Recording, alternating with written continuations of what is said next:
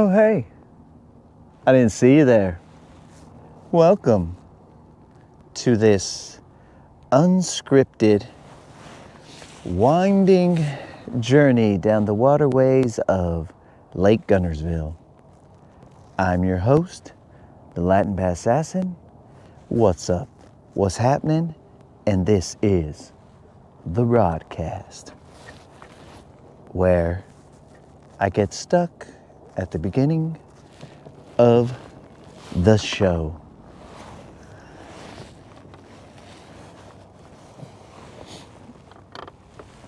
And now I'm free. Welcome, Snizook and Grandmaster. I hope that you're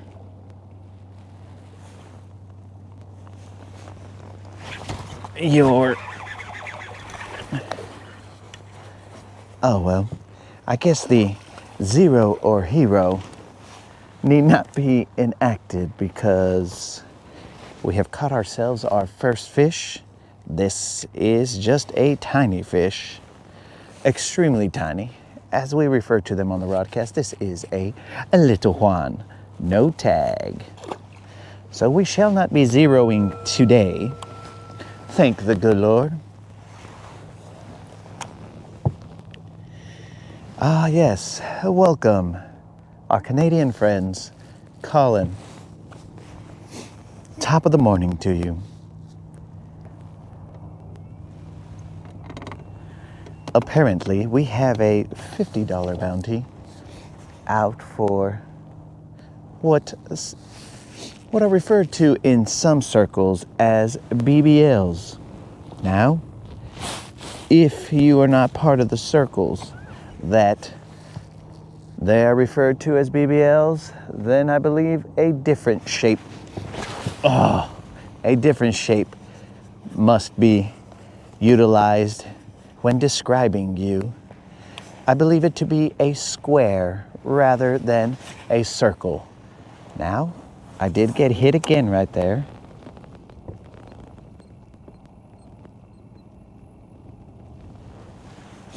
Latin Bob Ross. Well, we're not out here painting happy little clouds, but we are definitely out here on a cloudy day. Now, I did miss Earl, what's happening? I did miss a fish right there, which is somewhat making me angry. Let's draw a little happy fish right here, shall we?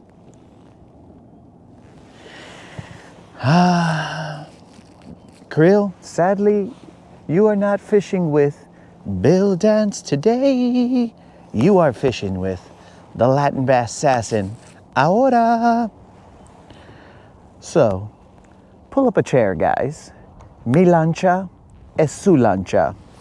For those of you who are not bilingual, lancha is a word that is utilized to refer to a boat. Other words can be used to refer to a boat, but lancha is the one that we will utilize today. So I've caught one little Juan and missed Juan as well.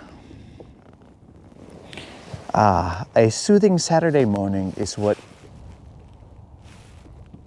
a splash happened behind me, is what Snizook is in search of. Aren't we all? Now, I don't know why my zipper is down right here.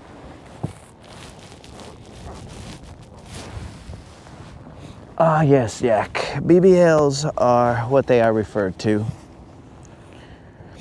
This is our first day back after testing the limits of the human body at a unknown age to recover from an injury to a pivotal joint to the locomotion of that individual. Now, we were told 4 to 6 weeks, but as we like to do, we like to prove others wrong. It is I don't know, it is a curse probably of ours to prove others wrong. Maybe it's a blessing, who knows?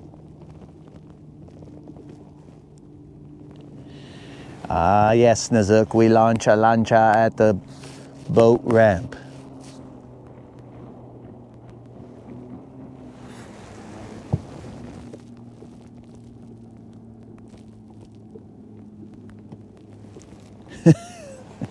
There is no trickery here. Mr. Creel, no trickery at all. Now, this is an awkward way of fishing, and I'll say that's why I missed that fish earlier. Now guys, we didn't even have a chance to enact the zero or hero before a fish bit. So, sadly, the zero or hero has been, you know what? No, let's do it. Let's say because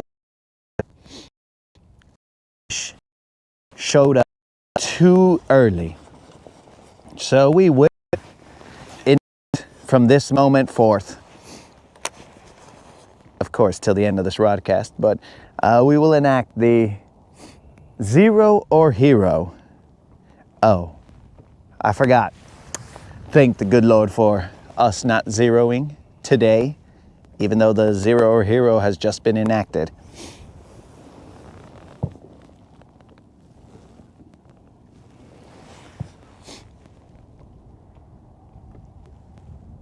I am throwing a 1/2 ounce jig out to the humps. I have not been out here for I believe, 3 straight weeks. So we will test the humps out.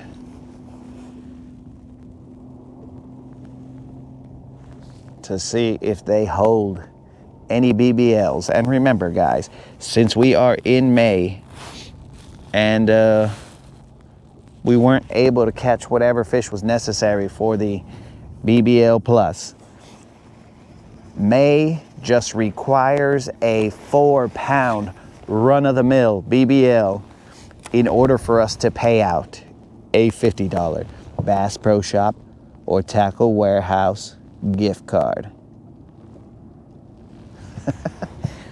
Ah, yak. This seat is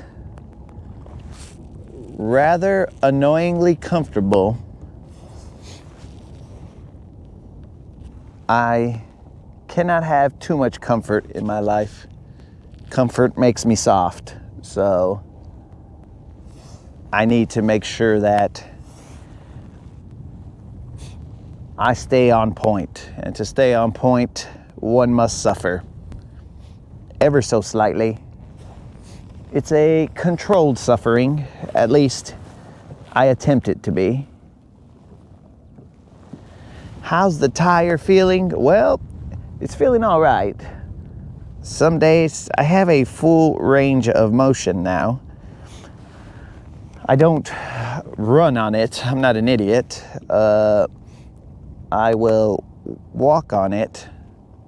I won't do any crazy side-to-side action of any sort. I will just walk in a straight line. Now it does get sore as it was not utilized for a couple weeks. It does get sore and need to be revived in the morning.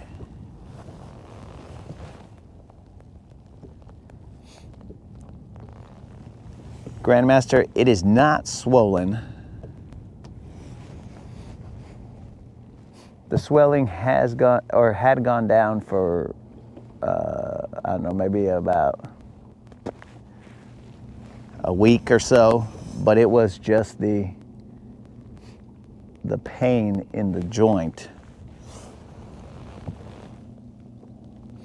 I'm not even going crazy on the rodcast because I'm afraid I might hurt my ankle. So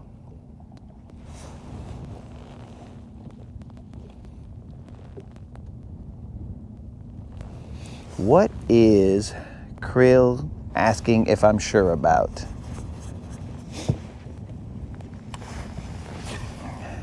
You know, ever since Unlimited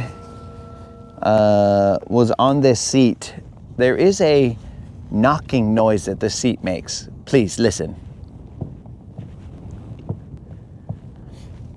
So we may have to recalibrate this seat or maybe reinforce it. Let's say reinforce this seat. Now let's also not forget that while I was away, I have put on some weight as I was kind of just chilling on the couch and I guess eating my sorrows away.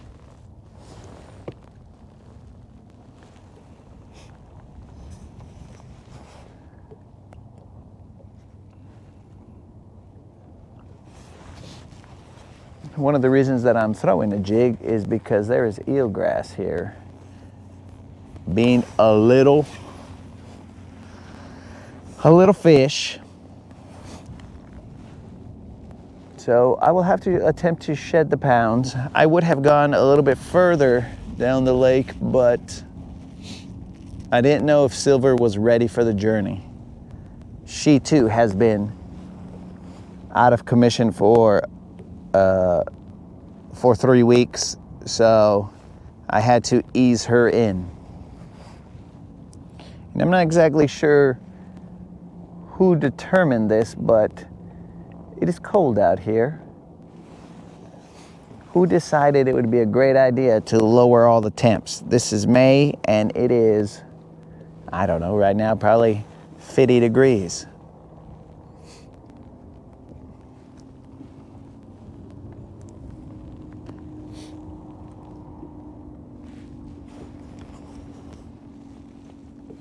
We are going to move in a little bit. I'm not liking this area. We only caught a little one and I also missed one.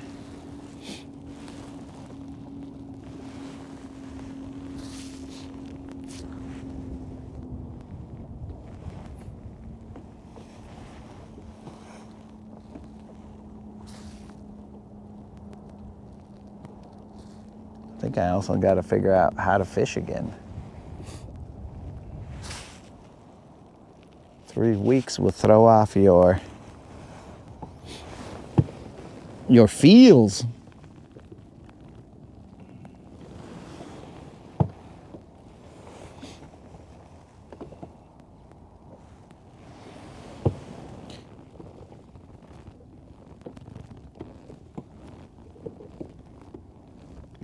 It's kind of cold out here. I'm gonna have to ask Unlimited what he did to this seat.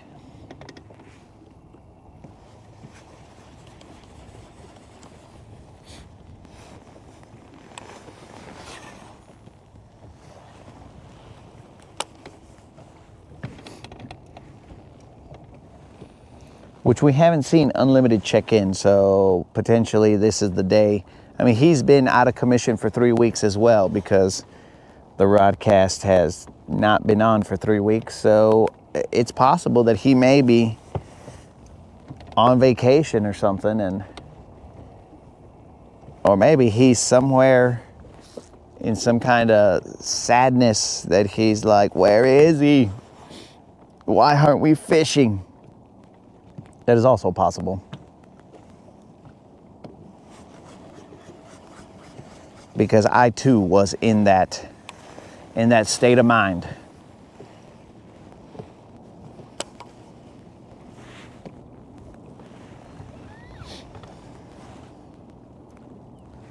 I might switch to Mag Dizzy.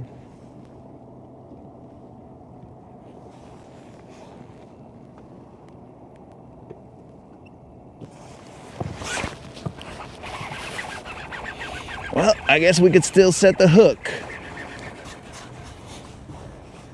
in the seat. This is just probably another little Juan. Water got on our pants. It has no tag. I guarantee you guys, this is not a BBL. This is just a little Juan. But the Zero or Hero giveaway has been nullified by that fish right there. Thank the good Lord that we didn't have to pay out the Zero or Hero giveaway.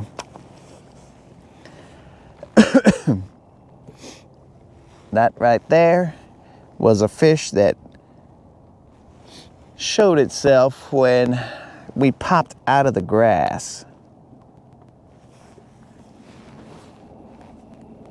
There is a little bit of grass, not a lot up there.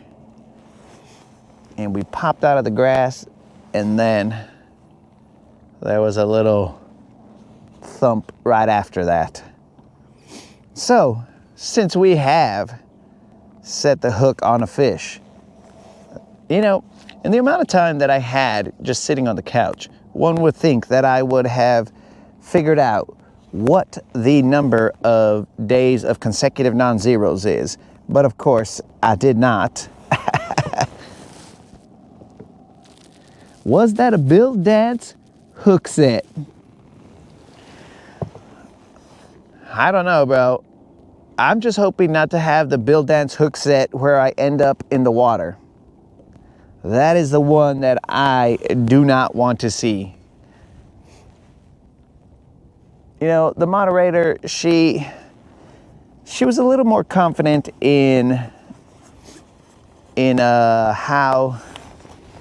how well my healing has gone, and she tried to give me the bicycle seat.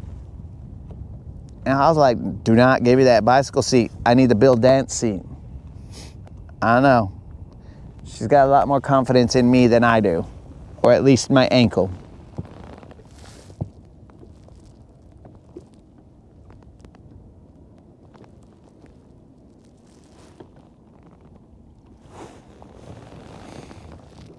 Sorry about your bolt. Did Nazook say something about bolt?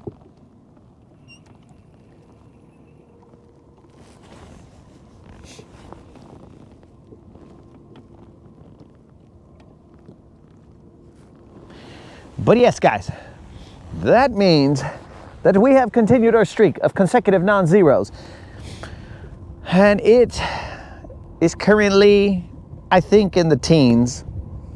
But consecutive outings with a non-zero, and it's somewhere in the potential teens. I don't think we're in the 20s yet.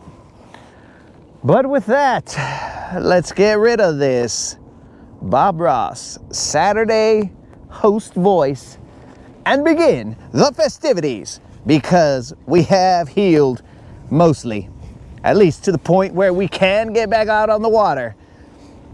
And that is breathing life back into us. My dudes, here we go. This is the streak that never ends. It goes on and on, my friends. Some people started watching it not knowing what it was, and they'll continue watching it forever just because this is the streak that never ends. It goes on and on, my friends. Some people started watching it not knowing what it was, and they'll continue watching it forever just because this is the streak that never ends. So we will now attempt to catch ourselves that BBL Plus and pay out the $50 Bass Pro Shop or Tackle Warehouse gift card. My dudes, if we do not get that BBL, we will consider this a failure.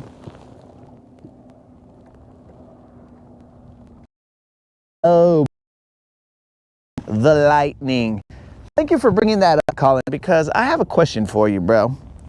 As I have had plenty of time to watch basketball Now, my dudes, I'm not going to complain about that. I'm able to watch all the playoff games. It was good times. Good times. Now, of course, LeBron cries like a little oos. But forget about that. Colin, I want to ask you a question, bro. Why, on God's green earth, are the Montreal Canadiens spelled, I don't even remember how they're spelled, but rather than C-A-N-A-D, I think I-A-N, I don't know. I don't even remember how to spell Canadians. Why are they not spelled like that, and instead they are spelled C-A-N-D, maybe I-E-N? Why do you guys spell that in that fashion, bro? That sounds ridiculous.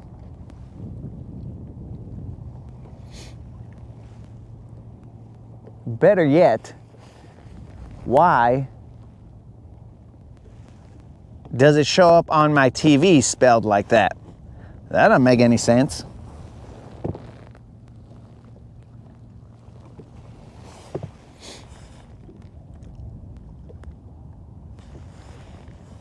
The entire time watching that game, bro, I was like, what's wrong with these fools? I mean, other than them being Canadian, but like, what's wrong with these fools? Why would they spell their name that way?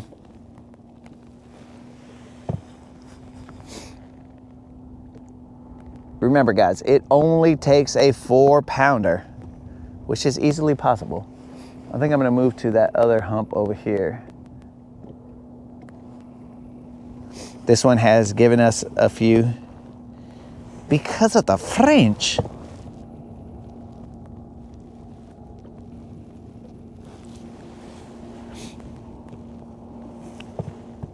Because of the French.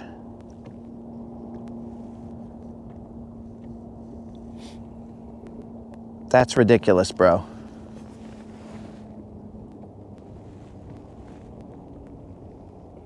We got an osprey heading towards the water.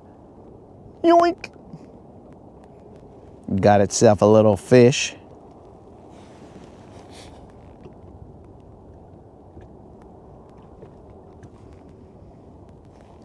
I don't know, bro.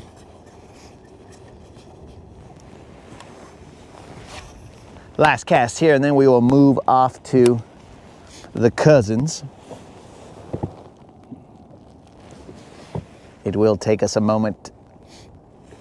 Not Silver's fault, but it will take us a little bit to safely hobble. Again, we have not done too many crazy, I think there's grass out there.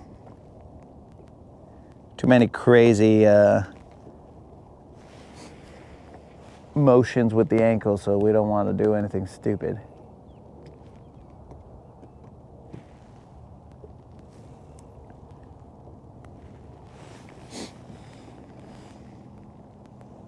Hey, Creel, you will be happy to know that I finally shipped off that G. Loomis rod. For those of you who do not know the problem with that G. Loom rod, well, the problem with the G. Loom was that for some reason, the guides, as you went up the rod, they started to twist and turn towards the top. So we sent it in, and they shall be looking to see if they will replace it under warranty.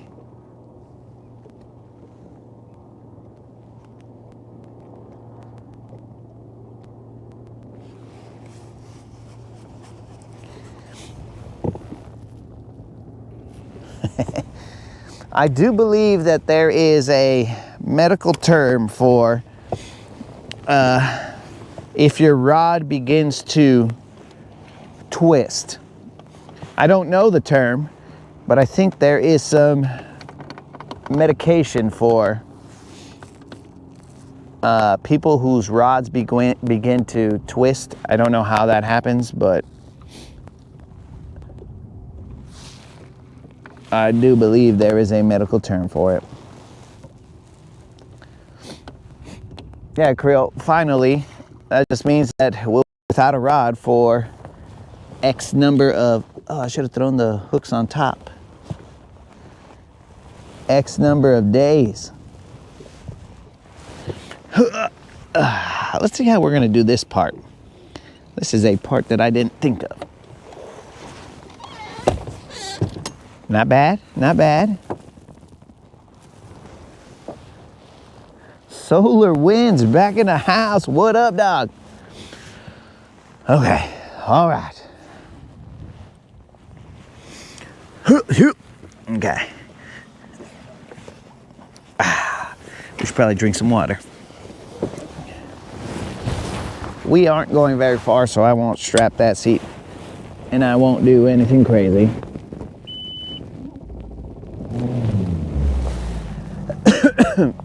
Yo, bros, the first thing that I did before I got on the water was to go put some gas.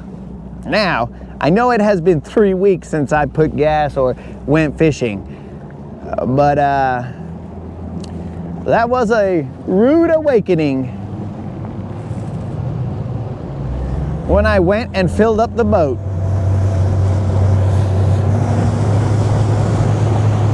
None of my rods are strapped down. The camera's facing forward. What kind of a daredevil situation do we got going on here? I'm just looking for trouble. Moderator, shield your eyes, because even my phone is up there on the stand.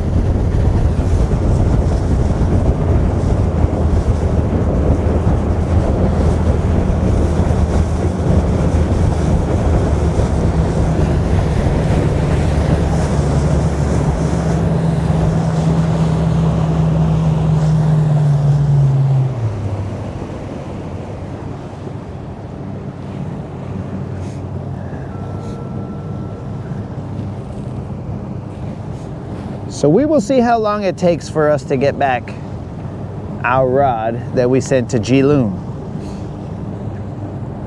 Now, it was sent yesterday, so let's not all get excited about us seeing that rod anytime soon.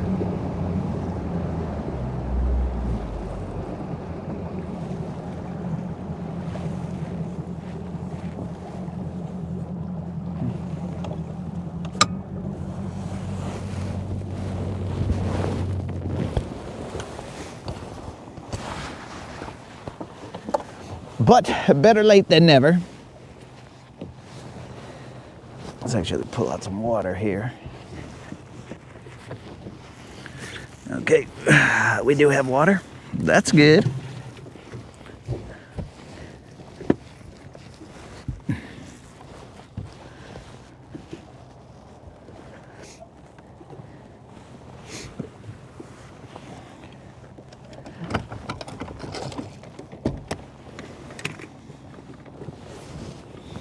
Gas is like $7 a gallon.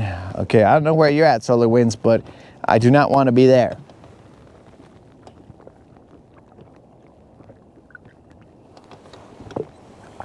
My guess is that you are in Cali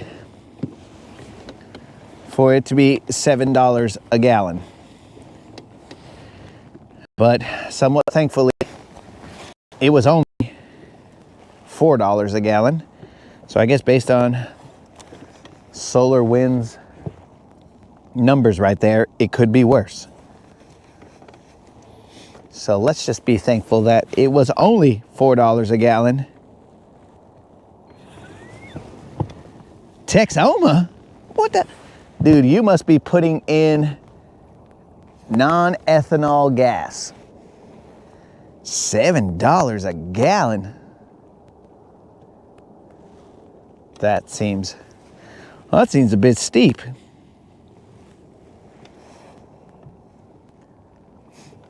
Remember, guys, all we need is a 4-pound BBL plus, and we will pay out a $50 Bass Pro Shop or Tackle Warehouse gift card. And again, if I do not get that BBL Plus, I will feel that we have failed you. But we are out here.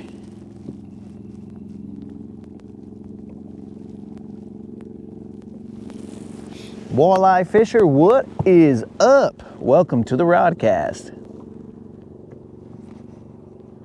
There is some grass here, so that's good.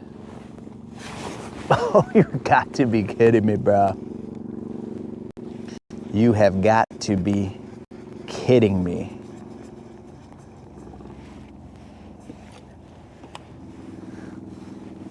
We feel as though that was a fish on the line, but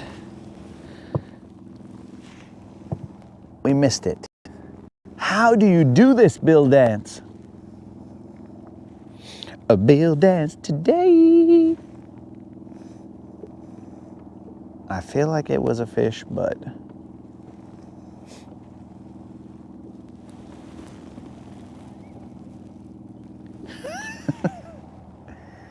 that is true, walleye fisher,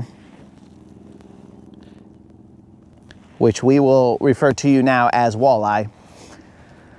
Snizook does love you.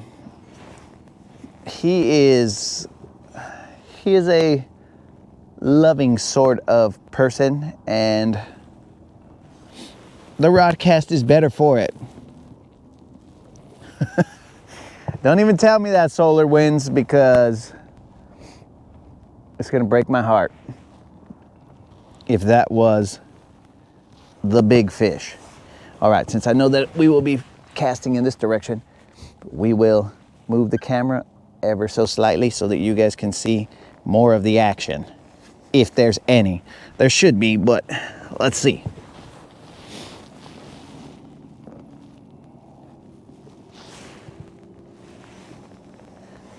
There's not that much eelgrass here. I may throw the hooks on top just real quick, trying to get some action. Now, for those of you who have not followed the saga of the hooks on top, excuse me, the hooks on top, we have been throwing it for some number of days. I should keep a little tally here and say it has been X number of days since we've caught a fish with the hooks on top.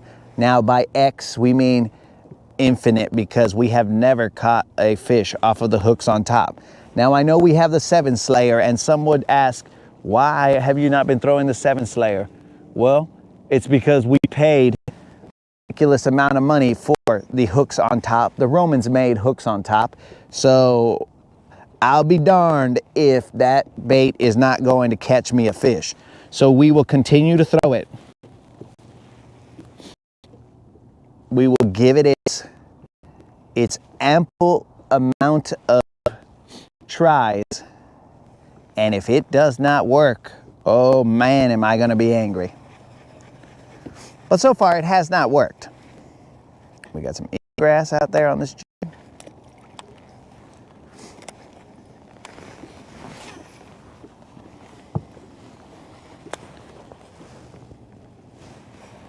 The 7 Slayer, I mean, the 7 Slayer is even confused right now. It's like, what did I do? What did I do to this guy that he put me on the bench? Put me in, coach.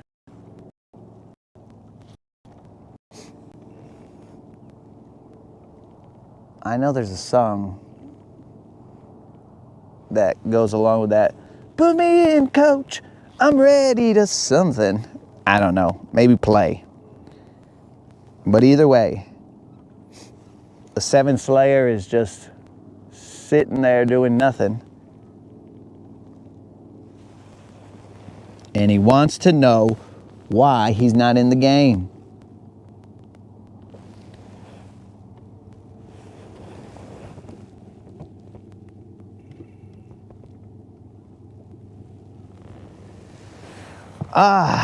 Anonymous, what up, dog? What's happening? The chair has been used before. Unlimited sat in the chair, and thus the popping noises of this chair. Check this out. It's like the chair is pleading for mercy. But I think it's a little confused because I'm not unlimited. Now, I have put on some weight due to the fact that I was immobile for some time.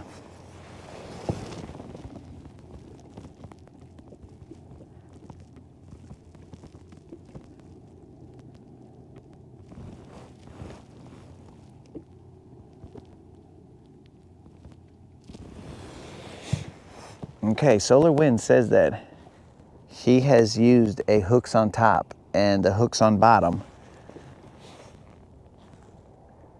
seem to catch more. Interesting. Very interesting. Well, I will tell you that this Romans made hooks on top negotiator, it cost a lot more than the 7 Slayer, but it has only produced 1 follower. At least that I know of, because I can't see all, like when the cast is way out there, I can't see what's actually following it.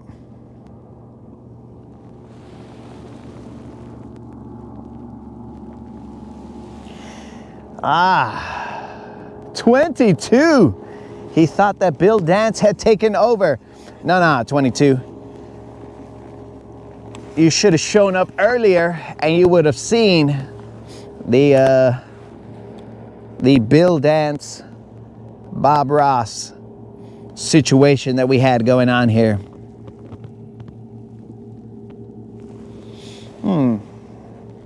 Colin is out here making Canadian jokes. I would call that a Canadian dad joke. He's not Bill Dance. His ankle's hurt. He's Bill Sit. You could have gone with Bill Hobble or Bill Limp, but Bill Sit. That'll work, bro. That'll work. I'm sure that plays well with the Canadian audience. They're probably out there saying, "Aye, that's a good one, buddy." Okay, I'm gonna throw that hooks on top after I throw one more cast with this jig.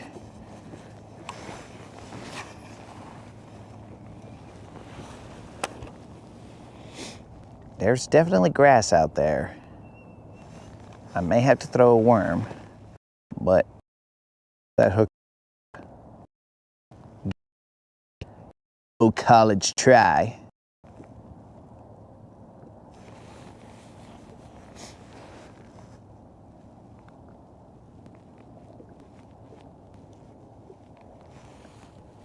It's very weird. Usually when I'm standing up, I can move the handle of my rod like off to the side, but here it's kind of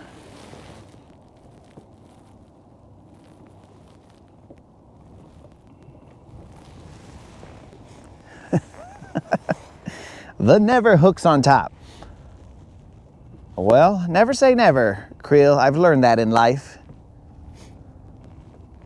Okay, I now know where that grass is, where it feels good out there.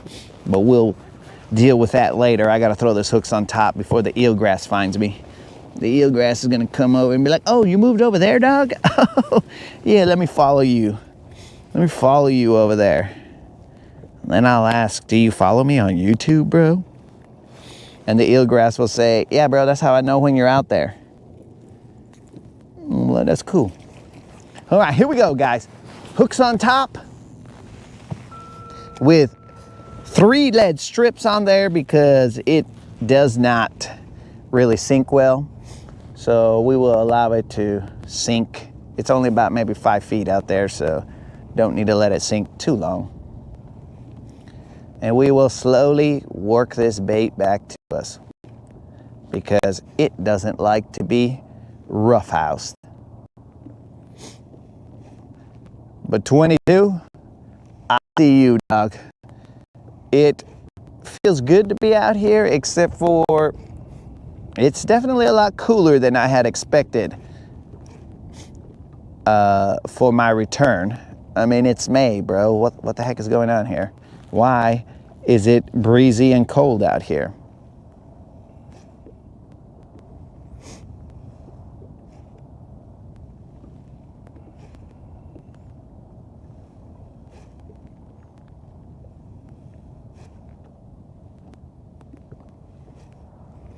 Oh, and for those of you, I know that the viewers of the broadcast are extremely interested in this.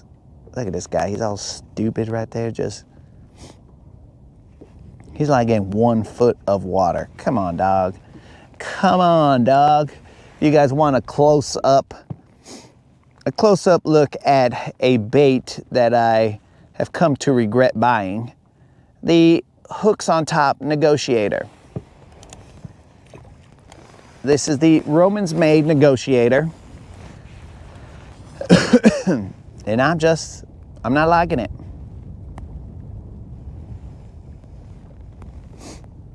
it. This bait has given me problems from the day that I bought it. Well, I mean, not technically this one, because it had to be replaced minimum of 2 times. But it has given me problems since the day it and its family members were bought. Not that I have multiples of them, but I had to return it because the other family members, they would just float. But yes, guys, the information that you guys are in need of, I know everybody here just is dying, has been dying for this. Just so you guys know, the WNBA season starts today. Oh, WNBA. Oh my God, guys. Wow. I've been waiting an entire year for this day. Oh my God. Forget about the NBA playoffs or the NHL playoffs. The WNBA starts today, bro. After they negotiated their new, I guess it's a CBA, their new CBA, which gave them more money. I was so scared that they wouldn't agree to any terms during their collective bargaining, and we would have not seen a season of the WNBA because they would have sat out because they weren't getting paid what they deserve. So, yes, guys, thankfully they came to some kind of agreement that allowed them to play the season. Wow.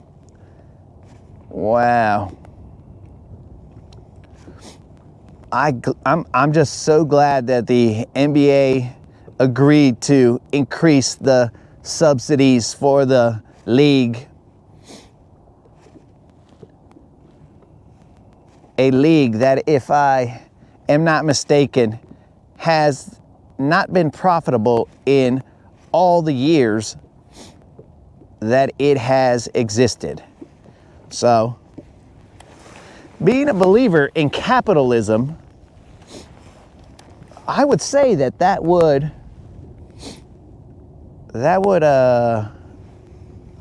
let's try and figure this out here, guys. Let's try and figure this out here. And this is my thinking man pose. Let's try and figure this out.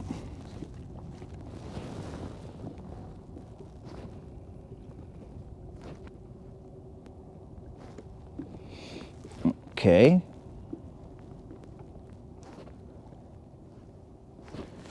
.22 saying that he has caught more on the cheaper baits.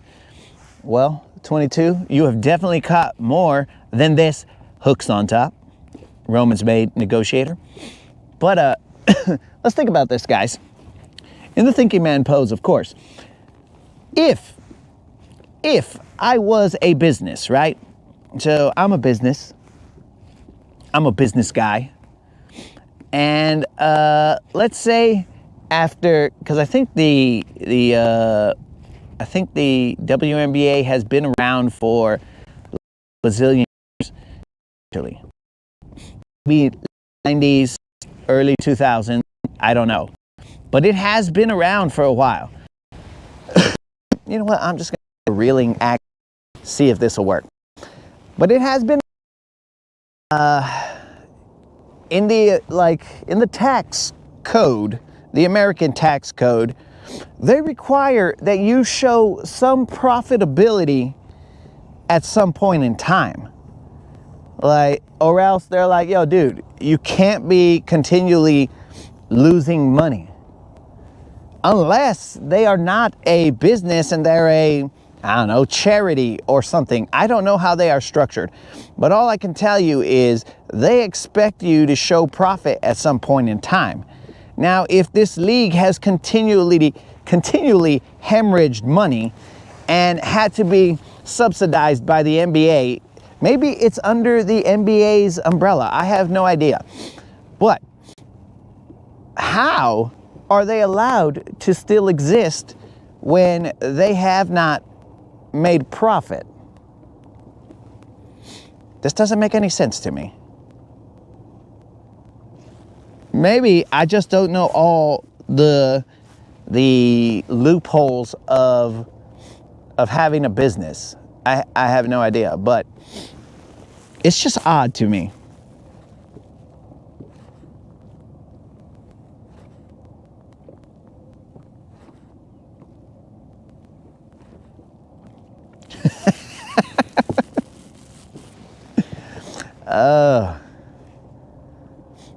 So Yak's out here, he's seeing things, guys.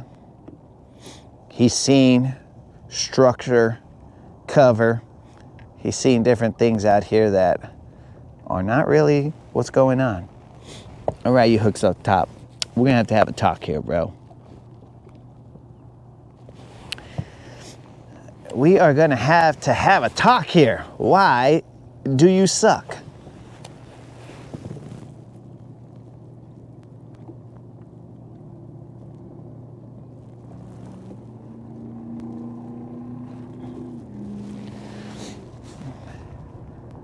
All right, this hook's on top.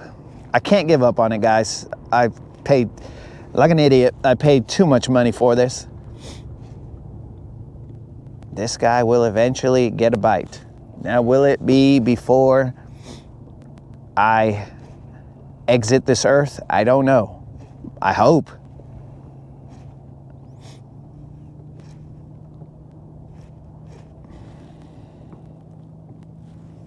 Yak, I think the reason that the likes are lacking is because they're a little confused. They're like, I thought this was Bill Dance, but this is more like Bill Baile.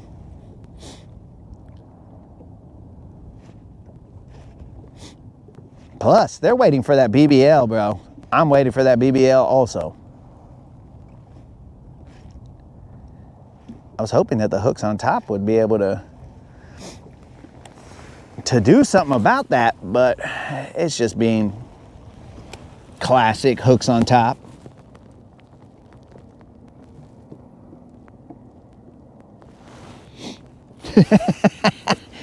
Sucks the money right out of people's pockets. That is definitely what's going on here. I feel like I'm fishing with a bobber right now. I'm just casting it out there, not expecting a bite, just kind of whatever. Bill Biden? What the? Bro, I said Bill Baile. You know, like dance in Spanish, bro? Maybe I should enunciate, or I should have said, for those of you who are not bilingual, baile is dance. Bill Baile. So I can see the confusion there, bro.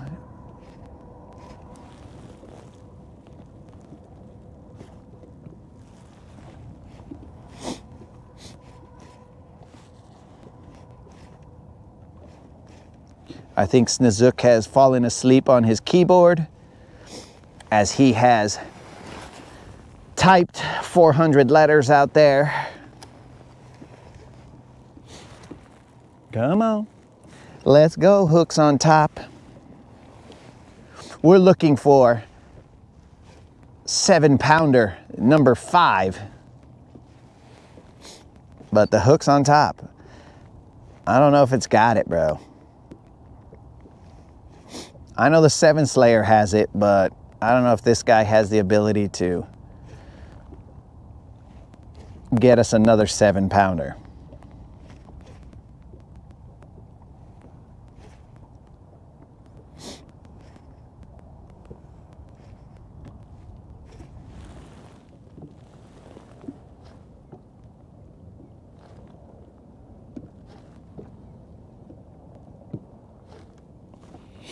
Yeah, Solar Winds, I thought you said that you were throwing a mega bass that had hooks on top, dog. I thought we were brothers in hooks on top unsuccessfulness. Might not even be a word, but whatever. I'm gonna have to hobble to the camera to show you. This is a Romans made hooks on top.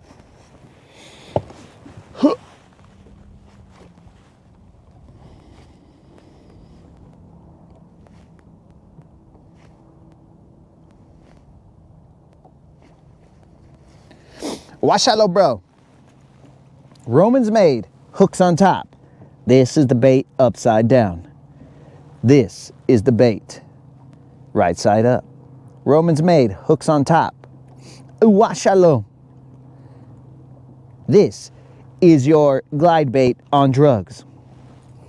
This is your glide bait right side up, and it has caught exactly 0 fish.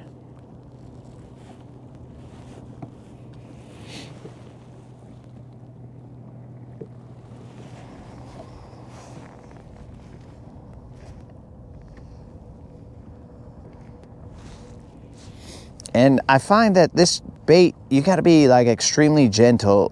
The 7 Slayer likes it rough. You know what I'm saying? Like you pop that reel and you just pop it. This guy, if you pop the reel too hard, he's like, ow, ow, that hurt.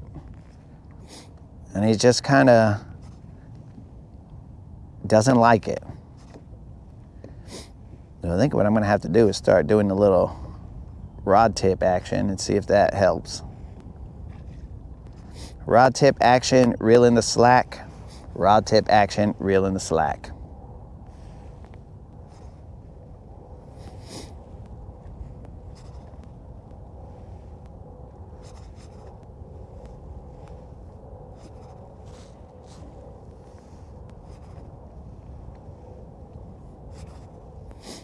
Very annoying that this guy hasn't caught any fish.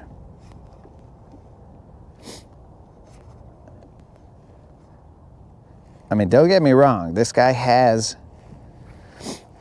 a very wide S-turn.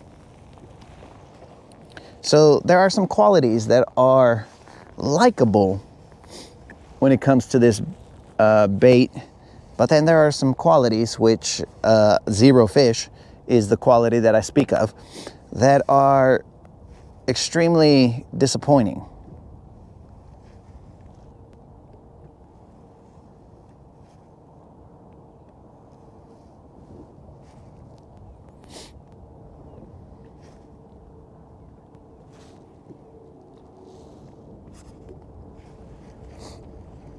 Oh, we got some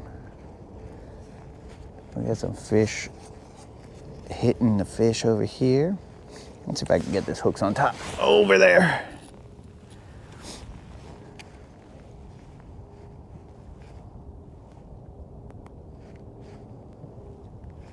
I might throw a top water. Do I got one tied on?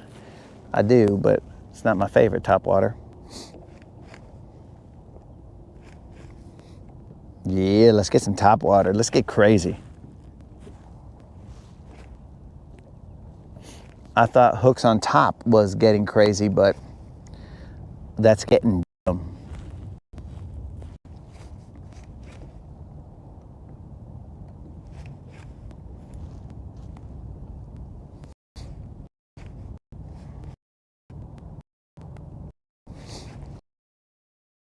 I misspoke, bro. I should have said, hold on, let me reel this fool in.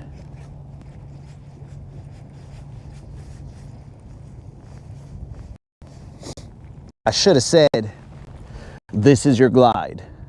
This is your glide on drugs. That's what I should have said. That's how the commercial goes. Though I know that commercial was a waste on a good portion of you guys.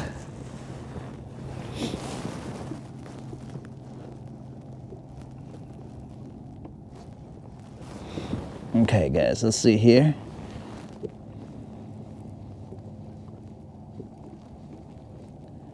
July catch a BBL.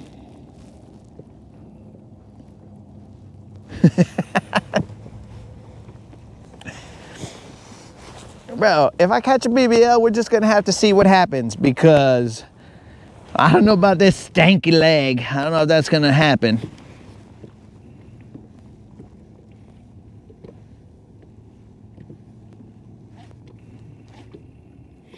Okay, you said you.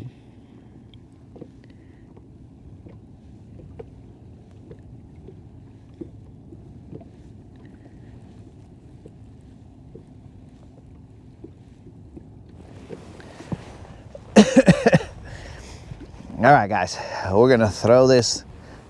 I'm gonna throw this top water. I'm gonna see what's up while I look for another top water, because I don't like this top water. This top water is stupid.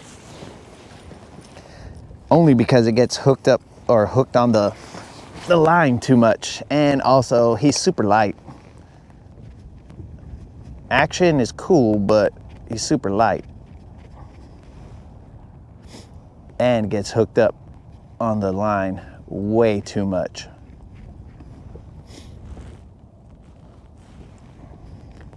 This is the Lucky Craft Gunfish. It's a little breezy right now, so I don't like the way it's so much effort to get him to move out on the water any distance, but this is super odd here. Fishing like this? What is this?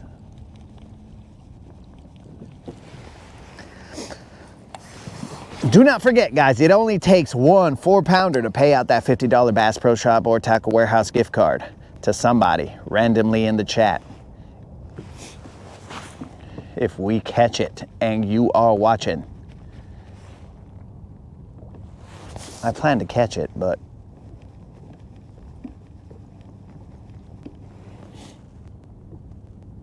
I may have missed it. I may have missed my opportunity when that fish bit the jig and I didn't set the hook on it.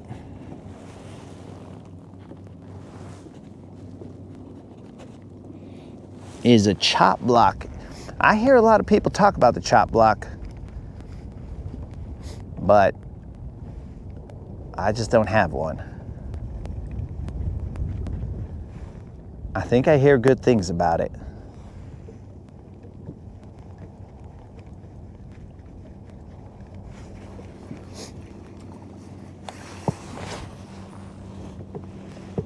Dude, what is going on here, bro? It is May and it is cold out here.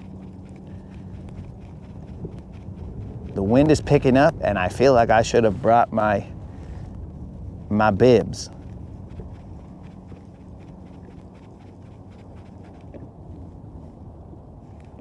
I have a cold hand and a cold ear.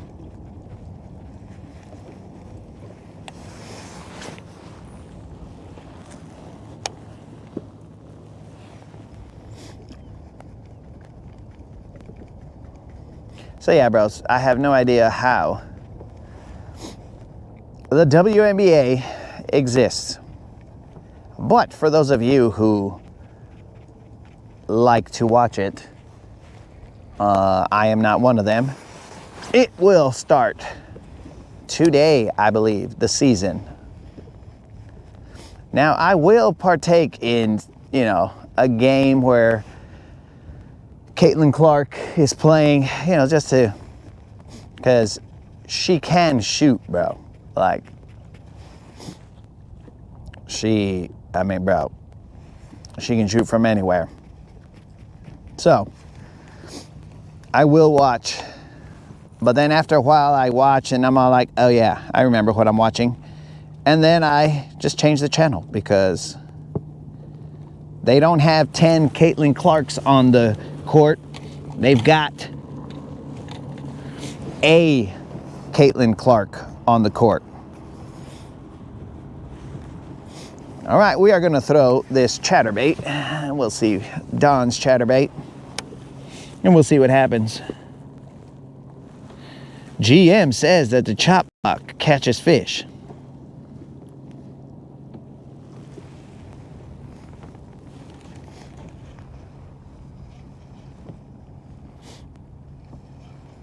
What up, GM?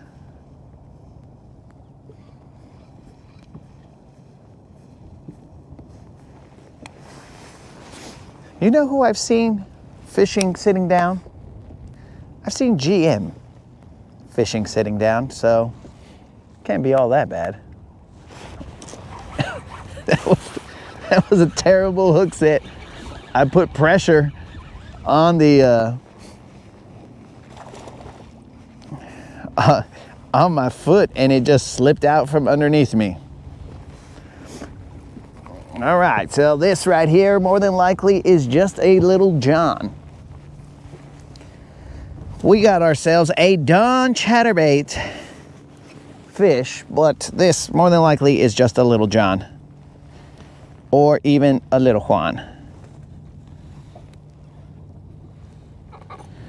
More than likely, as I'm feeling him a little bit more, this is just a little Juan.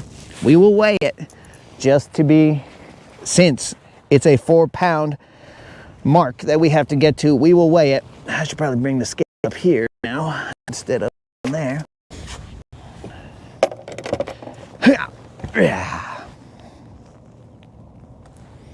We will weigh it because we keep it real. But this is probably a 2 and change. 2 pounds, 4 ounces. Oh, bros. This, dudes, 2 pounds, 4 ounces. And what does the scale read? 2 pounds, 4 ounces. Bro, my fishing hand is still calibrated. I like it. Okay, so a hook's on top, cast it out there hundreds of times, nothing. Don's chatterbait cast it out there a couple of times, and a bite. That might have been the first time that I threw it out there. Who knows? Yo, what up, Fred? That would be right there, Fred. That would be our 3rd fish of the day. But it's the first one you saw. Back, dog. We are back.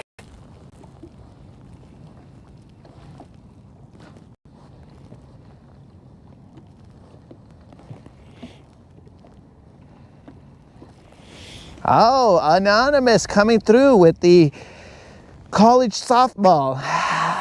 Now, Anonymous, I will tell you that I have watched the college softball World Series.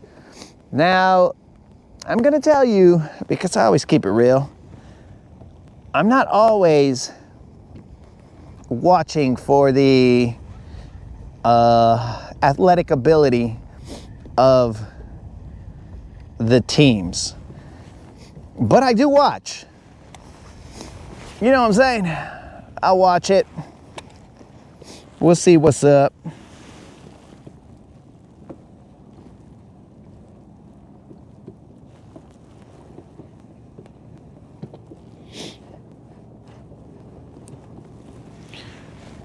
That was 2 pounds, 4 ounces right there. Yak. 2 pounds, 4 ounces. I'm not exactly sure how I called that. Dude, why is it so cold out here? It's a lot warmer on the couch.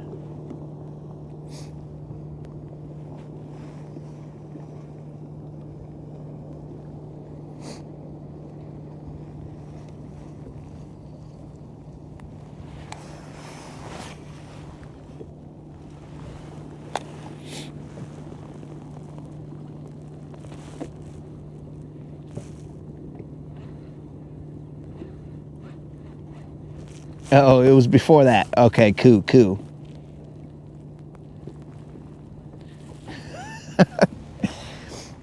Yes, I mean, I don't even like baseball that much, guys. Baseball, if I had to rank it in terms of my favorite sports, it would be at the way bottom, probably golf, and then just above that would be baseball. Because it's a bit slow for me, guys.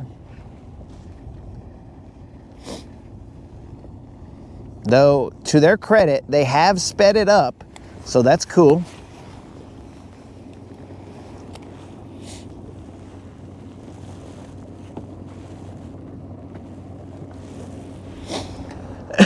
Now, there is, I mean, I'm not gonna say that every member on the team has the talent that need be observed, but there are the rare occasions where you're like, oh, that individual has some skills that I would like to observe.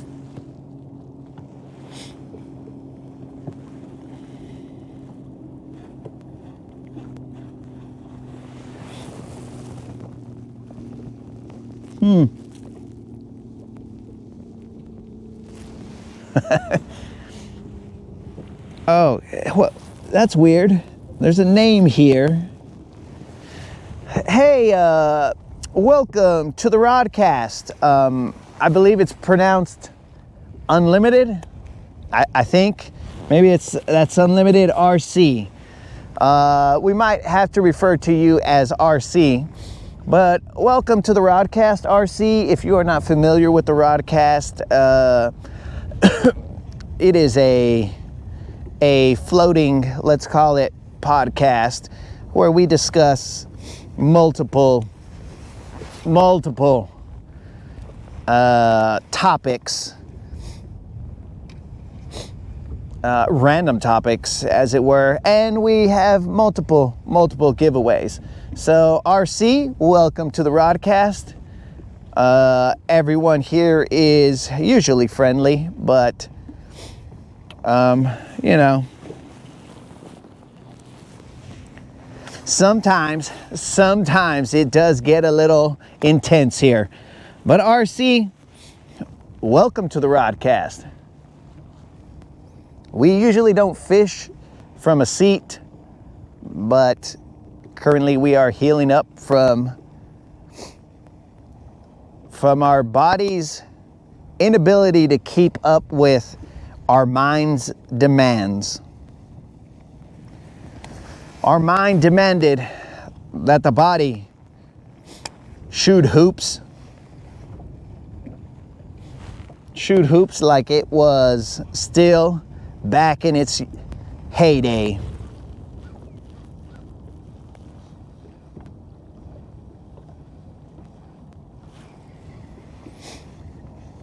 Guys, let's make sure that RC feels welcome here. Snizook, if you could kindly tell RC that you love him or whatever the case is, so that RC could feel like he's a member of the Rodcast.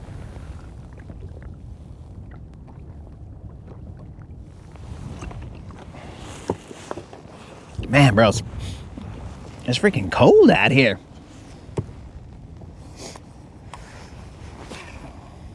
I had to put my hood up.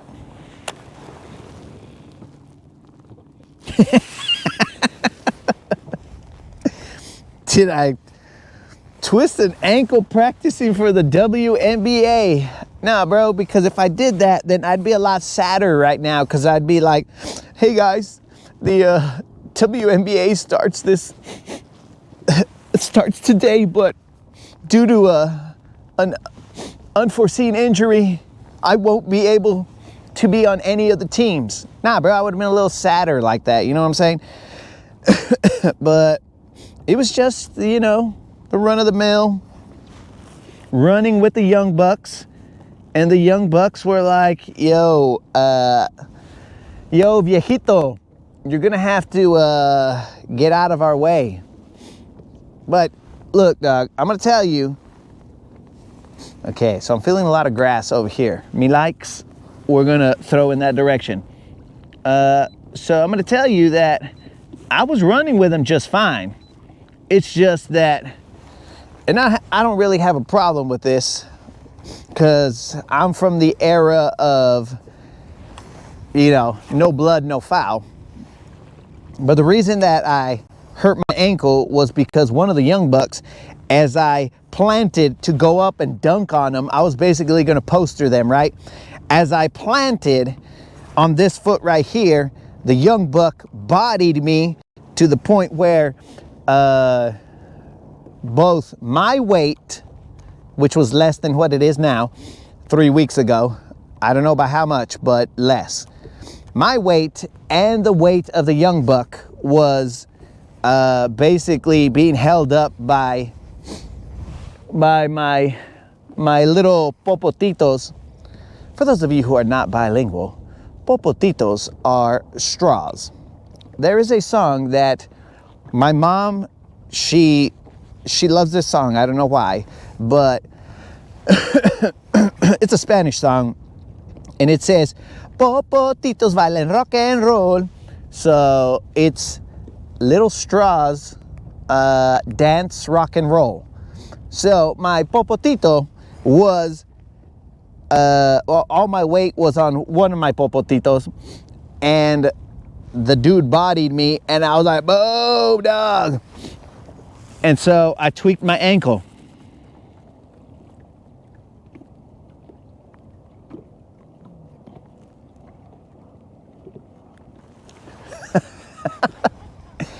So that was how it went down.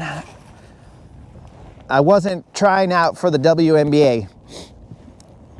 But Solar wins. Just know that I'm not going to try out for the WNBA. I'm going to try out for the actual NBA, and they're going to get me in there as a king slayer. So anytime they need me to shut down LeBron, they'll just call me in, bro. They'll just be like, yo, Bassassin, LeBron's getting out of hand. Go and shut him down. And I was like, all right, got you, dog.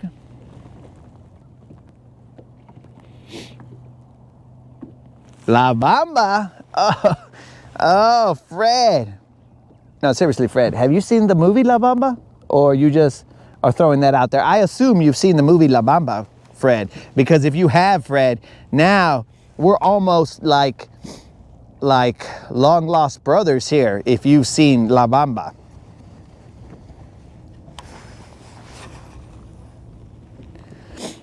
If you have seen La Bamba, bro,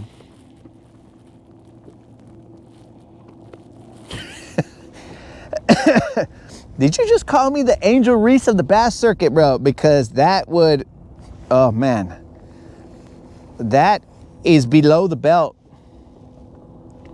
You can call me a lot of things, but Angel Reese, I gotta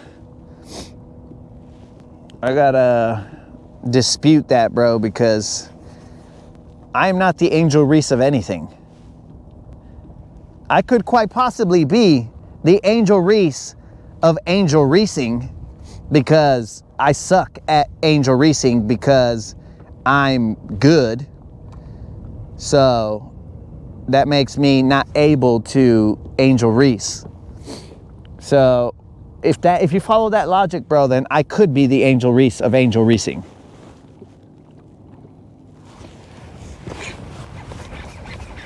This Bill Dance hook setting is not working for me, bros. I must look so awkward doing these Bill Dance hook sets. Hey, Bato, calm down.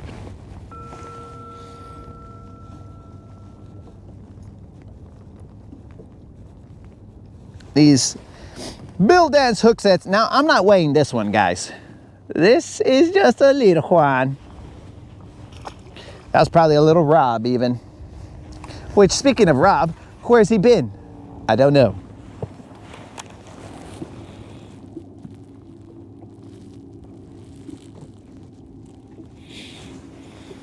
Dang, Snook. You're even out there saying, ba, ba, bum, ba.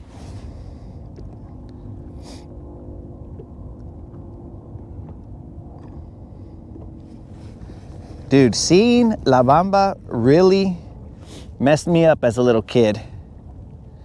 Maybe that's why I'm not a fan of planes.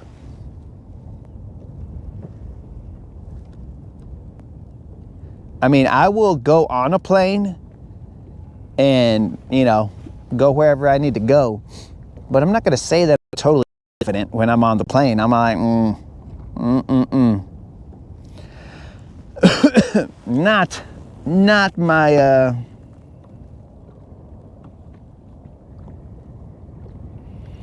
no more awkward than usual. What, dog? Dude. Spot, are you telling me that I have an awkward hook set, dog? Shit, bro. I got like that picturesque poster hook set, dude. Wow.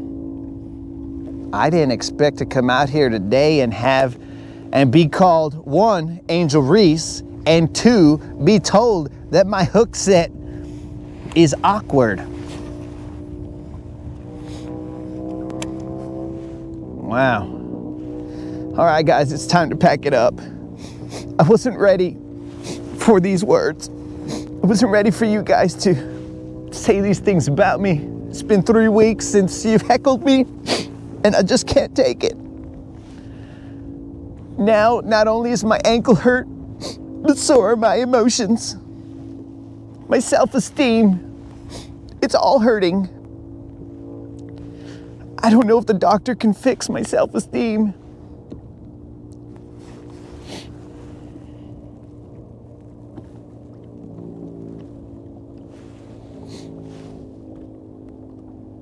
Wow. Wow. Spot went there, bro. He said my hook set was awkward. It hurts.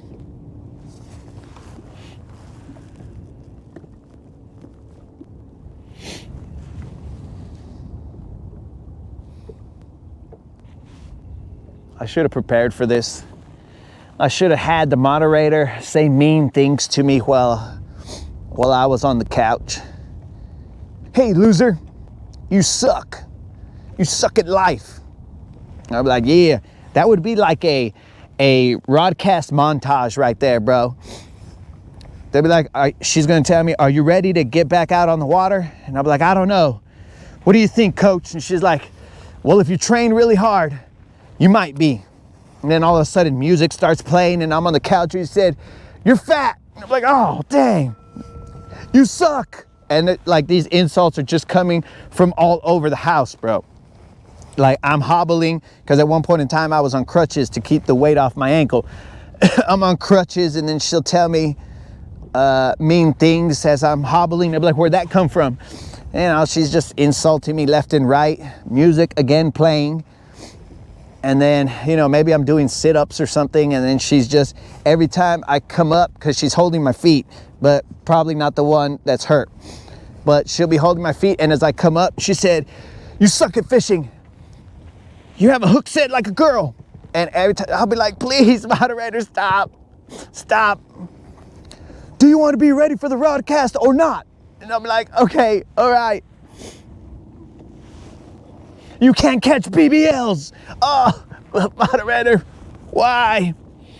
And all that is going to be happening just to prepare me for the heckling.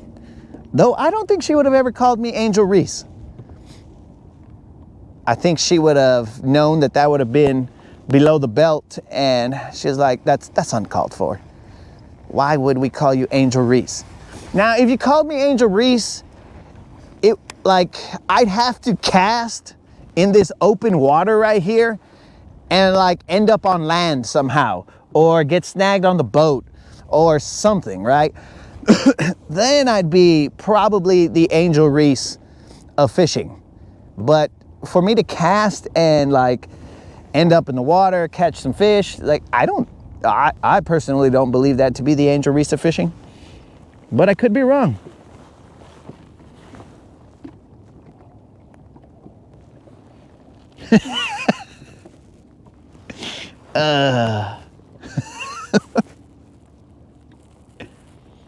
Yo, what up, Dennis? What's happening, bro?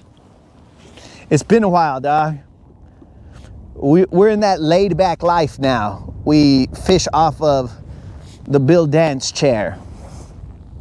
Now, I'm surprised that since this is a Ranger, that it didn't have a little kicker. I don't even know, this is a recliner. It should have had some stuff for my feet to just be hanging out there, and I'll be like, what up, guys?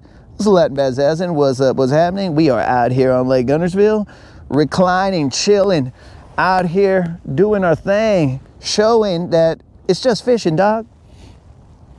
You can catch it sitting down, you can catch them reclined, you can catch them standing up. Heck, right now I might even lay down and catch one laying down. You never know. All right, guys, this is the grass that I'm talking about. We have grass out there. There was definitely some grass.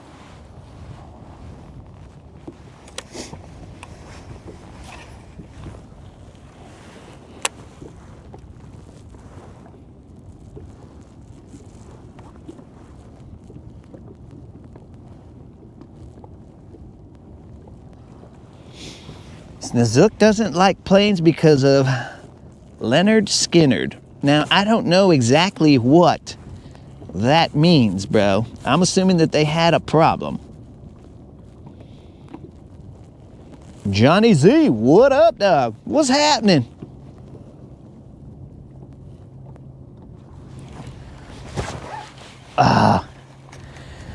That's right there. We will chalk it up to the hook set because, well, to the chair, let's say, because I do believe I felt something, but this is not my normal fishing stance.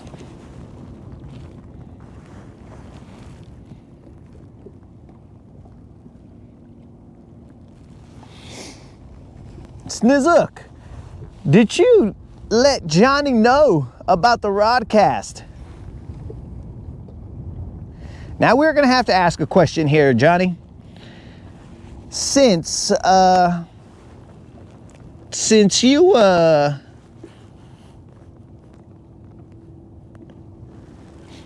you may have been brought here by Snizook.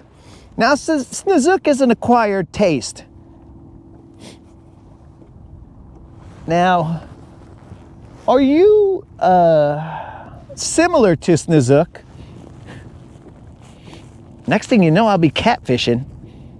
Nah, bro.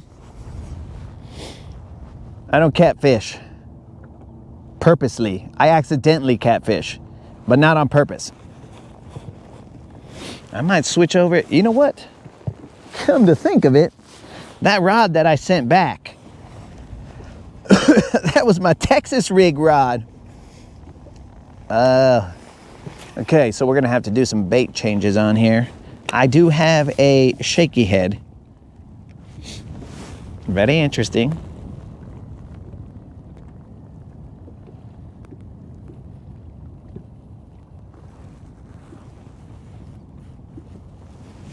Well, hold on, Johnny. Snizook is mostly correct, but it's not every 4-pounder. It's today it's a 4-pounder until the rest of this month it'll be a 4-pounder until we catch said 4-pounder. But then after that, it will be a 5-pounder, and then the bar increases, or levels up, bro, it'll be 5, 6, and 7. Today we are in search of that 4-pound BBL plus, and that will pay a $50 Bass Pro Shop or Tackle Warehouse gift card. Usually it's $25, but the homies have paid it forward. I don't remember who the last person was that paid it forward. Was it Nitro? I don't remember, but somebody paid it forward. So that's why we are at $50. So when we hit that $50 or hit that 4-pounder, we'll pay out the $50 Bass Pro Shop or Tackle Warehouse gift card. And then after that, it will go back to a 25 for the 5-pounder.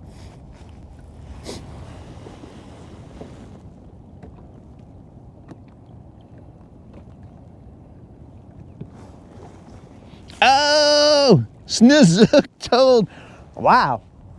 You know, it's kind of odd, Johnny, because you say that I owe Snizook commission, but here's the thing. He brought you over, and we appreciate you subscribing. Now, if we could all just join with me in showing our appreciation for Johnny subscribing. Yo, Johnny, that's what's up. But let me tell you something, Johnny. So here's the thing. We appreciate you subbing and showing up, but Snizook, that's probably like 1 to, I don't know what the ratio is, 1 out of, I don't know. I hesitate to put a number on it, but Snizook has brought you over, which we appreciate, and your presence is welcome. But I can't help but wonder how many people Snizook has driven away from the Rodcast. Now, does the 1 make up for the unknown number of people that Snizook has driven away from the Rodcast? We don't know, bro. We do not know. But again, we appreciate you being here.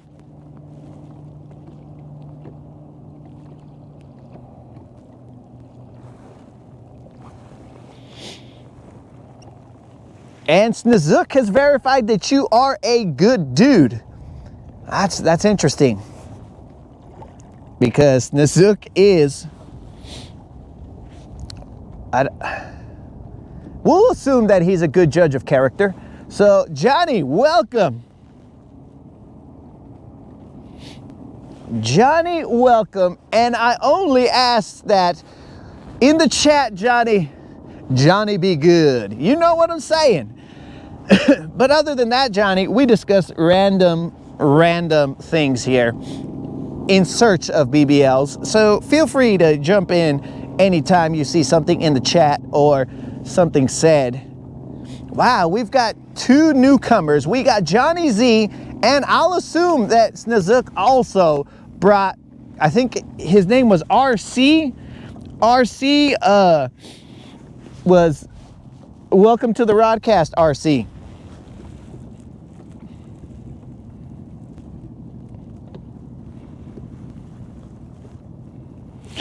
That is correct, Spot.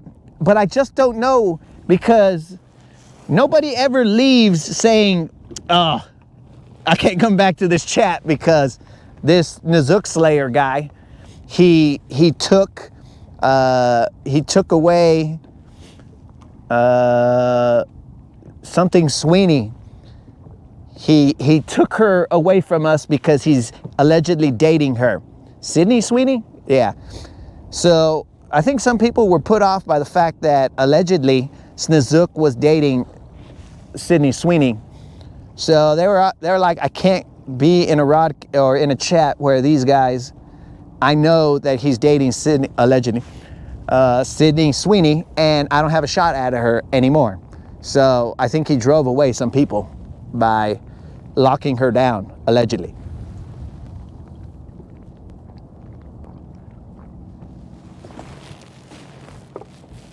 Allegedly, of course. And mainly it's allegedly because Kenny Powers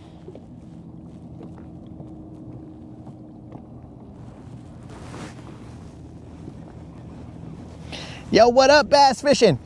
You talking about Kenny Powers, like the dude from, I don't know. Is it like Something and Down? I forgot what that show was.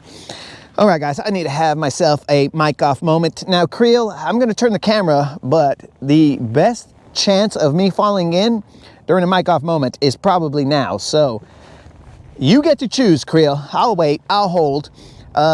If you want me to have the camera pointing at me during a mic off moment just to see if I fall in the water, or if you would just prefer for the camera to be facing in the opposite direction, this might be the only time that you will almost see me fall in the water because I was in wrestling, dog.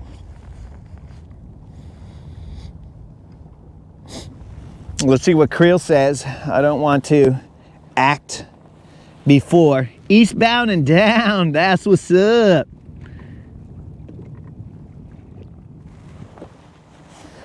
Eastbound and down, I couldn't remember what it was.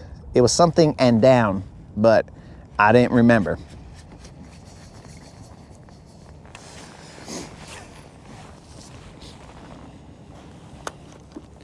All right, nothing heard from from Creel, so I just assumed that the rest of you guys don't care if I fall in the water or whatever. You'd rather not see me on a mic off moment. So I will turn the camera and proceed to have myself a mic off moment.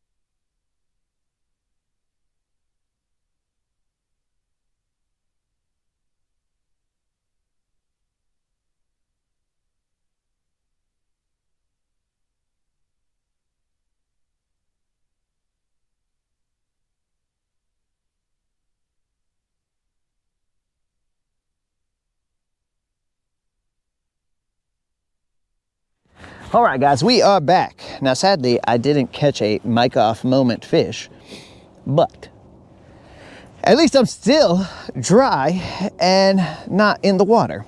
So,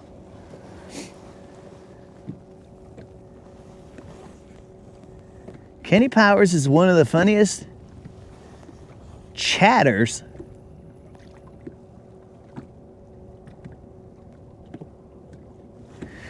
Oh, Spot Snatcher, yes, we are definitely on a quest to catch one on the Romans Maid until we, I guess, potentially run out of life, because we are not very confident in the fact that that Romans Maid is going to catch us, and that is the Romans Maid hooks on top negotiator. We are not very confident in its ability to catch us some fish. Yo, what's up, Mitch? What's happening, dog?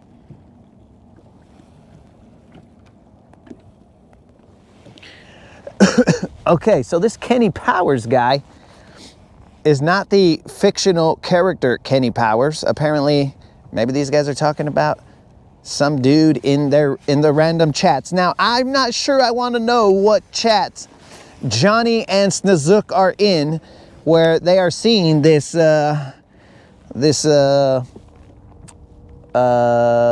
something Kenny Powers that they speak of.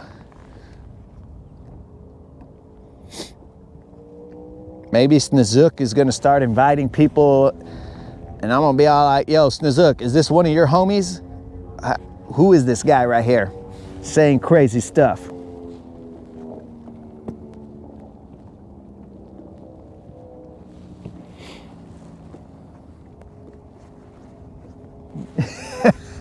At what point, you know what, Spot? I appreciate you remembering that the Shafa label, the Rodcast Shafa label.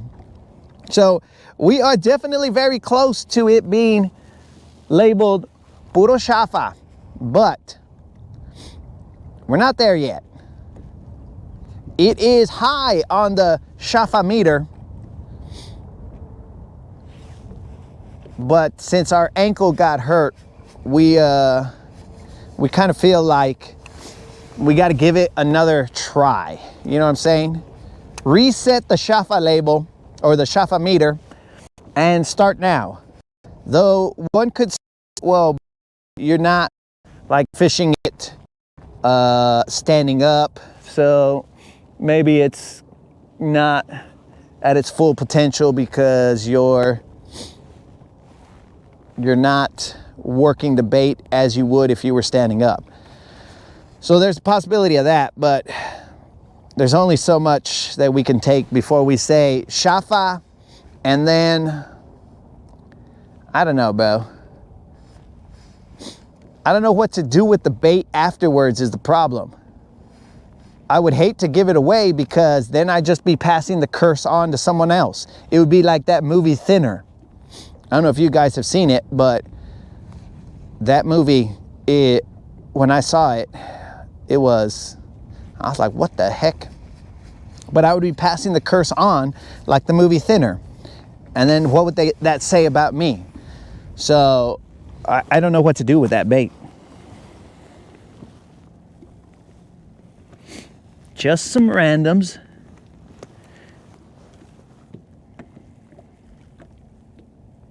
Tried the jigsaw.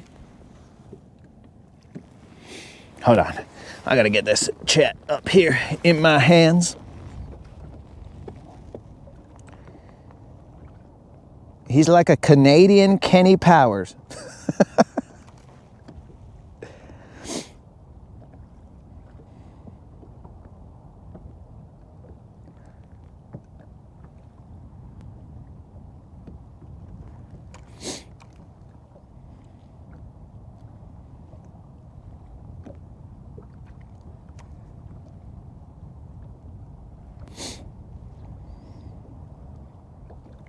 Gonna fill up the cooler with some bluegill.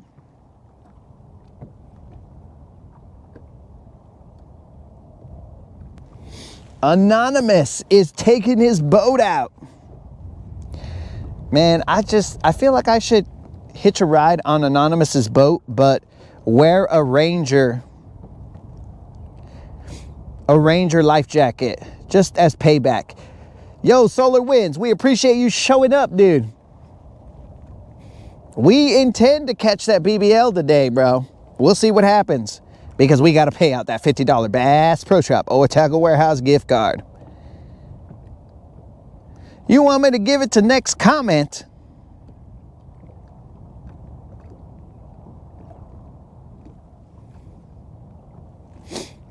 That would make, I mean, maybe on next comment's birthday or something.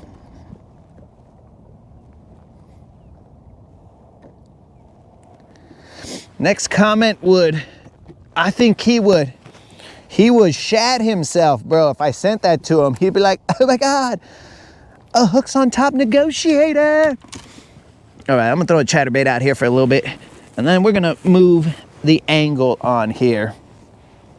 Now guys, this is a hump that comes up to about maybe 5 feet. So I am not fishing the ocean. I am not fishing in the middle of nowhere. There is grass out here. I am currently sitting in 10 feet. So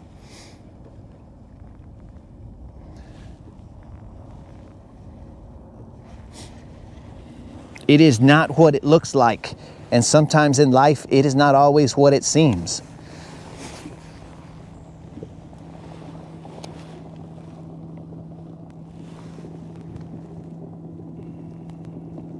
Creel is vacuuming his house.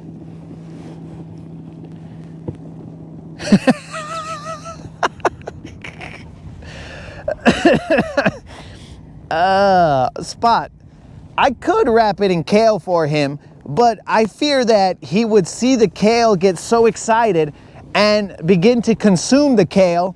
And at that point in time, bro, then that will be the first bite that the hooks on top actually got. It would be from Moon trying to consume that kale, and accidentally he'd send us a picture to the community page of him with hooks on top, hooks in his mouth. So it's a little dangerous if I send him that with wrapped in kale. Is Creel watching from the farm? I don't know. I assume Creel might not even be watching anymore. He'd be all like, oh, this fool thinks he's Bill Dance. How disrespectful. But I don't think I'm Bill Dance. I am only fishing the only way that I can to make sure that I can continue to fish without aggravating an injury. That's the only reason I'm fishing in this chair. I'm even leaning sideways, bro. Puro lean like a cholo.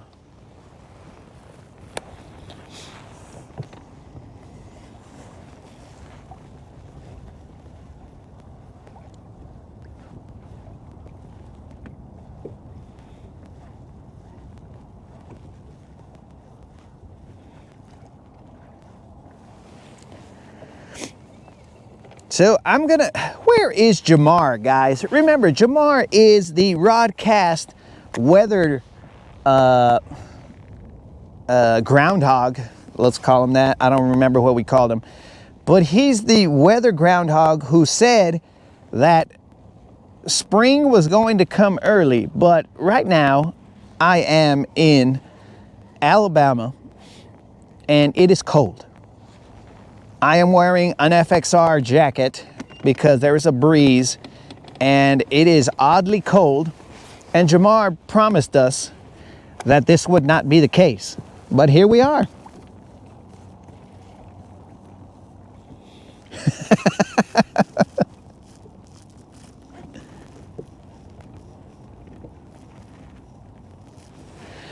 Ah, yes. Bill Dance is a bass fishing legend. We all grew up, I mean, if you're cool and all, we all grew up watching Bill Dance fish Saturday mornings.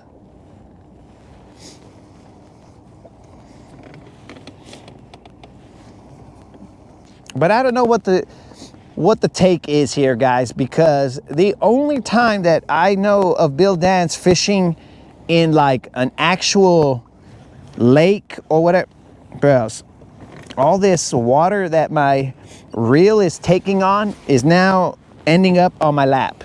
So I'm not liking this. Bill Dance, how did you do this? So I've never seen Bill Dance fish anything but private lakes or stocked lakes, or I don't know. So I don't know what to make of that. The only time he was fishing like rivers or somewhere was when he was fishing for catfish. But every other show, I believe he was on a small little body of water based on the map that he showed in every single one of his shows. And he was like, all right, guys, right here we have a point coming out on this body of water, and the fish are located here because of this reason. So I don't know.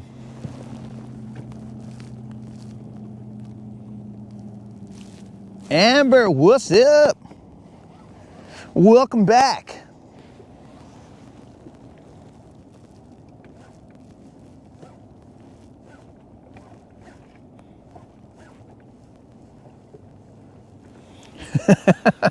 Oh yes, and Bill Dance also has many bloopers from him falling in the water and things of that nature. Hopefully I don't have any of those, because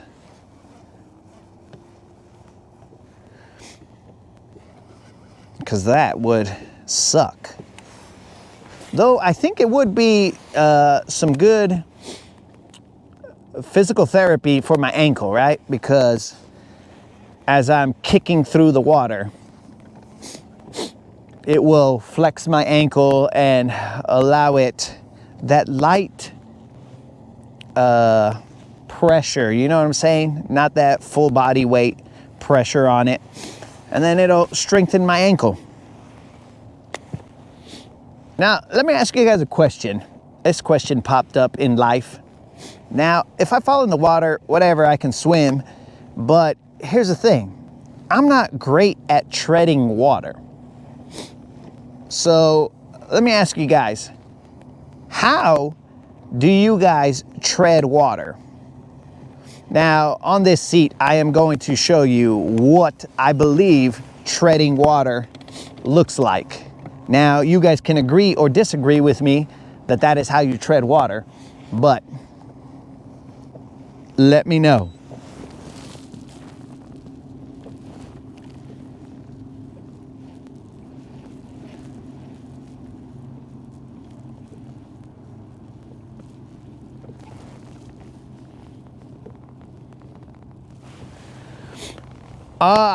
So Bob, I would assume, I mean, when it's a fishing show, bro, like you could fish all day and then put together however, you know, like you can piece together the footage however you feel.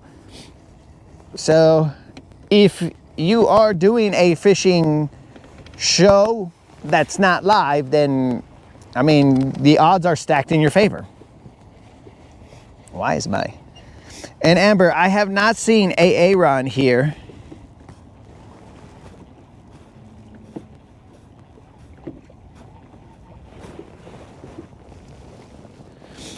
£200 cam.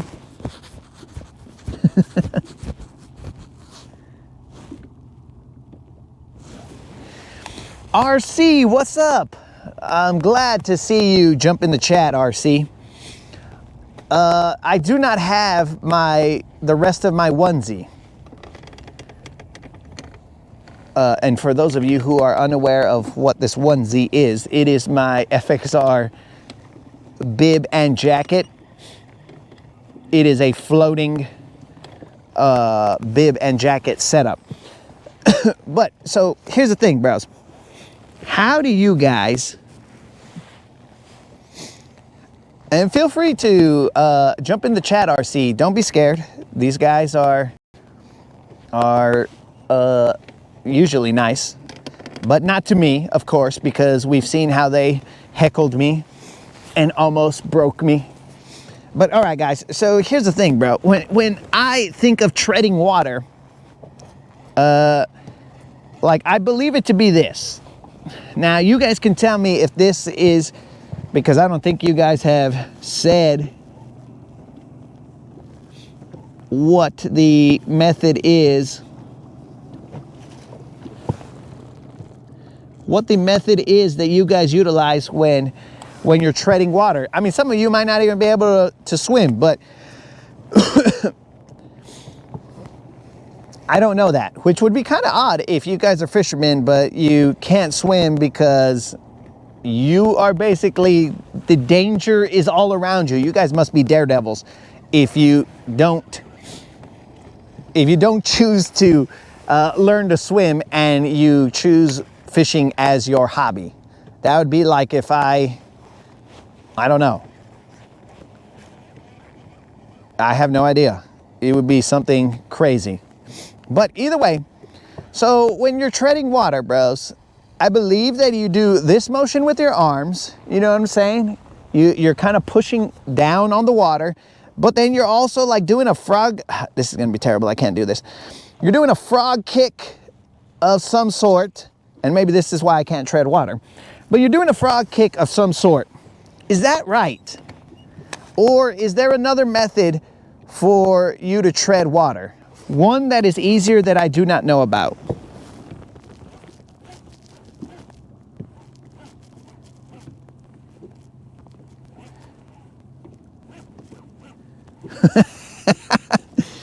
Oh no, bro.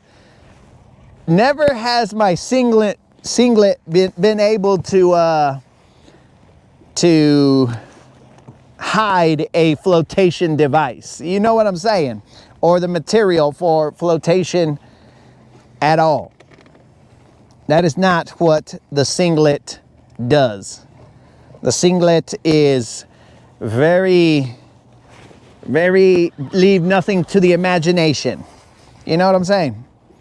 This is not a BBL, but this is a bass. We're just cruising around, catching little Juans.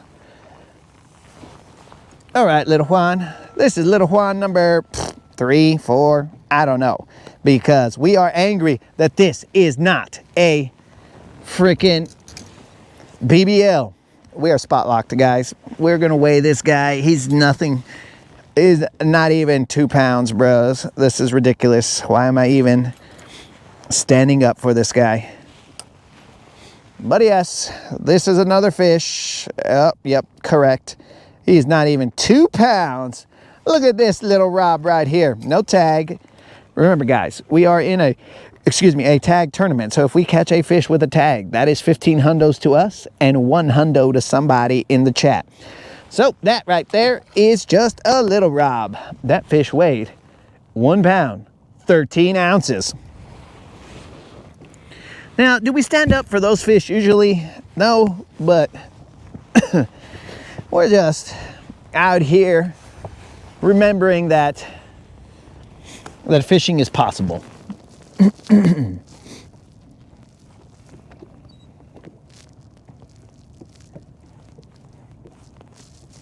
So I have to be a fish before I can learn to fish. Got it.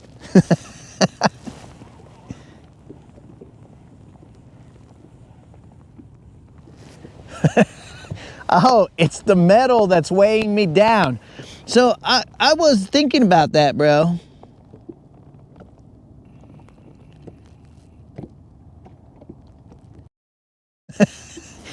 Yak. So that goes along with what I was thinking about, bro. So because if you have, if you're just made out of muscle, you know, kind of like yours truly, of course, before I had my ankle injury, because now I got a lot more fat. So maybe if I just fall in the water, I'll float based on Yak's philosophy. Though I'm tracking what you're saying, bro. Fat has some buoyancy. But I don't think it was the metal transfer, though it could be. Basically, what happened was when I got hit by the car, it basically made me have a Wolverine-like skeleton. Except, apparently, my ankle. My ankle was lacking any metal support structure. So, because of that, that's why my ankle was weak. All right, you float on your back, okay?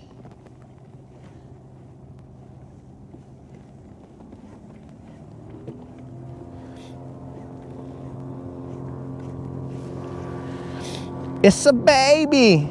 Well, look what that baby did, bro. That baby messed up my butt. It messed up my trailer. So we're gonna have to get a new trailer.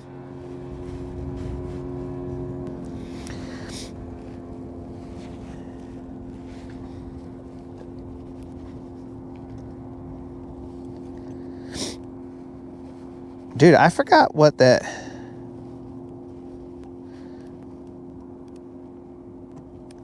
Okay. We got to get a new trailer. While we're getting a new trailer, this might take us a second, we will put a bait out there in the water. It will be a shaky head, and then we'll see what's up.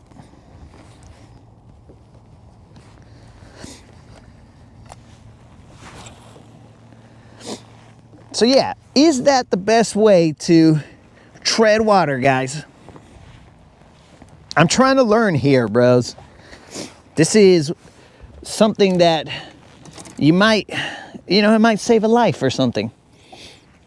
Now, I understand that lying on your back, you float and whatnot. That's not the issue. It was the treading water.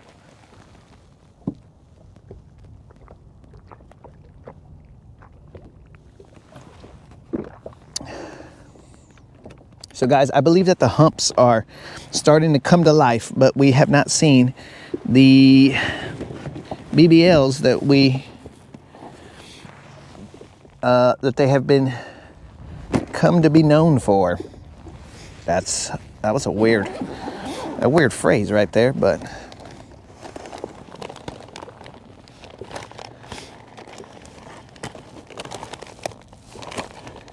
I'm just looking for a trailer for my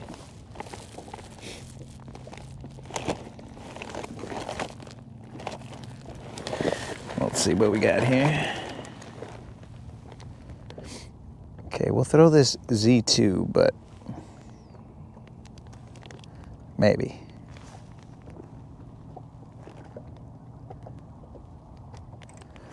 Because the Z2 is one of those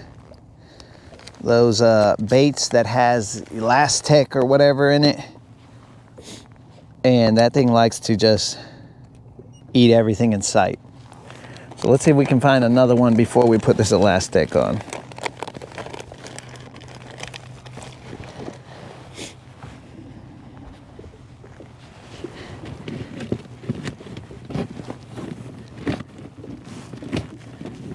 I don't think we're gonna find another one. So we're gonna have to do the elastic. What happened to my other baits? How long have I been out of the game? Where'd that other bag go? Negative. What's in here? Oh wait, this is the bag.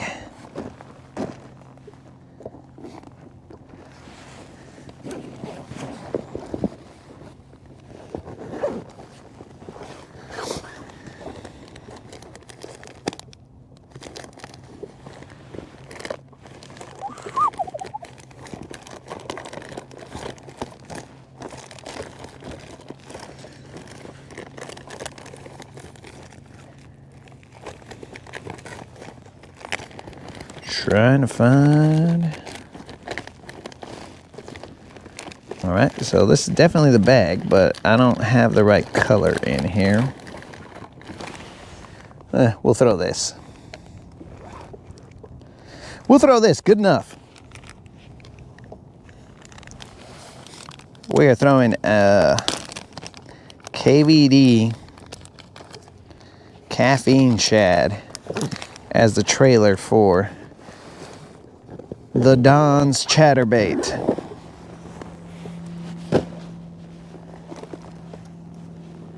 We would much rather use that than the elastic, because the elastic is a very aggressive plastic that will eat through everything.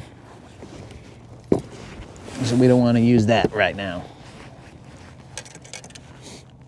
Wow, we just got our line hung up everywhere. Now I know why Bill Dance falls in the water. We'll see what we got here.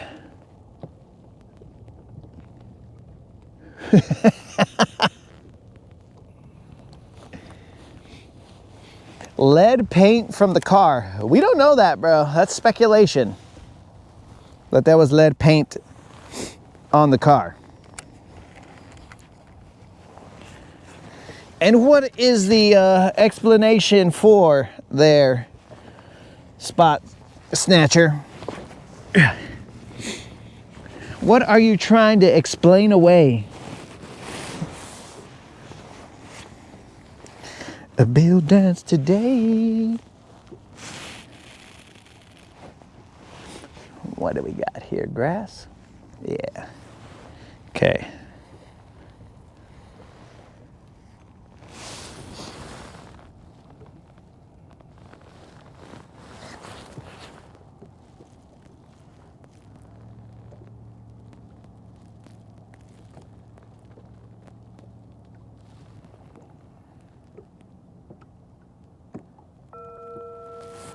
Melt down my ankles. Now, guys, do not get the story confused here. I got hit by a car. My brother is the one who has a titanium rod.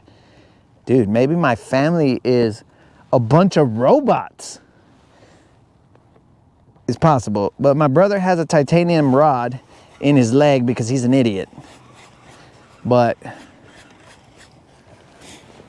actually, seeing as how my brother has been hit by a car, but because he's an idiot, I mean, some could say that maybe that's why I got hit by my car or a car as well. But my brother got hit by a car and I got hit by a car. Maybe that's hereditary. Getting hit by a car, hereditary. Possibly.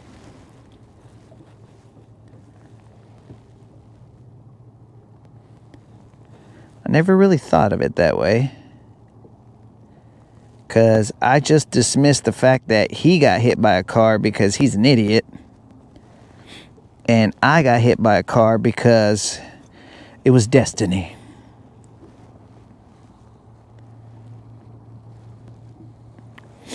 So I just assumed that's why I got hit by a car. And it's probably a safe assumption. Okay, we got a trailer on that chatterbait now. First thing you should do when you hit the water is get that jacket off.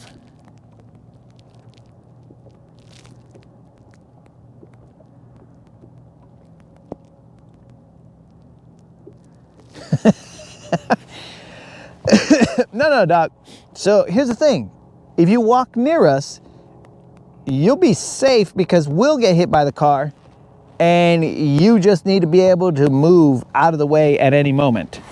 But you're not in danger of getting hit by a car because it's aimed directly at us. You're fine. You should be. But I guess better to be safe than sorry.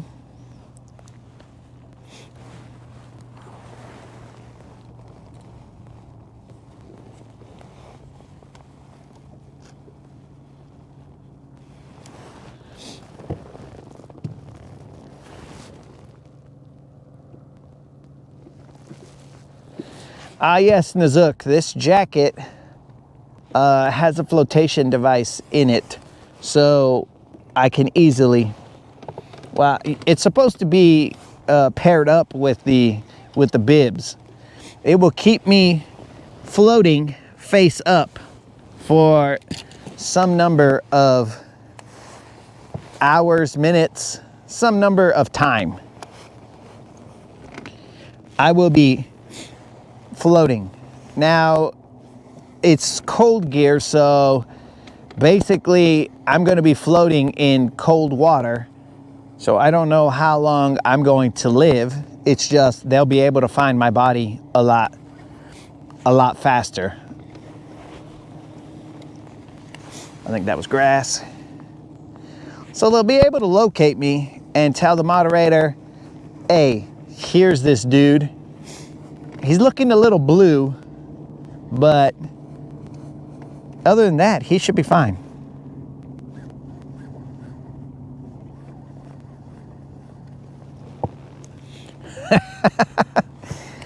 Demonstrated in use. Well, again, I would need my bibs because I think it says to use both of them together. But demonstrate it in use. That's probably a good idea, dude, so that what do you call it? We can prove that it works, and it's basically a PSA for people who buy this. But the only problem is, what if it doesn't work, bro? And then I find out live, and then you guys are all like, what happened? Where'd he go? Where's this guy?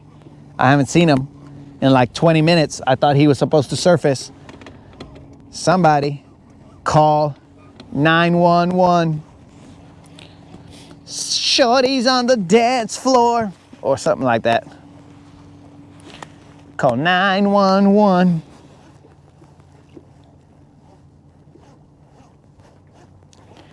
And I would do that, Yak, if FXR was like a sponsor. Then I'd be all like, all right, guys, let's show you guys how this FXR setup works. Now, they do, whenever they're, well, at least the last time I'd seen them, whenever they're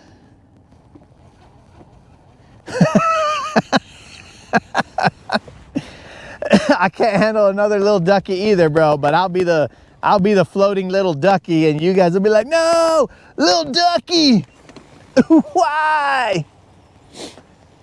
But what do you call it? The FXR display has this mannequin in a tub, and he basically is floating on his back.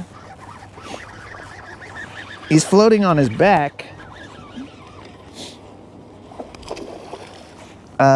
in a, son of a fish.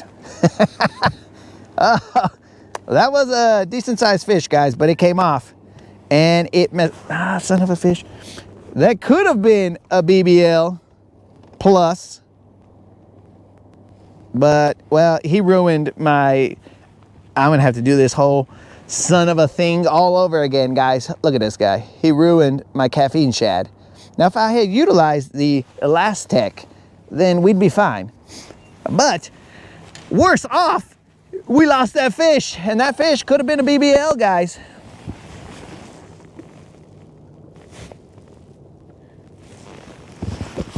Does it deflate like a puffer fish so you can reuse it?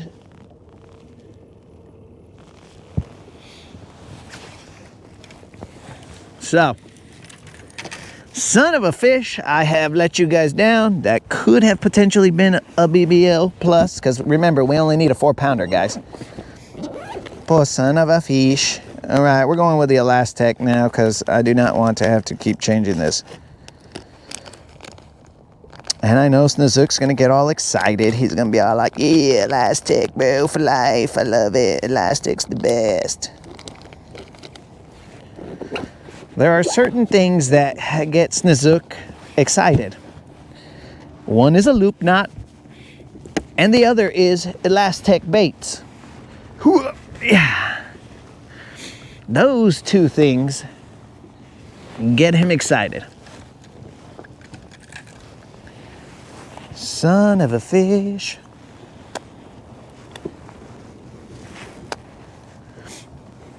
All right, dudes, let's try this again.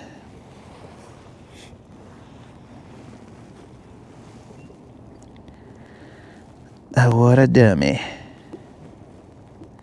But yes, dudes, that could have been the BBL Plus. That would have paid out a $50 Bass Pro Shop or Tackle Warehouse gift card. But seeing as how we are hobbled, there's only so fast that we can go.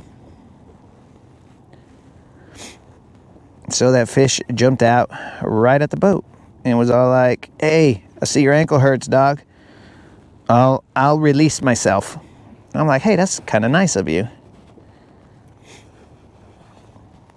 So the fish have heard that I'm injured. They're all like, oh, dog, don't worry. We'll release ourselves.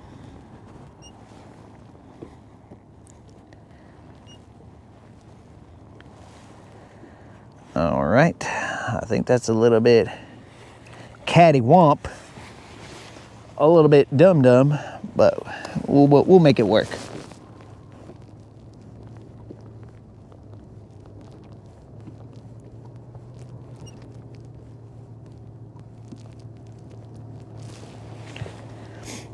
Oh, bro, if Elastec friggin' touches anything that's not Elastec, it's over for whatever it touched. In fact, my fingers are probably going to start melting right now.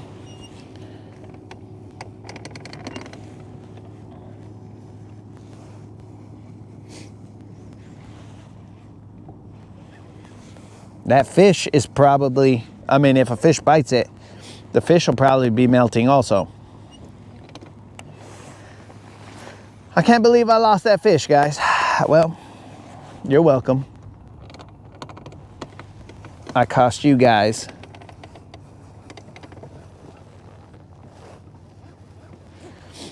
Yeah, bro. I put the trailer on the little catty-womps, bro. I think it's, I mean, it's not totally straight.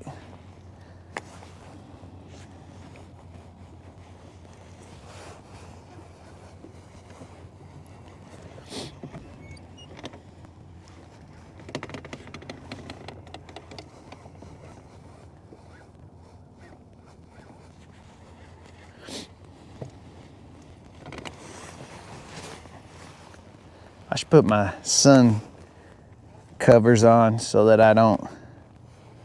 It's my first day back. I'm gonna end up getting sunburnt.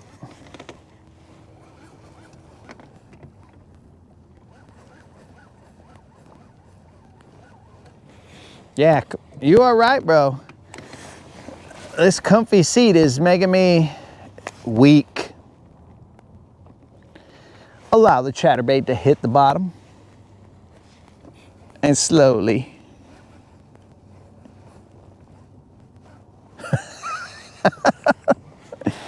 I'm not sure there's anything on the planet that could make me have a limp wrist, bro.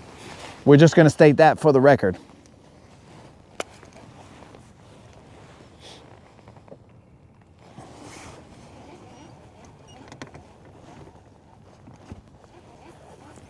Oh, RC doesn't know when Mother's Day is.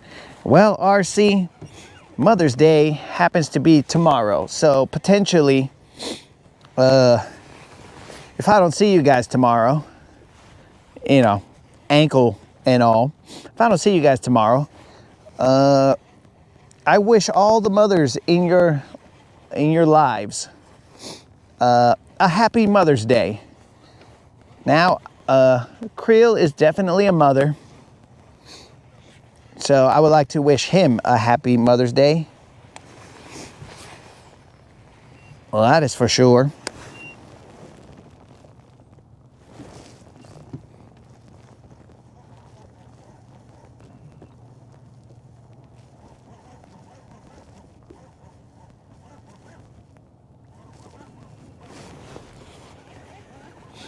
Got mine a hanging basket.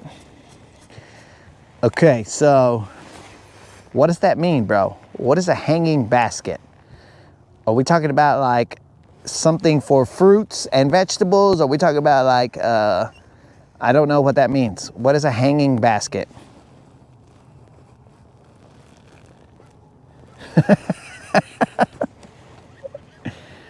Yes, thank you. Thank you, Yak, for wishing Creel a happy Mother's Day. We gotta be mindful of all the mothers out there.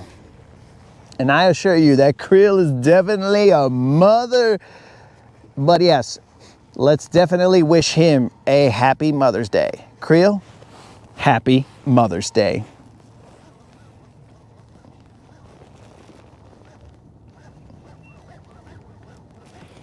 A hanging basket, hold on, wait a second.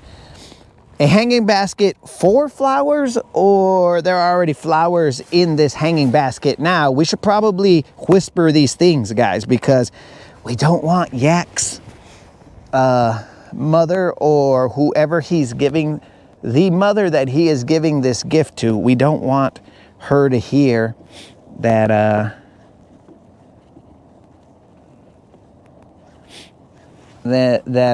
he's got flowers for her.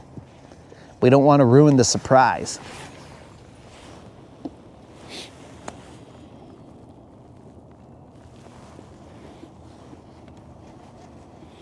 That you hang under your porch.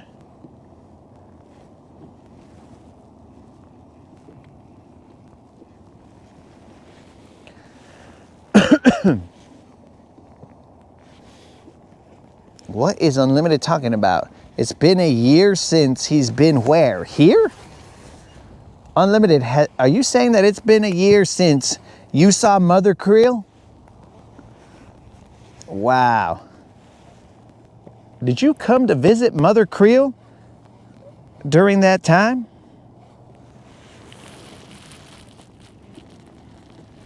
Oh, okay, we can yell it then. All right. So he's got her a hanging basket that is going to be utilized for flowers. I get pretty. It's going to be so beautiful. Now, my mother is multiple miles, hours away.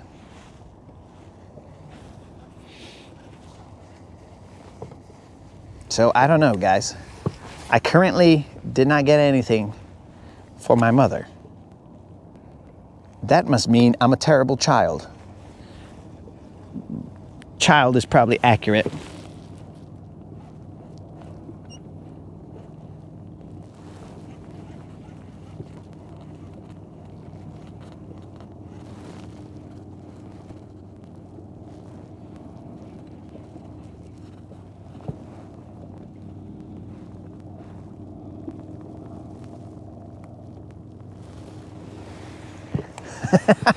They're gonna hoop.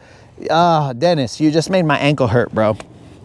You just made my ankle hurt, and mainly because it just immediately sprung into action. It was like, yo, we balling? Where we at, dog? Let's hoop it up.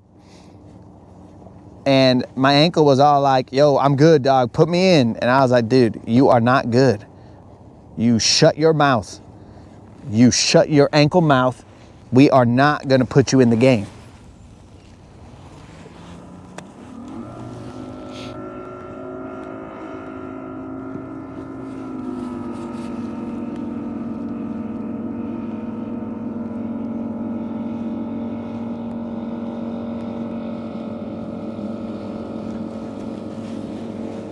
That's not a fish, that's grass.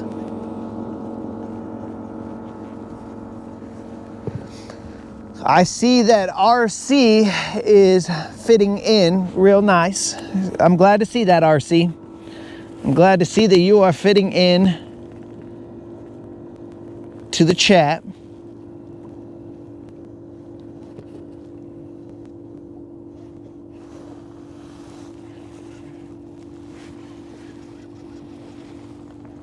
Okay, so I'm getting in the grass with the chatterbait and popping it out. Just haven't got the bite, so we're good to go, guys. We are definitely in the grass. Let's see if we just pop out of there and get ourselves one of those BBLs, and hopefully we can keep it on this time.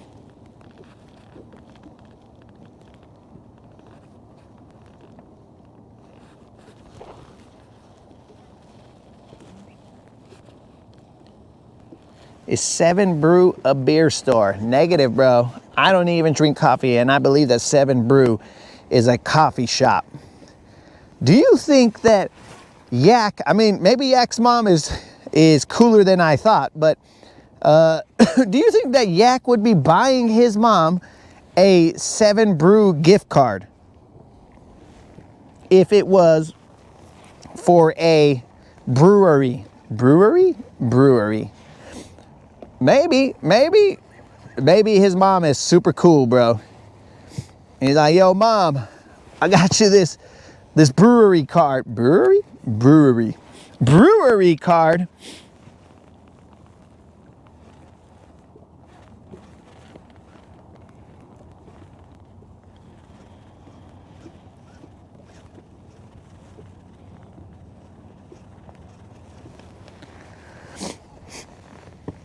Well, let's hope that we pop out of this grass and get a 7-pounder, bro. I have caught a 7-pounder off of this area once back in the day, but it was with a jig that I popped out of some things.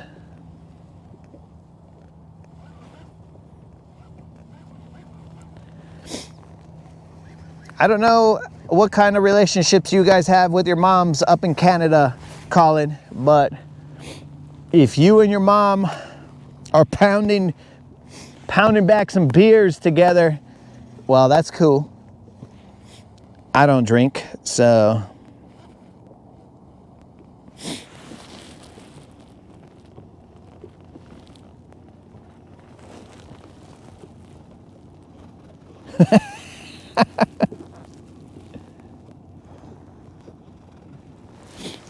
That statement is kind of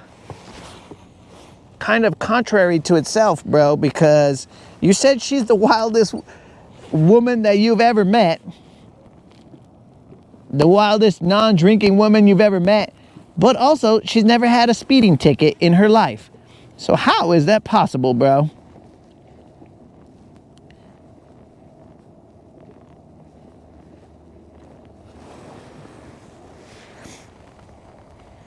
Well, if drinking is mandatory in Canada, RC, I believe that's why they misspell their words, like Canadians, the Montreal Canadians, all spelled all weird and dumb. I can't get over that, bro. I can't get over the fact that they spell it like that. I'm not even great at spelling, and it just bothers me. All right, bro, that is not how you spell Canadians. The mildest. Okay, that makes more sense, bro. The mildest. You try to, it's almost like you're trying to explode my brain here. The mildest woman that you know makes sense. Wildest, that made no sense, bro. I was all over the place. I was like, wait a second. Not a speeding ticket, but the wildest. All right, I'm gonna throw a jig out here. Yo, Q, what's up? Yo, dog, the ankle is good enough for us to hobble on the boat, but as you can see, I'm in a seat, so it's not good enough to be standing on it all the live long day.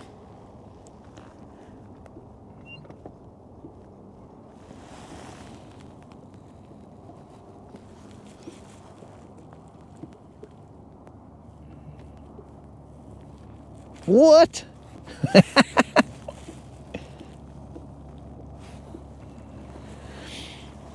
Okay, so apparently Johnny said that he went to Canada and saw a movie and they played the national anthem at the end? Oh, that's crazy. When did you see this movie, bro? Was this recent or was this back in the day?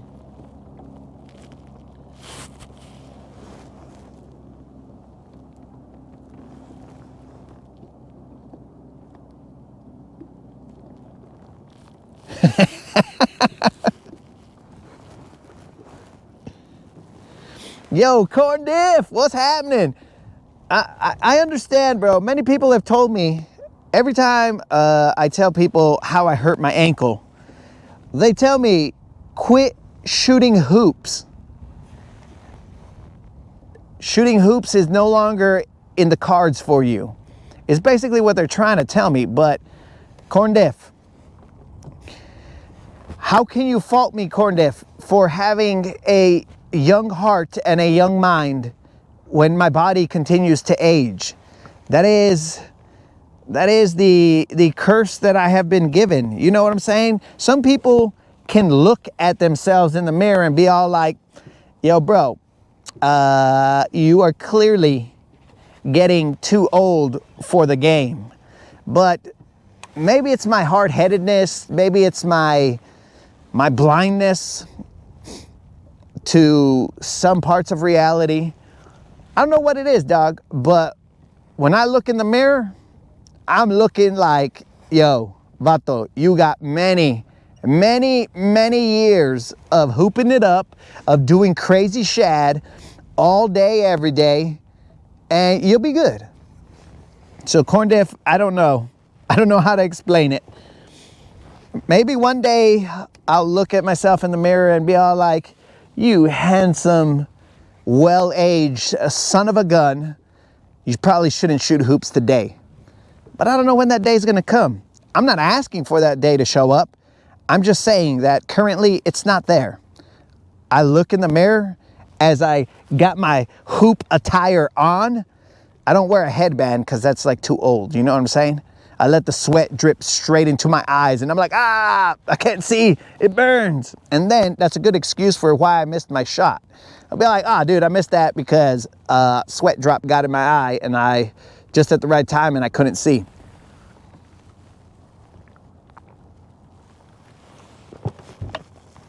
But Corn Dip, if I stop testing the limits at some point in time, then how will I ever know what my limits are? Not that I ever adhere to those limits, but how will I ever know what my limits are?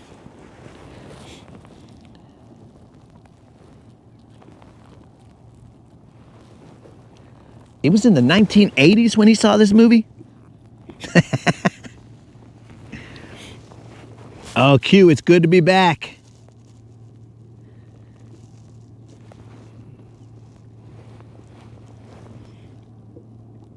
Sangria, bro. Is that some kind of alcohol drink? Because I don't drink, dog.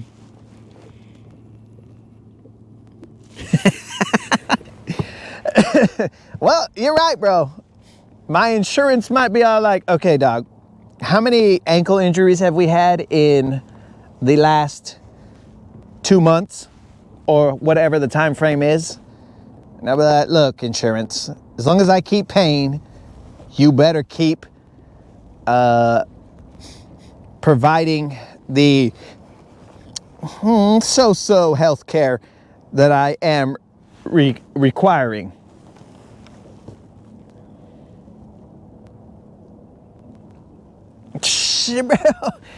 Oh, bass fishing is out here busting his Rick Ross. Push it to the limit.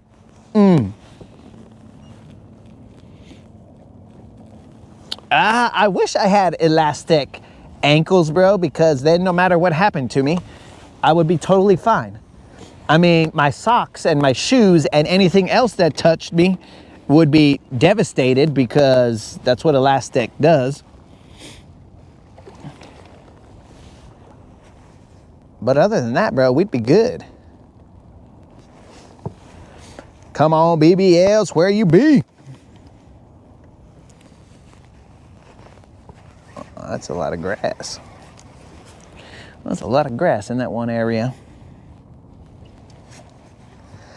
Corn Diff, you have wise words, Corn Diff, but I'm gonna tell you, when wise words fall on the ears of a fool, I mean, what value did that bring to the world? I don't know. You know what I'm saying? It's like if a wise man says something wise to a fool's ears, did he really ever say anything? You know what I'm saying?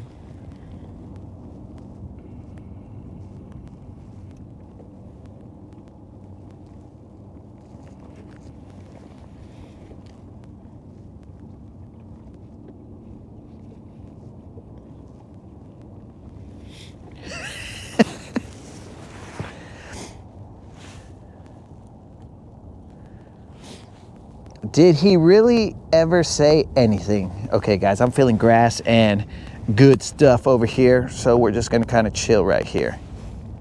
I really wish we could cruise a little bit more, but I don't really want to be on my trolling motor.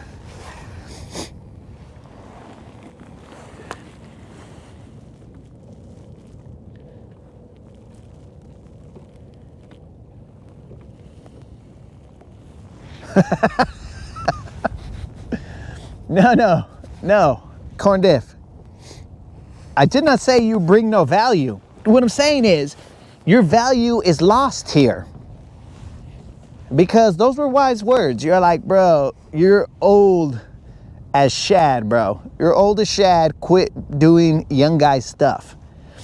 But, like, what I heard was basically white noise, bro. It was just like, you say something, Corn Diff. Corn Diff, please repeat. You are coming in all staticky. That's basically what I heard, Corn Diff. It was just like, I guess Corn Diff doesn't want to talk to me anymore. Whatever.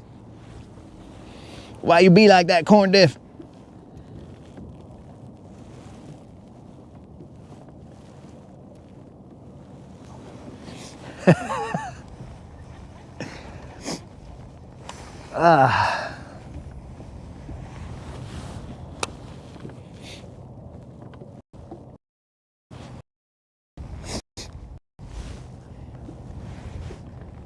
Oh, really?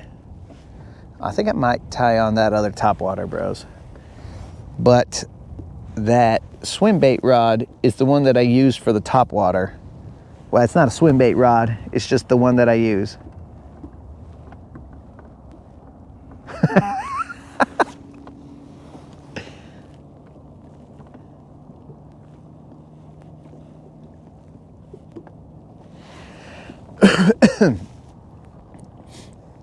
corn diff, you're not going to give up on me.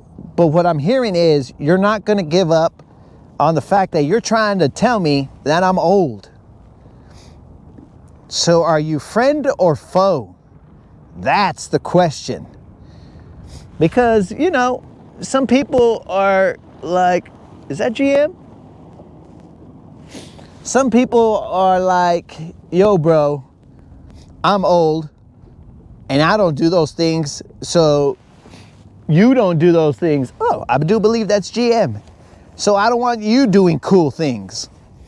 But some people are also genuinely concerned and they're like, bro, how many times do you have to tweak your ankle before you give up on your ballerina career?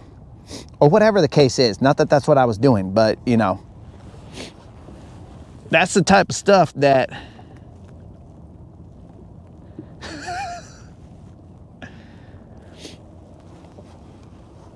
that's the type of stuff that that I have to be cautious of, because some people want other people to grow old as they did, but I don't think I can do that, dog. I'm gonna be the old man that breaks his hip doing something stupid, like being on a skateboard or something. I'll be like, yo, what's up? This is Tony Hawk 100 million years later. And yo, what up, dog? And I'm in the emergency room, I broke my hip. What's up, bro?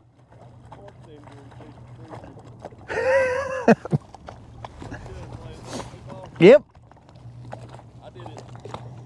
When I was 35, I went and played football with my old high school team. We played the current high school team. All the old guys, we were all in our 30s. I ended up breaking my heel. I was out of work for a while, man. I felt like a moron. Well, afterwards, when you have the injury, then yes, you feel like, man, I should have probably avoided that. I didn't mean to come in and ram and speak. Oh, don't worry about it, bro. We could joust. I've been talking about having boating jousting or boat jousting. My heel was completely separated, like it broke off and was rolled up like that in my shoe. I had to take that dang little bone saw thing and cut my dang. Dude, I thought that my ankle had like, or my leg had slipped off of my ankle when I felt it, and then just popped back or whatever. So I thought that, but they said everything was good to go. I had so much adrenaline going, man. I tried to get up and continue to play, and then I realized, oh, something ain't right. Oh, I continued playing, dog, for another like 45 minutes, and then once I stopped playing, it got pretty stiff, and I was like, oh, this is terrible. Yo, what's up, guys? GM has shown up.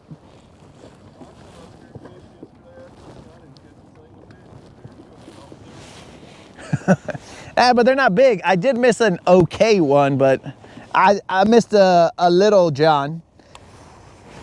I've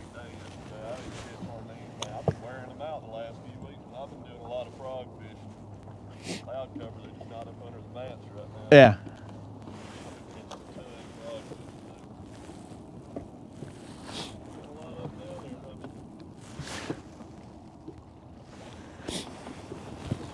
I'm reading the chat, though.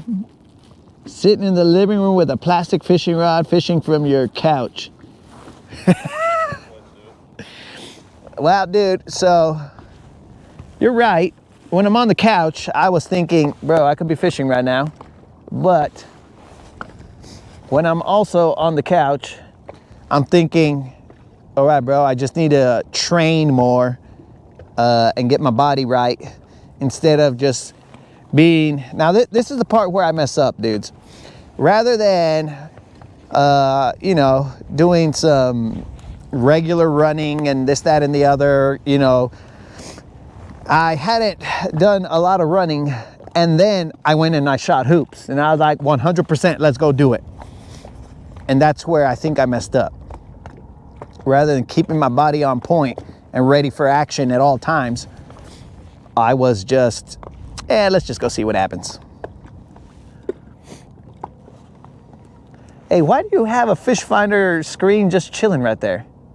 I'm trying to fix my ghost. My spot lock's not working. And Okay. I went through everything in this brother. I ordered a new heading sensor at the beginning of the week that was supposed to show up in 2 days, and it hasn't showed up. I had to take that whole head apart, so it's just hooked up for that. I don't really use Lowrance anymore besides the trolling motor, but I needed it to be able to see what was going on. All right, because I just saw it right there, and I was like, what the heck, bro? I don't want to put some holes in the deck. I got the mount for it, but I just forgot to take it off. I've got a ton of them. I've got like 3 or 4 of them now. Yeah. Some on the boat I bought a long time ago. I don't worry much about money in the line. What I do is stop, fill up your truck and your boat. That's $390. It's like, holy cow, man. When you what? Stop, fill my truck and my boat up. Oh, okay. Yeah. Dude, when I filled up the boat today, I was like, what in the fun just happened here? These 50-gallon tanks don't play, man. Yeah. It was 100 and change, and I was like, what in the heck? You got gas in there then. Yeah. I think I put 30 gallons in, and I was all like, what just happened here, bro? Yeah. I know it, man. It was 260 for the boat. 200. Nothing like choking on your dip, man. You said 260 for the boat? Yeah. I was on E. Oh, okay.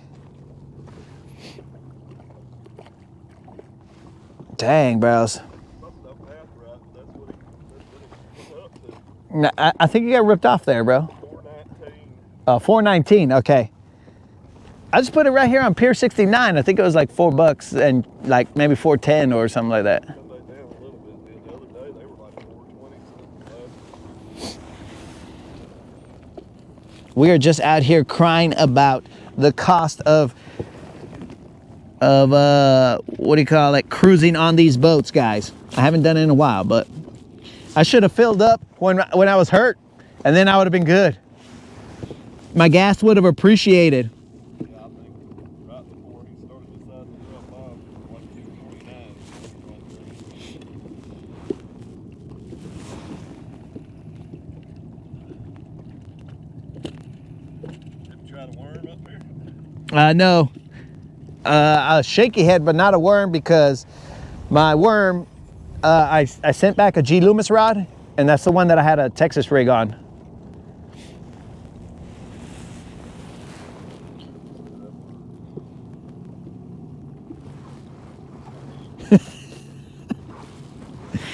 Out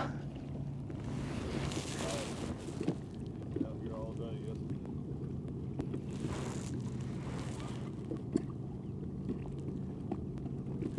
Are you sick, bro? That's what a guy who's sick. Yeah, I choked on my dip. It won't go away. I get those dip mouths to go. I got a lot of salt in them. That's in my throat right now. Yes, you are correct, Spot Snatcher. I did wrestle, but that doesn't mean that I'm not human. That just means that I have superhuman abilities. It's just that my body is still human. And I do superhuman things with that body. You know what I'm saying? But apparently, carrying the weight of, well, my weight and the guy who bumped me, his weight also on one ankle, might be the limits. Somewhere, or at least close to.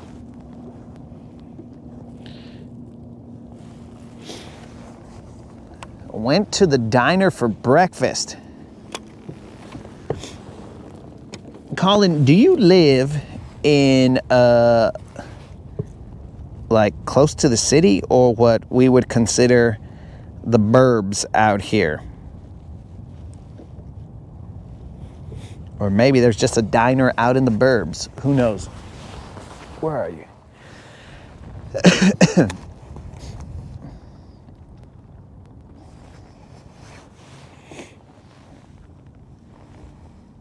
I had a couple jig bites on Comfort, but they weren't big.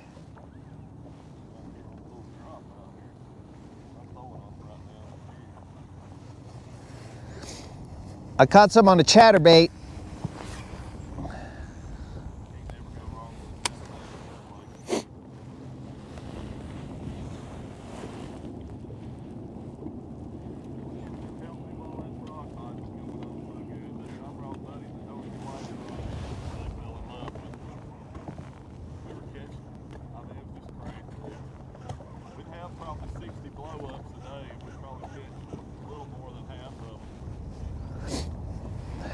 When does Spot Snatcher get to see superhuman things?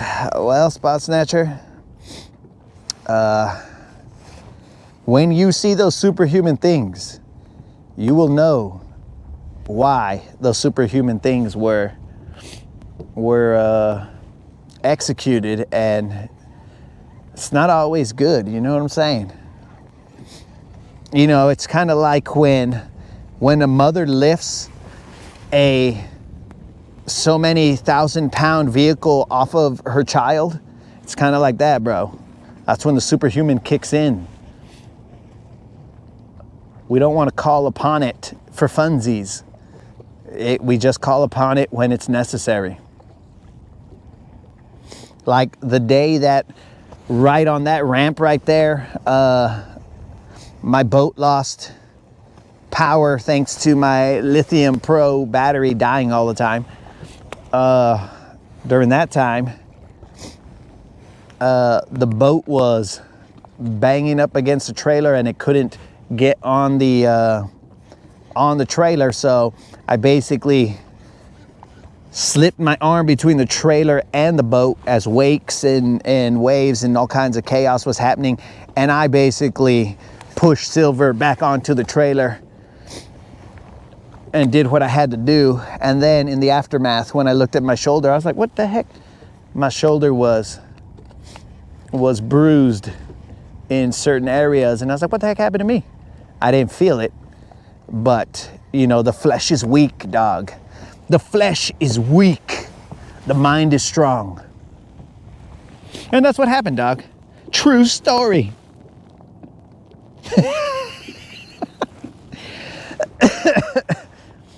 Yes, flying into the bus. That was another moment where I think that's where my superhero origin story began, bro. Because, what do you call it? At that point in time, that's when my grandfather saw that I was superhuman. He saw me bounce off the bus. And I believe that I didn't end up on the ground, but just so that he could keep my identity safe, he picked me up and carried me. Because he was like, oh man, if these guys know that he is, I mean, as humbly as possible as I could say it, superhuman, then they're gonna take him for testing, which they did take me for testing after that accident, but it was more mental testing. Not every superhuman is gonna be smart, you know? Yo, what up, Tim? What's happening?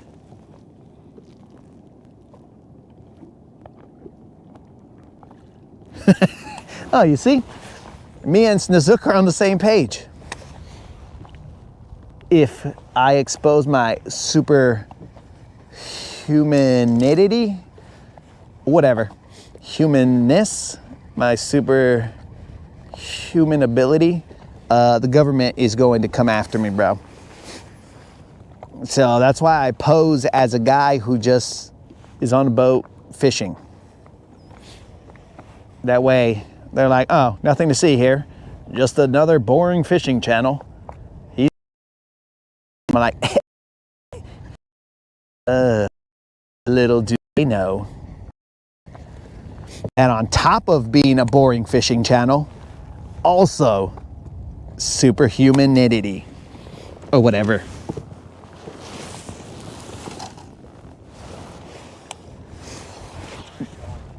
What's up? I found a graveyard last week. You found a graveyard? Yeah, I'll text you the picture of it here in a second. You're gonna see Robert's face on there because I was showing it to him live on Facebook. Yeah, I mean you can see all the headstones, the perimeter around it. It's right here in front of Monsanto. It's right before the drop off on the ledge. Probably about 5 miles from here. All right, GM says that he found a graveyard. Underwater, I assume.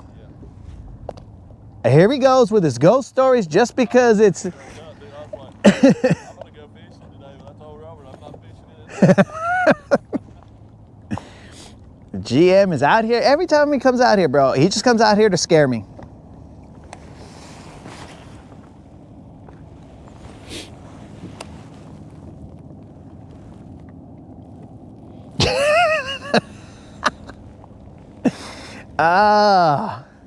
Spot Snatcher is one step ahead of me, bro. He knows that kale is my kryptonite, but now we've exposed that. We've exposed that. And now my one weakness is known. Kale.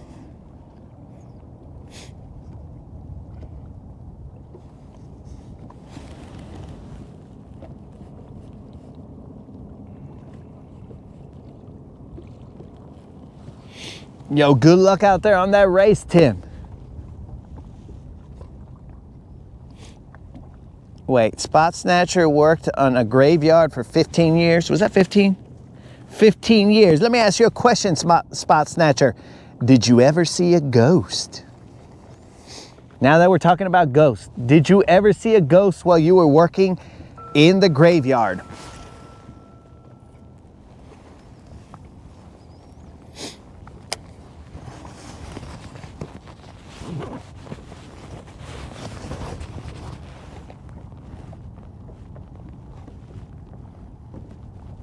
All right, guys, GM has sent me this picture. Now, his homie Robert is there. This picture right here, which I will hobble over to show you guys. This is a picture of a graveyard. Here we go, guys. Some side imaging of a potential graveyard. Woo! Woo!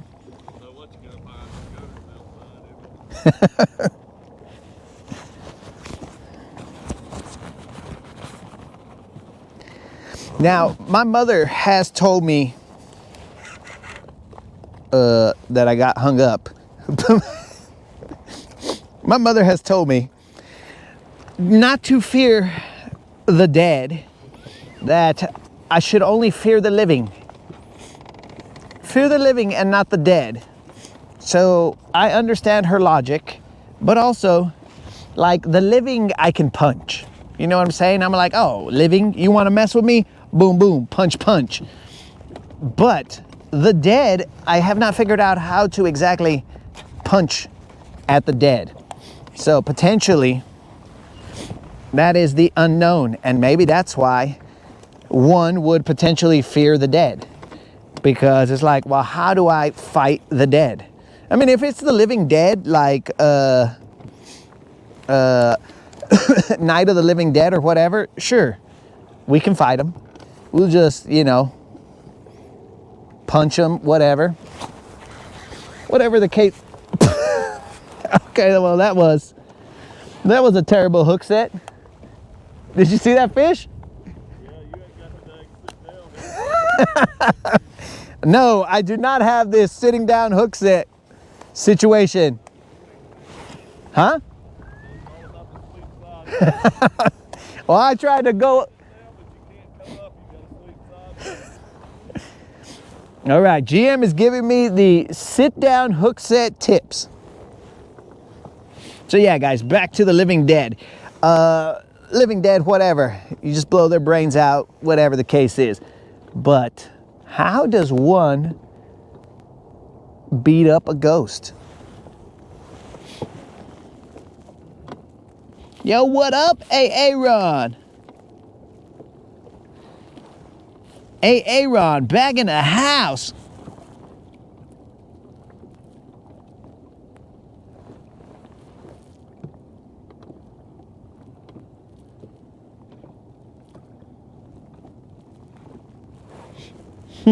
He said he never saw anything strange.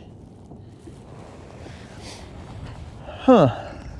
Okay, you never saw anything strange. Now, is that because you just told yourself that? Because you're like, bro, this is my job. I gotta come back. And you were like, nope, nothing to see here, boys. Now, here's another question. Maybe the ghosts are not at the cemetery. Maybe they're like at whatever location they want to be. So like maybe they're haunting a house. So you can't haunt in two places. So maybe it's like a job to them. They go to the house that they're haunting and then they come back to the graveyard just to sleep. And they're like, so that's why Spot Snatcher never saw them. Also, Spot Snatcher, were you there during the day or were you there during the night? Because that is a key detail there. If you're there during the day, maybe they don't haunt during the day and they haunt at night because you know the freaks come out at night. The freaks come out at night. So I don't know, bro. What exactly is the situation here? We need all these deets, bro. We can't just speculate. Now, is Creel part of the living dead? No, I think Creel's might be working. So I think Creel is going to use that excuse until the day he dies. He's all like, well, some of us work. I'm like, well, okay, cool, Creel. Out here trying to guilt trip us.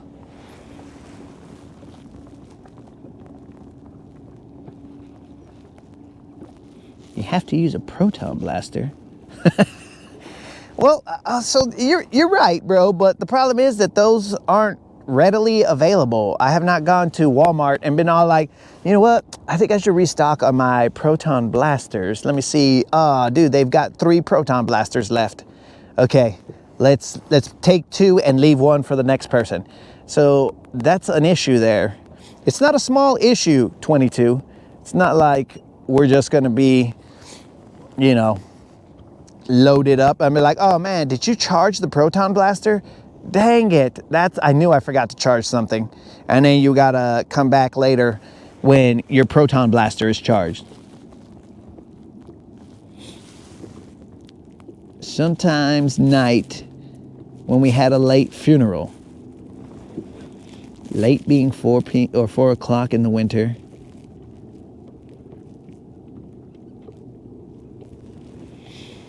Tackle Warehouse has proton blasters? Okay, well, we've been looking in the wrong area. I did not know that Tackle Warehouse. All right, guys, next time we have a giveaway, which is hopefully sometime soon, you be sure and take the Tackle Warehouse gift card. Do not go for the Bass Pro Shop gift card because I don't think that the Bass Pro Shop has proton blasters. But if Tackle Warehouse does, it would be my suggestion to go with the proton blaster. That's a fish. The proton blaster.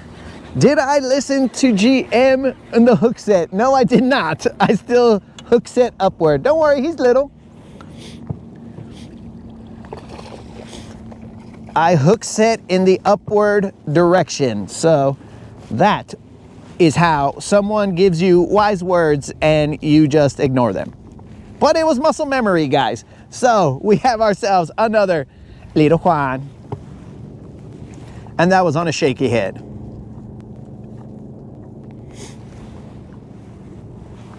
Where are the BBLs?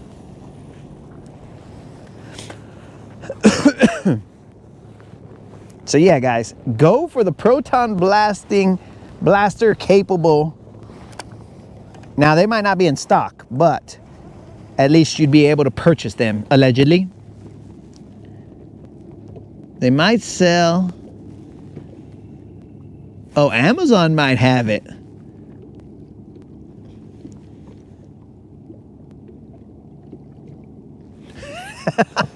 You're right. You're right, bass fishing. I have probably had tunnel vision for glides only. And so I overlooked the proton blasters. So my bad.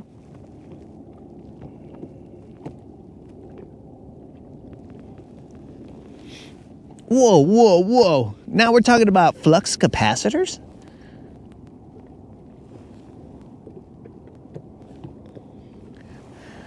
Oh, well, so it's not that we got lazy there, bro. We just felt like that fish was not worth the potential of ankle aggravation. He was not worth it, bro. It's not the chair. It's just that fish. My eyeballs weighed it, and they're like, boo. In fact, a scale should have, like when the fish is too small, it should not even give you a weight. It should just say, boo.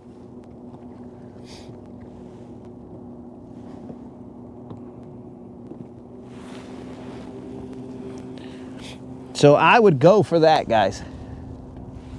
I would go for the Tackle Warehouse gift card. I have no relation to these guys. They do not sponsor me. Jerks. But if they do have the potential of having a proton blaster, then go with it. Now, okay, guys, so here's one thing that I did see. Now, so it was trying to explain away the potential of ghosts, right? And why so many ghosts are reported in the United States as opposed to, I believe they said England, right? So here's the thing. They said that England doesn't have a lot of ghost stories and ghost this and that, which is kind of odd because I'm sure like a bazillion people have died on the grounds of England. The dirt, well, that kind of felt a little fishy, but I think I waited too long. The land somewhere, you know, there had to have been a lot of, well, maybe England was out trying to conquer people, so the battles wouldn't have happened too many times on their land, but whatever, you know, land barons, this, that, and the other, who cares? But I digress. So in England, the power lines are, and I don't remember what reel I had seen this on, so I would have given them credit, but I don't remember what, in my state of ankle injury, what channel, what Instagram profile that I saw this on. But in England, their power lines are underground, allegedly, because I've never been to England, so I'm going to have to believe this. Their power lines are underground. So as such, they are not exposed to the power lines above the ground like in the United States. You see all these other ones. Now you guys have stated that when I get to those power lines over there, that I start to get crazy and weird and whatever. But I think that's just my normal state. So they state that because England has their power lines buried, that they are not exposed to, the brain is not exposed to as many electrical fields as America. So if your house is closer to, let's say, power lines, transformers, all that other stuff, then I believe that they said that there was a study that showed that as you got closer to the brain and you exposed it to electric fields, then it would start to alter its function, or start to interfere with the function of the brain, right? So electricity, neurons, blah, blah, blah, all that nerd stuff. So then it would cause you to see images or think that you were seeing images. So because the power lines are so close to the homes, that the power lines, the electric fields of those power lines could potentially be causing the mind to see things that aren't actually there due to the electrical fields that are messing with your mind. So I don't know.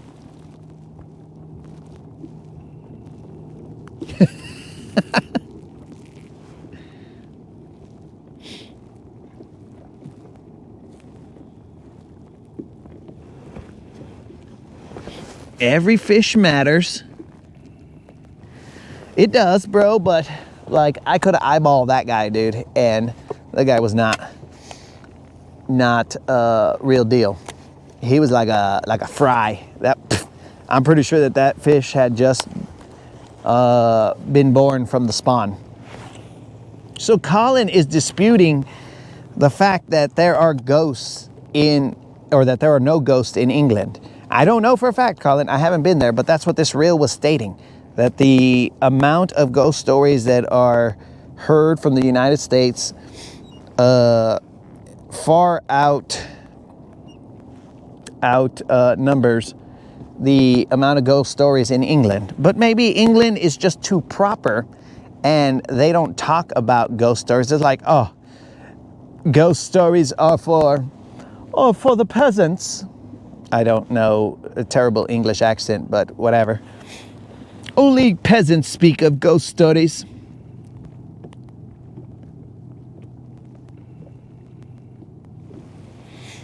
So I don't know.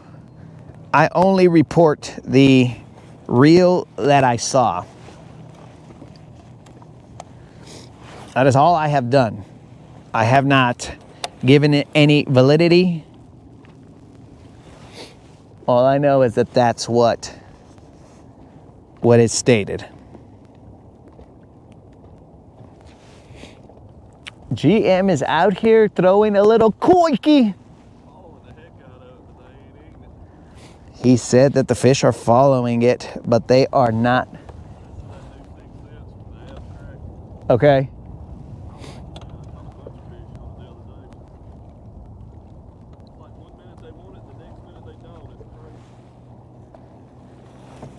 All right, I'm clearly drifting over the spot that I would like to fish. But anyways,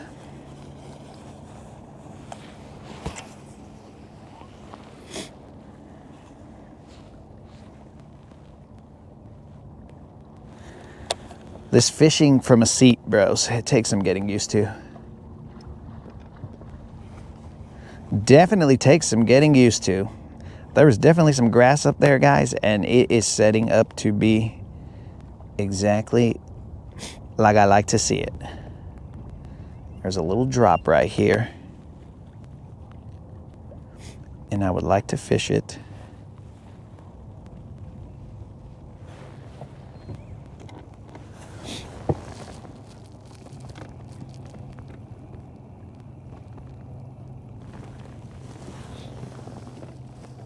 What about ghost before power lines?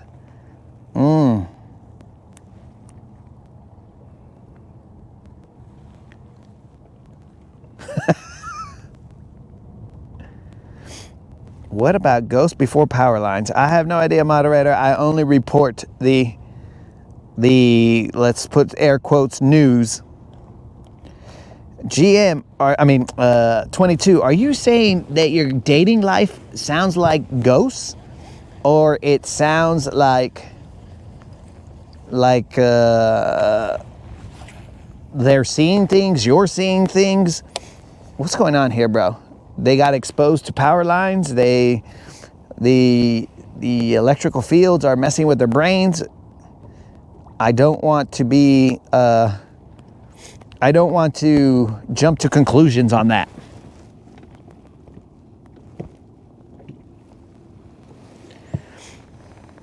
Okay. Snazook wants to be in heaven chilling. Well, I'm not exactly sure like what determines whether you become a ghost or not. Because allegedly it's just electrical lines messing with your head, bro.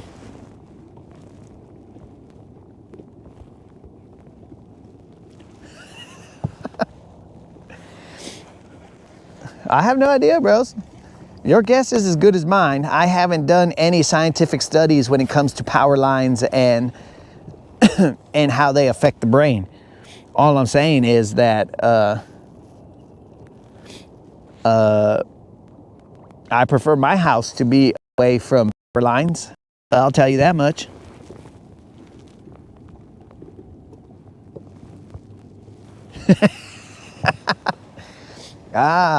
So some days the chicks want a little bit of 22, and some days it's a catch 22. Oh man. He hasn't lost it, guys. He's lost the ability to stand up for long periods of time, but he has not lost it. I can't tell what you can and cannot hear when GM talks. That's why I'd asked that, 22.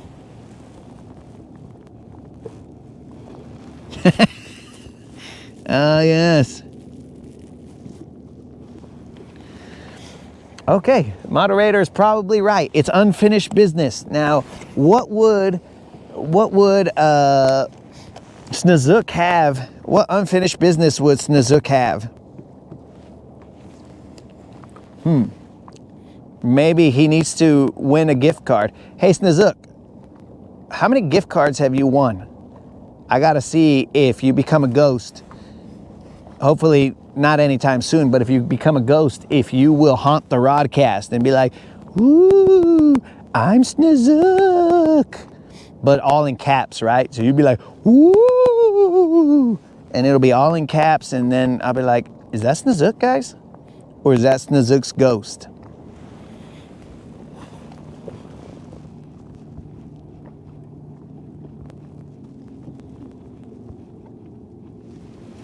Oh, do they work for the Chupacabra? Well, the Chupacabra probably looks like it did because it messed with the power lines. And it got zapped and it was like, oh, dang, bro. And then it shot off some of its hair. So that might have been a byproduct of a power line. But I don't know about Bigfoot. Now, Bigfoot, you see, guys, but here's the difference. Here's the difference between the Chupacabra and Bigfoot. Now, I could actually be seeing something out in the wild, right? But, you know, the mind plays tricks on you and it's all like, yep, that's Bigfoot. When it could have just been, I don't know where he went, but it could have just been Unlimited out in the woods walking around, right? So when you see Unlimited walking out in the woods, though I haven't seen him in the chat lately, this is the first day back, but I haven't seen him in the chat. When you see Unlimited walking in the woods, that is going to immediately lead you to believe, is that Bigfoot? And at that point in time, your mind and your eyeballs, they're on the same page. They're seeing something. They're seeing something real. It's there, but they are not, they're not in sync as to what they're looking at, right? Maybe it's fear, maybe it's whatever, but they start to jump to conclusions. But in terms of a ghost and the power lines, that ghost might not actually be there. It might be the power lines and the electrical fields that are messing with your neurons, firing, because that's what neurons sound like, right? And that's all your memories are, is just a bunch of.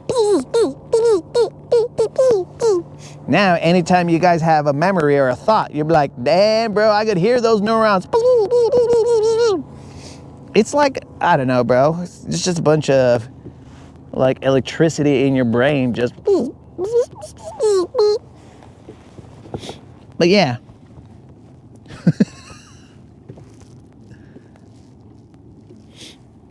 So I'm thinking that it's a little bit different for that.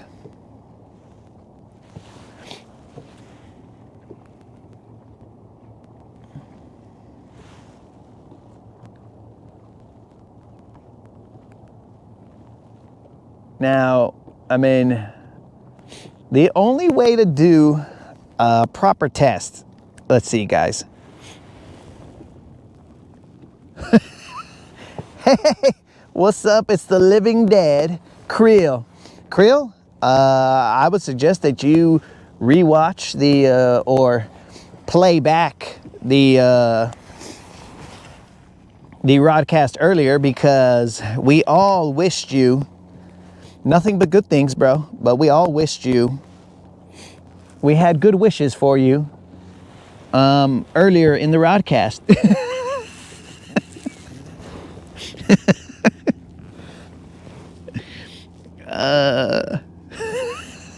Well, I guess there's no need for you to rewatch or to watch the broadcast earlier. Yes. Mother Creel has returned. Happy Mother's Day, Creel. I mean, that'll be tomorrow, but we may not be on tomorrow. It just all depends on how we feel.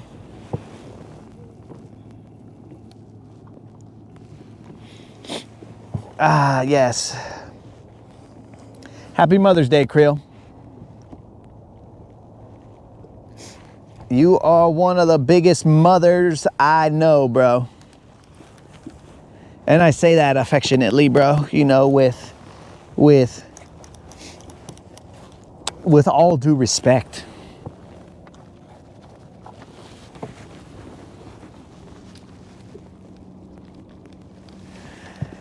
Well, I would, moderator, but then they'd be all like, yo, bro, I've seen a dude.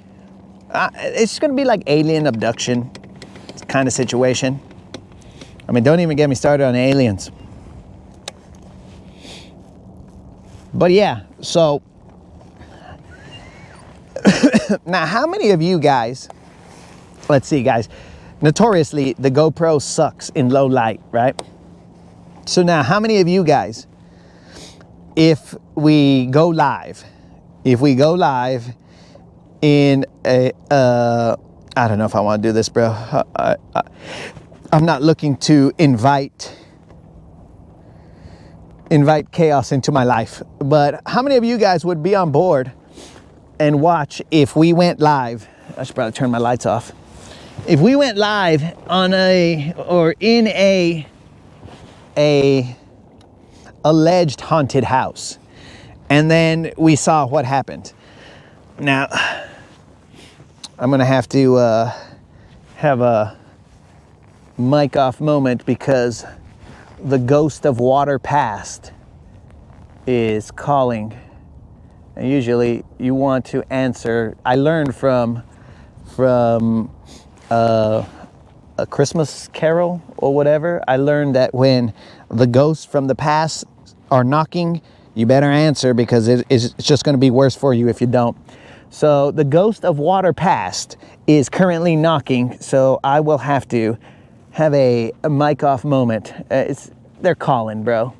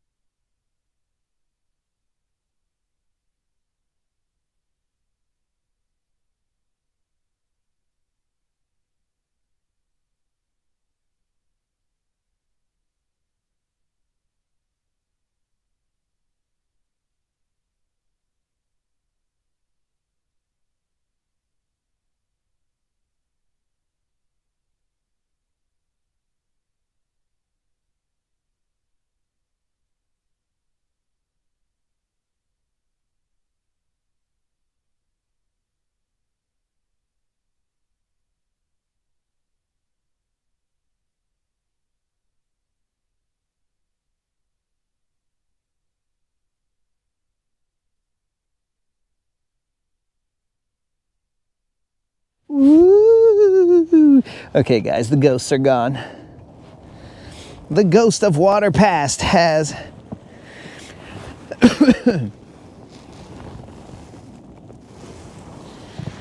now left us.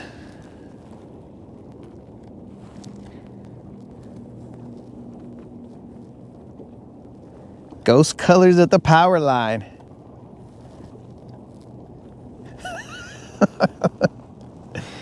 Creole, look, bro, all I'm saying is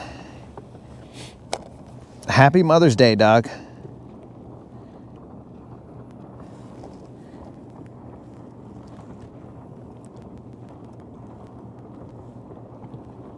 I did not forget that GM was out here, bro. I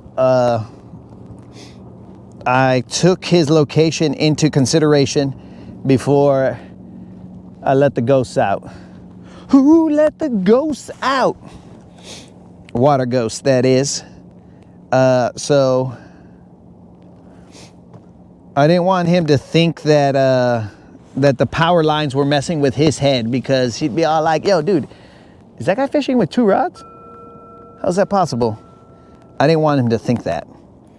So I planned accordingly. Now remember, dudes. Oh yeah, so I was telling you guys, maybe we'll go live from a haunted house, an alleged haunted house, and then we will see. Hey Creel, do you know any alleged haunted houses? And we'll go in there and then we'll be live, and if I shad myself on camera, then so be it. Because look guys, I'm getting real tired of all these ghost channels, ghost shows where they're all like, oh my God, do you see that? Do you feel this presence and whatever? Now I'll tell you guys, because I keep it real. I will tell you guys exactly what's happening. Oh, Spot Snatcher is correct. A ghost trolling motor. Woo. I get so scared when I fish at night. My buddy just hit a bird. Well, that's a ghost bird. You are correct. Oh. Okay, but so here's the thing though. Here's the thing there, Mother Creel. I might have to start referring to Creel as MFC. Yo, MFC. So the thing is that the one on Elm Street, you guys aren't gonna see much. You're just gonna see me asleep, because that's how I gotta get to the area where the Elm Street homie, and we're not talking about Elmo. Nah, bro, we ain't talking about Elmo. Elmo, we out here fishing with GM, the letter G and M. So, we are not talking about that guy. We are talking about Elm Street, bro, not Elmo.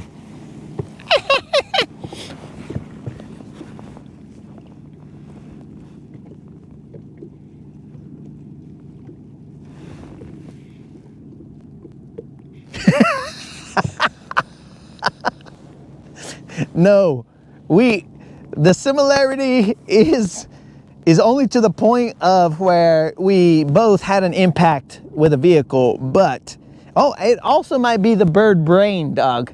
Me and that bird may have already had a lot of similarities, and you don't know, Spot Snatcher, if I can fly, because remember, the superhuman abilities, we have not exposed them all.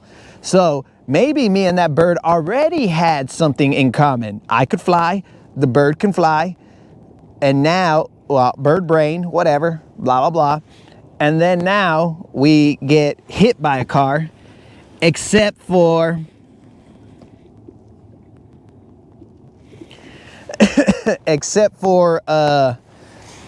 I survived mine, and we're presuming that the ghost or the bird became a ghost. So I don't know for a fact that we have the same similarities now.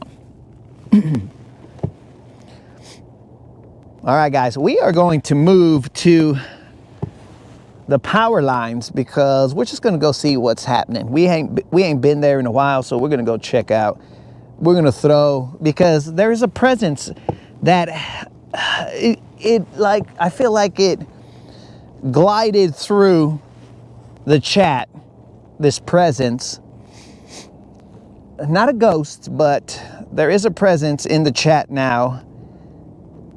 that is drawing me towards the power line so that I can throw a glide. Now the glide is going to be the hooks on top negotiator. You can tell how the energy changes. I'm gonna throw a jig right here for a little bit. How the energy changes when we speak of that hooks on top. Now, if we were saying the 7 Slayer, we'd be all like, oh, we about to pull out a 7, dog. We got the 7 Slayer in the house. But right now, we don't got that energy because we got this hooks on top negotiator. Ugh.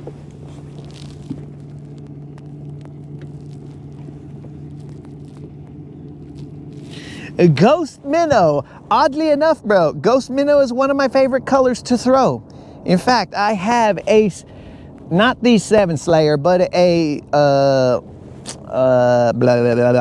a jointed claw. I think that's what it's called.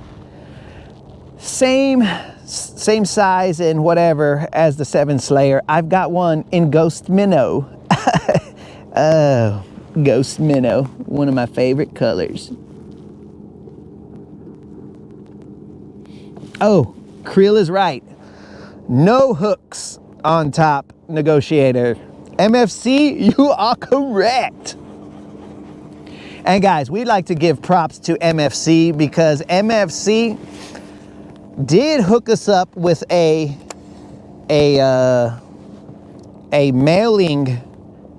rod mailing tube so that we could mail off our rod to the G-Loomskis, and they can tell us if it's a manufacturer's defect or if my rod just had a medical issue that caused it to bend, which we still haven't figured out what that medical issue is that causes rods to bend. I know there is a term for it. They had commercials for it for some reason. I have no idea.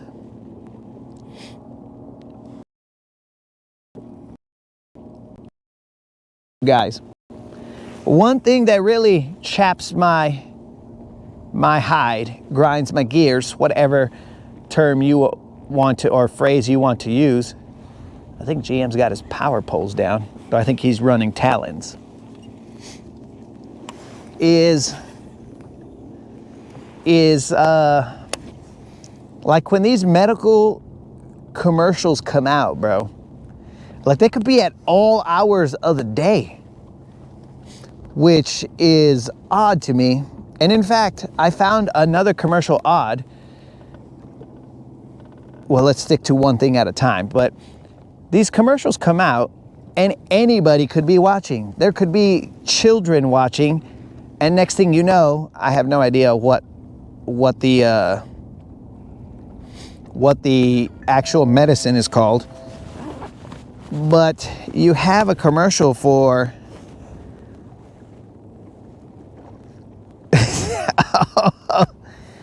yes, I got it, bro. I now know the medical term for what my G. Loomis rod may have been suffering from. It may have been suffering from Peyronie's disease. Yes, Peyronie's disease. That disease is I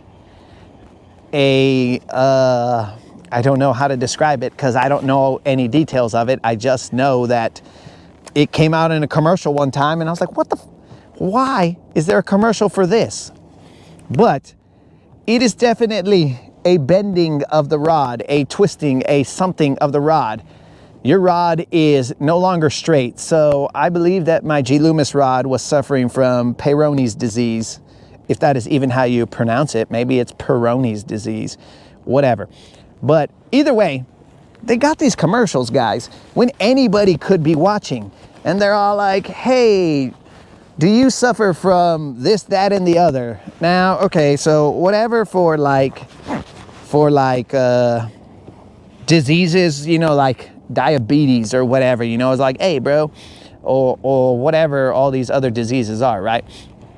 But now if you got some extremely specific stuff like yo, dudes, if you and your partner are this, that, and the other, HIV and blah, blah, blah. And I'm like, what in the heck?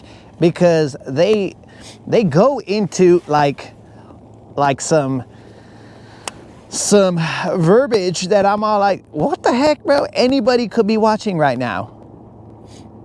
Not just old people are watching, bro, but like there could be kids there. And then I can only imagine the conversations that could be happening when they're all like, during blah, blah, blah, do not have unprotected this, that, and the other.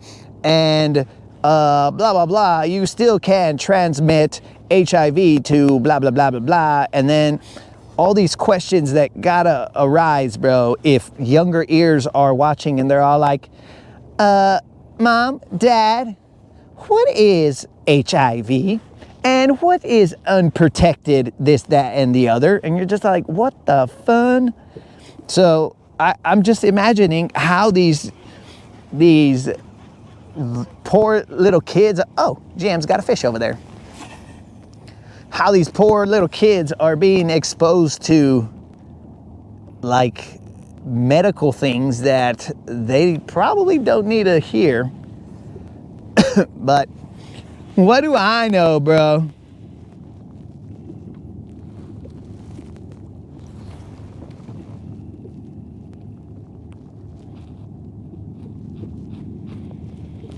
Beroni, bro. What are you talking about?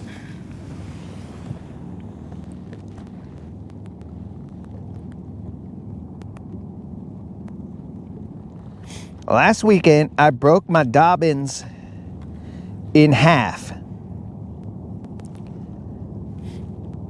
Hey, Moon, do you freaking fish in like Hogwarts or something, bro? Isn't there a little dude named Dobby or something? Last weekend I broke my Dobby in half. Man, Moon's more nerdy than I thought.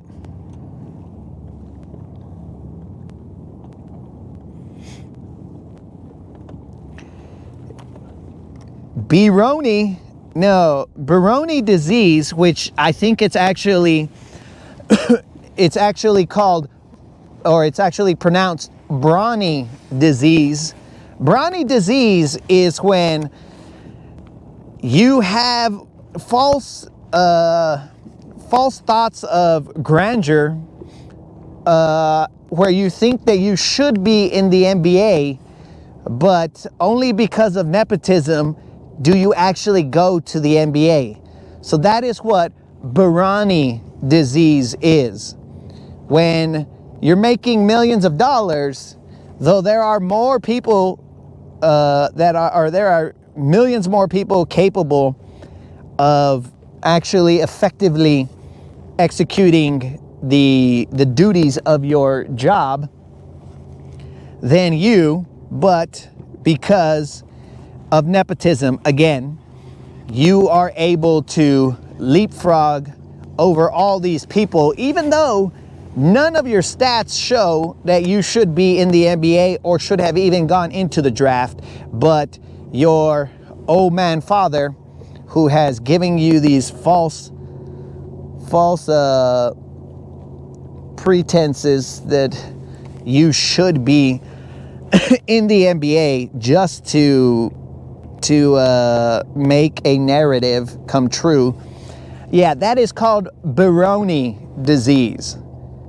Not to be confused with Peroni, I forgot what it is, but that is Brawny disease. And the only cure is for your father to finally leave the NBA. And when your father leaves the NBA, the rest of us can go back to watching the NBA for the enjoyment of the sport, rather than having to go through all the pain of watching it and watching Brawny disease just kind of spread through the NBA. Though this is an isolated case, because I don't know of too many other cases where Barani disease has been I guess reported. So yeah, if you suffer from Barani disease, then please just leave the NBA and go live your life however you see fit, but allow those with actual mother son of a actual talent to enter the NBA. That is what Barani disease. Now, next comment is over here saying pepperoni disease, but I think that right there could be the cure for the disease that you have. And maybe they refer to it as pepperoni disease because you would much rather eat kale than be a carnivore. So yes, Moon, you may be suffering from pepperoni disease, but also it was only a couple of months old, all right? Young ears are watching. Well, are watching, hearing, bro. I don't know, but I'm just saying, because who really watches commercials? You don't really watch the commercial, but you can hear the words.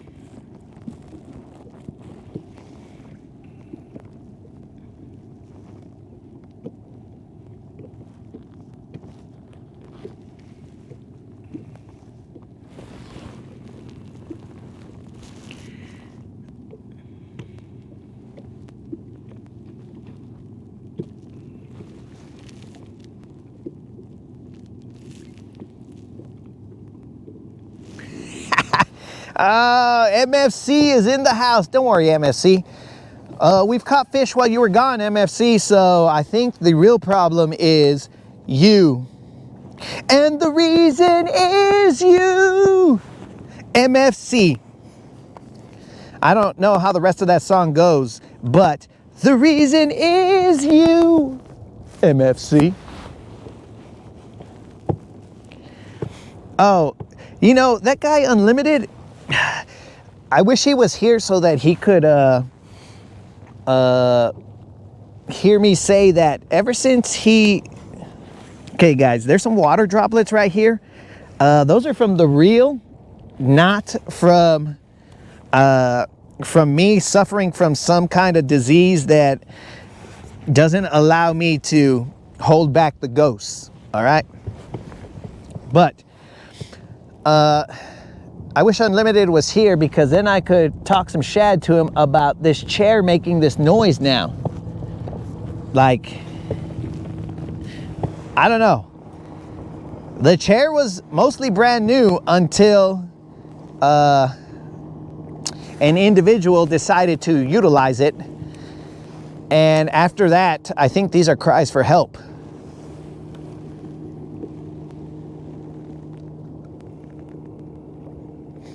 Dude, I just looked at the chat right now and it says that next comment loves pepperoni pizza. It would not have surprised me if next comment had said, yo, I love kale pizza. It's the best. It's the best.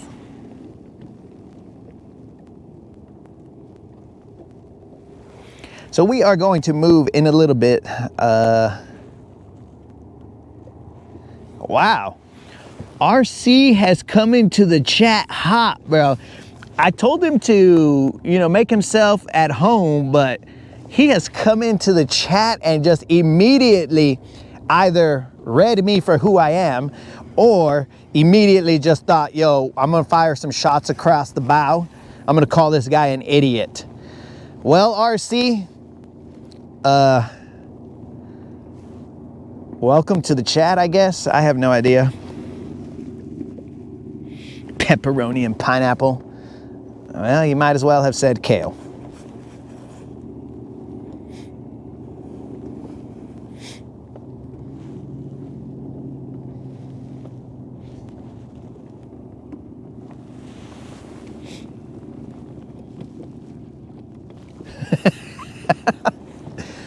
Oh, he might have angered Colin.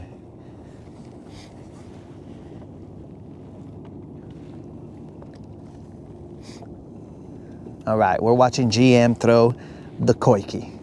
Let's do a play-by-play. The koiki has entered the water. GM tantalizingly works his rod tip, trying to entice the bass to bite. GM watches. Oh, he can hear us. Well, our subject has, this is kind of like when,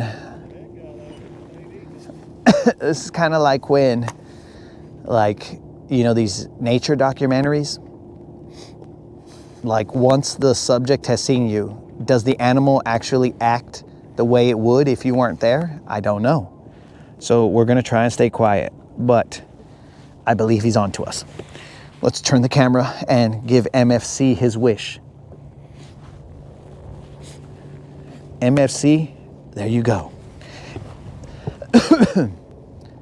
Here we have the GM out in the wild in its natural habitat, fishing a koiki, as it were. He watches the screen as the bass follow his koiki. Or actually, it's a different one, but I don't remember the name, so whatever. It's a 6 cents one, but I'm not here getting paid by those fools, so I ain't gonna say their name. And alas, his first attempt has gone unbitten.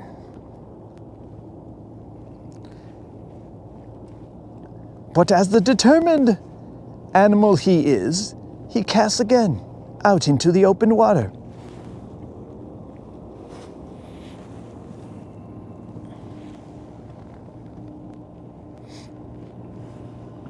The GM, determined to catch a bass, continues to work his rod in a manner which he feels is enticing to the bass. Only the bass and GM will truly know if that is the method that the bass require.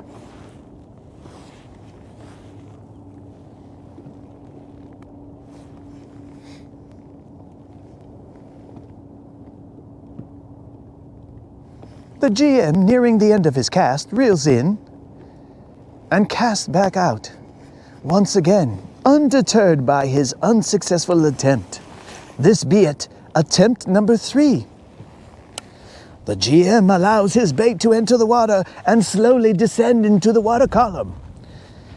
As it descends into the water column, GM begins to impart the familiar tap, tap, tap action. The GM looks over his shoulder as a bass splashed behind him. The GM continues undistracted and continues to work his koiki-style bait.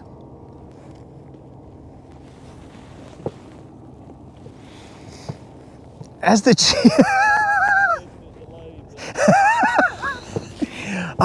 the GM is on to us. As the GM has tuned into the rodcast, he can now hear us. Upon his 4th cast, the GM looks down at the screen, watches his koiki drop into the water. Will this be different than the last? Only time will tell. Have not decreased. And yes, we would like to send a what's up to Cube.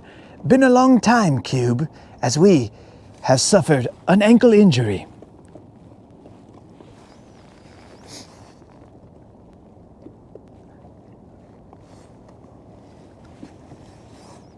The GM seems to have imparted a different fishing action.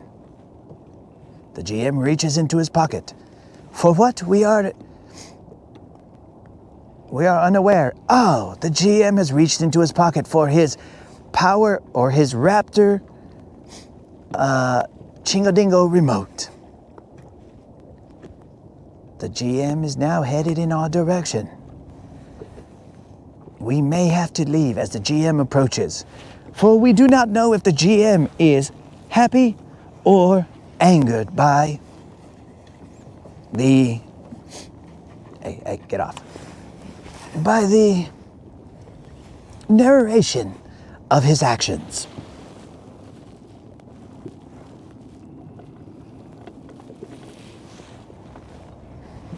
Let us turn the camera so we can capture the majesty of the GM fishing in all...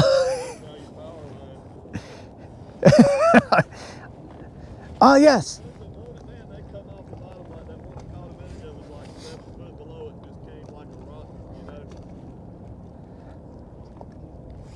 The GM now recounts his visual of the bass's actions. The GM has casted pretty close to Silver. Silver is not startled one bit.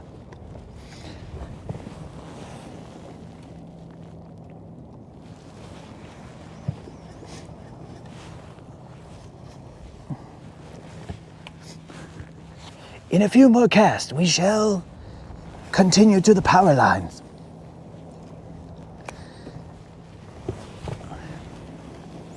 We will watch the GM and watch and see if he will be able to summon up a bass.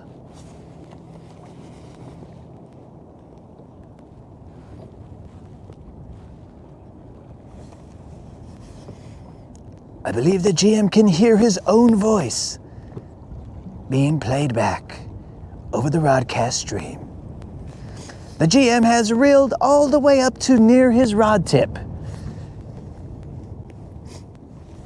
Some would refer to that as almost a rookie move. But this GM is one of the more seasoned fishermen of the GM kind.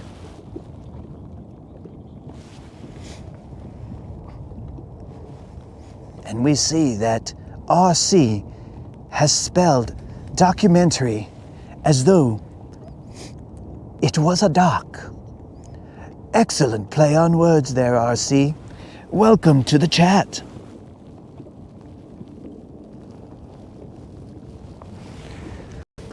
The GM is able to see all that is under the water with his technological advances.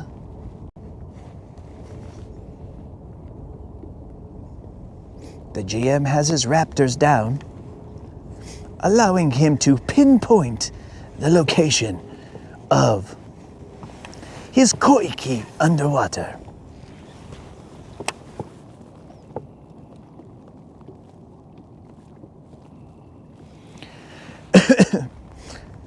Well, we have only noticed this one GM. Oh, good thing we noticed our glove on the floor. We have only noticed this one GM out in the wild. We fear that this may be the last of its kind, but we don't know for a fact, as it has been believed that some species have become extinct and then miraculously others have been found. So, as far as we know, this is the only GM of its kind.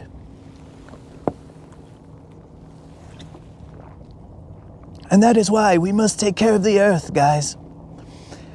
This is our planet, but we share it with other creatures. We are unaware as to whether the GM has suffered from the alleged effects of climate change, or if there was only one GM to begin with.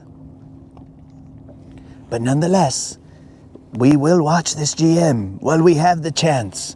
Other generations may not be able to watch this GM, but while we have the chance, we shall study him. Learn from his ways.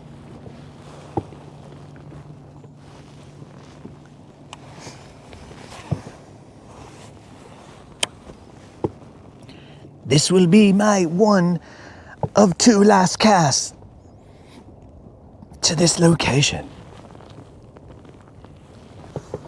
Now, are two last casts even a thing? Why, yes, they are.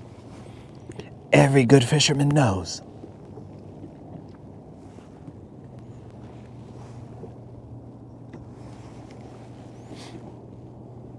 The GM stares at his screen, bewildered, perplexed as to why the fish are not biting. Striving to unlock the answers, the GM continues to cast away.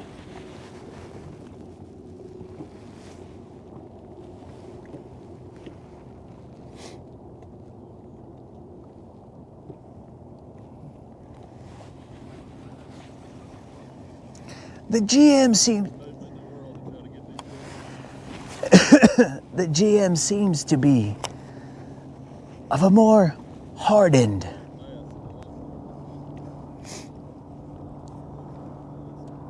Wait, did we hear correctly?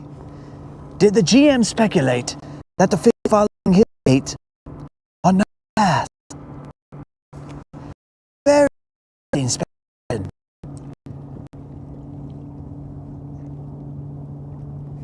Does the GM tell himself these things to ease the pain of watching the fish and having them not bite? We must get into the mind of the GM. Was this cast number 2 of 2, or was this cast number 1 of 2? Well, since we have forgotten, then we shall throw a potential third cast, or the second cast, as it were.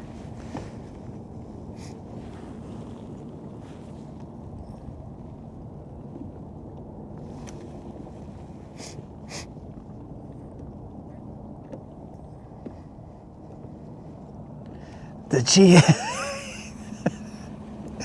GM seems to be not deterred, as a smile has shown itself upon his face.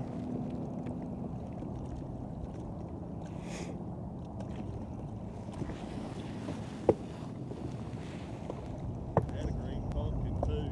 I lost it the other day, man. They were smashing that green pumpkin. Watermelon, this one's watermelon blue. The GM is creating vocal patterns in our direction, yet the GM does not understand that we do not understand country accents. Where's Creel? He's a good translator. I believe the GM has called upon the MFC. Creel here to be your net man today. And with that, ladies, I'll go to the Power Island and see if we can have visions of ghosts, the ghosts of past fishing adventures. Those ghosts happen to be 7-pound ghosts. So, if we happen to catch upon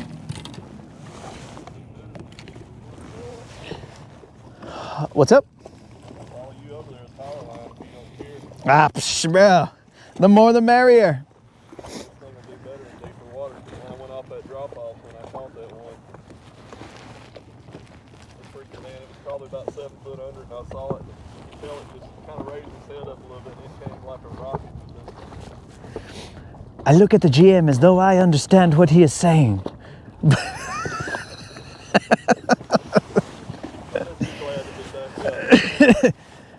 Are you talking? You think that I talk to myself at the house, or? You watch way too many soap operas, don't you? No, bro. I watch Mexican novelas. Do you really? Yeah, they're more my speed.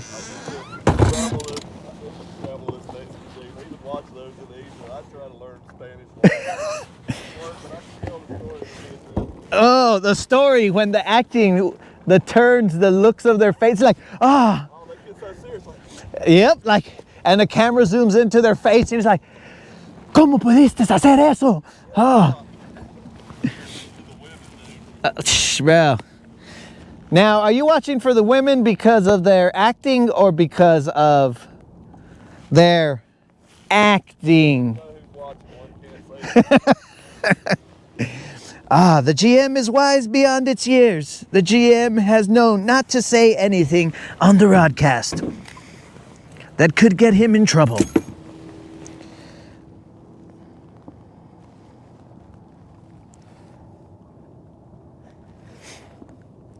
Colin has said the GM will soon shed his winter coat, revealing a vibrant layer of pink plumage.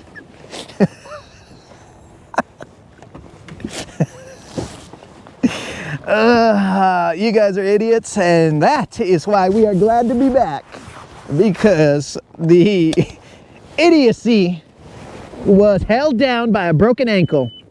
So, well, not a broken ankle, but a hurt ankle. So, thanks guys, we back.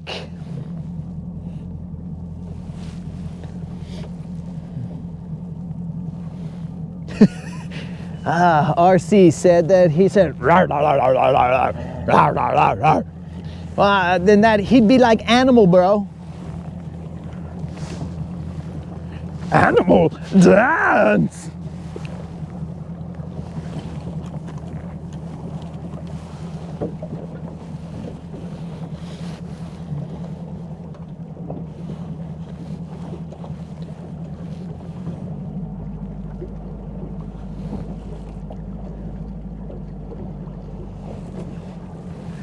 Dude, is Snazook just out here, him and his homie going around smashing birds, bro?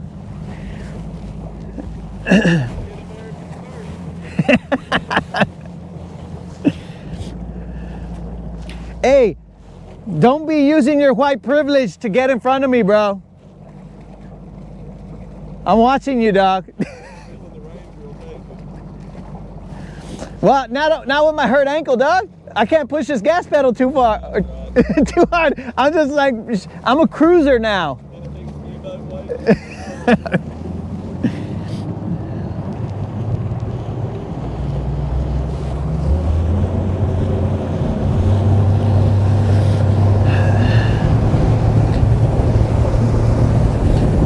Well, guys, we are headed to the power lines. We're gonna see if we can catch ourselves a BBL Drizzy with a no hooks on top negotiator. We will throw a jig out there. We will throw a no hooks on top negotiator, and we will throw some other things. And we will probably throw a crankbait and go round and round. Guntersville, mount up. It was a gray day, bro. It was not a clear white moon or something like that. We were just out here trying to consume some BBLs when a couple of little ones, they were up to no good. Wait, I'm mixing up jams. Oops.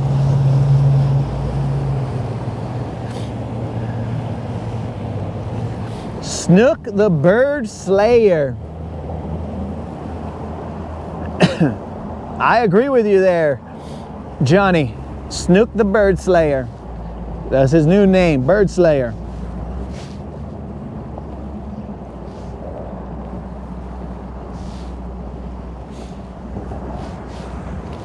All right, guys, I will see you on the other side of this.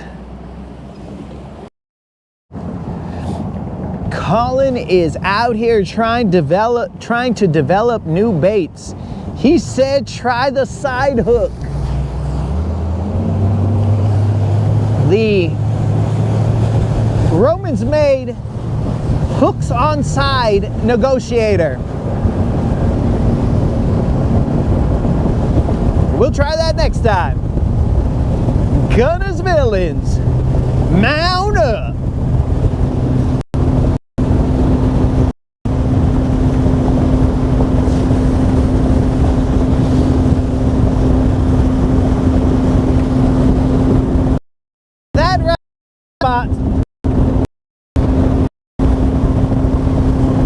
Oh, it was actually Colin who laughed. I thought that was Spot that. That right there is what we call a remix.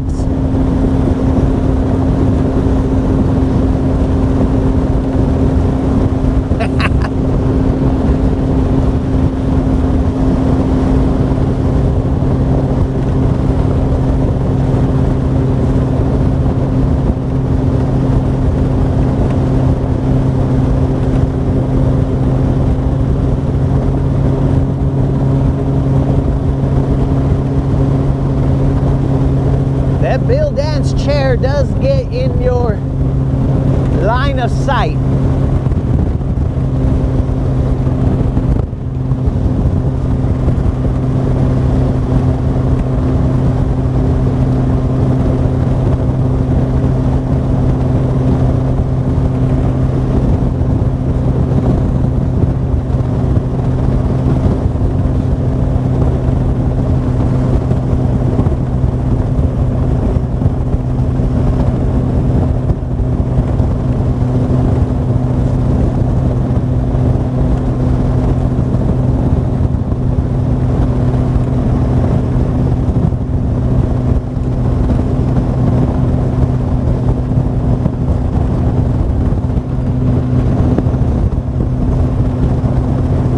This is gonna take us a little bit longer, guys, because, you know, my foot. Those hot foots are not very, it's not like a car gas pedal. It's more like you're pushing a, I don't know, a spring-loaded metal pedal. It's not easy.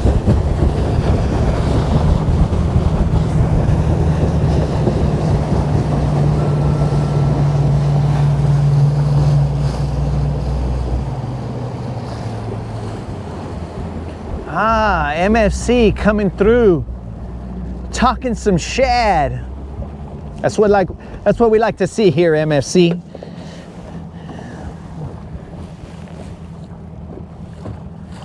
I'll just add you to the list of shad talkers. Currently at the head of that list is RC. RC, first time on the Rodcast, and RC is out here talking some shad. Very nice. Okay, let's throw all our essentials up there. We're gonna need some water. We're gonna need a scale. And we're gonna need a seat. A Bill Dance today. And the phone. Good thing we brought the phone with us this time. So that way we don't have to hobble back. I'll see what I missed on the cruise over here.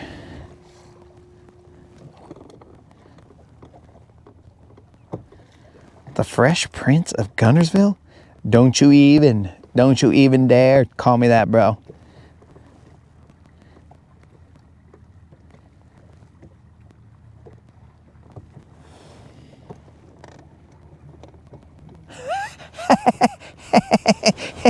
So funny, 22.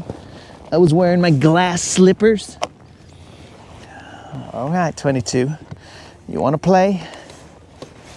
All this probably stemmed from RC talking shad, and now everybody is releasing the shad.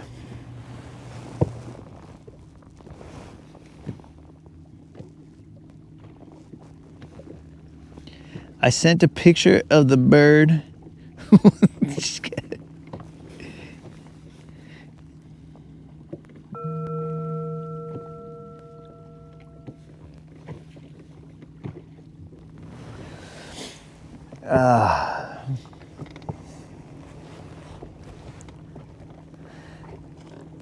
All right, guys, let's focus here. Sent a picture. Let me see. I don't think Snizook understands. We'll see.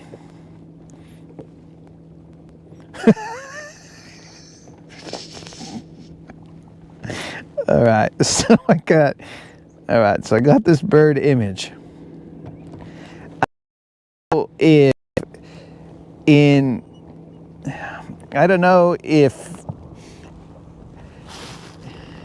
in the act of hitting this bird, if somehow Snoozuk's phone went back into time and apparently can't send an image that is in focus. It did what we got here. I mean, camera this, maybe we could get a better of it. So it's pixelated at best. That's the bird that's in the grill. I think it's AI or some kind of altered image, because that's why he sent it all pixelated. But I also received another message that, since I'm already up here, another message which is a lot clearer, but this had some, now, viewer warning here. This bird is a lot more unbirded than the last bird. But this had some colorful language referring to Snoozuk. But this right here is another bird that has met its end, who has become a ghost bird thanks to a vehicle. I didn't know that there were so many ghost bird images, ghost bird vehicle images available from viewers, but there they are, the ghost bird images.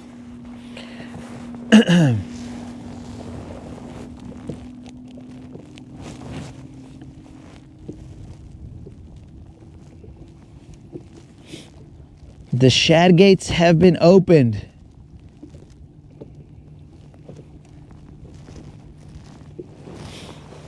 Yes, Creel. They have been unbirded. They have been unbirded by what has been, unbirded by what will be, I think. But anyway, they have been unbirded. They are now in a new form. I don't know what that form is, but they have found a new form of life. Maybe it's death. But they are now in a different part of the game. Maybe it's trying to keep warm. That is a possibility. Let's put on our sun gloves like we've been out here doing our thing.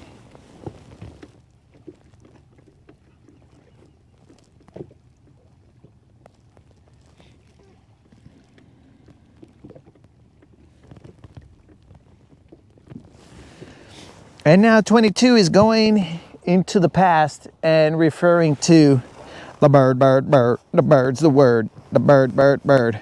The bird is no longer the word, bro. The bird is, it used to be the word, but now it is, I don't even know what to call it, bro, but it is not with us. What do I get? Dude, get her a hooks on top Romans made negotiator.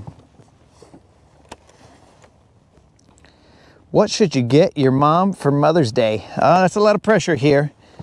Okay, so you could get your mom for Mother's Day. Try this, bro. Try getting your mom for Mother's Day a kid that doesn't eat kale. She probably would be very, very happy if one day her kid came over and was all like, "Mom, I don't eat kale anymore." And then she'd say, "Ay, mijo." Oh wait, your dad's the raza. So she'd be all like, "Oh my God, son, you don't eat kale anymore? Does this mean I might have grandkids one day?" And then she'd be so happy, bro. She'd be like, "My son's no longer a kale consumer. Oh my God, I could one day have grandkids." That right there, bro, would be the best gift that you could give to your mother, in my opinion.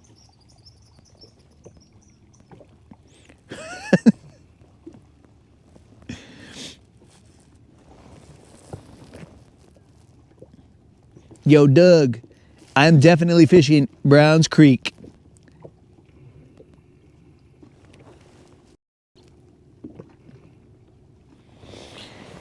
she's got a grand dog. Close enough. Psh. Okay, well, we've established that next comment will not be ceasing his kale consumption. He has doubled down on the kale. And he has said, I will not give my mother any grandkids. I will consume kale till the day I die. And to each their own, of course.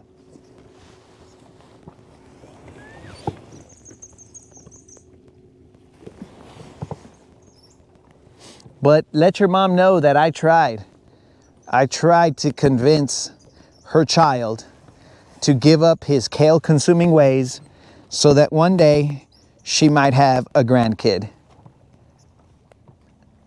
I don't know if she already has grandkids, bro, but I'm just saying, from this source, next comment might be able to provide a grandkid.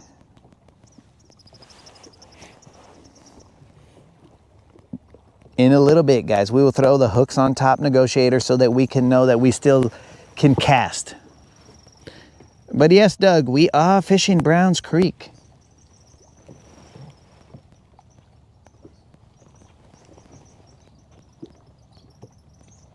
I have not yet seen a ghost. Oh yeah, that's GM. Never mind. No, I have not seen a ghost due to these power lines just yet. Now, I'm not fishing at night, so then I'd be a little more concerned. Next comment says, well, look, next comment, consuming kale, that will definitely keep you from being able to have kids. So just consume wisely. I don't know what to tell you there, but just whatever.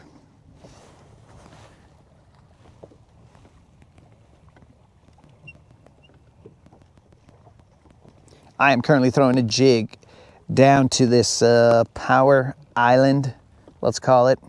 It's got riprap all the way around.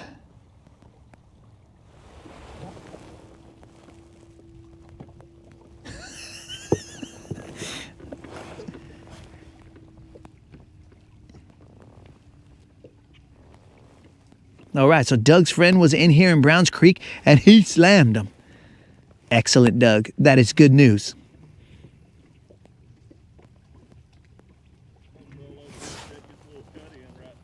All right.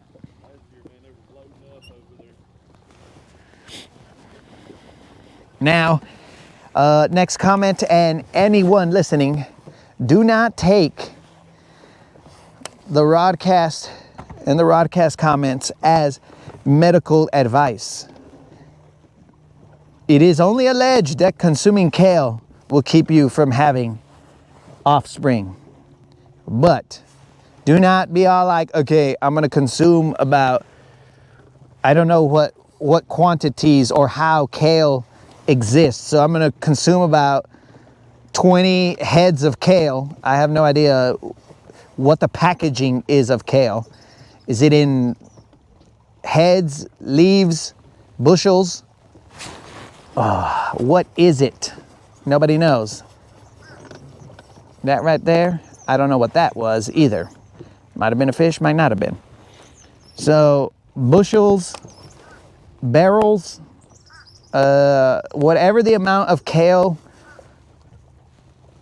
or how kale is transported or sold, I don't know what the case is, but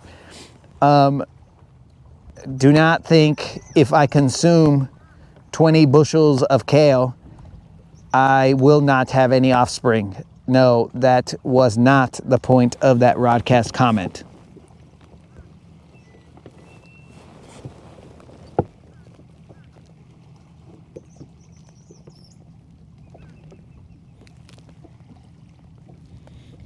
Is it in bales?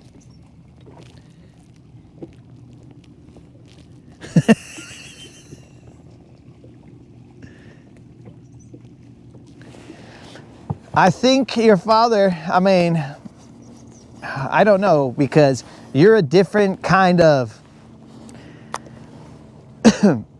you're a different kind of raza there, bro. So, I mean,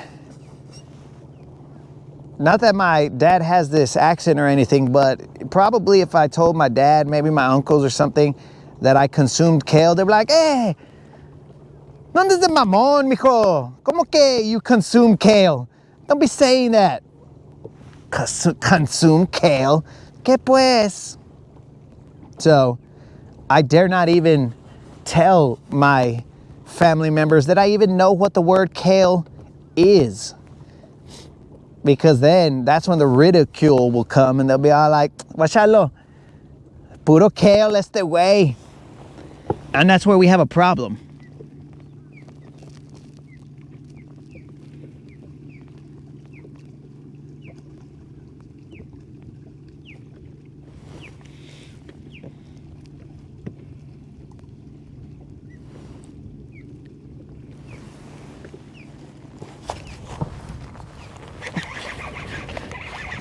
What the kale do we have here, bros?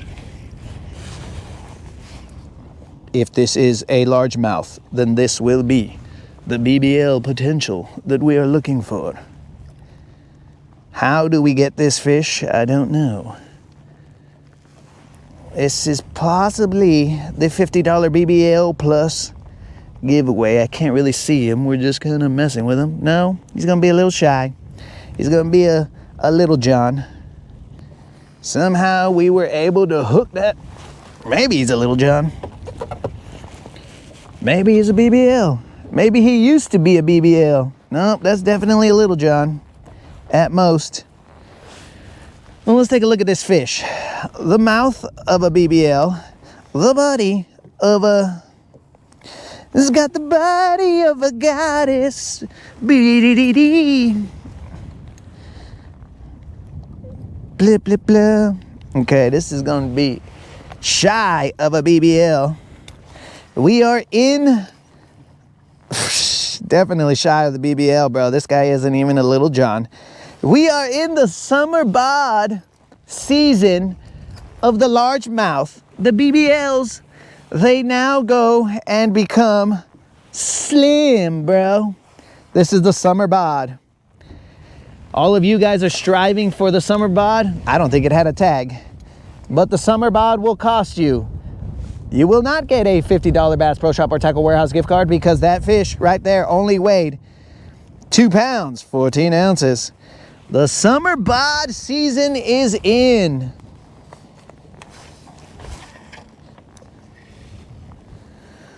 Puro summer bods out here. Cuba Nunya, what's up? MFC out here saying he hopes that it was a drum. You suck, MFC.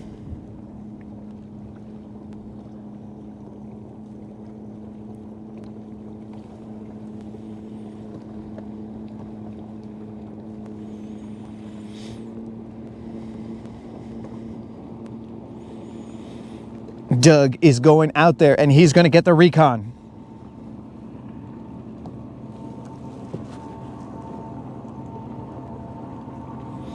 I could go work the kale fields?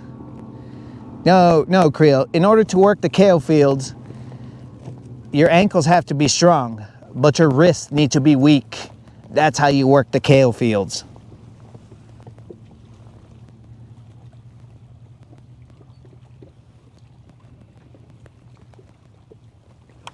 Body of a marathon runner. Ozempic bass. Yep, I believe that might be an Ozempic bass.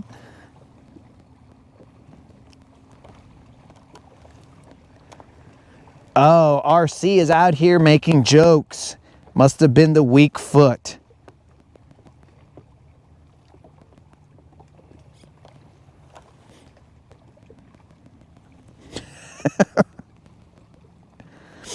Kale bass.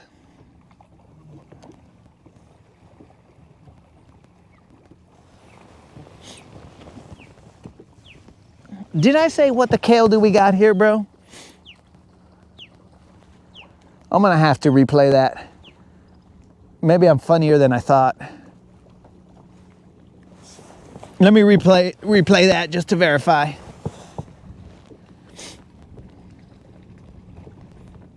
I gotta go look at that fat, or that used to be fat fish. Let's see, guys. Let's hear myself on repeat. Dad has this accent or anything, but probably Let me see what if I you guys told my feel dad, like. Maybe my uncles or something, that I consumed kale. They'd be like, "Hey, ¿dónde es de mamón, mijo? Oh, that sounds cool. Consume kale." Stop saying that. I'm so funny. Consume kale. ¿Qué pues? So, I dare not even tell my family members that I even know what the word kale is. Because I'm just trying to that's see what when it feels the like to be you ridicule guys. will come and they'll be all like, "Machalo, puro kale este way." And that's where we have a problem.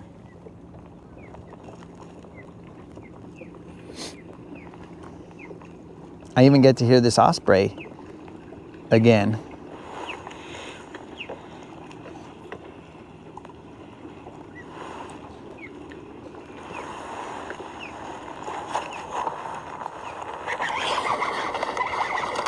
What the kale do we have here, bros? Oh, I'll be darned. I did say that. A largemouth. Laughing at your own jokes. It's just a perk in life. You know what I'm saying, guys? What the kale do we have here?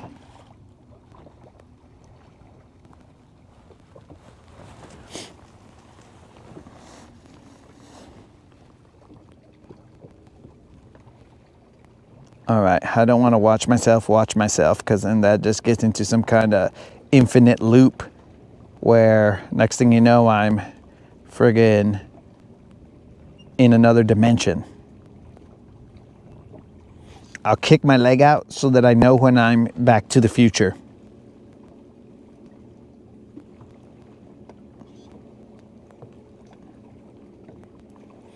So I thought I had another fish bite before that one, but I guess we got the skinny one. Okay, we're back to the future.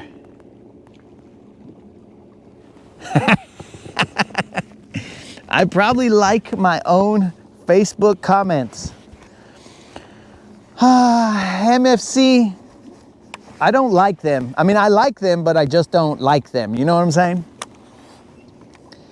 Because just because one is naturally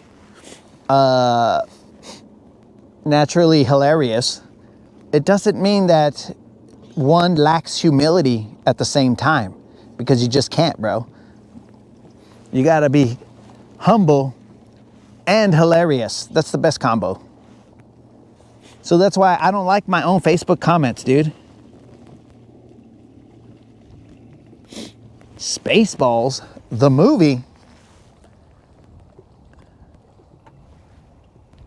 I don't remember them watching. I remember them combing the desert, but I don't remember them watching their own live stream.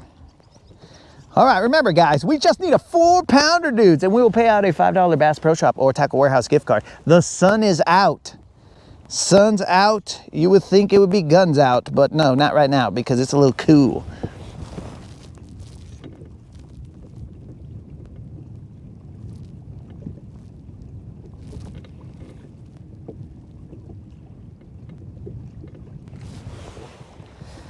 You caught the snack. Now catch the fridge protecting the snack. But yeah, guys, that is summer bod right there, guys.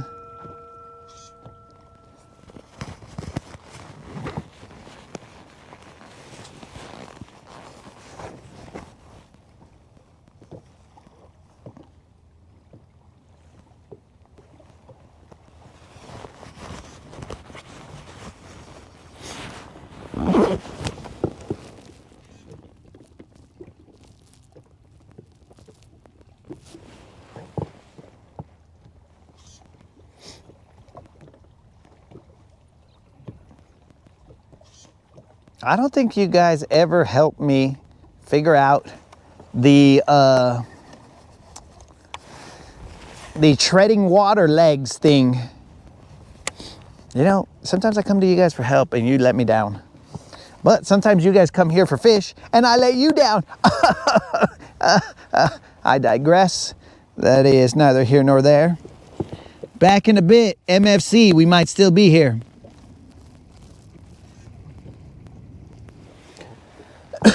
They watch themselves before combing the desert. Well, you would assume that since I've seen a movie, I would remember every part of the movie, dog, but I got hit by a car. So one of my not superhuman strengths or abilities is remembering everything. I mean, I remember most, probably things that I want to remember, and then I don't remember other things, or they get replaced. Okay, so we had a jig bite, and now my jig is free. We'll just spot lock right here.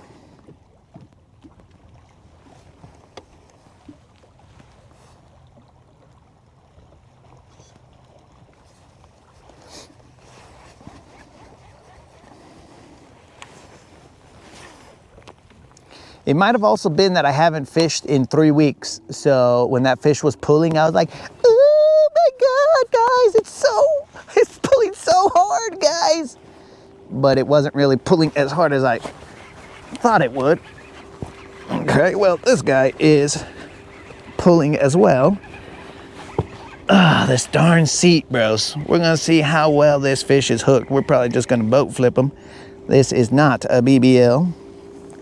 And it'll probably be a BBL in the end, and I'll be like, well, what the heck is wrong with my gauge? Nah, I don't think it's a BBL. I think it's just a Little John.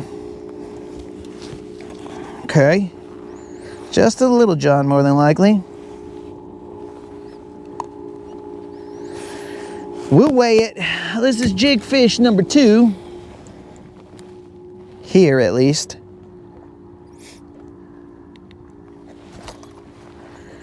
Jig fish number 2.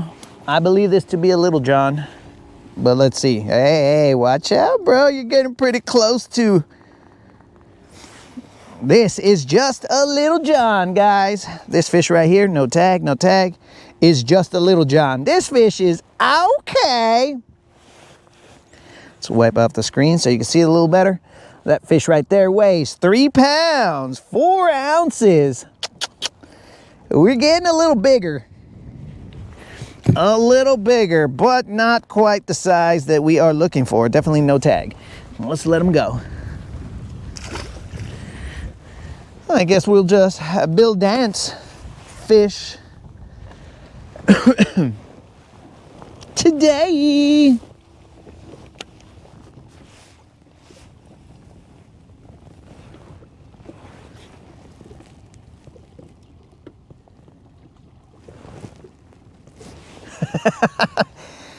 Yeah, it does matter, bro, because remember, some things I do remember. Not all the things, but some things. Like, I'll have a random fact or a random stupidity that I remember from a million years ago, but that doesn't mean that everything that goes into the ears is remembered.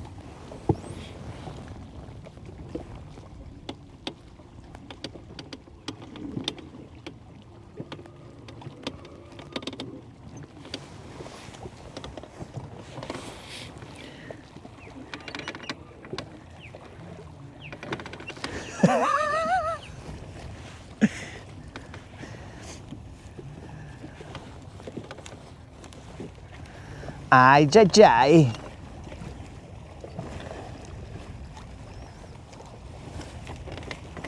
Now we're gonna see what happens here.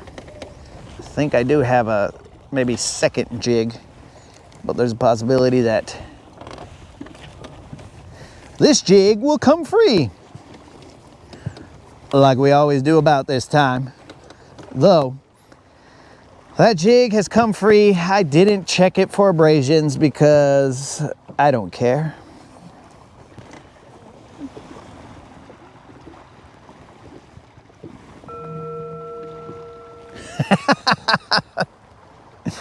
Ah, yes. Mr. Beams. Mr. Beams.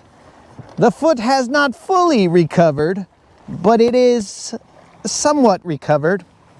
Enough to sit on a seat and catch a fish or two.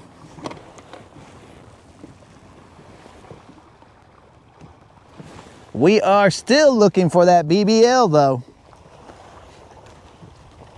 We have caught quite a few fish fishing like Bill Dance. I mean, not massive numbers, but enough to make it worth coming out here.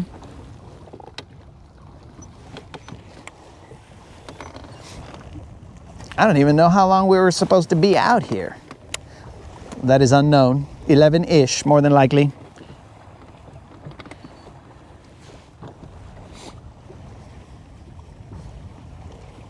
Let's check for abrasions. They are present. There are definitely abrasions present, so we will just continue fishing as though we didn't feel those abrasions. Will it cost us in the end? Potentially. But truly, it will cost you guys in the end, because if I lose that fish and it was the $50 fish, then, I mean, technically it saved me money. Cost you guys money. If I get stuck again,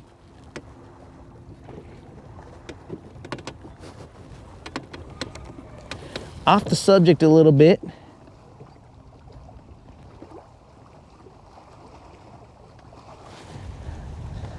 What? That is definitely off the subject a little bit. So Colin, I did what do you call it? Think of throwing the negotiator now, but the jig bite was still going. So I just kind of figured, let me see if I can get one off the jig real quick.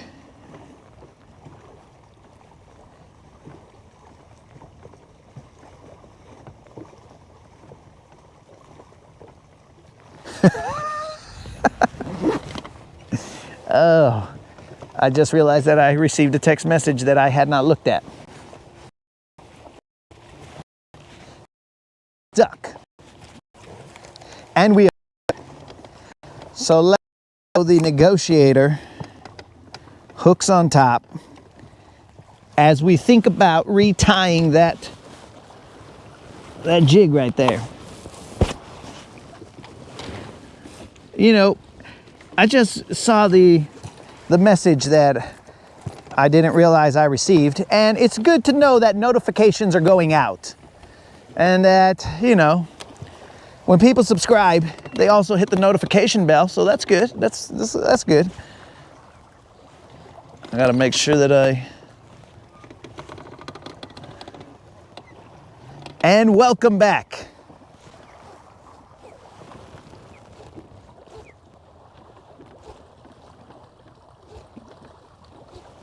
Ah, yes, Doug. That is somewhat helpful, I think, that they show you where the cops are, at least where the speed traps are, on Google Maps.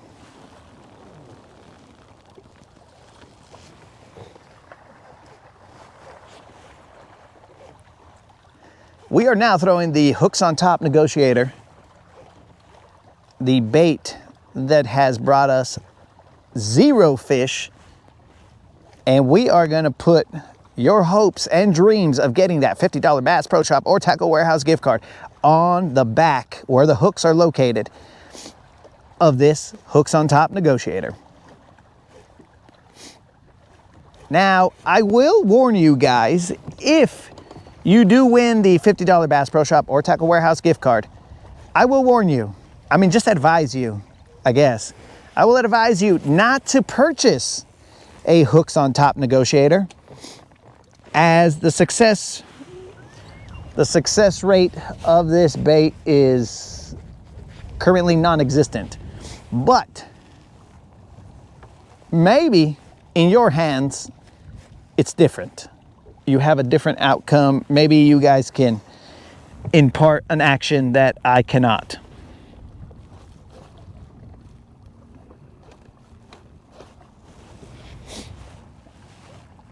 Moon, how dare you wish that upon me, dog? To lose this bait. Remember, dog, I'm Mexican, so just because I don't like this bait doesn't mean that I want to lose it, because that was $103 for this bait, so I'm not looking to lose it. This could at least be a decoration in my home. And then when someone walks into the house and they're all like, hey man, what's this bait right here? Did you catch like a big fish off of it or something? Why is it mounted on the wall? And then I say, no, that's just a reminder of how stupid I was at one point in time and a mistake that I made. You see? Because I live that safe life, bro. Successes and failures exhibited. So I go out there and I'll hang this bait on the wall and I'll be all like, psh, bro, that bait is shafa. Though we haven't marked it officially, shafa. We have not. But we are getting ever closer to marking this bait shafa.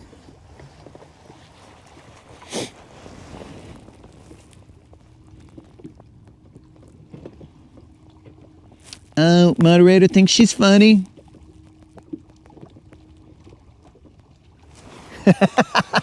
Sell it to you.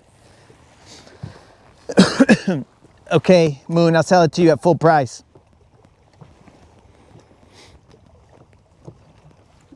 I'll sell it to you at full price, Moon. I won't even buy it at full price now, but I'll sell it to you at full price. And if Moon does buy it at full price, guys, then Moon will have, I mean, he's down for the team because he will have bought the negotiator just so that we can see some 7-pounders caught on the 7 Slayer. Now, guys, I am so determined to catch something off of this stupid bait that I didn't even, the 7 Slayer is not even in the boat. There's no way. If he was in here, I would have switched already. So I had to keep it away. Keep it away, bro.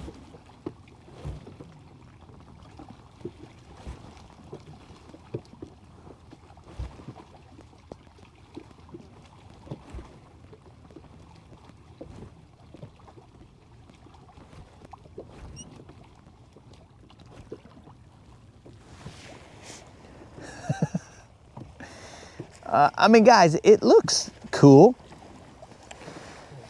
It will catch all fishermen, but whether it'll catch a single fish, I don't know. Again, guys, I do not have a 7 Slayer, the 7 Slayer on the boat. It's in the Tackle Tavern. Because I would easily say after 2 casts, this bait's dumb. Let's go to the 7 Slayer. But since I know myself, I kept it at home.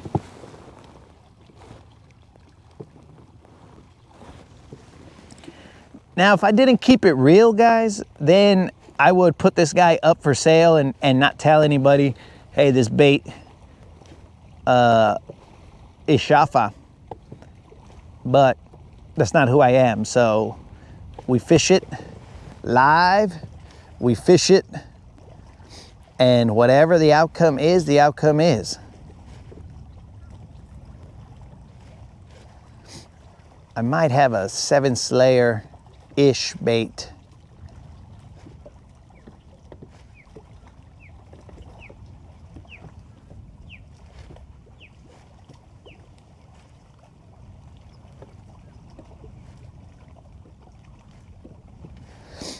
Okay. If this thing flies off, I don't even think I'll shed a tear. I'll just tie a new one on.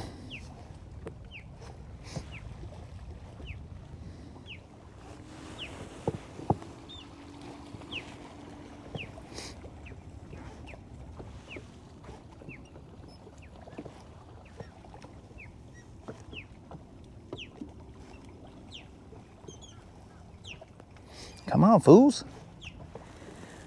Bite me, dog.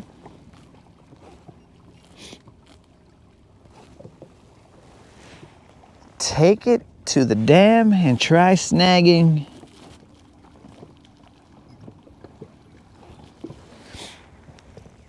I think it says snagging it, but currently that little heart is in the way, so let me turn it.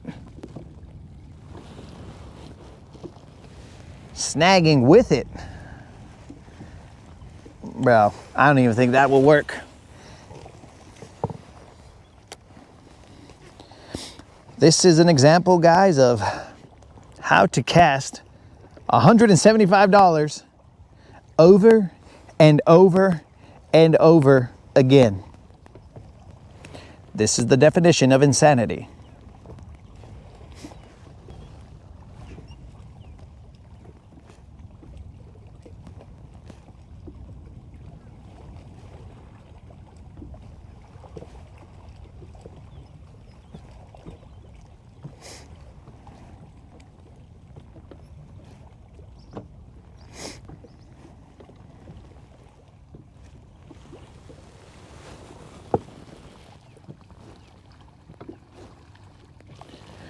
It has had a follower, bro. I have seen a follower go after it. Yo, Jim Rockford, what's up, dog? We appreciate you guys popping in and wishing everybody a blessed day. Well, we would also like to wish you a blessed day, Jim. We are trying to bless these people out here in the chat with a $50 Bass Pro Shop or Tackle Warehouse gift card, but we so far have not been able to. We have only caught Little Juans and Little Johns, but not the BBL that we are after. We are putting a lot of faith in this hooks on top to bring them out, but it better. I mean, if it costs me, guys, it's got to cost you. So this thing cost me $175 to know that this is not that great of a bait. So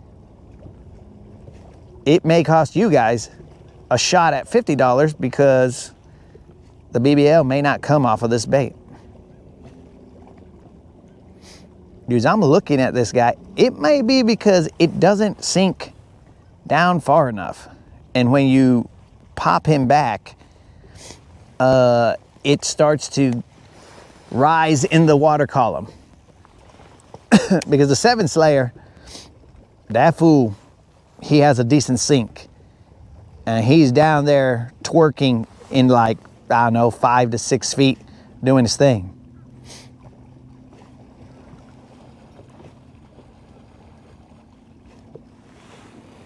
Maybe this is just stubbornness, bros. I don't want to be a fool.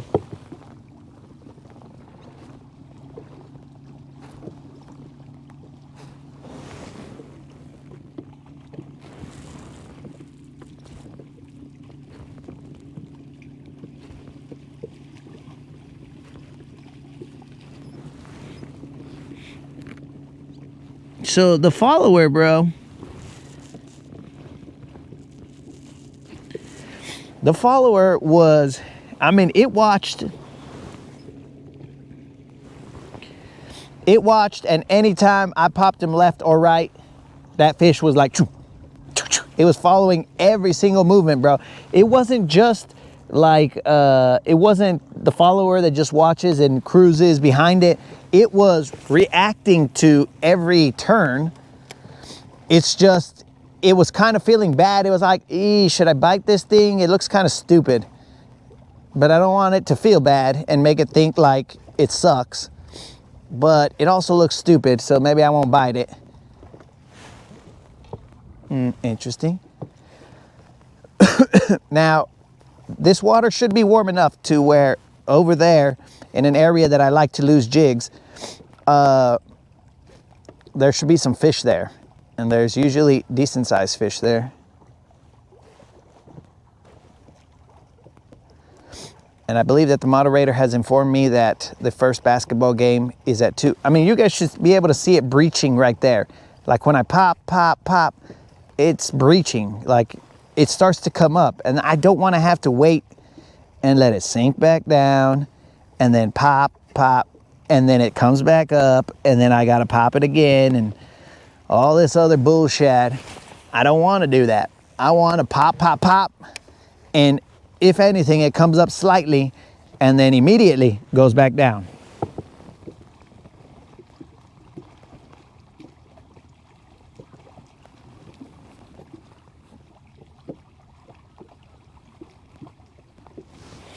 Well, that's what I'm saying, bro. He might have looked at it and been all like, why does this thing have hooks on top? What is this guy, stupid? Is this a Quasimodo of baits?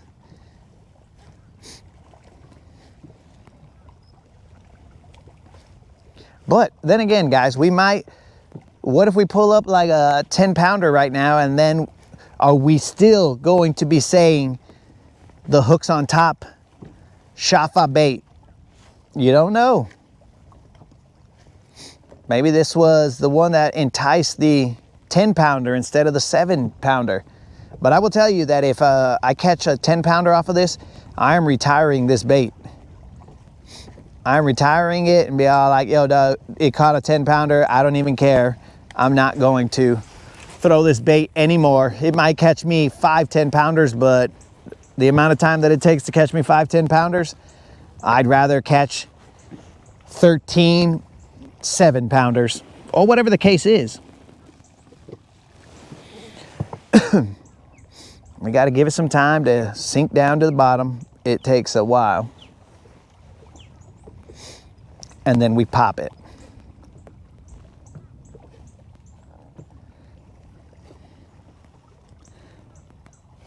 If you think it's painful for you guys to watch this, now just imagine casting this thing and just, I mean, how much, I don't have much hope for it to catch something. But yet here I am.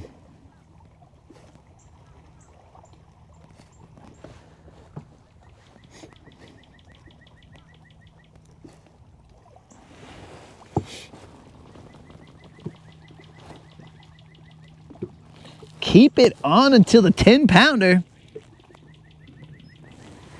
Oh, sorry about that, dog. The water temp right now is 72 degrees.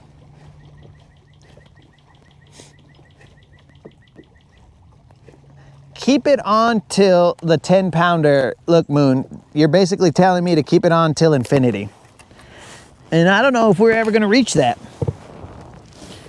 All right, dudes, I am going to retee this jig because a lesser man would have done it a long time ago, but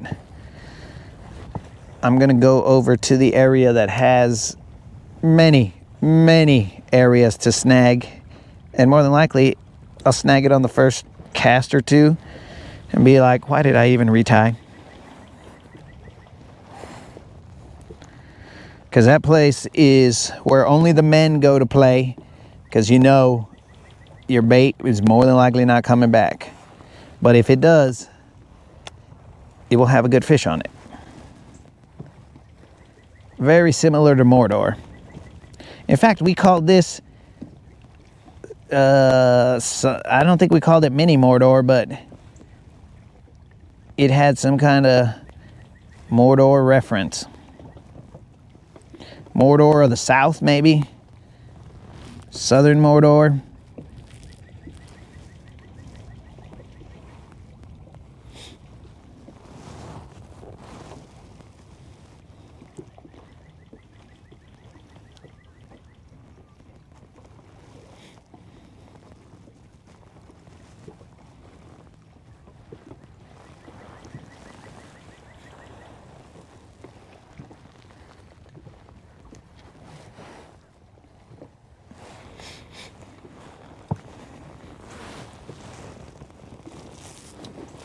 Yo, Gold Miner, what's up?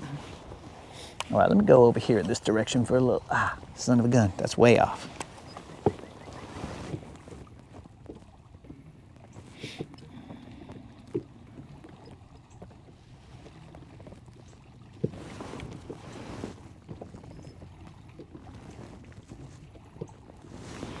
Gotta find some upside down bass.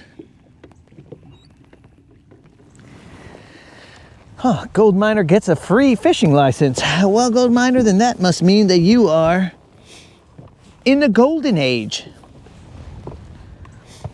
Glad you were able to make it to the golden age.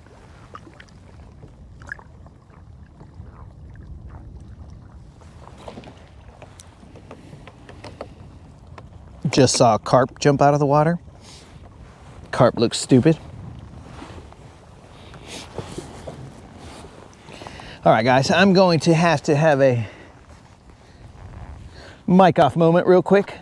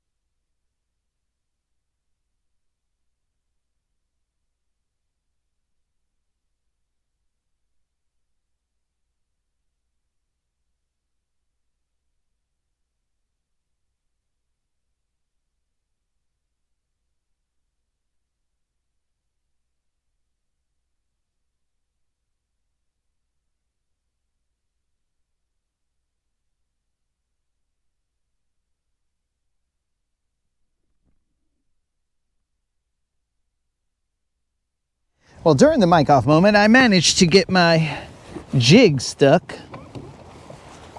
So we're gonna have to go and get this bait unstuck.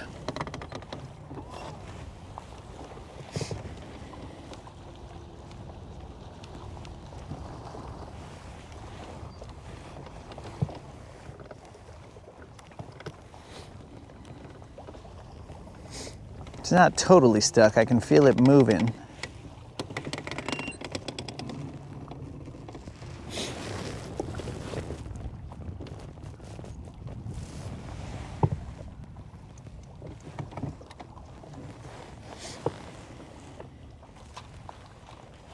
And we're free.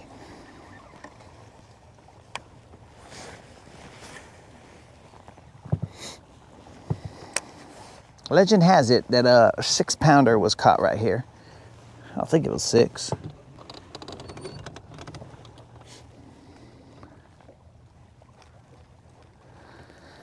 At this point in time, it feels like it was a 6-pound rock, but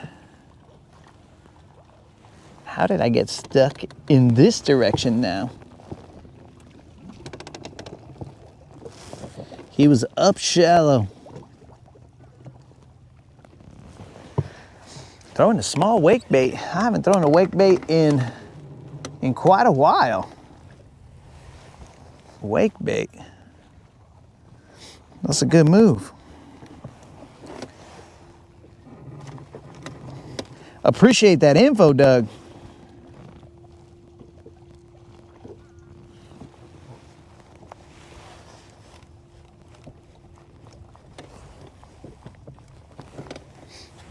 Just to even just jar my memory that I had some wake baits.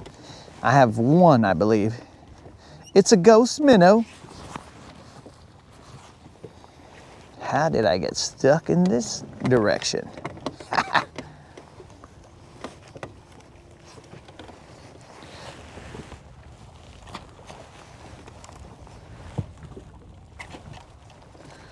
Oh, this feels like a little more bite to this jig.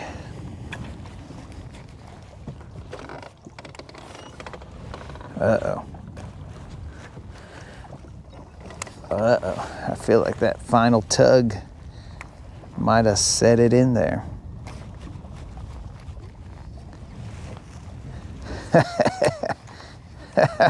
That's just for the drama. That's just for the drama, guys. Okay, I see some bait fish going over here.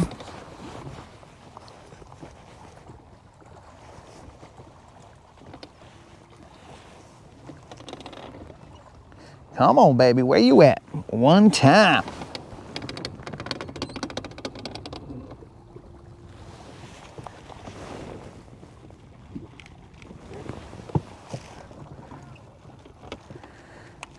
And we're stuck again.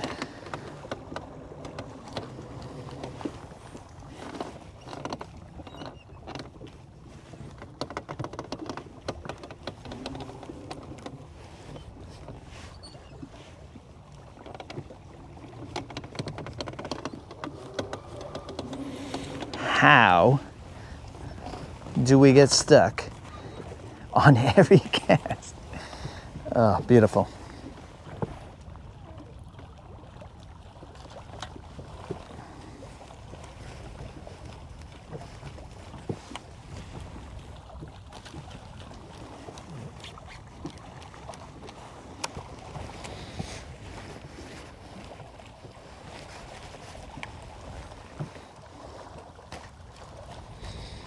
Again, this one feels like it's in there. Stuck pretty well, but let's find out.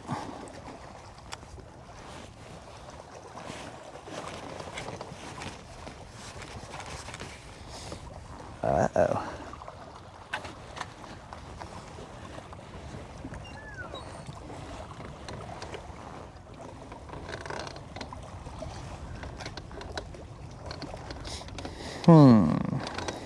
How much effort do we want to put into this? Because we don't want to do anything crazy, boat-wise or foot-wise.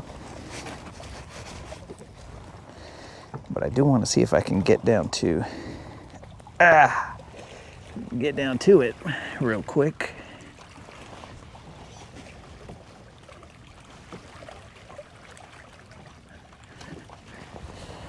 All right, that was terrible. Terribly effective.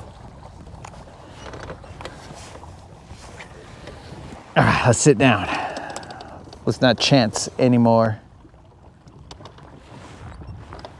stupidities happening.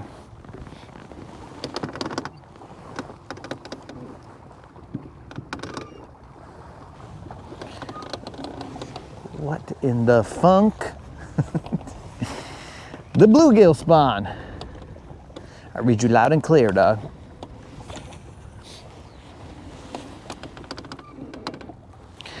The bluegill spawn is on. Well, he would definitely know better than I would because this is our first day back in 3 weeks. Not by choice, but by necessity. Who dropped this glove right here?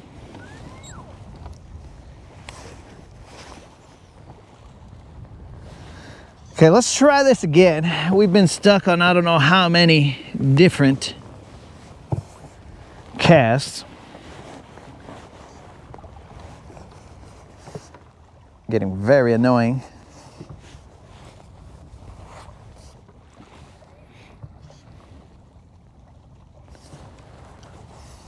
I'm gonna throw a couple more casts here and then we're gonna head to this area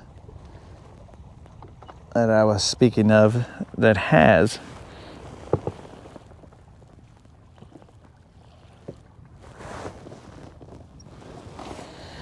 yes. I read bluegill, not blue girls, bro. I didn't confuse it for the counterparts or the opposites of the blue man group, the blue girls. Nope, I did not. Also, I didn't think that sad girls. They were just sad for some reason. I saw bluegills. That's that tunnel vision right there. I only read things in fishing form.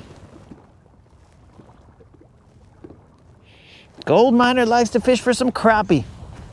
Well, we'll accidentally catch them.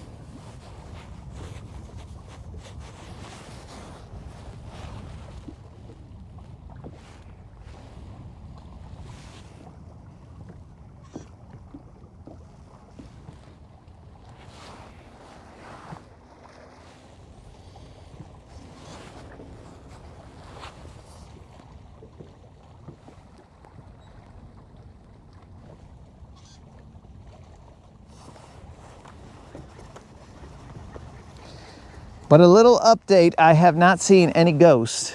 In fact, GM has disappeared, so maybe he got taken by ghosts. I don't know. Nope. That's him over there.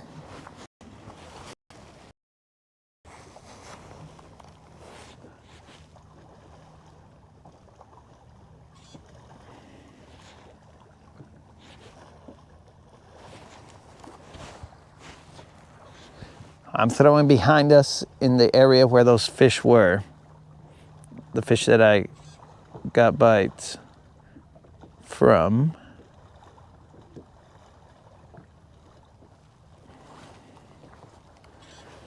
I'm watching GM.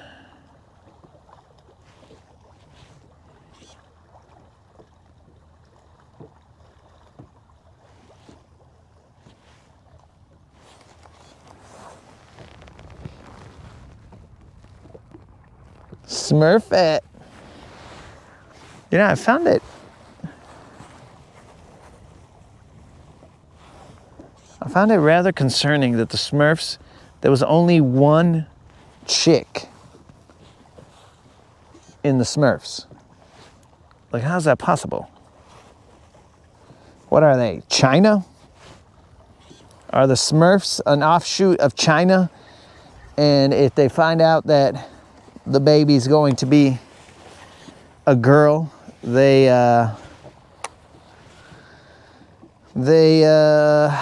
let's say dispose of it?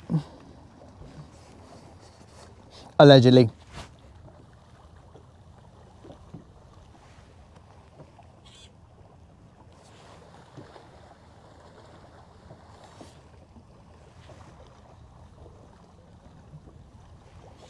I'm slow rolling the jig over there.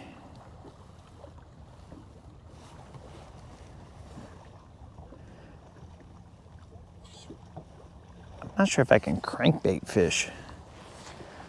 It'll be kind of foreign to me doing it that way.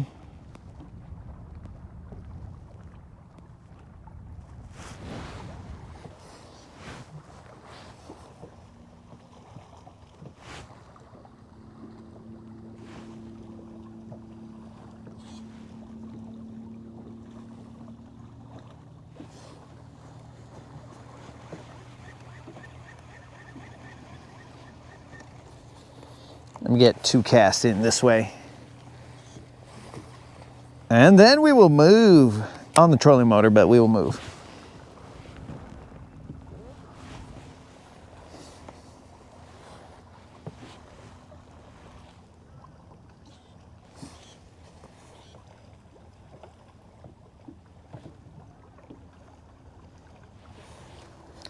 I think I just need to slow this jig down. I started hopping it a lot faster. That's interesting. Okay, slowing down the jig was helpful. I don't think this is a BBL. I think it's just a regular old whatchamacallit. That was an assassination attempt right there, bros.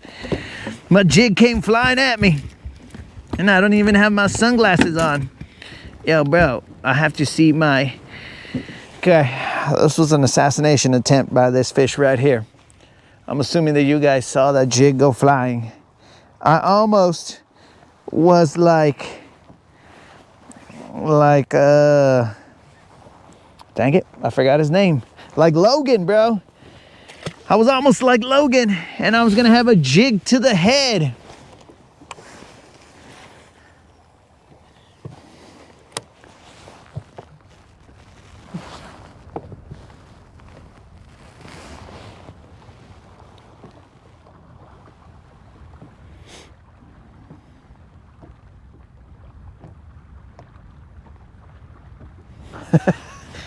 You're right. There were no middle-aged Smurfs. Now that part, I never asked myself, why are there no old Smurfs? Does Papa Smurf go around murdering all the Smurfs at a certain age?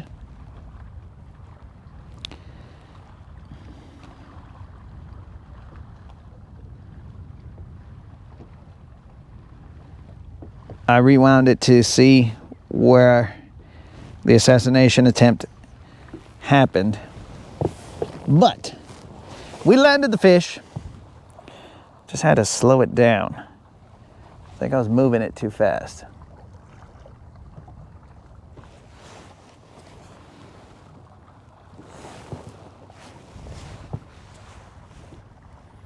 But it's in that general area where I caught those other two fish.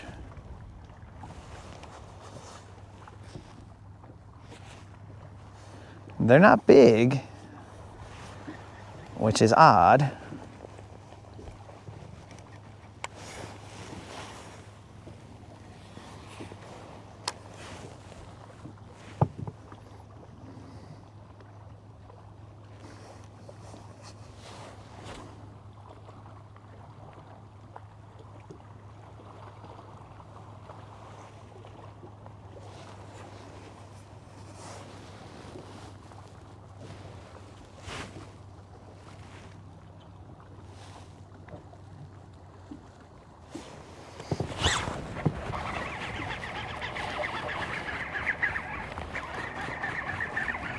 There's another one. He's probably gonna be a little John.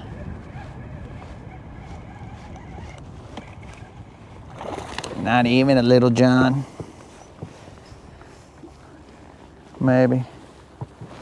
They're all roughly the same size, but this is probably a little Juan. Hey, vato, I already had one jig thrown in my face.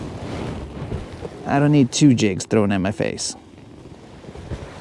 I mean, same jig, but two jigs thrown in my face. In one day. This guy's probably just a 2-pounder, bros. Probably just a 2-pounder, but ever since I slowed it down, definitely a 2-pounder. No tag. 2-pounder, no tag. That fish, it was a little bigger than the other one, but that fish weighed 2 pounds. 9 ounces. We're looking for the 4-pounders, doggies. Okay, so I'm throwing off of this area just a little bit because when I go super shallow, I get stuck.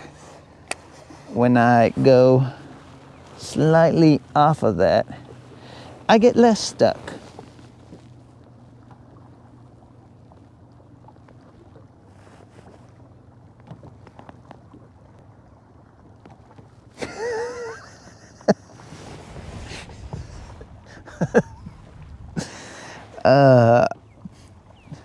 I thought they ate Smurf berries.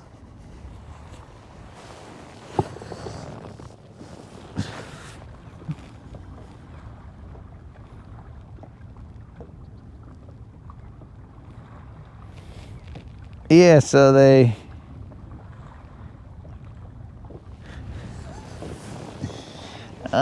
so I thought they ate Smurf berries. What up, dog? You said you lost your favorite frog?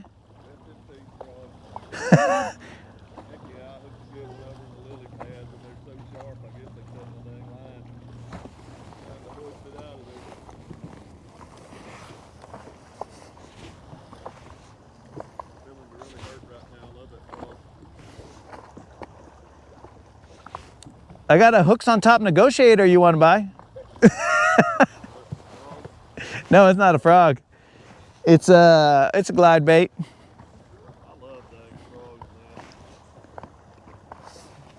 I'm getting to loving them too much. I've been frog fishing every weekend for the last 2 months. Not having spot locks killing me. I can't sit on spots like this and enjoy it. If you get used to spot locks and you don't have it anymore, it's no fun. Oh, especially when you're healing up, bro. Spot lock is amazing.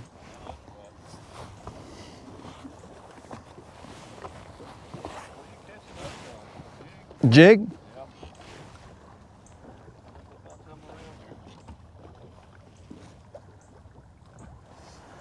A jig, but when I move it fast, they don't bite it.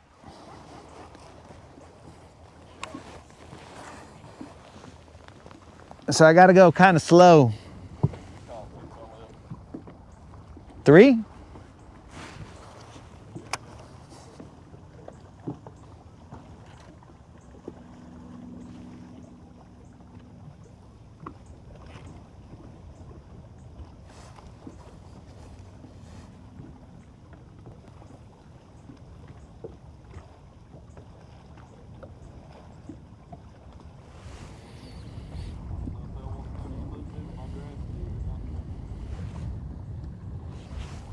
Besides that one that broke off your frog, were you getting bites over there?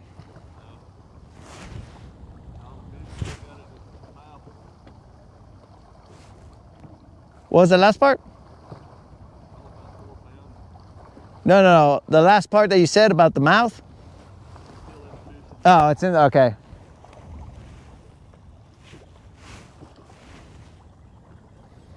GM stated that he has, well, he no longer has a frog. He lost it to a fish. A fish currently has his frog. A nice little piercing.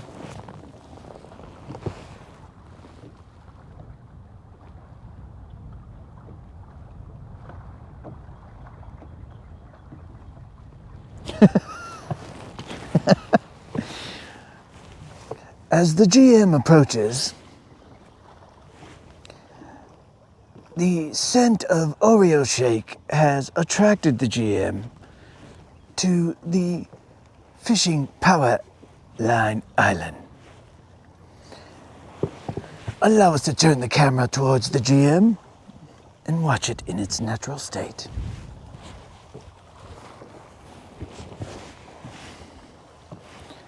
I believe the GM has switched from the koiki to throwing a jig.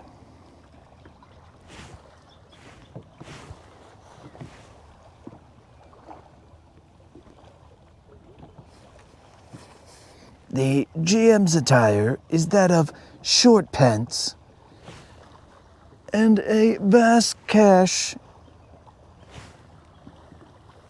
Tag Tournament t-shirt. Ah, la vie. I'm currently stuck. So I must now venture to no, strike that. Hopefully a bass will strike me, but strike that. I am free.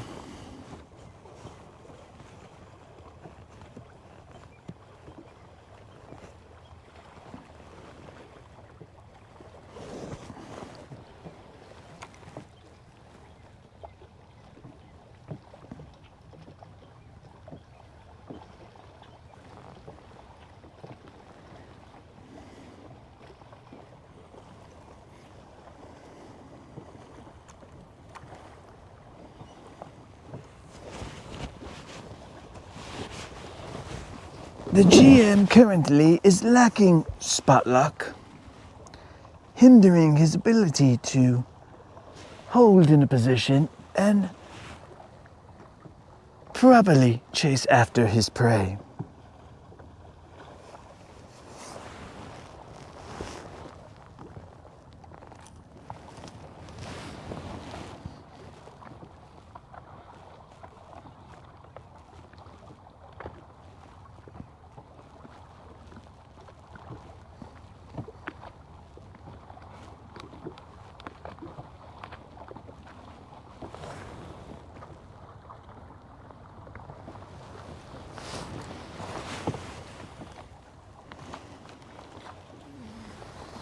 Catch him on a frog and I fish a jig.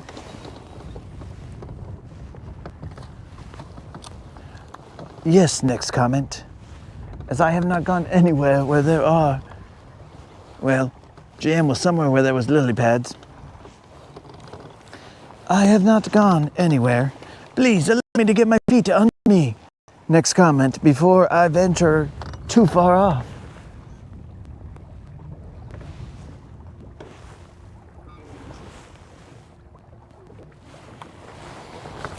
The human body has limits. There, next comment.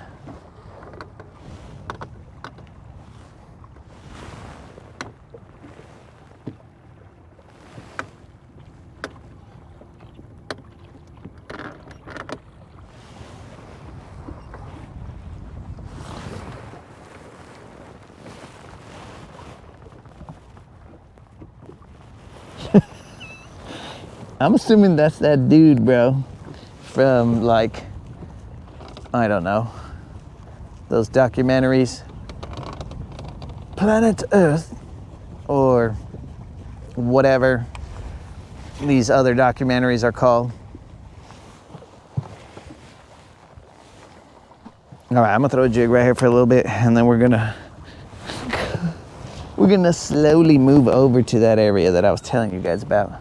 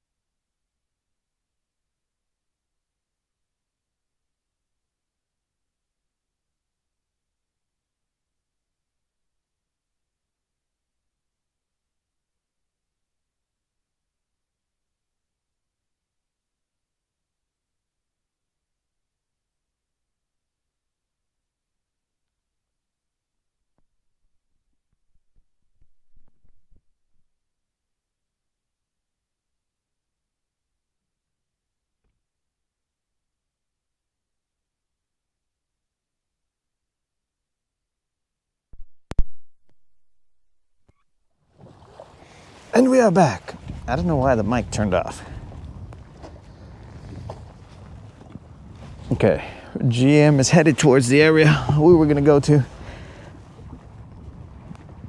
There's plenty of space over there.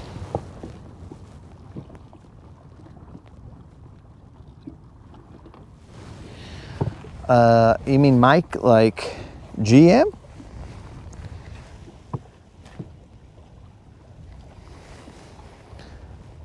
Okay. Slowly let that chill right there for a little bit now that we popped it off that rock.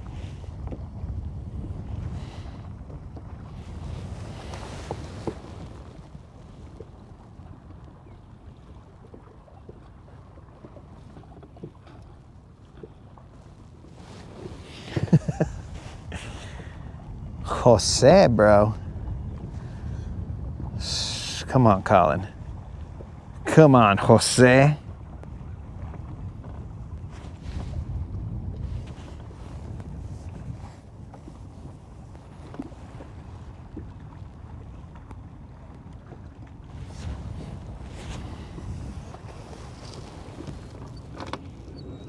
Let us continue to follow the GM as it moves to another location. This location is known to have bass of immense proportions.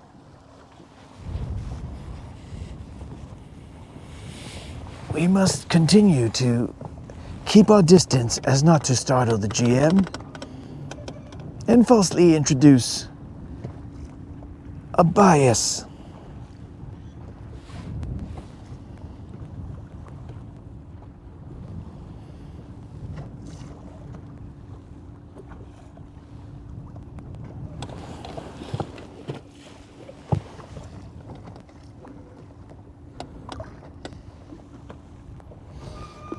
We must alert the GM that we are on the left side by making calls familiar to the GM. Yeehaw! Woo! lost concentration with my man. The GM has acknowledged it. Going that direction. It sucks not having a spot locked up. Oh, I believe you. I'm almost tempted off to put my own stuff.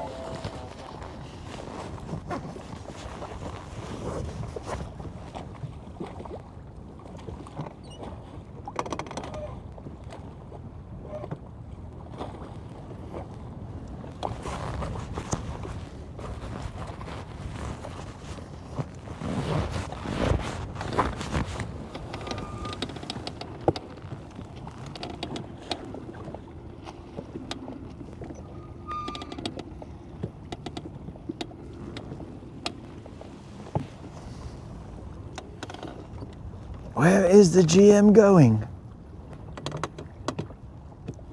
I believe we have accidentally scared away the GM. And now we cannot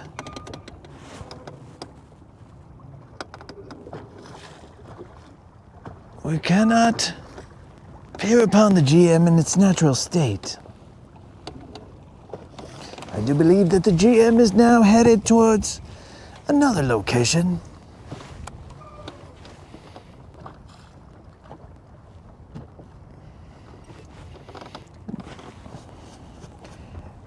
Be glad that the camera was not pointed in that direction, as the wind had blown up, or blown GM's shirt up, exposing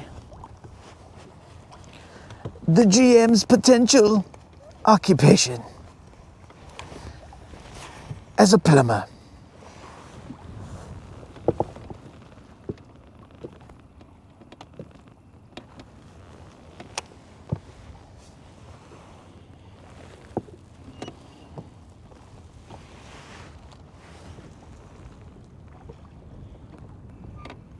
Spread Oreos about to draw him back. The GM has moved on. He is beginning to put his life vest on. Where he is headed, no one knows. And that is the mystery of the GM.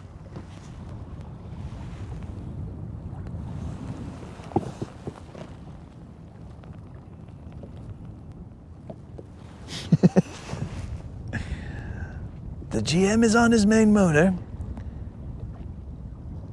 heading towards us, not at ramming speed, but heading in our direction. So we must prepare, as we may have to defend ourselves if the GM feels threatened.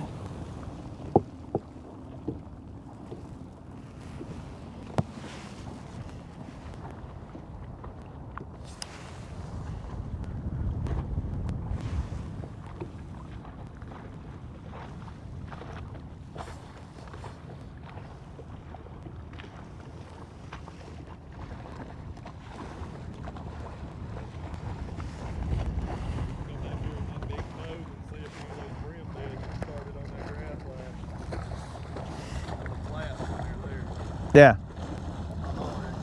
Alrighty. The GM is on the move. The GM is in search of brim beds.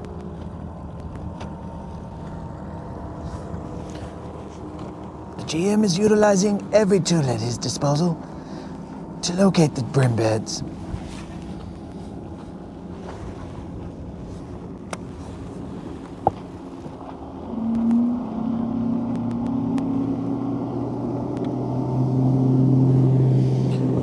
Yes, the GM does practice motor safety, as the GM has a strong regard for his life, as he is the only GM left, the only one of his kind.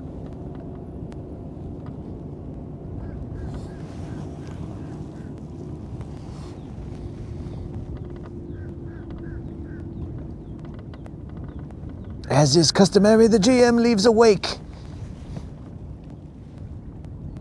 As he leaves, headed towards another location with optimism and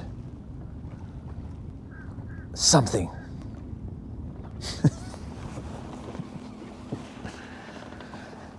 All right, guys, let's get that BBL in the boat. I'm fishing from a slightly different angle than I usually fish this area, but nonetheless, we will try it. Just try it, just try it. Oh, that is our first wake on this seat. I might take a little nap, I don't know.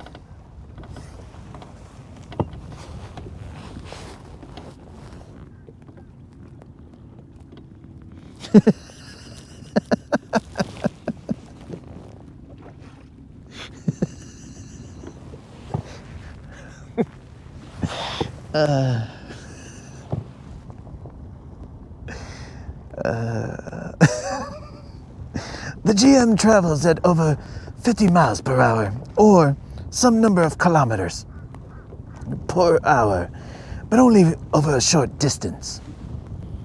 It is unknown how far the GM travels to reproduce each year.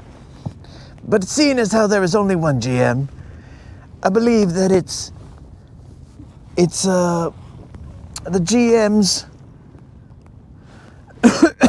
GM's efforts to reproduce have not been entirely successful.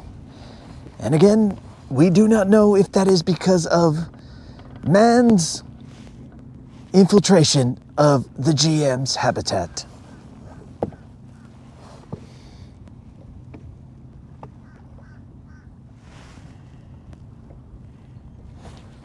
It can also be attributed to the GM's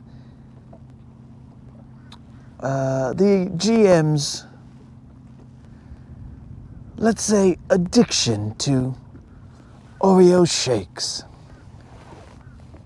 As the GM in the wild, we do not believe is exposed to Oreo shakes, it must now venture into human habitat in order to achieve the satisfaction of an Oreo shake.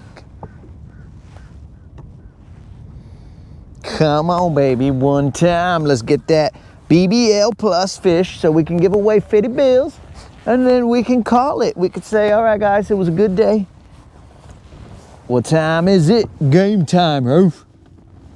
Okay, it's 11-ish. The first NBA game, playoff game today, starts at Dose. For those of you who are not bilingual, Dose is 2.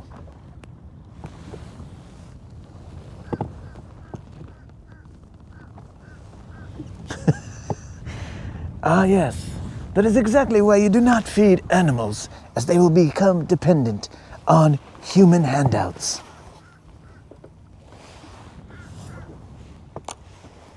Or they will maul you to death.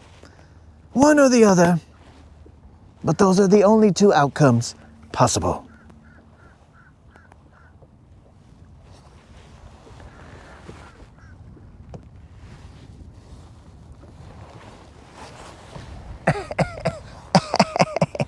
Was that a missed fish? Potentially. Possibly. Indubitably. Currently unknown. A son of a fish? Nah, MFC. You haven't missed a thing, bro. Not a single thing. We've just been kind of hanging out. Not really, nothing to see here. I'll be the first to tell you, bro, nothing to see here. As you were. Nothing to see here.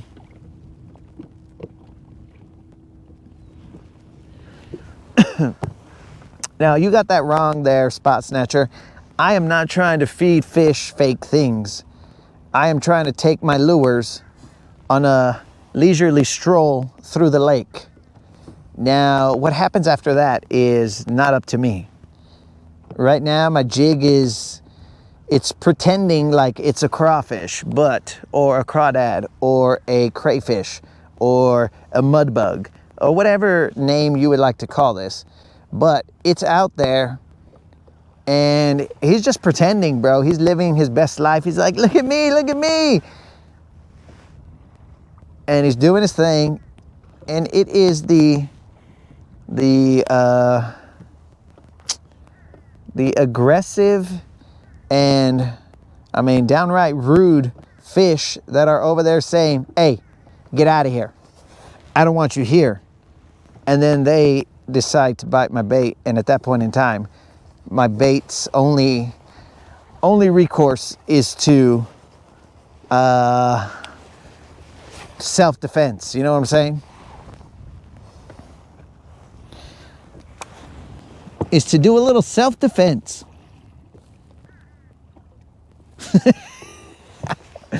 Yes, gold miner.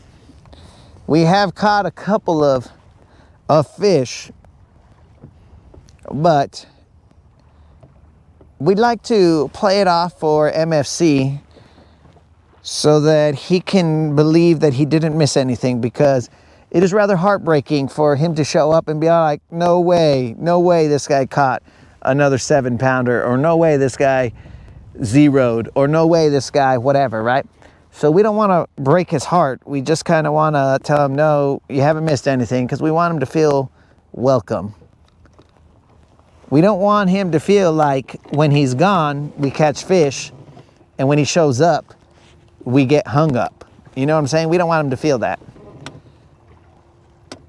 Okay, so this is potentially a tree that multiple jigs of mine live in. My jig can move, but at some point in time, this is like deja vu.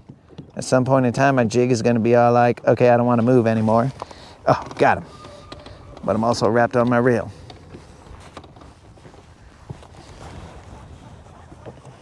Okay, jig is free.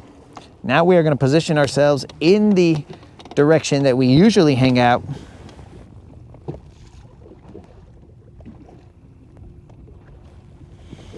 Yeah, dog, we just out here taking our jigs for a leisurely stroll. And these fish are out here, I mean, attacking our baits at will. And we don't want that. It's just the jig.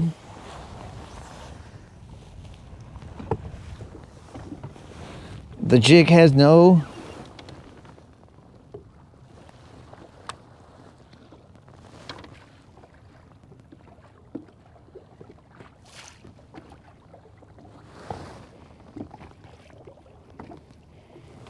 Swift coming in, catching himself his PB. Let's see what he's got here. Caught a PB 17-inch largemouth on an orange paddle tail and a jig. That's what's up, dog. If you would like to send us a photo of that fish, bro, you could always send the photo to latinbassassin@gmail.com, and we will show it on this live. But that is totally up to you.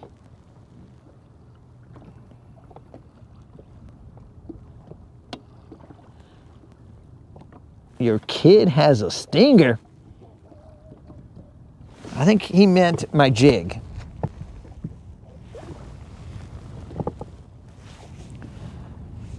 I can't control the bass going and biting my lure, bro. There's nothing I can do.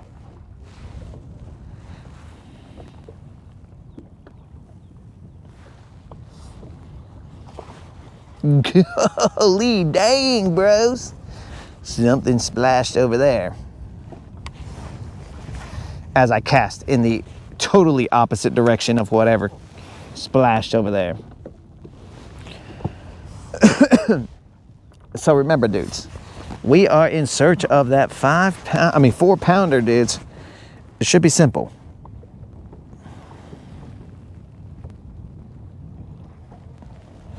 It should be simple enough. We've only caught 2 to 3 pounders.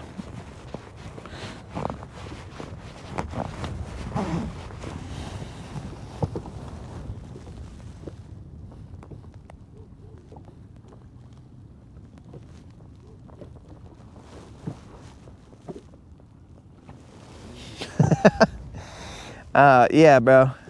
I seen that picture. I assume that you ate all those trout. I've eaten trout once, and I wasn't really a big fan of it. So I don't really go, and it was a decent sized trout in California. I ate that.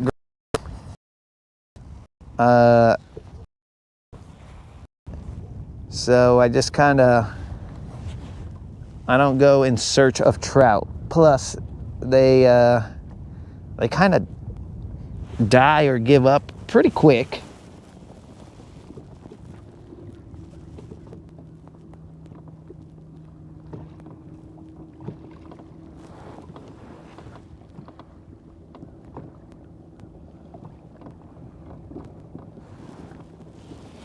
Smoke them. So I didn't smoke them, bro.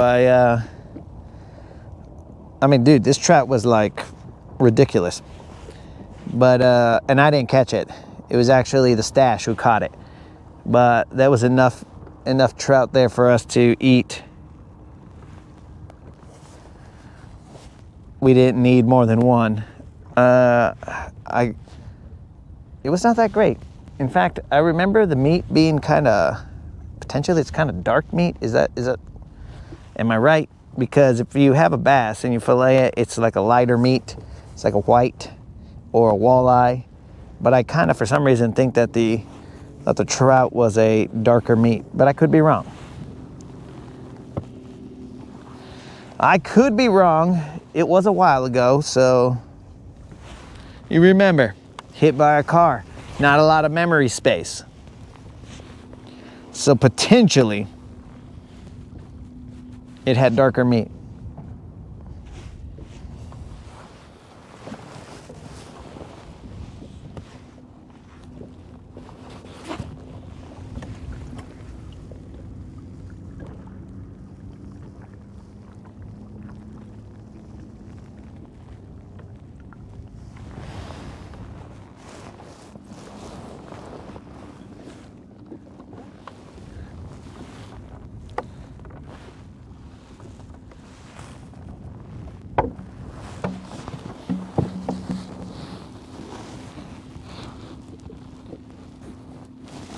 Reddish, like salmon. Yeah, so, okay, so it was not a white meat. But also, salmon is delicious, bro. Salmon is definitely delicious.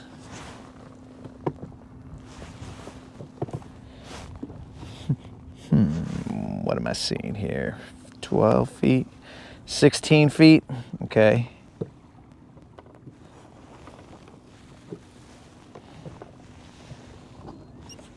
All right, I don't think the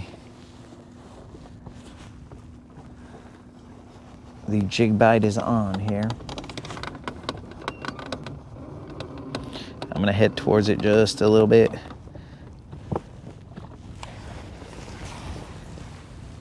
Just to verify that I was casting in the right place, because I might not have been.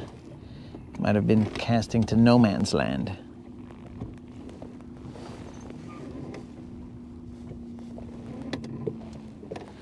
Oh yeah, most definitely I was casting to no man's land, so. Anywhere in that direction. I was in no man's land, guys. I was wondering why I didn't feel like a real drop or a real like bunch of stuff to get hung up on. Casting to no man's land like I ain't never been out here. Act like you've been here before, dog.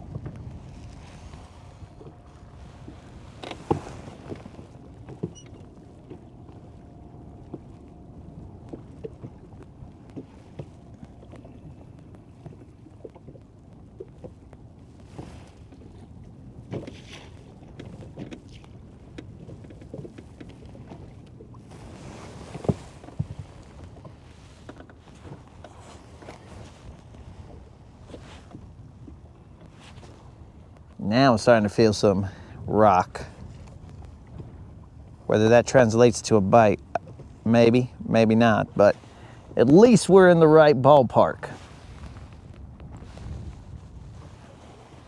Before, we were definitely casting to no man's land. I might as well have been casting to the Sahara. The underwater Sahara? I don't know if that works, but I might as well have been casting to the desert. The underwater desert, barren wasteland, who knows?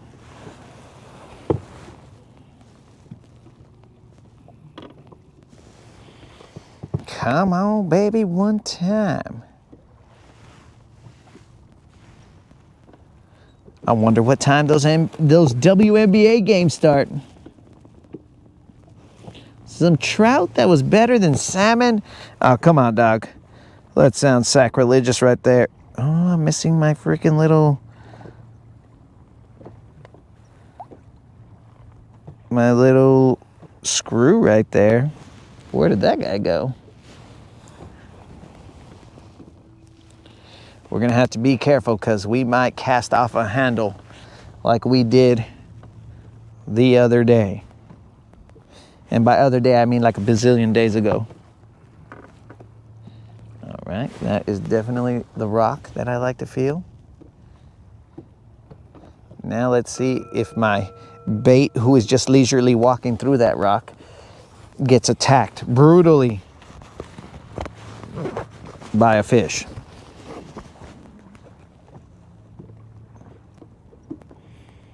Oh, we got ourselves a fish pick, bros. Here we go. We got ourselves the PB. The PB has been sent to us. Okay, I cannot zoom in, but I can show you guys the PB. Fish that was sent in. I believe this was said to be 17 inches. Washala bros. 17 inches right there. That's what's up, dog. Out there catching them. That's what we like to see. The homies catching them.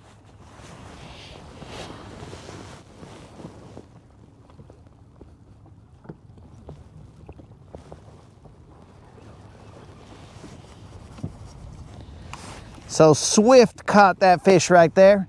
Now, we don't want to get MFC excited because anytime he hears Swift, he's thinking, you know, Taylor Swift and whatever, but this is not Taylor Swift. So do not get excited, MFC.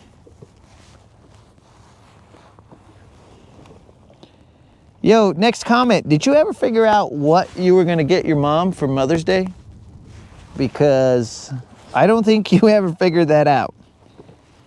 We had suggested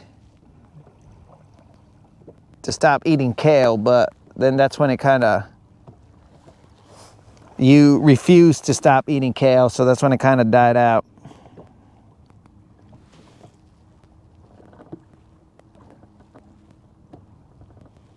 I'm definitely in deep in those rocks. Now there is the other possibility that we catch a catfish here, because we've done that a couple times.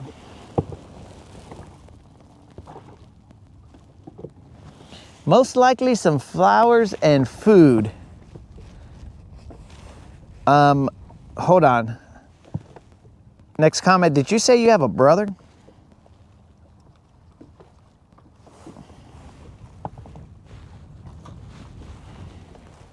I don't remember.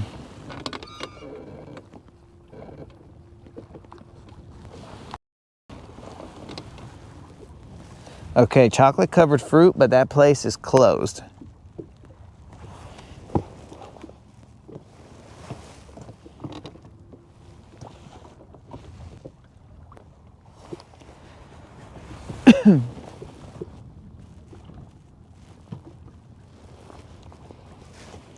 You have a brother, but he's not really in the picture.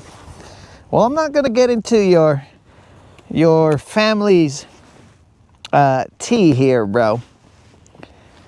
But I'm assuming he's not disappearing like Back to the Future.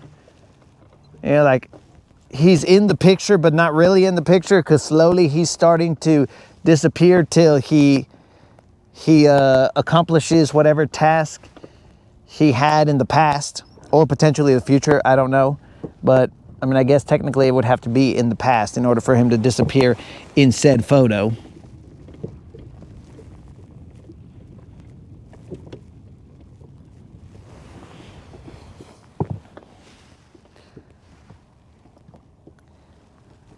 Mr. Swift, where exactly did you catch that fish? I mean, we don't need to know. We understand that you caught it in the water, but where in the United States? We're not trying to blow up your fishing spot. We're just trying to figure out like the location, like Texas or whatever. We're not trying to say that you give us the GPS coordinates and then you're all like, exactly right here, dog. This is where I caught it. Yeah, we're not trying to get that level of detail. We're just trying to figure out roughly where you had caught that fish.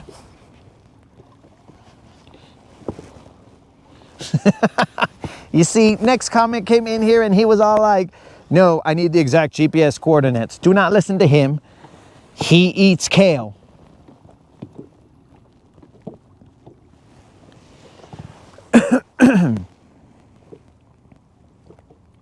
There's eelgrass that's being blown in, guys, so that might alter our...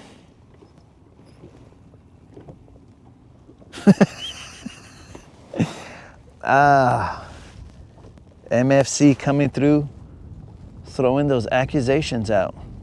A whole buzzard.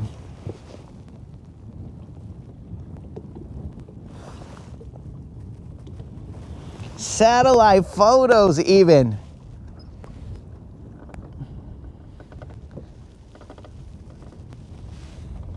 All we need, bro, is roughly, I mean, you could even say planet Earth or whatever, bro. You could say Mars, but we might not believe you because I don't think there's much water on Mars. But we have gone to Mars and caught BBL, allegedly. All right, we're moving from this spot right here. There's eelgrass. So I don't like it. It's floating eelgrass. Man, this is the life right here, bros. Just sitting down. It's like I'm on my couch, but fishing. It's weird. I'm not saying I like it, but it's okay for now.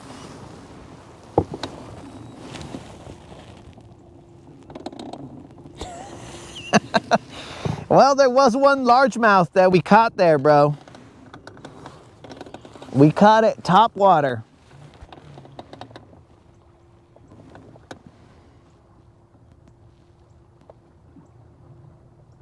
Man, if only we had the 7 Slayer. The 7 Slayer would be all like, yo, put me in, coach.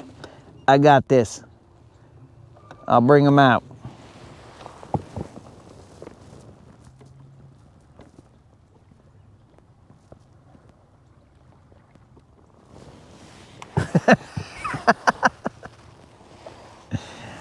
Well, Colin is doing the equivalent of, like, we're at a stoplight and he has his can out for fishing spots so that we can help the channel, which it seems like that's a little slap in the face.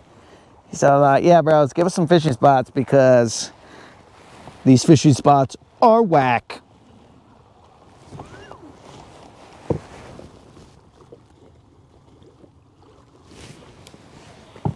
But I guess he's trying to help out the channel. At least, I don't know. I think.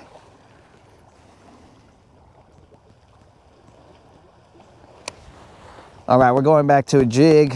I mean, we haven't changed from a jig, but heard some weird water noises back there. Didn't know if we were being overrun by merps.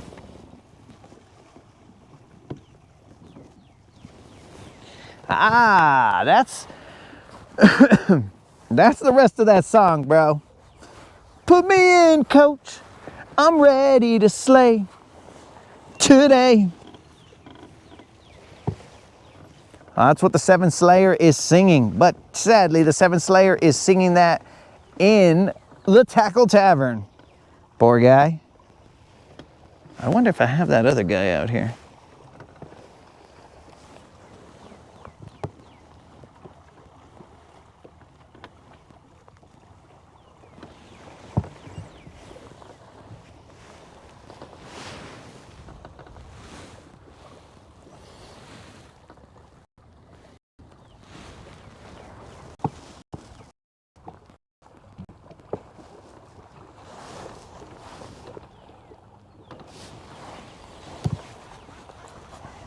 Who the heck is John? Bro, so you guys put names in here like I'm supposed to know the guys, but Creel's probably gonna say I'm not American because I don't know these guys. But I'm assuming that's the singer of said song. That's my guess.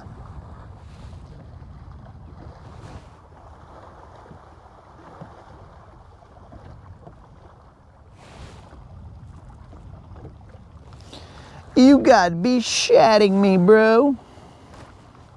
Haha. Excellent, excellent. I'm free.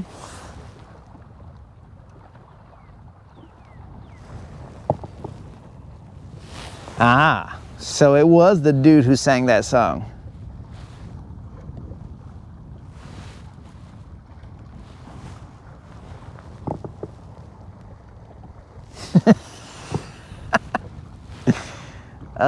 Creel, I have limited area to have memories in my brain.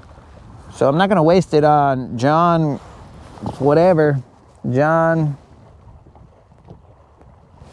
Fogerty on his name and what songs he sings. I'm gonna save it for like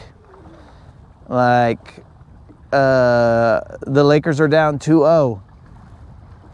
Will they win the next game? And all the things that I had seen to figure out what the outcome of the game's gonna be. That's all I have memory for. And also like people that I've met, their actual names. And that's a tough one, bros. And that one has always been a tough one for me. I think pre car impact. It's very difficult for me to, I have to see you like 400 times and then be all like, okay, that dude's name is this. In fact, the other day I called some dude, hold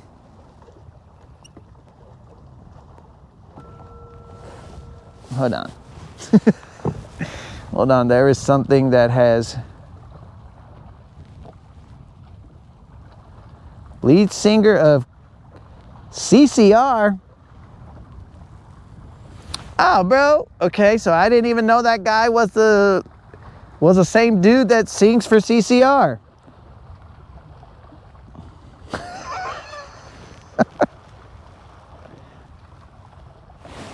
I didn't know. I just know them as CCR, bro.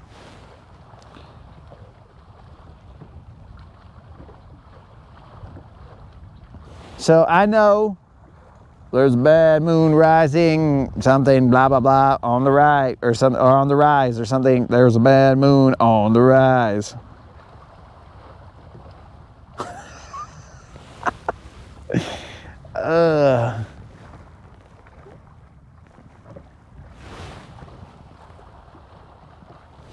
And you guys are asking me things that, I mean, dude, how am I supposed to remember that, dude? I'm gonna ask you guys, okay, you guys go get hit by a car and then see how much stuff you remember.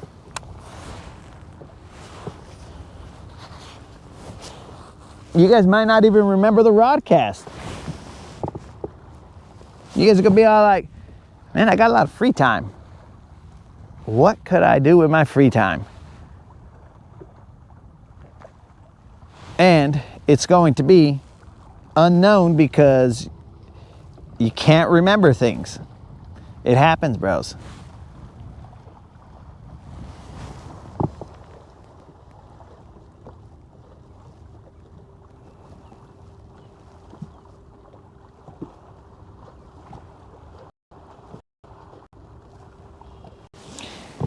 Okay, so was it a solo album before or after CCR?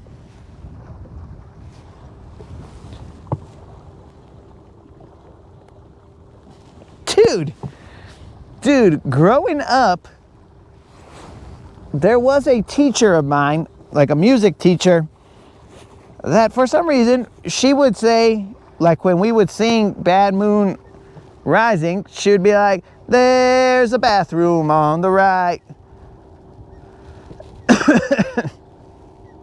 No joke. So either we went to the same elementary here, Johnny, or we're both cool. I don't know.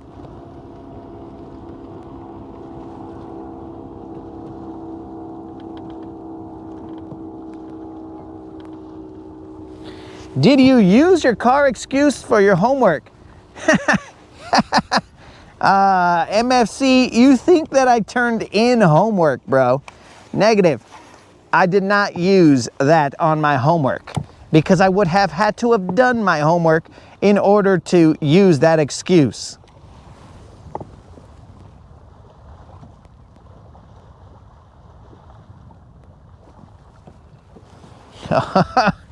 Oh, duty. I have definitely pulled out the seat because my ankle is still not 100%. In fact, I hear more popping in my ankle than I used to. But my ankle is not 100%, so we had to pull out the... we had to pull out the Bill Dance chair. And yes, Colin, the car did knock the Fogarty out of me, bro. Allegedly. It knocked the Fogarty out of me.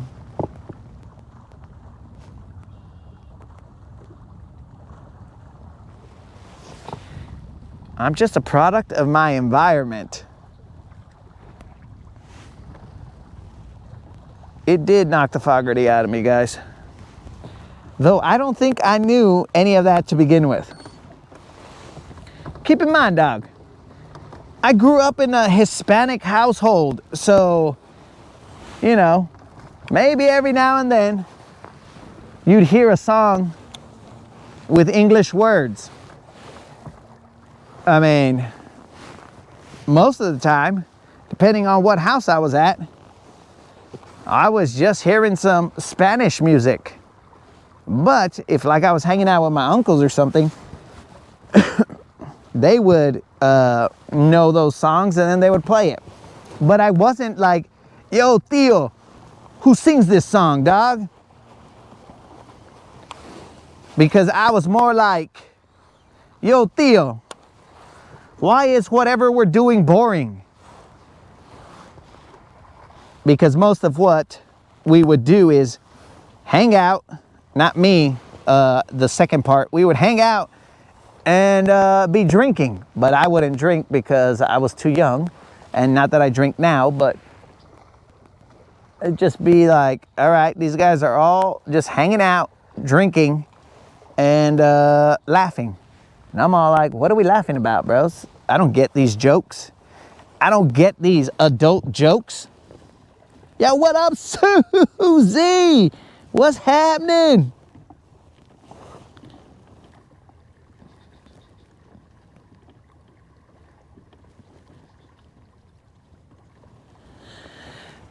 This chair is creaking or begging for mercy because there was a gentleman that sat in it one time. I mean, this chair was brand new, bro. Brand spanking new because it was never really used. And then there was this gentleman that had a similar stature to, I don't know, we would probably compare it to Bigfoot or something along those lines, but a similar stature to that. creature. And he sat in this for, I don't know, maybe 3 days, 2 at a minimum. And the chair was not ready for it. The chair was all like, what? This is what you start me off on? And the chair has never been the same after that. In fact, the chair kind of, I think, leans a little sideways. This is not just a gangster lean chair, bros. I didn't buy this Ranger and say, hey, I want my chair to lean like a cholo. No, bro. I bought this Ranger and the chair was totally upright, straight, perfect.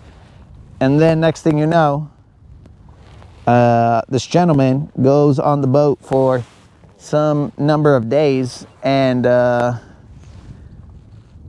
ends up, let's say, deforming the chair. In fact, I almost feel like I'm leaning backwards, looking straight up. Susie, we have caught a few.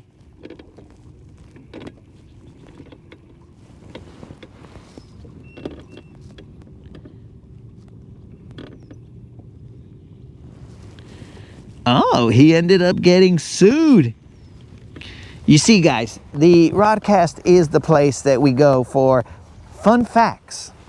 Maybe if I'm at a trivia night somewhere, they're gonna be all like, who used to be the lead singer of CCR and sings the song, whatever the name is, put me in, coach, I'm ready to play. Who is that guy? And I'll be all like, psh, bro, it beats the Fogarty out of me. I have no idea who that guy is. And only because I remember Fogarty from the Rodcast will they be like, you are correct. And I'm like, what? I'm correct for what? What did I do? It was John Fogarty. I was like, oh, yeah.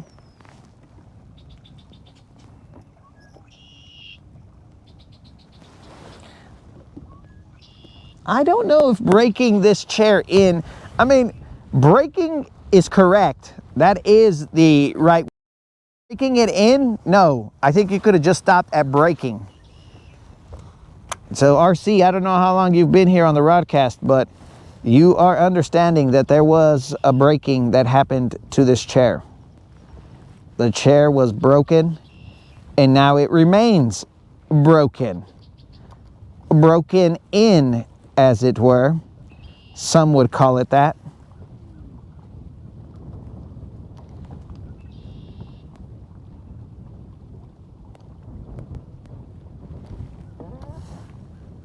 Dude, this chair is making...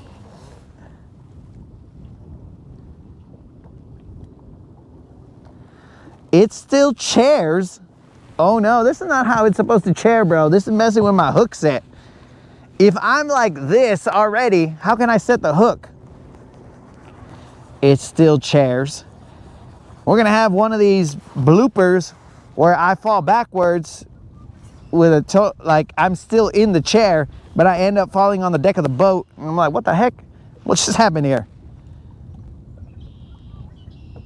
And then that's when the gentleman who broke in the chair is gonna be all like, I didn't do that. You broke it.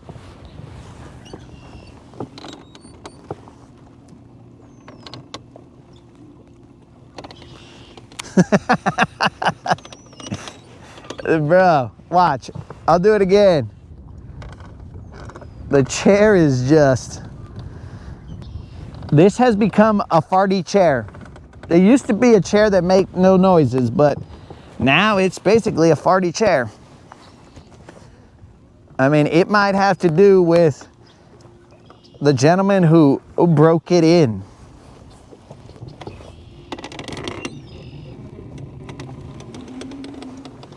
I got it set too low. What are you talking about, dog? How high do I need to...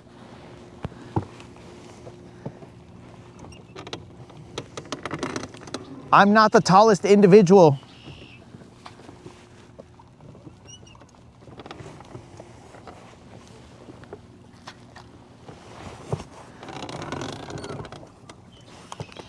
Everything is creaking out. Who the heck broke off my...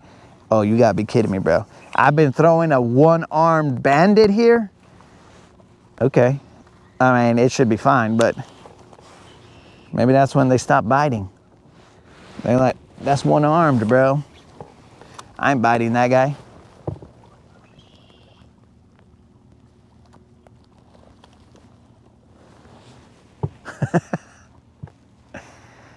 Oh, that's what you missed, MFC. You missed another assassination attempt. A fish shot a jig in the direction of my cranium, but it missed. And as it missed, I just went like this, bro. And I was mouthing the words, fight, fight, fight. But that's neither here nor there. Okay, now that there's no wind here, I need to take this jacket off because this is too toasty.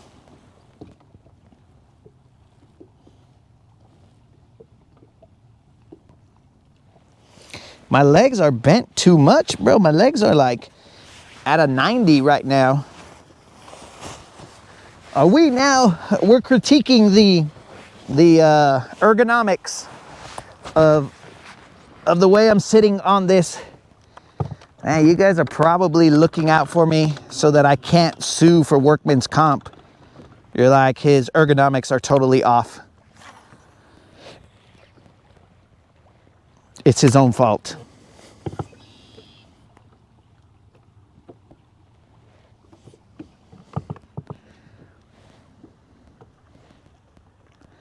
This is a chill. I'm gonna head to what do you call it? Sunset Hump in a little bit, and we'll pull off some fish off of there, but I don't know what the size is going to be because Sunset Hump has not had BBLs since winter. So we'll have to see what size of fish we get over there.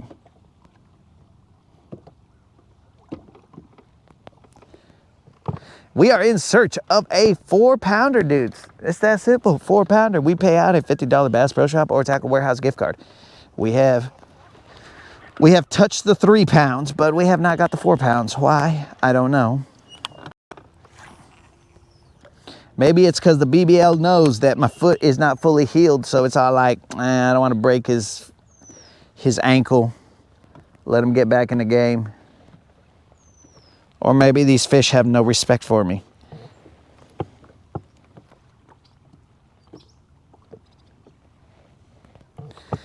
Ah, yes. Sunset Hump is nice, bro.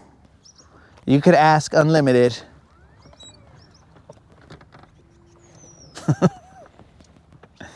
Many memories on Sunset Hump. If only Unlimited knew that we were back.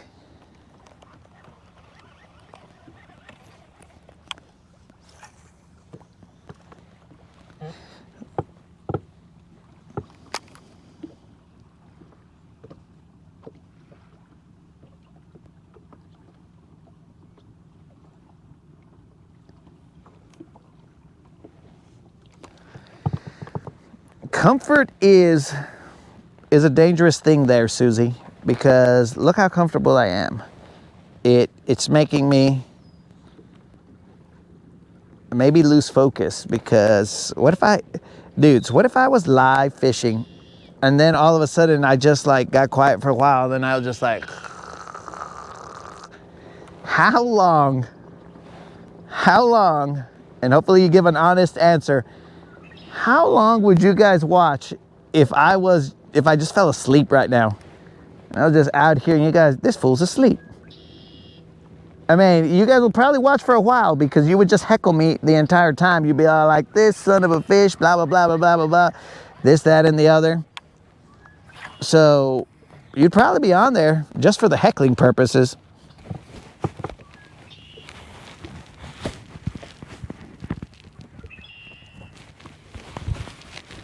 Yo, peace out, Yak. Thanks for showing up, dog.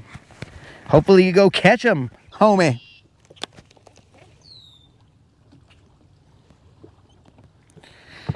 Okay, so Creel says that he is the one who does the sleeping. Bro, this is ridiculous right here. I don't know about this life here.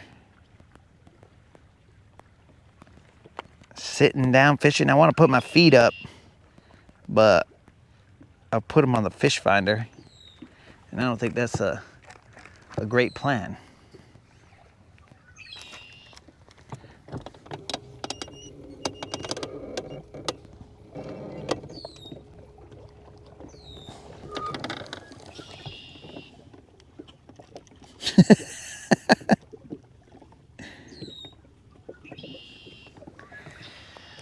The GM is out in the wild, bro. I don't know where, but the GM is definitely out in the wild. As the GM continues to search for bass, the GM has said he would reach out to me if he located the mother lode.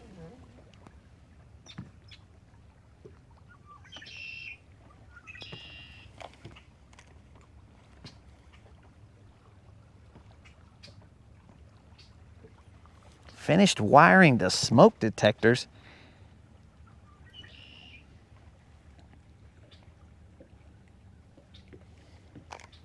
Well, safety first there, Snizook. So, cool. And Susie is correct. I am not a bird watcher. I have not looked at a single bird. I mean, I could show you guys a bird right now if you would like. Mother son of a fish. That was definitely a nibble, but I was over here trying to show you guys a bird and so laid back in my Bill dance chair that I think that was a recipe for disaster. All right, let's get in the game. We're here to catch some BBLs and pay out. Let's do this.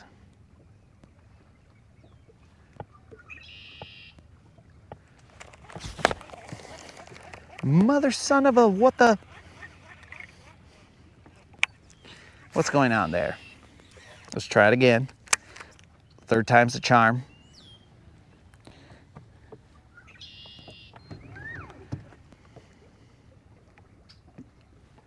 Slow rolling.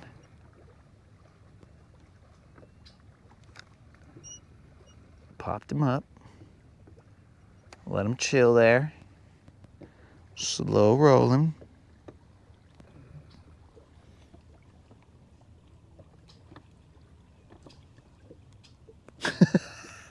Okay, but I was not the one who sent in those dead bird pics, bro. That was not me. I was the one who showed them. So you guys are bird watchers.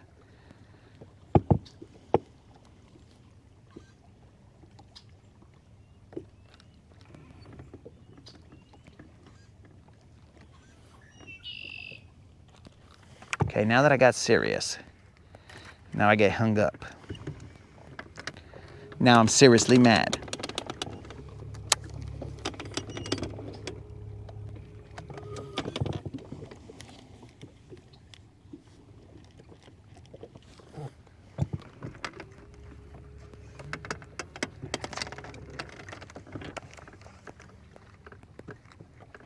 And now I'm free. And now we'll just kind of let it linger. Do you have to let it linger? See, bros, I know that song. And I believe the Cranberries sang that song.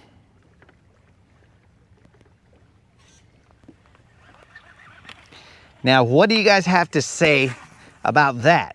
That I know that song and the Cranberries sang it.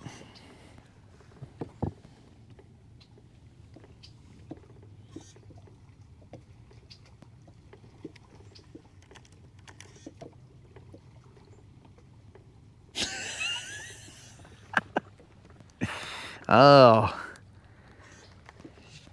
Is that noise, bro? A red-winged chingle dingles around me. Very interesting. So technically, I don't think you're a bird watcher. You're a bird listener at this point, because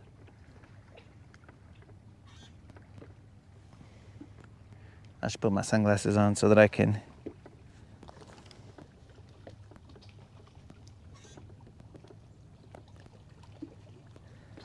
Creel, you think that I don't know about the cranberries? I think the cranberries even sing zombie, eh, eh, eh. I think. I'm not 100% sure, but I'm probably 85% sure that that's the cranberries. Is that not correct?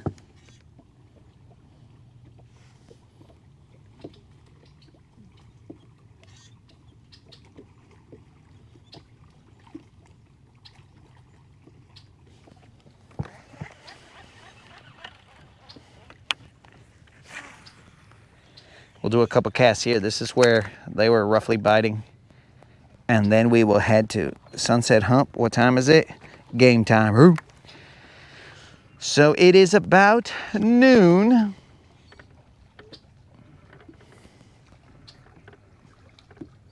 We have been out here since, well, I don't know, 5 in the morning.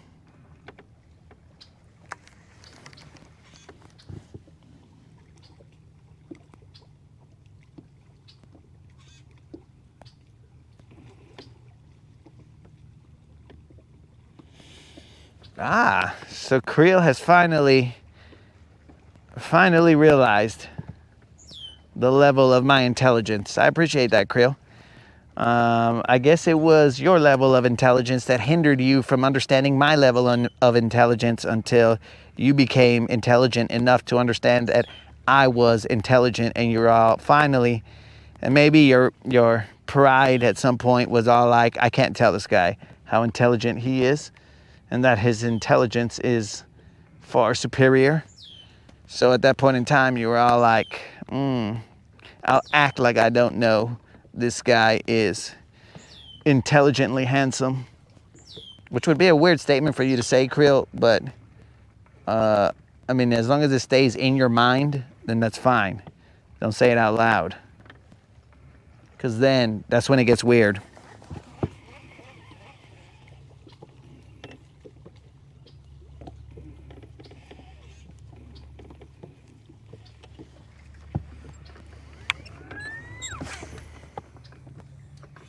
Wait, are you telling me that the cranberry chick is no longer here?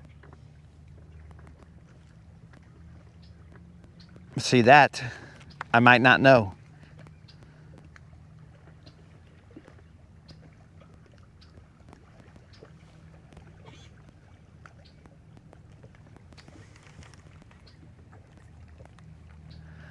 Ah, la fish.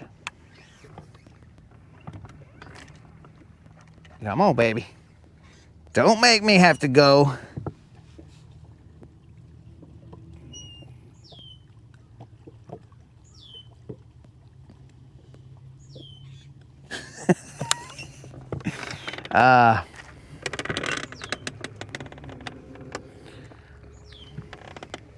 It's better to have smart in there than not, bro.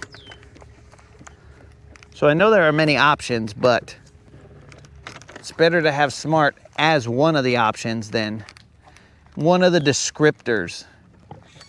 Because if you don't have it, well,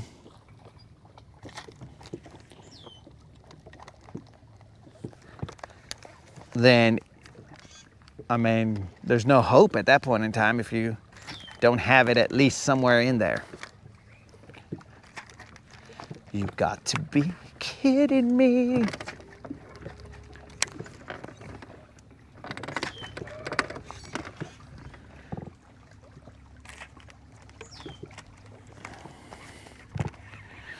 Freedom. Oh, sorry, I hit you guys. My bad. I'm not usually that violent, but I think it's this chair.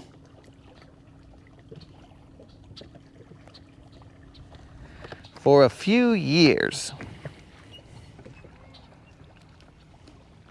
Colin, do you happen to know how or why, or like, was it of natural causes, or was it something else?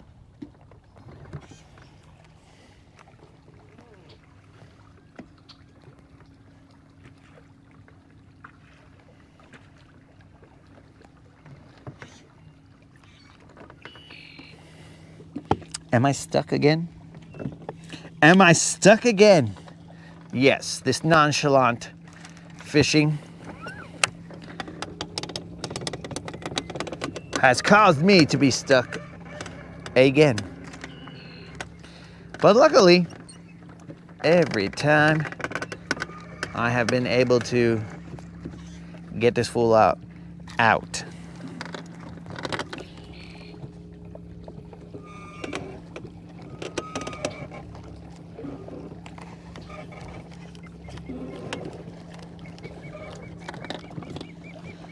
Accidental drowning. Now hold on, Colin.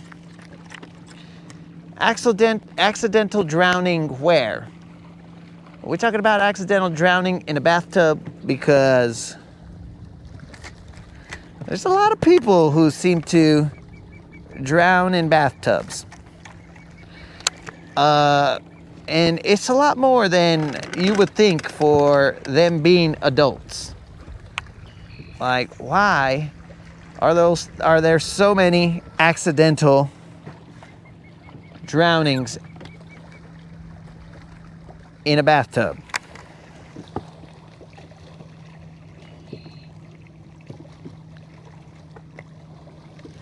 That doesn't make any sense. I mean, maybe if there's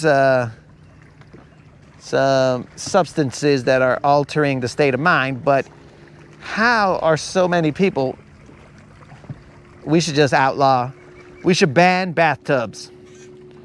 If we ban bathtubs, then people who are on mind-altering substances more than likely will not drown, because if you're in a shower, then more than likely you're going to survive. So I am going to start a petition to ban bathtubs, because, I mean, this might go against, women might eat me alive, not for the crazy things that I say, but for this one thing. They're like, how dare you ban bathtubs? We like to soak in bathtubs. And I'd be like, it's for your own safety, ladies, because apparently people drown in bathtubs.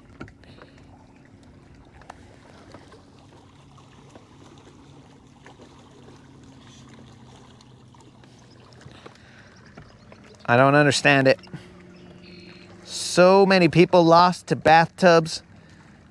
I feel like bathtubs are dangerous.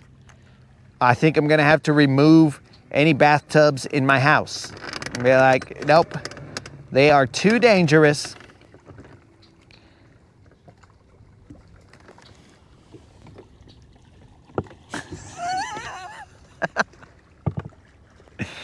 Yes. Just common sense bathtub control.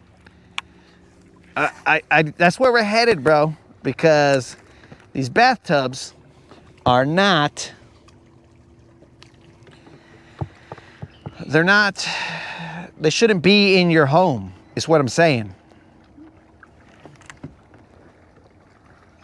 There are multiple ways for people to get clean, and bathtubs clearly are not one of them. Bathtubs need to be just, you should have a license to have a bathtub. If you really want a bathtub, you should have a license to have one.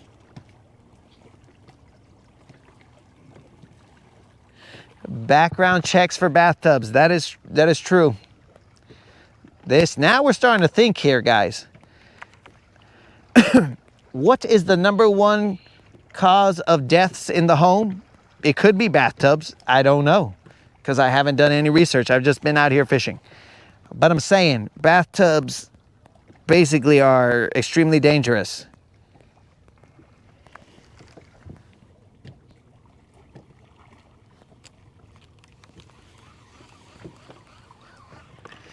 You are correct there, Gold Miner. We are going to move. Now the question is, do I want to leave this spot? I mean, this area. I might want to hit up the bridge, maybe. I don't think I can hit up the riprap because I don't think that I got the foot ability.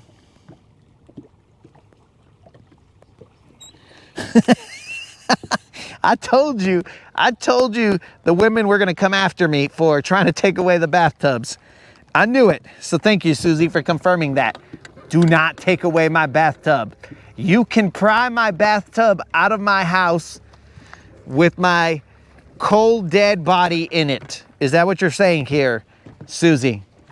Because that's what I feel like is going on here. Cuba Mantoni, what's up? What's happening? We are back, my dude. I mean, not 100%, but we are back. We are back enough.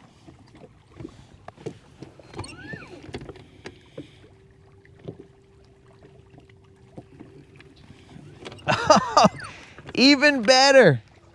It is not the bathtub that kills them. It's the water. Ban water.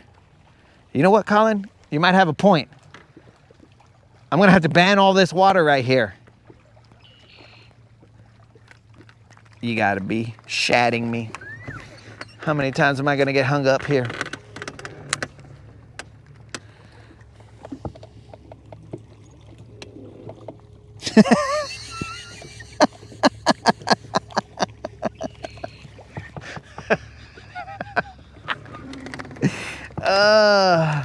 No high capacity bathtub.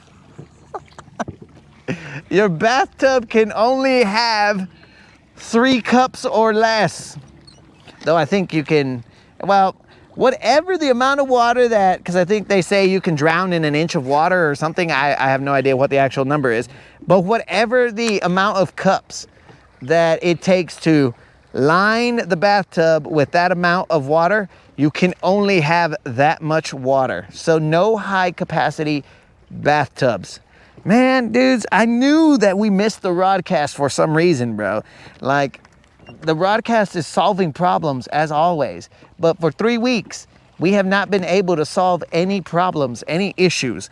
But now we're cooking with gas here, bros. Ban high capacity bathtubs. Genius. That's what the Rodcast is about, guys. Also paying out for BBLs, but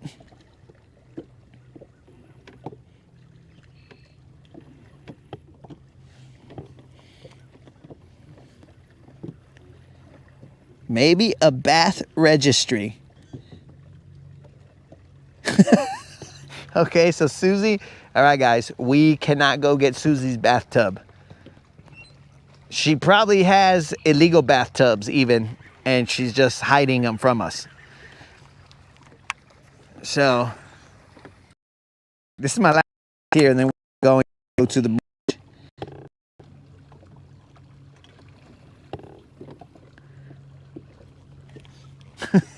Colin, I'm not going to even ask how or what that statement means. But we will take your word for it.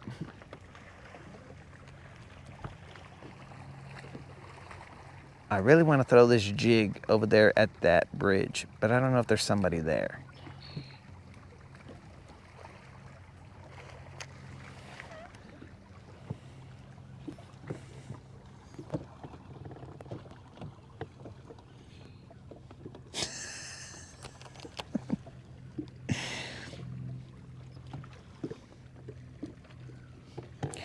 Yeah, we can't have these fully automated bathtubs either, because who's going to be in control of how much water is there if it's fully automated?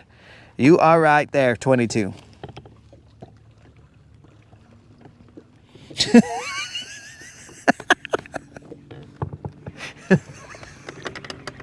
All right, so there's speculation that Susie has filed off the serial numbers of her bathtubs just to make sure that they weren't traced back to her.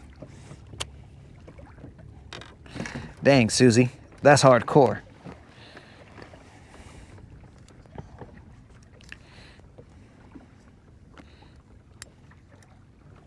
You sound like one of those bath-soaking lunatics.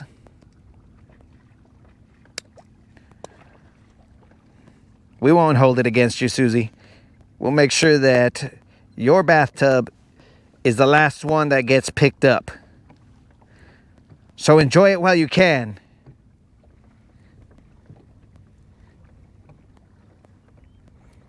I'm just retying real quick, guys, and then we will move to the bridge.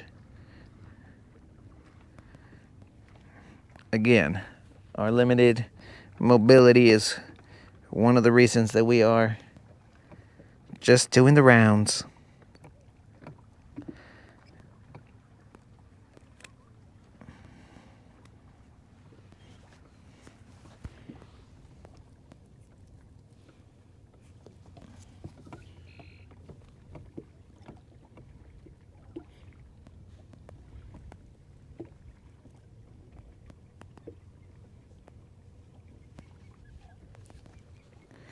Well, no, Colin. It's the better question is, what if a skunk skunked you and all your animals at once? Well, you're gonna have to have the capacity to bathe all of them at once. You don't want to bathe one at a time, because then at that point in time it's too late. It's too late. You smell nasty.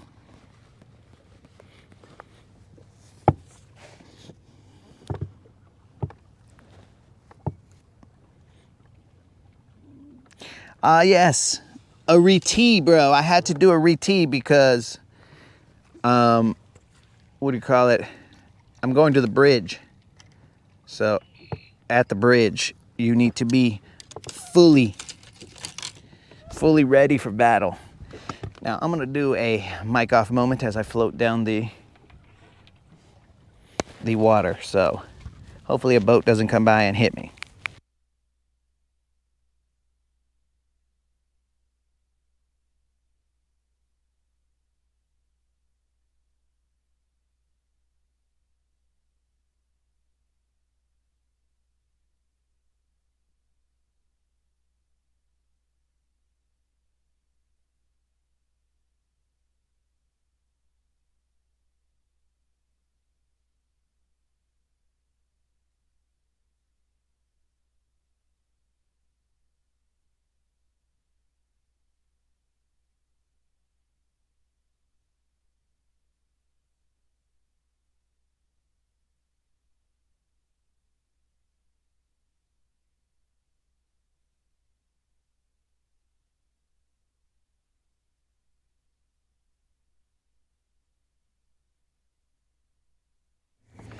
GM, do not put your poles down. Let me give you this seat over here, bro, and then you could take a nap, because this seat is very nappable, if that is a word. Now, you guys are talking about having a bath-free zone. Well, you know, if you take away baths, all it's gonna do is cause for illegal bathhouses to pop up everywhere. So we got to take all this into consideration, guys, when we are legislating. Then only the criminals will have baths. And then what? You're gonna have a black market bath situation going on here. We got to think about these things, guys. Every action might have an unforeseen reaction or consequence. That's where my sweaters went. I was wondering where those things were. Is that a jig? What's a jig doing right there? Creel, did I give you a jig and you just left it there?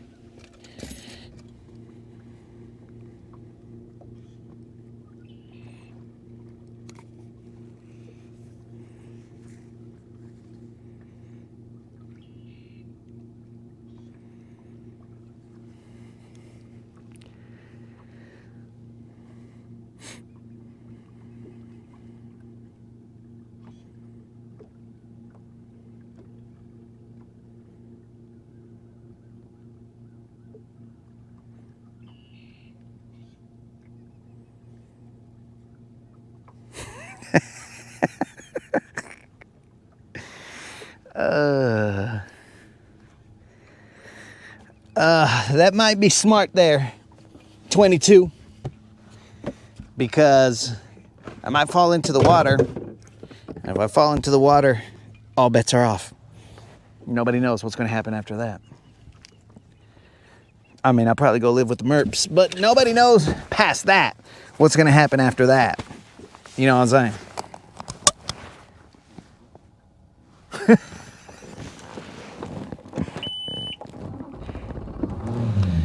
The ATFB. And Susie has already taken to the criminal life. That was a little too easy right there, Susie, for you to take to the criminal life. Like, you know what? I'll just be a criminal. I'll just be a criminal, as though, you know, potentially you weren't already one. And that is not an accusation. That is just a statement of allegedness,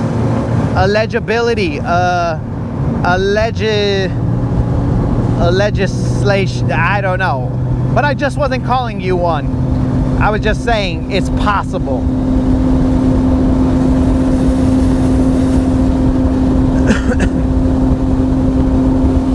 Okay, let's see if anybody's over here. And then after that, we will go to Sunset Hump because we only have so much time before we have to get off the water.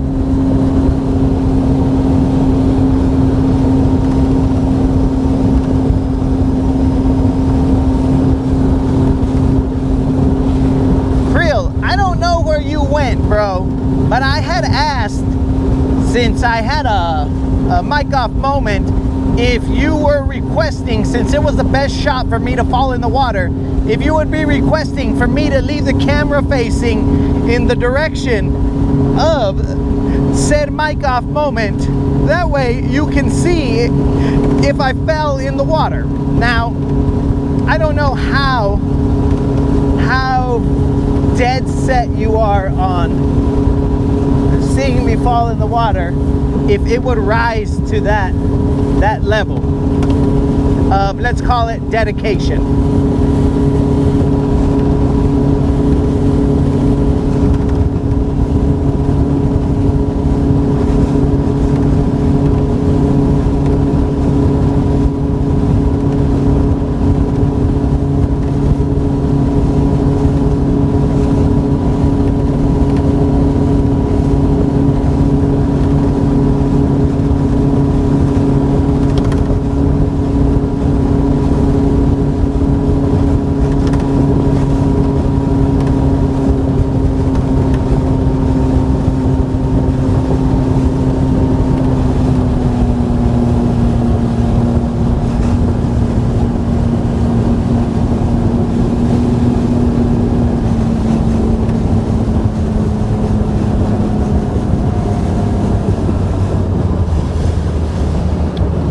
Susie says that she orders soaps.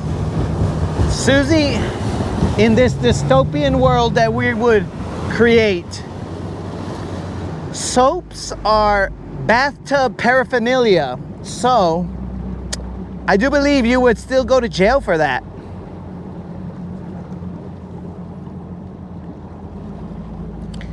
Bathtub paraphernalia will get you at least 5 to 10, Susie. All right, so there's definitely somebody on that side.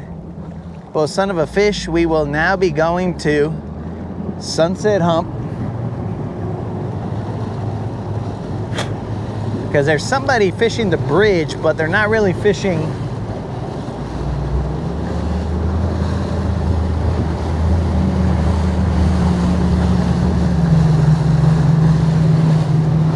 And now, guys, we're just criminalizing innocent people.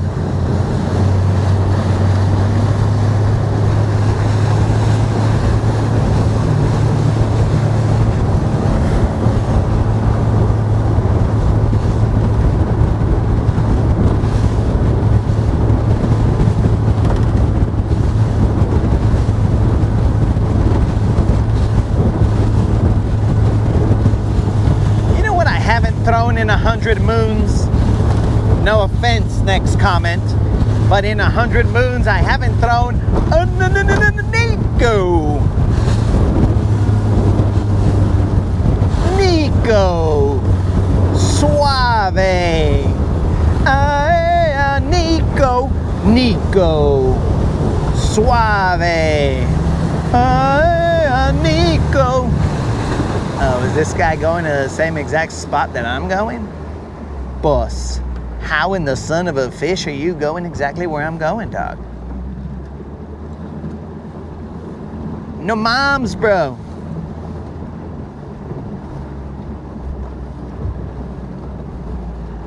That's fine. That's muy fine.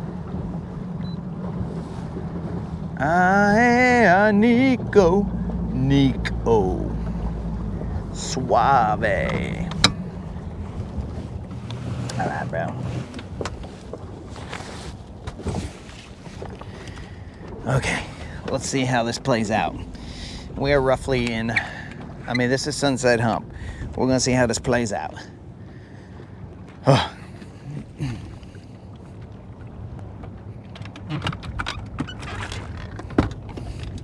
Let me sit on the seat like this and move over here out of these guys' potential way.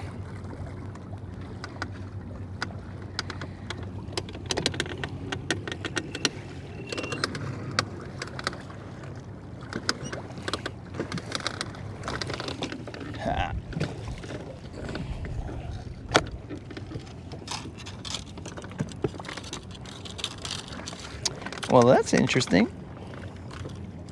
How's about my rod just get all tangled up in all my rods? Okay, so I didn't want to throw that rod. I will be throwing this rod. As throwing that rod would mean that I would have to, I don't know, move about.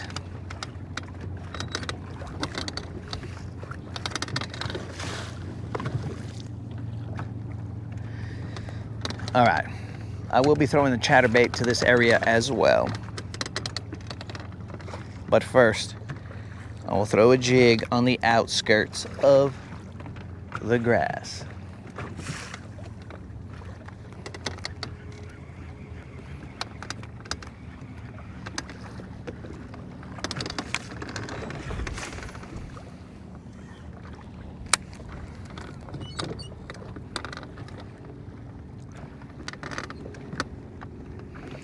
You know what I did start doing, guys, when I was on the mend?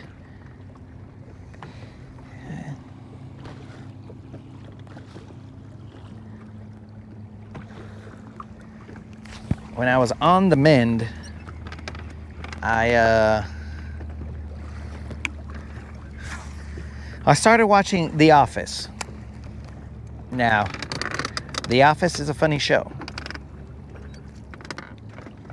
The Office is definitely a funny show.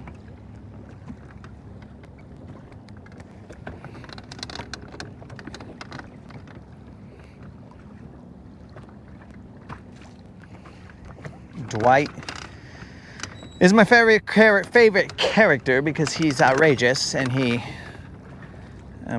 just does some dumb stuff and it's funny.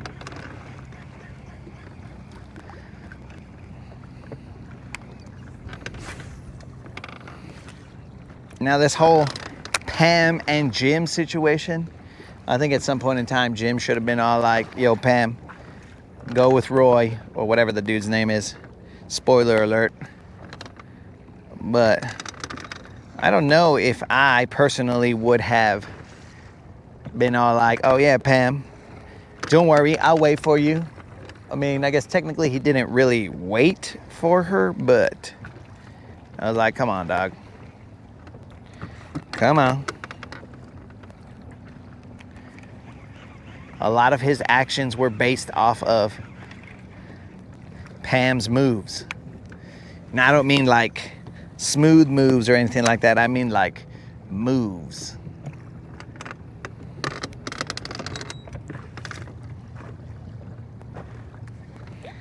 Gold miner, I don't like the way this seat is positioned. I'm gonna have to go into full chill mode, full unlimited mode. Because that was like, the back of the seat is extremely hard. That was too rough on my posterior, bro.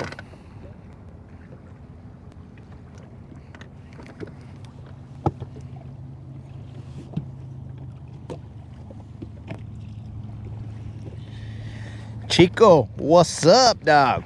What's happening?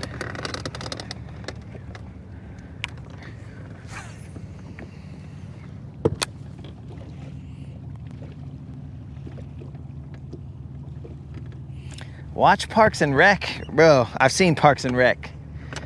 Ron is my favorite character on Parks and Rec. Ron is hilarious.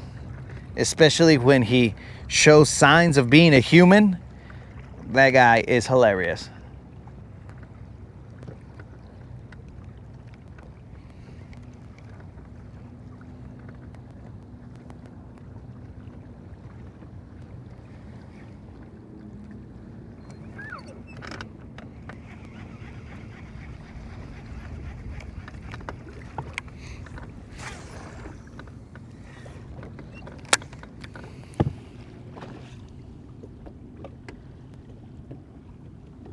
Yo, well, if you're going fishing for snook, bro, you found him. He's somewhere in this chat right now. Snook. Chico is gonna go fishing for you, bro. It's probably payback for those birds you killed. So, Snook, let him know that you're in the hood if you're still here. You don't need to go far there, Chico. He's over here somewhere in the chat. We believe, allegedly. Going fishing for snook in a kayak. Bro, you gotta have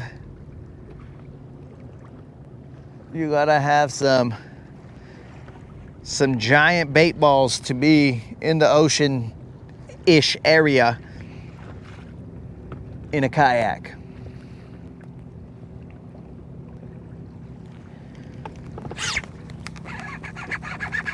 Let's see what we got here, boys. Is this more than a 3-pounder? I doubt it. I doubt it.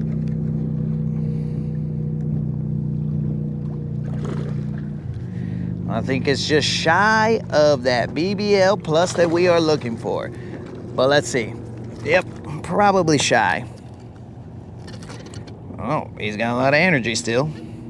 This is definitely shy of that BBL plus. This is definitely shy. This guy right here, no tag. I don't even know why we're gonna weigh this guy. But I guess it's just for a verification that this guy is not a BBL so that you guys don't think I'm ripping you off.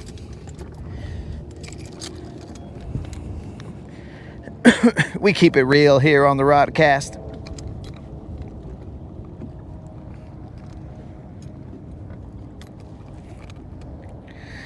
This guy is way shy. This guy comes in at puro little Juan right here, bros. This guy's a little Juan. It's not a, what? I even forgot my own sayings here. That fish weighed 2 pounds, 8 ounces. That was just a little Juan. It's puro orale. That fish right there. That's what it was. It's orale, bro. In brackish water. Susie, thank you. That was a little cruise for that little fish. Caught him on a jig.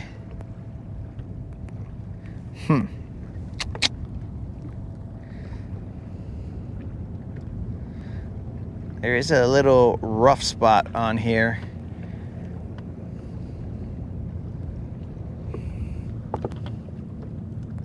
What trailer is on the jig? I am throwing a biz bait.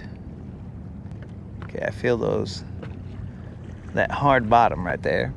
Let them soak there for a little bit. I don't remember the name of the biz bait trailer, but I think it's the only trailer that they have. It's a biz bait trailer. I believe they only have that one trailer, bro. It is a Blue Craw version of it, but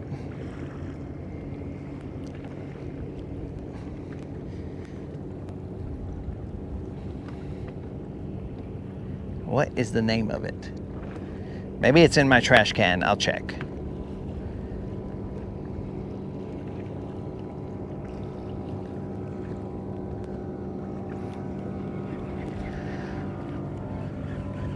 I'll check it while we let it soak a little bit. I think it's in the trash can because I think I remember not wanting to have to.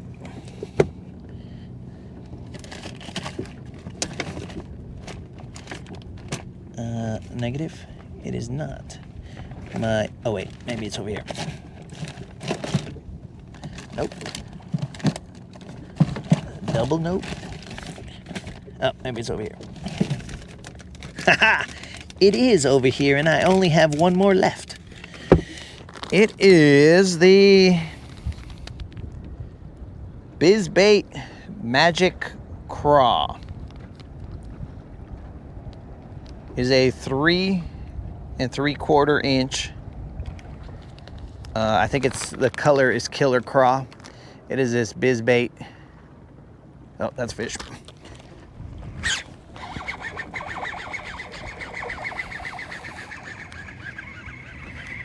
It is a BizBait Killer Craw.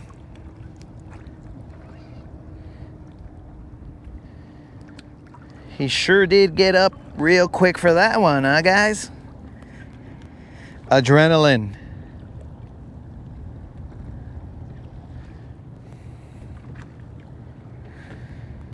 I think this is the same size fish.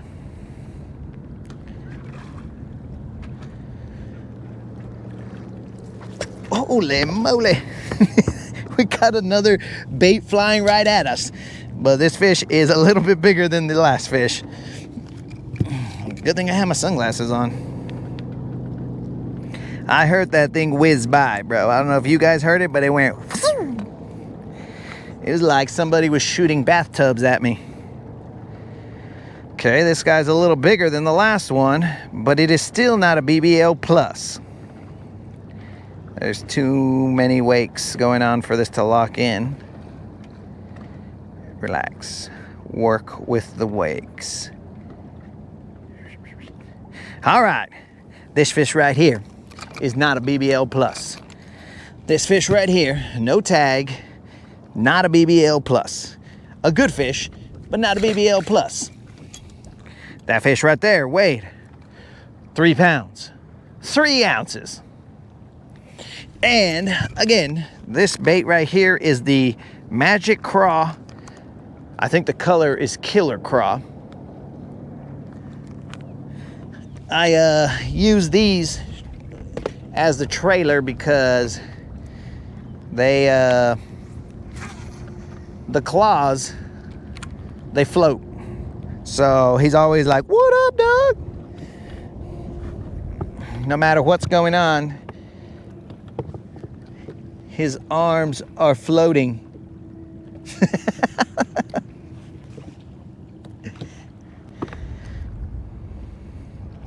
Oh, Chico, I will see you later, dog. Sorry, I was over here messing with some fish and stuff.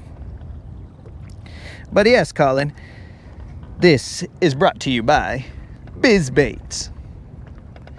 Good luck out there, Chico.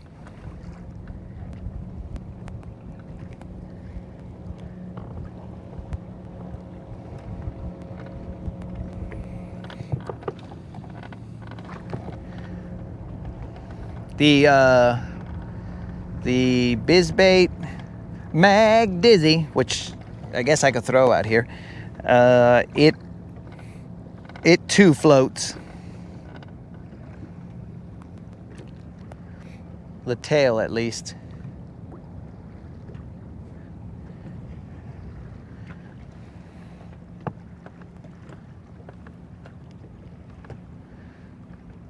So as soon as it gets in that rough bottom, I just kind of leave it there for a little bit.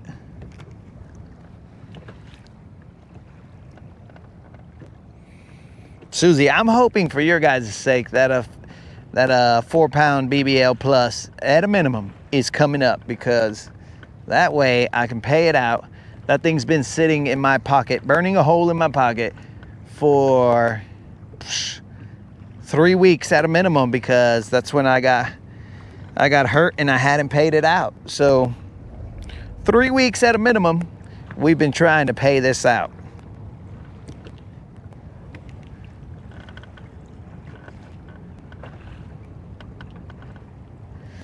But it was very interesting because I was over there showing, there's a little bit of grass down there, showing the bait. What the heck happened here? Somebody bite me and I didn't know it? Or did I just throw it out there all stupid?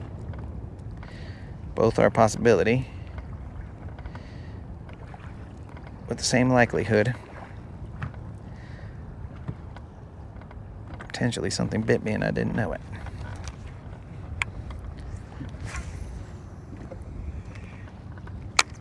But just another prime example of me walking my jig underwater, allowing it to enjoy its jig life. Jig life. You know, we're all about that jig life, bro.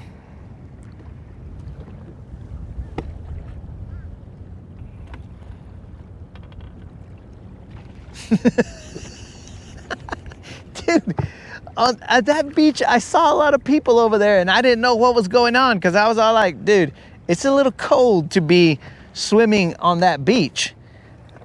But apparently, GM says that we're baptizing some Mexicans over there. But hey, man, as long as they have found Jesus, then they should be good, bro. They should be good.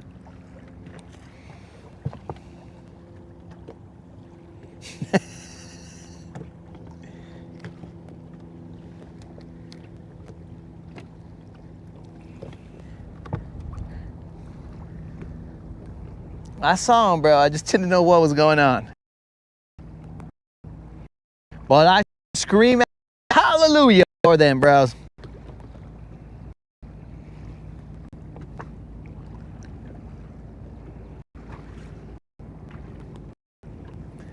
There's definitely a lot of hard bottom over there. I might switch up on them and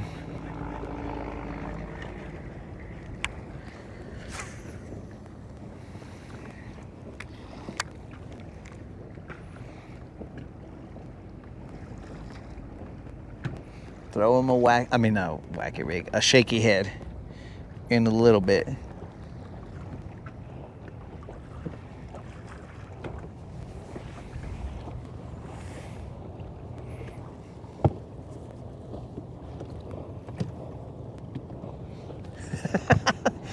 All right, GM was close enough to hear them singing. GM is in church right now, bro. Praise God wherever you're at, GM. You need not go into a church. He's all around you, bro.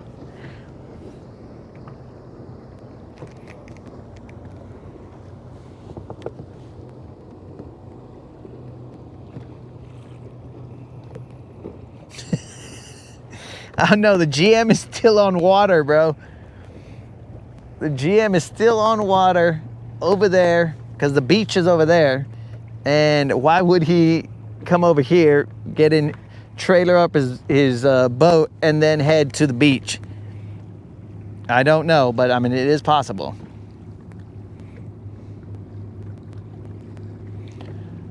The GM notices things around him and notices the baptism of multiple alleged Mexicans.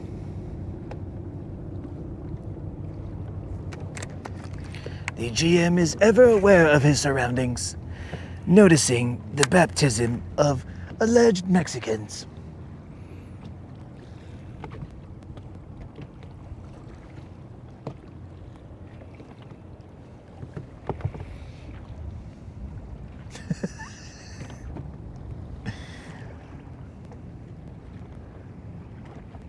I've never actually fished for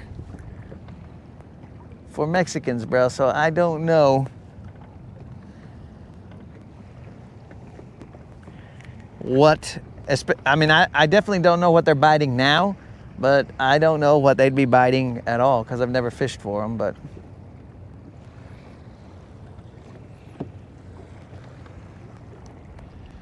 all right, bros.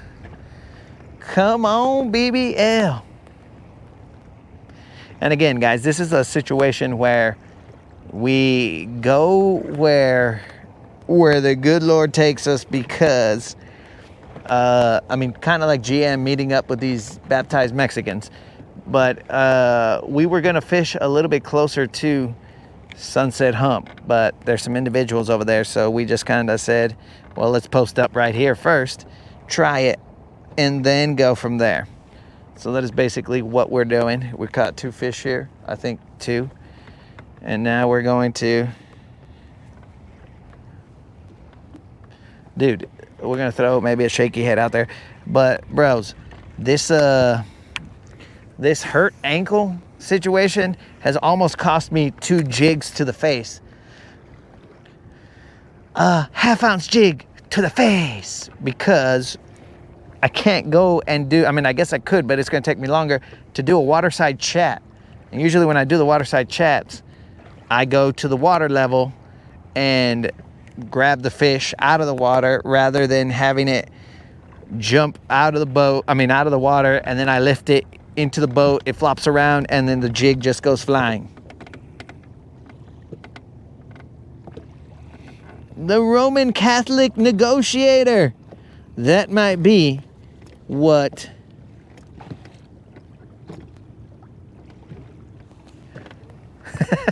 that might be what would catch them, bro. All right, so now GM is saying that they might not be Mexicans because they are a little shorter in stature. I'm guessing that he's alleging that they're potentially Guatemalans,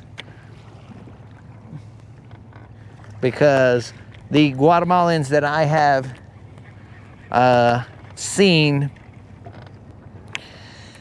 they are somewhat shorter.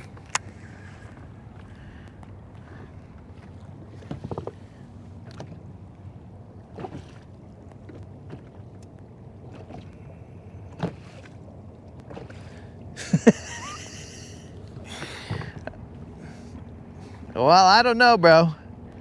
That would probably be the first time that they've seen a GM in the wild. So they might have a different reaction than GM had.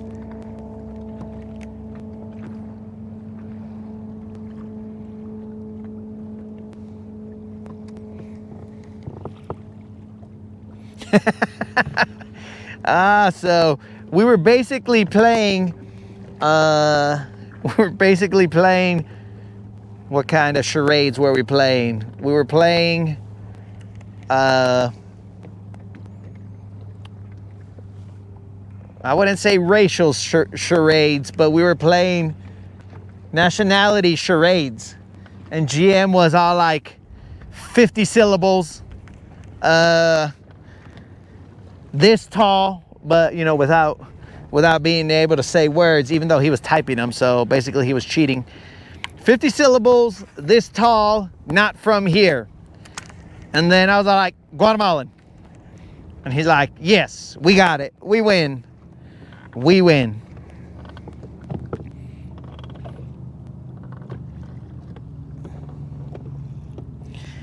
Geographical charades, okay?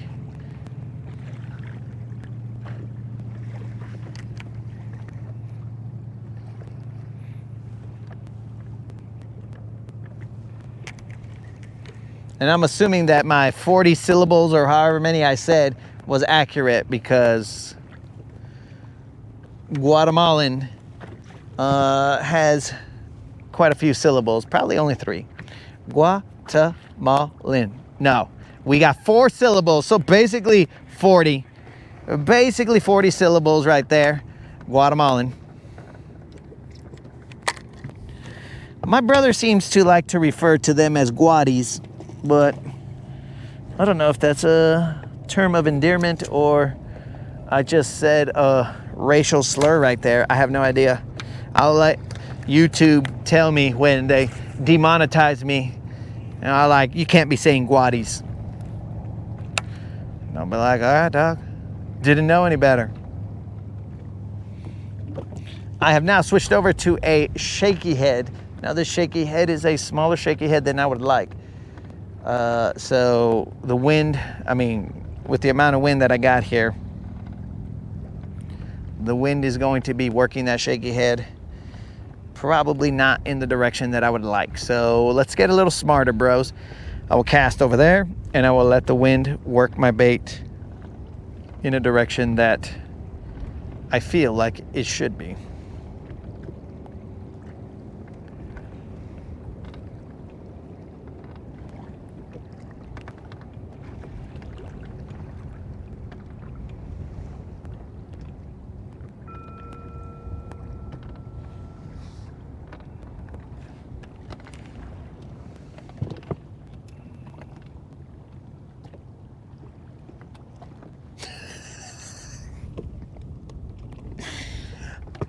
GM, how do you know that, I'm assuming we're still talking about Guatemalans. How do you know that Guatemalans can climb a tree?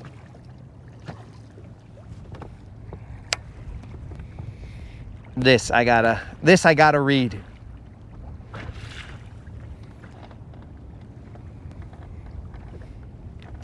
They can climb a tree.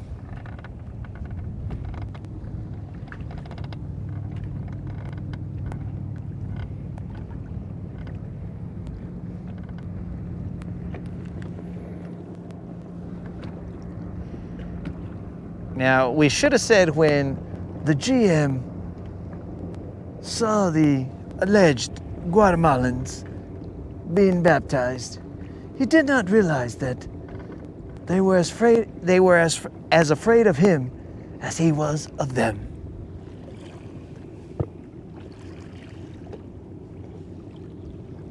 Come on, one time, baby. That's grass.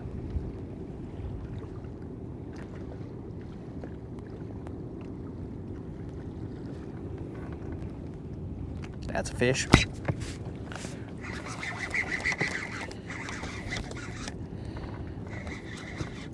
What size of fish? Nobody knows, because it's a shaky head. So this could be a little fish wanting to bite a little shaky head, or it could be, it's an okay fish, but it's not a payout fish, I don't think. Well, it doesn't look like a BBL, but it is a fighting fish. Hey, don't you do anything dumb. Don't you know I'm handicapped? It got rid of my freaking shaky head worm. Fool. Get up here, dog. This is definitely not a BBL.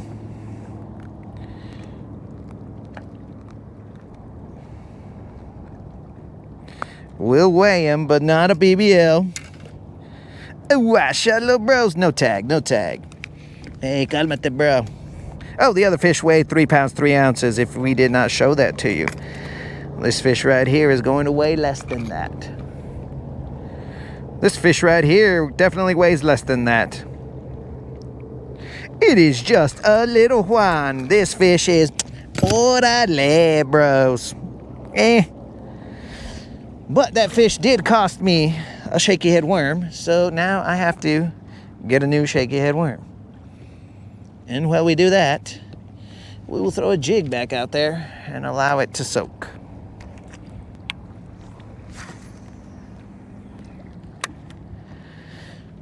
Where are the big girls at? That fish weighed 2 pounds, 10 ounces. Not a BBL plus. We're trying here, guys. It is 12:53. We are going to have to get off the water at some point in time. Okay, I think this is where my shaky head worms will be.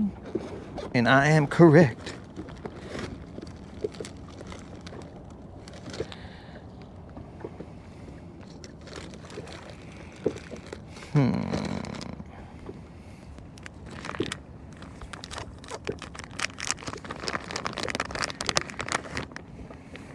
We are throwing the power bait Magnum hitworm or hitworm Magnum on our shaky head.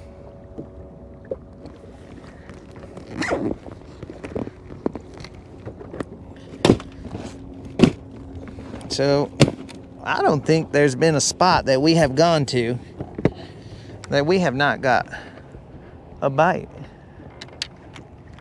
Is that freaking Anonymous pulling up in his Phoenix? I think it was a Phoenix. I don't know. That is definitely Anonymous. He's trying to get a starboard. He's attacking from the starboard, guys. Do not let your guard down. Yeah, I know it's you. All right, let's show Anonymous's new boat. Here we go. Oh, it's a Skeeter. Never mind. It's not a Phoenix. Look at that. That's Anonymous's new boat. In fact, I'm going to take a picture with my phone. Oh, what do you mean? Yeah, go ahead. Like I'm your camera guy.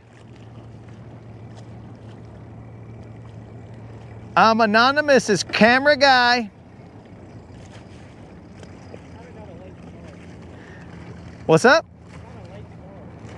You got a late start? You went back to sleep. Look at this fool. Going to sleep, making the memes, bro. What up, dog? Pull up a chair. There's plenty of fish in here. Okay, go ahead. Your game plan is to go to the bluegill beds. Don't let us stop you from being productive.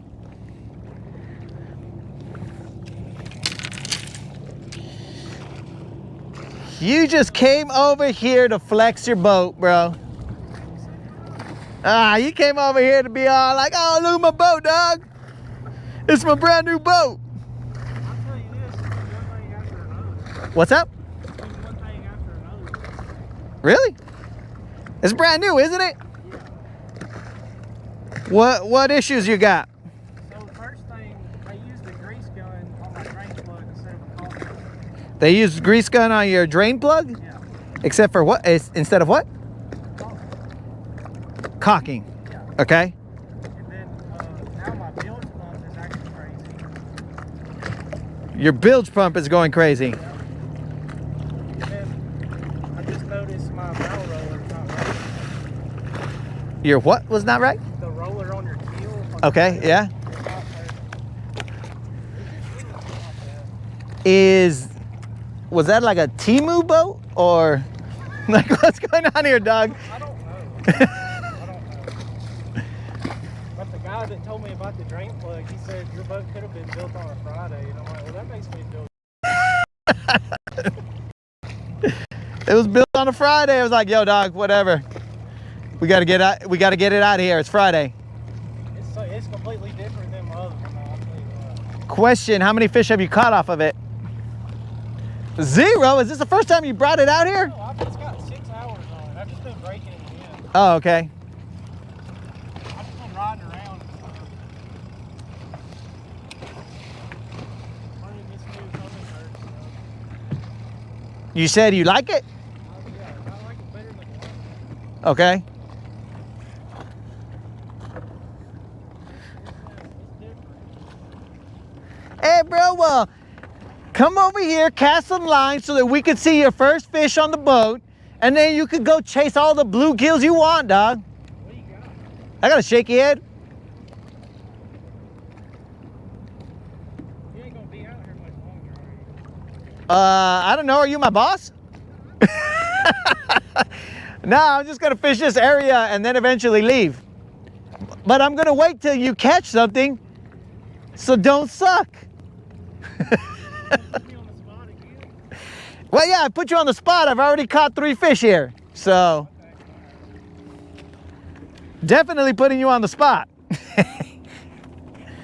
All right, guys. And now we find the Anonymous out in the wild in his new chariot. Anonymous is out here.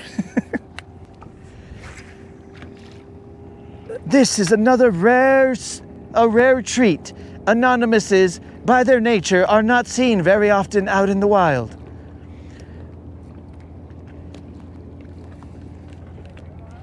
What's up? You doing all right? Yeah, no, other than my hurt foot, whatever. Life is good, real good.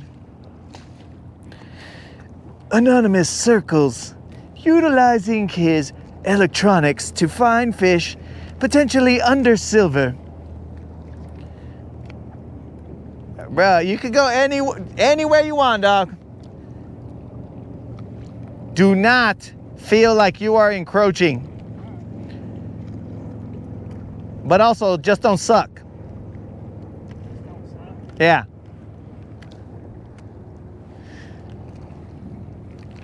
Now that you are here and you can vocalize what you've been doing with no broadcast. Did you say working? Well, that sucks.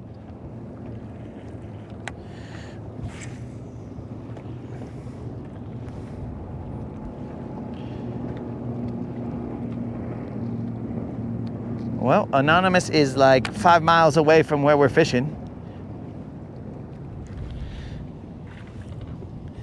Does he think that I want to be messing with the camera the whole time? Oh dear. My phone is about to die, so I must now charge it. Alright, broadcast, I have no idea what you guys are saying about Anonymous. Probably all good things.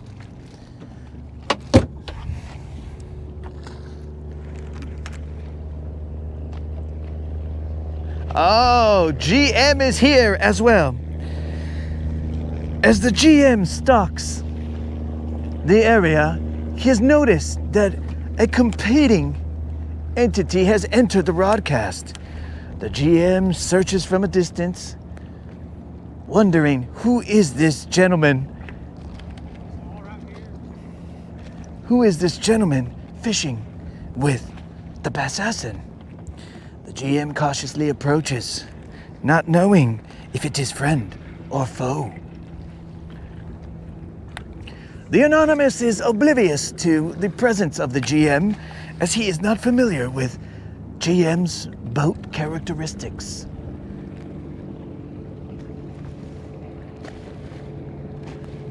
GM moseys along as though he was not intending to head in this direction. What will happen if they see each other? This is the first time that it will be caught on camera. A GM meeting an Anonymous.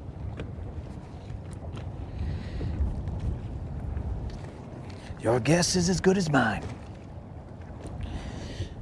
Bro, I just need one of the frickin' compartment chingle dingles.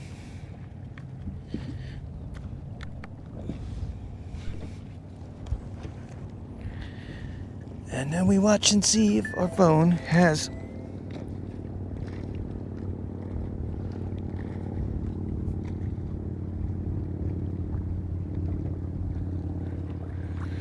if our phone will be charging.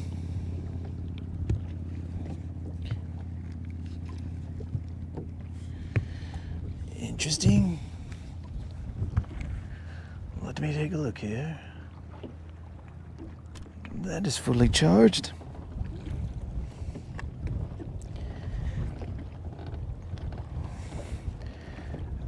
we have now turned the camera to the anonymous who is messing with his phone and not paying attention to fishing.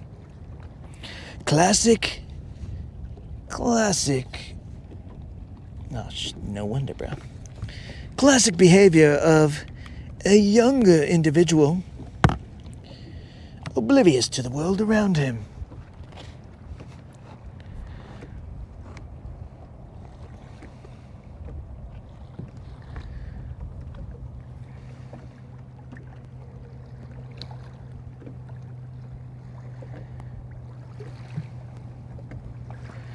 And now I have returned to the chat. I can now see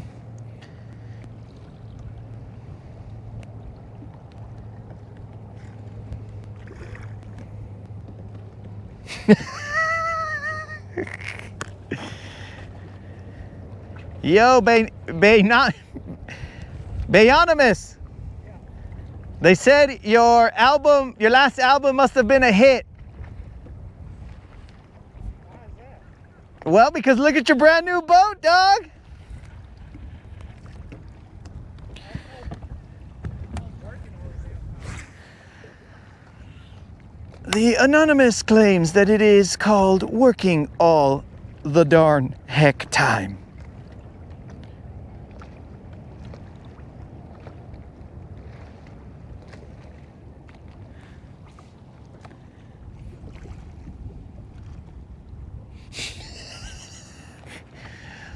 The GM seems unsure of the presence of the Bayonymous.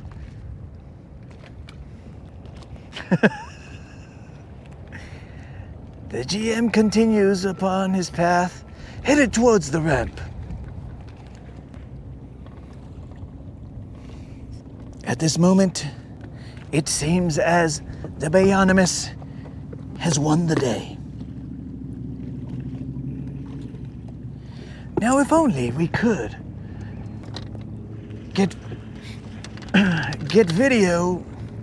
I lost it, guys. If only we can get video evidence of the Bayonymous catching a fish, his first fish, on his new lancha. Bayonymous has had some complaints about his lancha. Though I think every single person who buys a boat has complaints about their new lancha.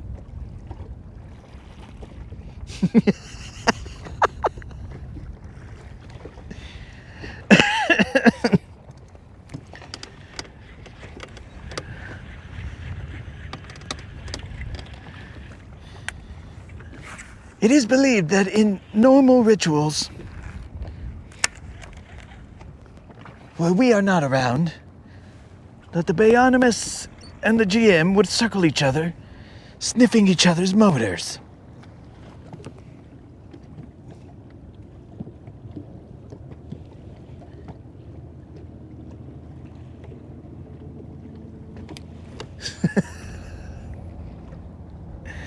It is unknown as to whether the Bayonymous is a licensed bath owner.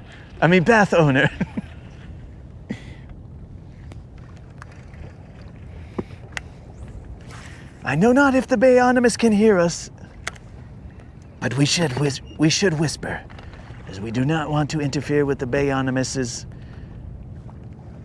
daily do-abouts. The Bayonymous sips of a beverage. I believe the Bayonymous, it seems as the bee sips the nectar from the flower, the Bayonymous sips the nectar of an energy drink to continue about his journey in search of, I believe, the GM and the Bayonymous search for the same prey. So it is not unlikely that they have seen each other before as they search for the same prey.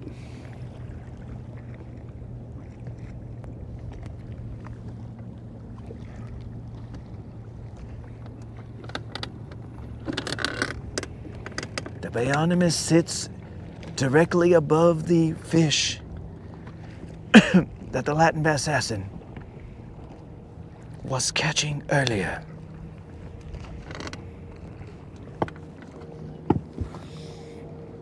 The Bionimus has gone slightly out of frame, and now he's back in frame.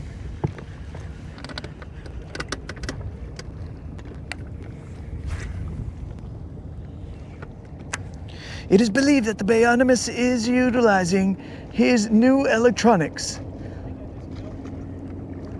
You felt the nibble? The Bionimus has the ability to vocalize. This was an attribute unknown to scientists prior to this moment. The Bionimus vocalized, allowing those around him to know that there was a potential bite on his line. Too cool to set the hook, the Bionimus shakes off the potential bass.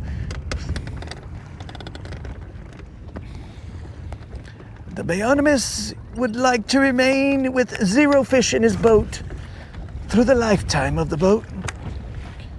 Something that is unique to the Bionimus. All other fishermen, all other lancha owners prefer to remove the skunk smell, but the Bionimus feels like he should set the hook eventually, but he never does. What is he doing? Ah, alas, it was grass. Alas, it was grass. Potentially it was a fish earlier, but Bionimus sent the signals down the line for the bass to know something was up. Something was amiss.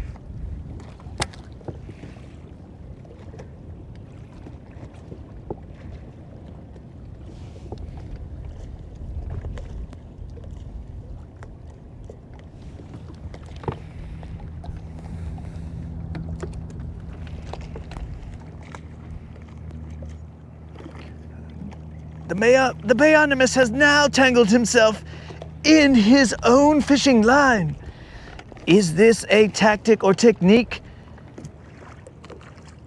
that is somewhat useful to his kind, or is it merely a mistake?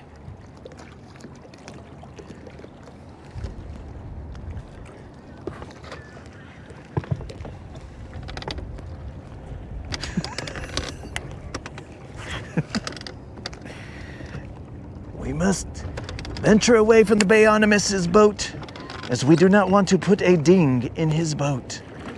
We do believe him to have spot lock on this brand new boat. If not, then he has been hornswaggled. The Bionimus quickly runs through his man purse of baits. It looked like a 6 cents bag. Could have been a... Oh, he's hooked himself. The Anonymous has hooked himself in the arm. Oh dear. It is though the Anonymous has been born just moments prior to our arrival. A fawn-like a fawn-like emergence as he hooks himself with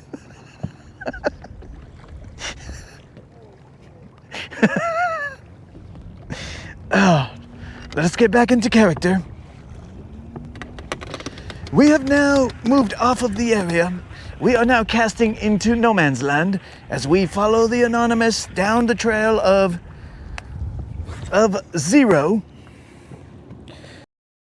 Now, guys, and our bearers point up due south. Hopefully Anonymous follows suit and begins to cast in this direction.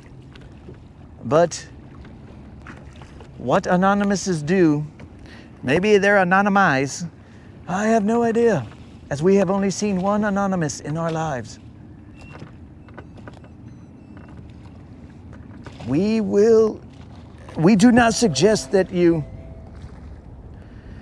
intervene with nature, but we will intervene this one time. We should have let nature take its course, but we will intervene one time and point in the direction that Anonymous has a higher likelihood of catching a fish.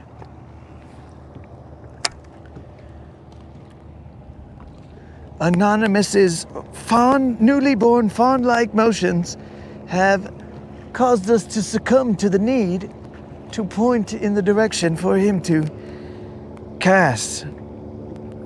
Most true scientists would have allowed Anonymous to waste away with 0 fish in his boat. Now, do I have a fish on my line? I may have, but I was over here monkeying around with Anonymous. Now, it is believed that Anonymous has the said maps that are similar to mine. Anonymous... Huh? Again, the Anonymous vocalizes his approval of the situation.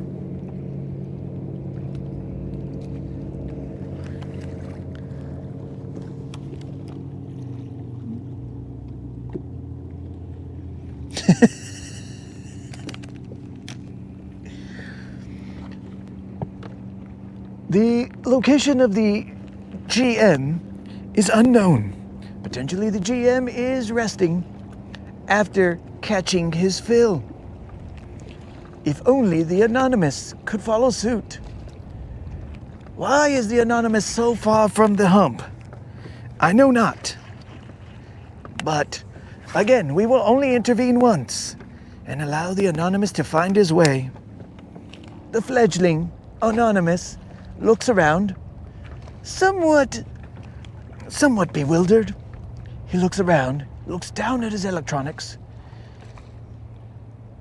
pulls up on his rod, does a little shaky doodad.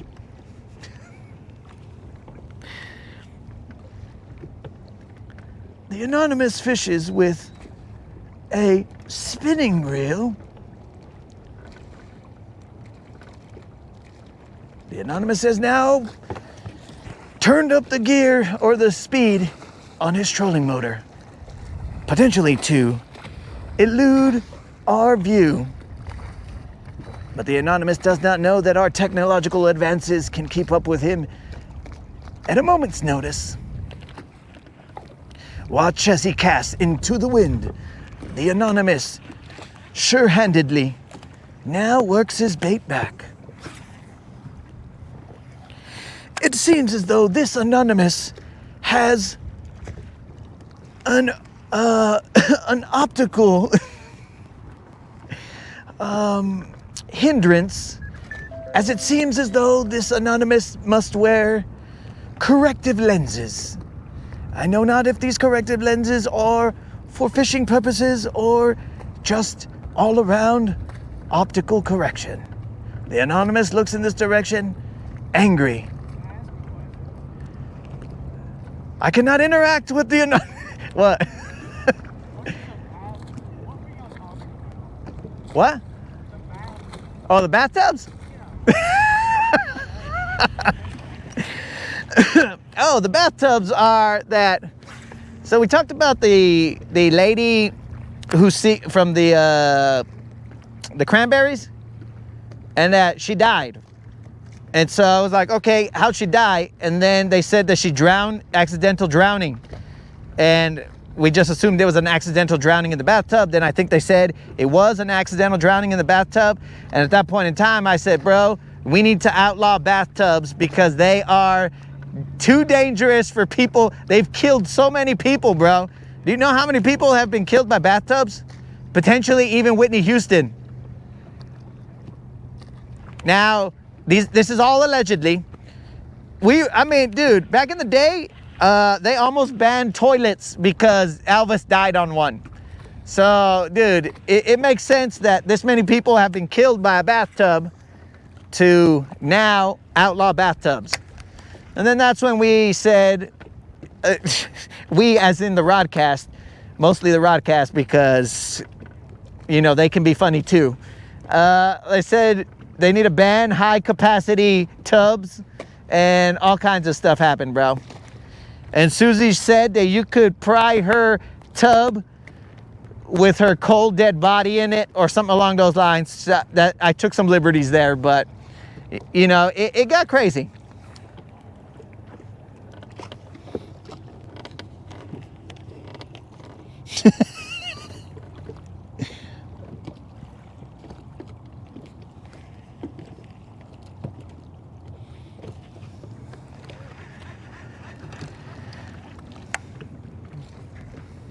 Come on, Anonymous.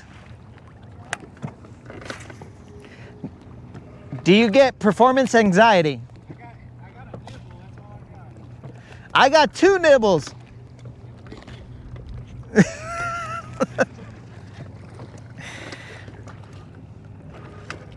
You got a nibble.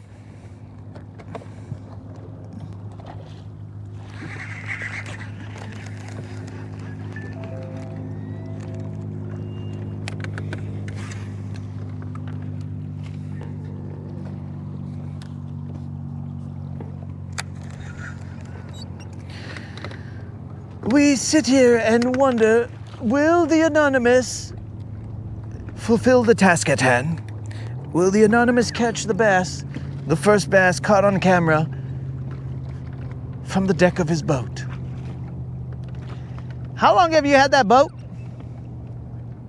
Maybe A month? And you've only been cruising on it? I haven't had time to go out there. Ah, you've been busy.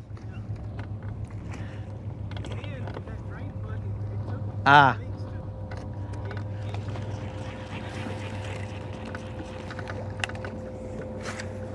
The Anonymous has caught his first fish on his boat. The Anonymous sets the hook. Somewhat manly, but not so much. Anonymous loosens his drag.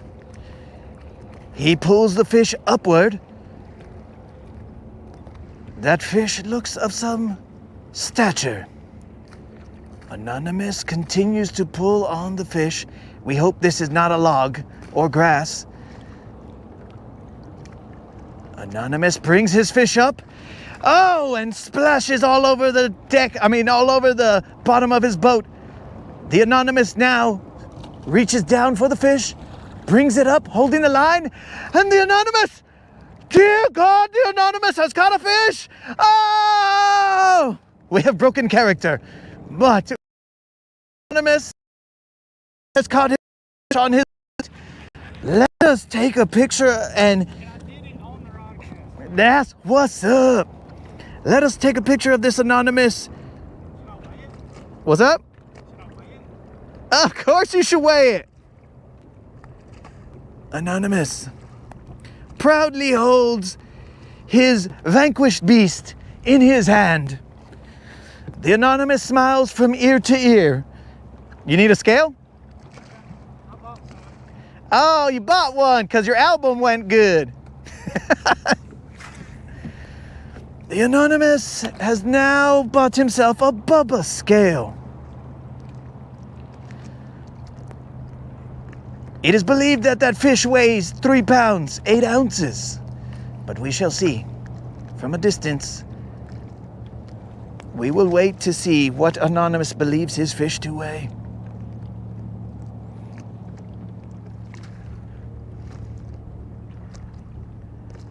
Three, right on the 3, right on the money. money. That is a Little John, because that fish for the Anonymous and all the Rodcast is okay. Anonymous proudly flips his scale around as though he was an expert at weighing fish.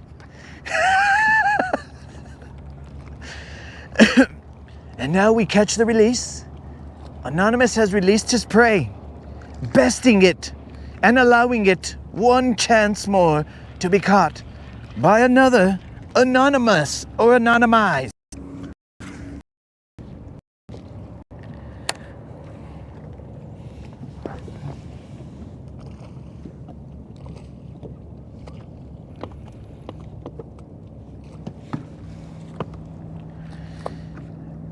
Yeah. What's up?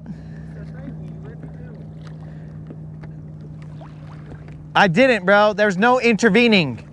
We let nature take its course. The fledgling anonymous.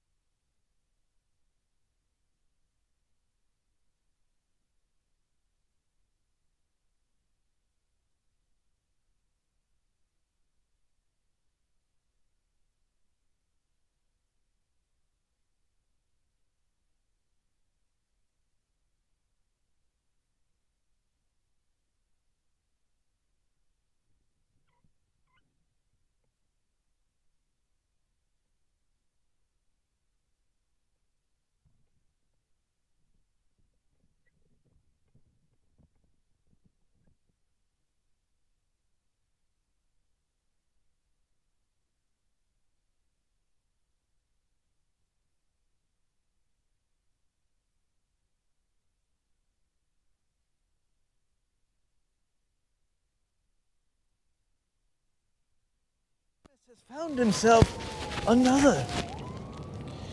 This anonymous has proven himself to be a quick learner.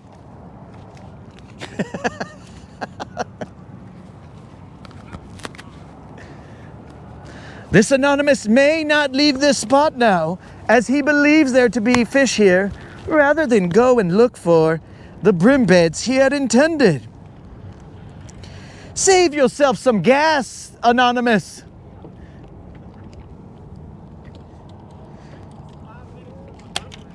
On Lake Guntersville, you need not go far.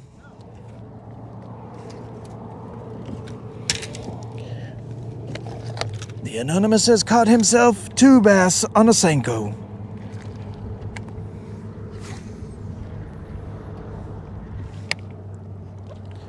Again, the anonymous reaches into his man purse and pulls out what seems to be a new Senko.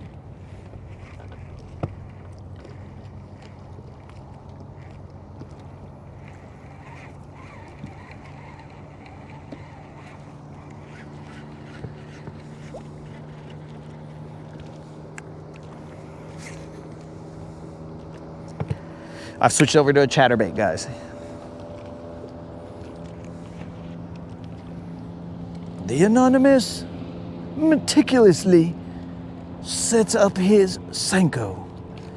I do believe it to be Texas rigged, weightless. The Anonymous is doing everything in his power to ensure that it is straight, thus reducing the amount of line twist.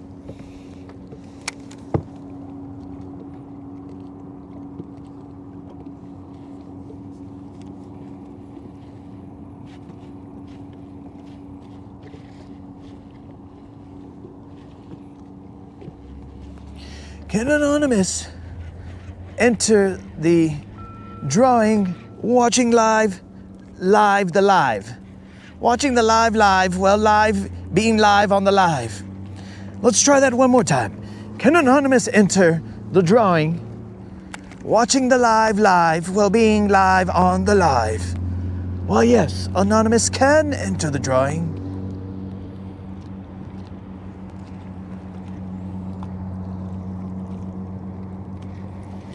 That is a great question, Spot Snatcher. I will attempt to speak in the language of the Anonymous. Yo, dog. They want to know if your boat has a name. Nah, I knew it. I knew you didn't have a name.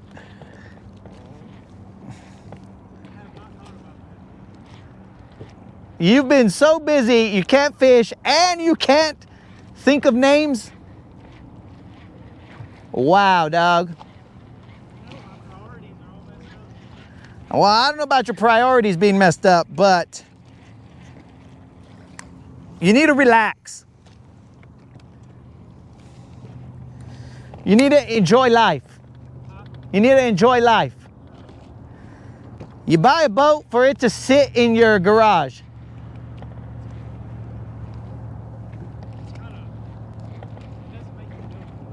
Huh?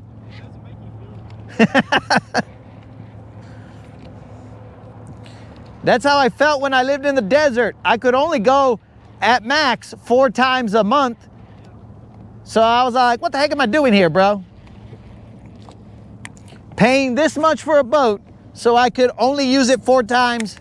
And now I live over here and I use it a lot. Little did you know. Yeah. However many years later, you'd be. Oh, no, I knew, dog, because I did everything I could to get over here. That was the goal.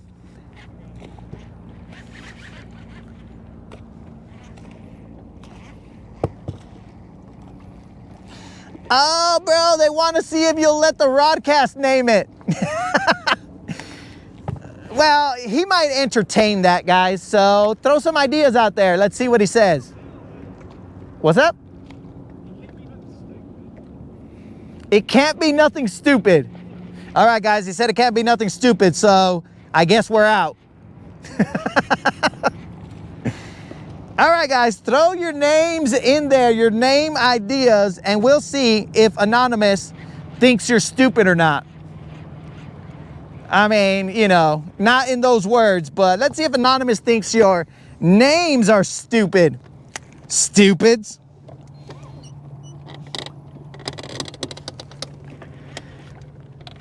Let's see. Let's see what they got for you, Anonymous.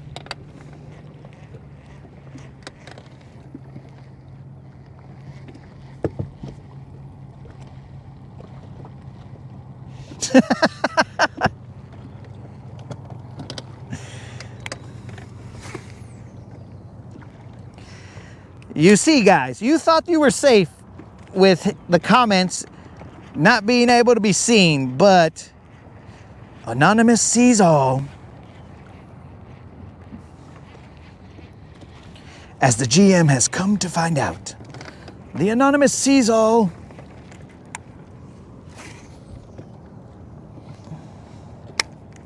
The Einstein.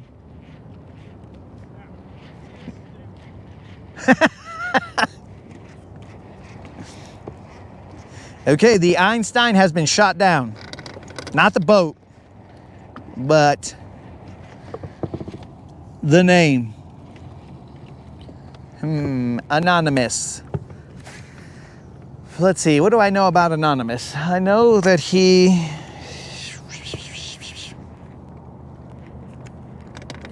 a guy.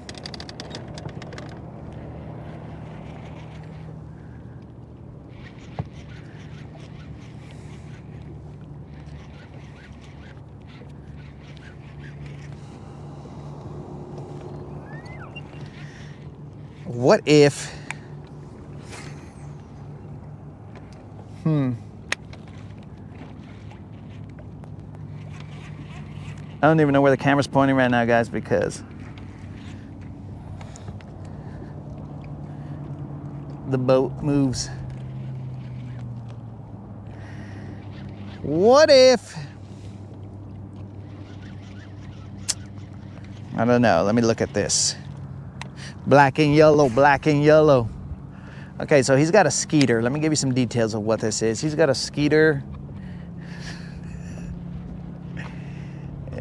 Skeeter 21 foot something.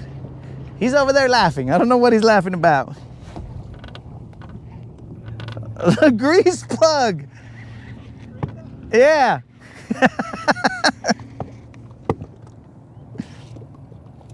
We got the incognito. You like grease plug? You said it can't be stupid and you're over here laughing at grease plug. I wouldn't name it, but that's good.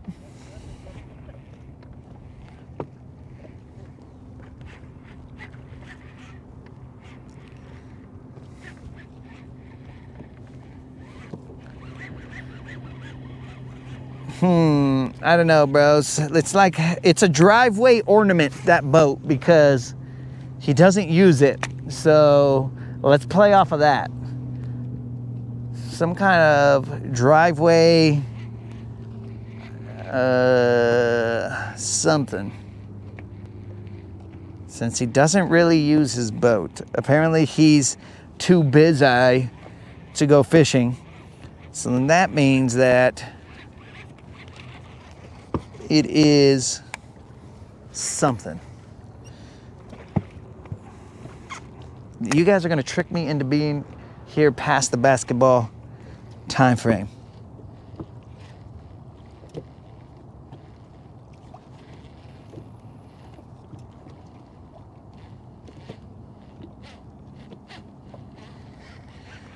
Now don't be shy, guys. Throw them in there. Throw the potential names.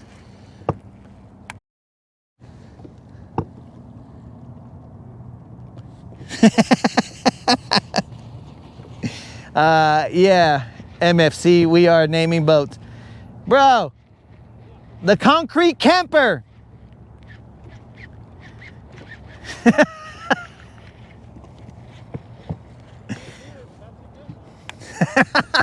That's the second time he said it's a good name, but he's not gonna name it that.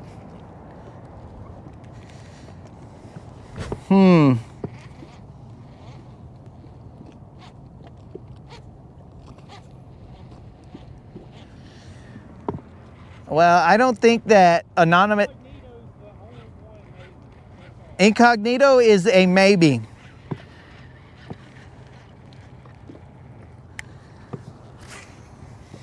Let's see. So Silver is my steed. Maybe we call his Black Beauty.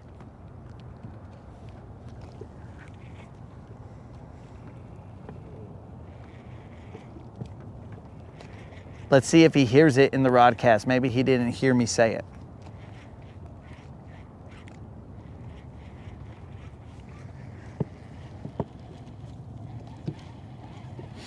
It will be Black Beauty Lancha, and then we'll call it BBL for short. Not that he'd ever name it Lancha, because he'd be like, what's a Lancha? We're gonna eat?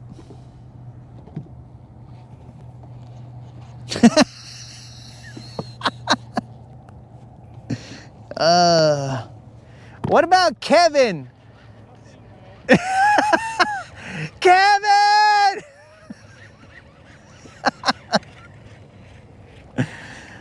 They're getting better, bro. Yo, I'm gonna go fishing with Kevin. Okay.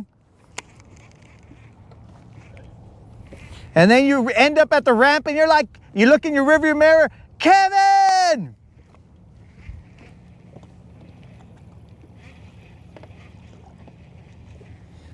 Have you ever seen that show, My Strange Addiction? My strange what? Addiction. People eat toilet paper?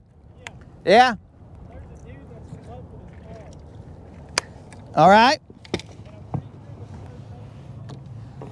the show The car's name is what? Kevin? I think so. And it was a guy, and he named it a guy name. And he loves it. And he loves it.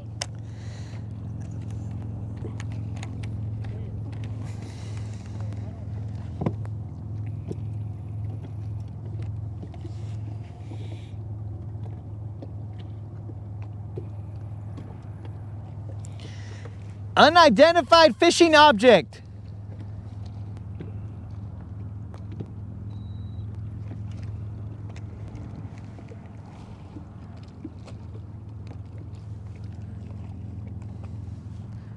It could also be unmanned fishing object because he's never fishing from it.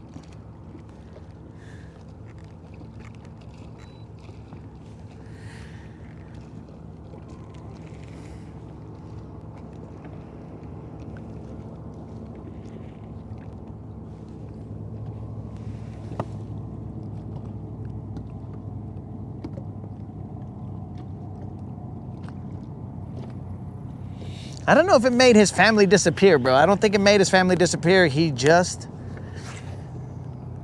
never uses his boat.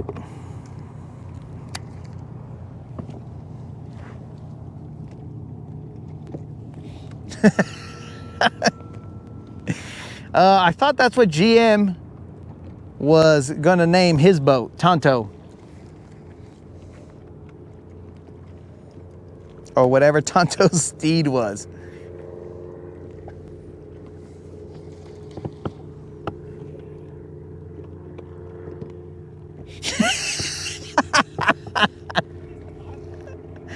Tonto from the Lone Ranger.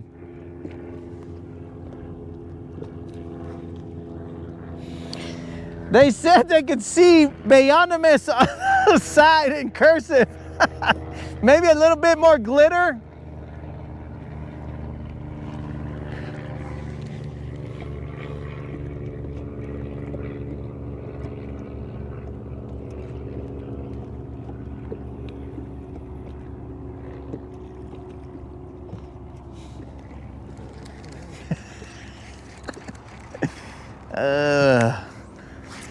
All right, I need to get serious here. I need to figure out what's going on because the game's about to start.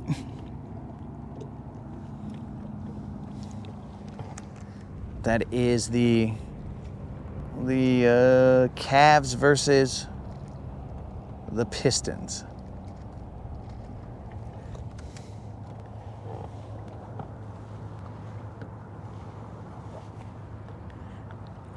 Dude, he's probably gonna come back and name his boat something like, I don't know. When we hear it, we're gonna be all like, what? That's what you call it?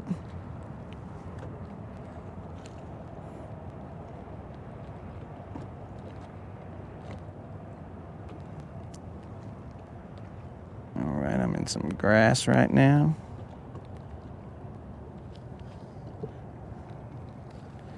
Let's see here.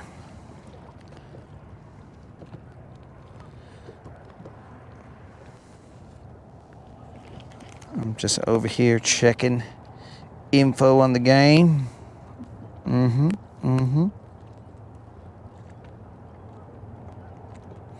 need to drink some water. I haven't drank some water in a while.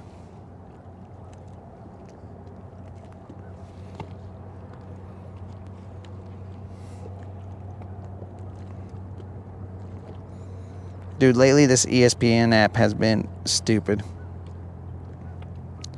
It's been taking forever to open anything. This is making me mad.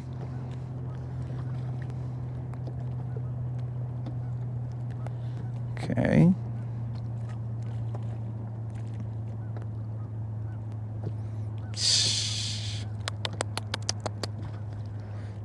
Interesting, interesting.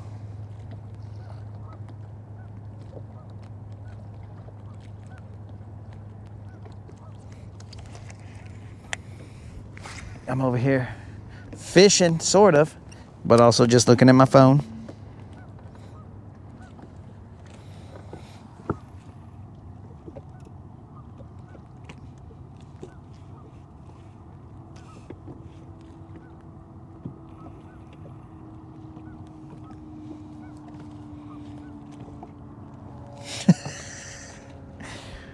What about Dracula? No? Did you shoot down Black Beauty? Silver, Black Beauty?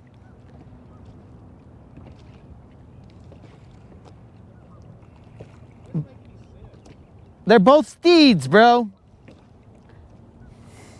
What's gonna happen is I'm gonna get 2 or 3 names on my mind, and when I'm driving home tonight, I'm just gonna call it something.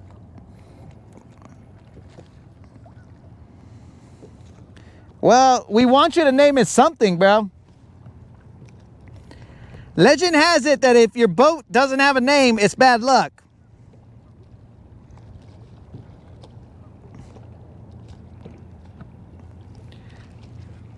Legend has it.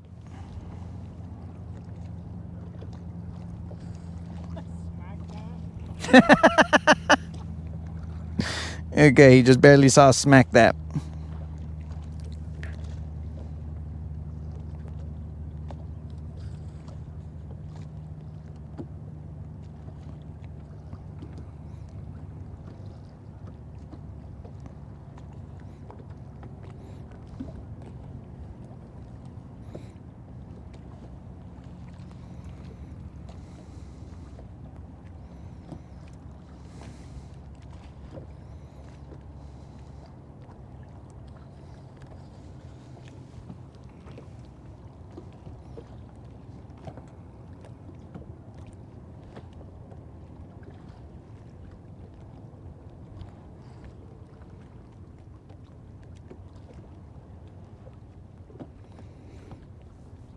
All right, guys.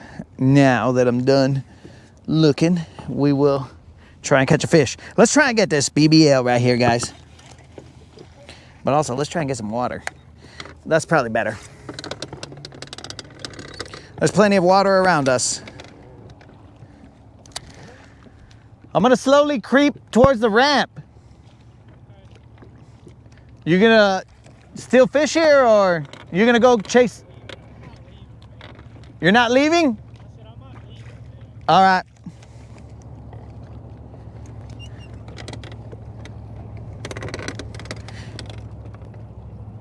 He may go catch or attempt to catch some fish off of a bluegill bed.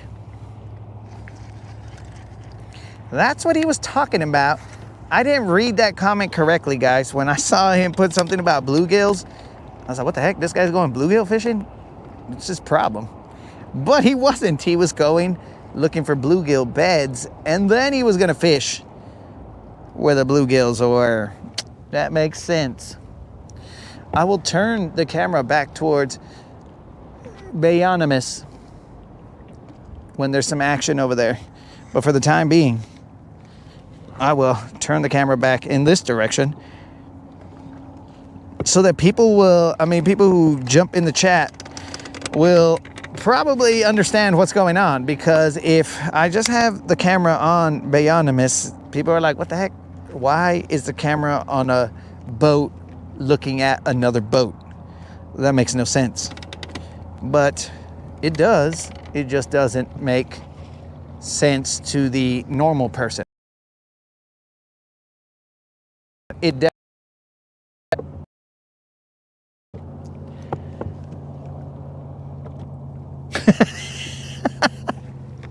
What about Curious George?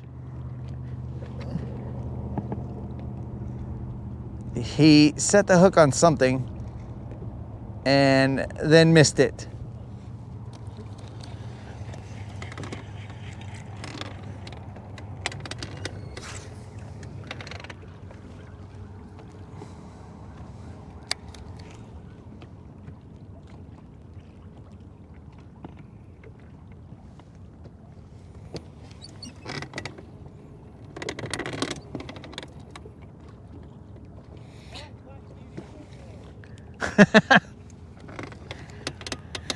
They said you were one of the original Rescue Rangers. What? No, Rescue Rangers, not Power Rangers.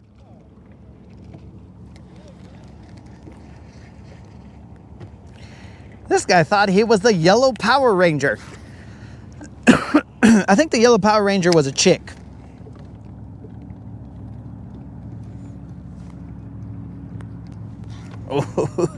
Oh, got me there, fish. You son of a fish.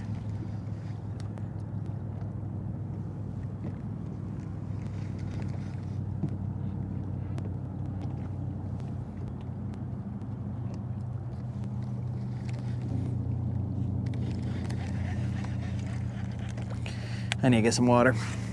My reaction time has slowed down since I don't have any water flowing through my veins.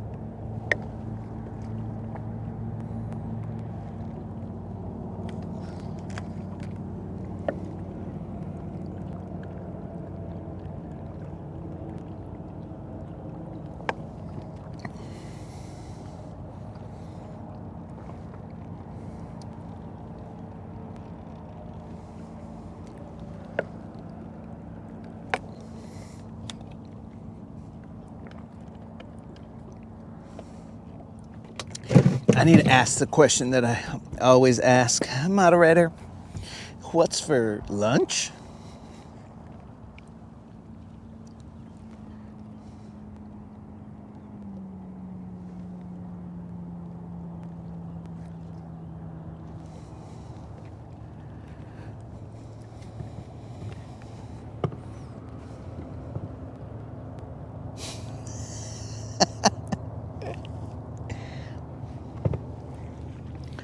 What about Skeeter Peter?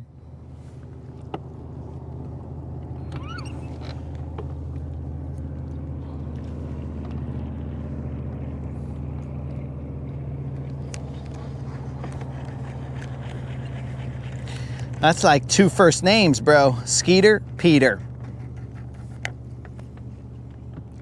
Oh, there's some hydrilla right here.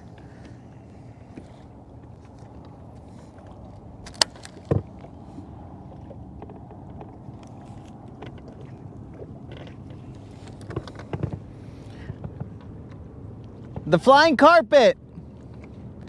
Back to your Arab roots.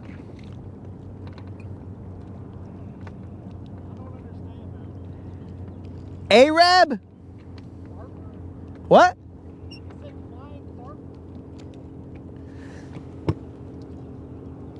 He meant carpet.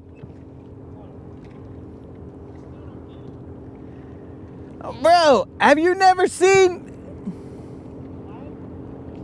Aladdin, Arabian Nights, flying carpets?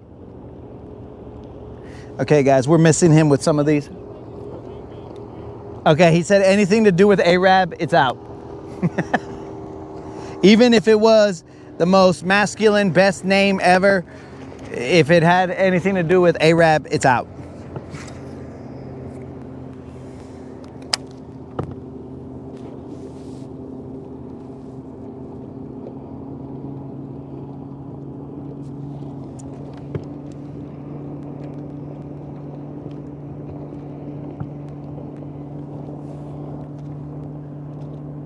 What could we name that boat? Skeeter?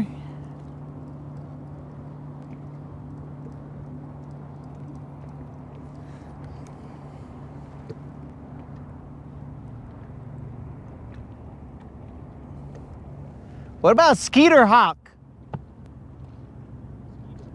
Skeeter Hawk?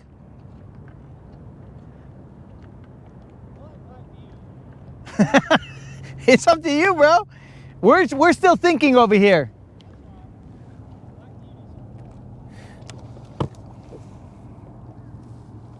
He said anything to do with Arab is out, bro, so don't even say Jasmine. Okay, so far, he's down with Black Beauty. That's the best name that we've come up with. Skeeter Hawk, I mean, his boat is a skeeter, which is a mosquito, but a Skeeter Hawk is a dragonfly, and dragonflies eat mosquitoes, so it would eat his own boat or something. I have no idea, but Skeeter Hawk.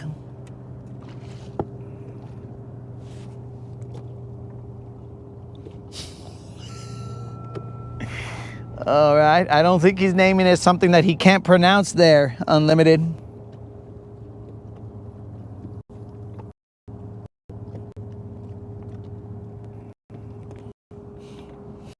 What the heck is it?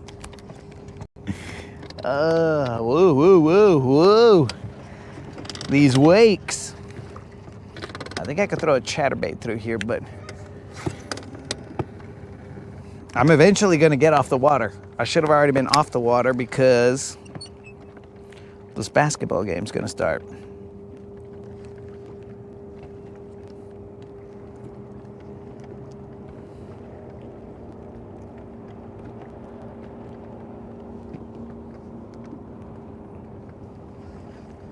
Now, here's a question I pose to you guys. Will LeBron be swept in the playoffs for the, I don't know, umpteenth time? Will he get swept again in the playoffs? Will he be the GOAT of getting swept?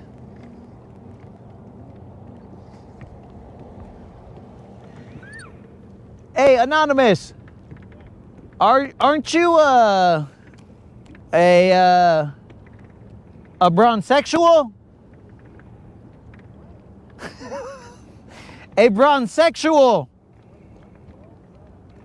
Don't you like LeBron? What? Definitely not. Oh, you don't? No. Okay. I figured you were, but someone else must be the bronsexual.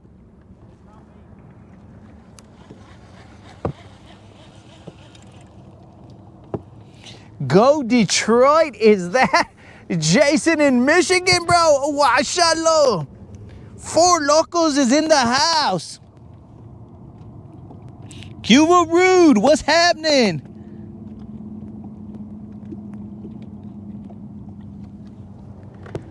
So I was wondering if someone will have to sweep him off the court. Oh, that's grass.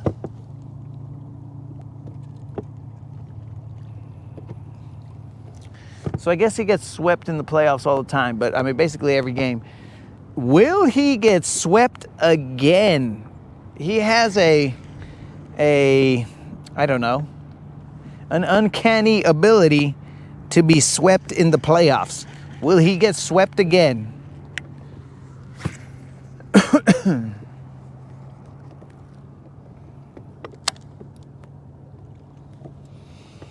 Yo, I know that Four Locos has been waiting for the broadcast to show up.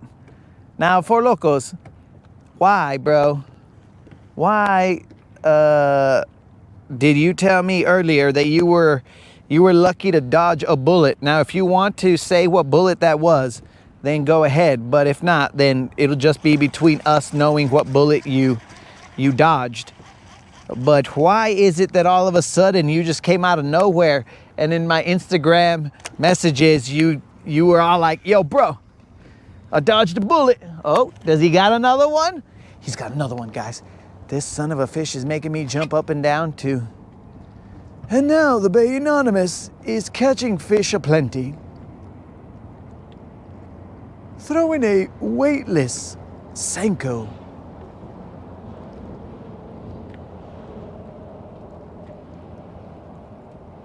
Now he's just out here catching fish 5 inches from, okay, the Bayonimus needs work on his handling of fish caught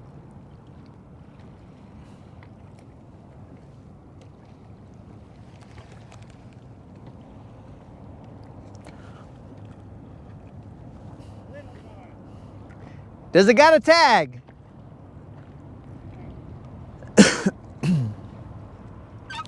That I believe is 4 fish for Bay Anonymous. Bay Anonymous.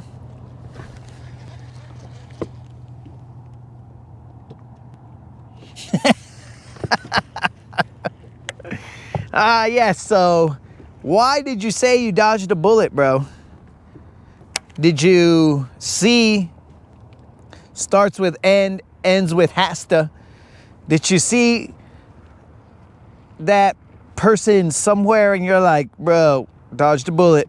Or are you saying that you literally dodged a bullet because starts with S, ends with hasta, shot at you, bro? I don't know. We need a little more details, bro.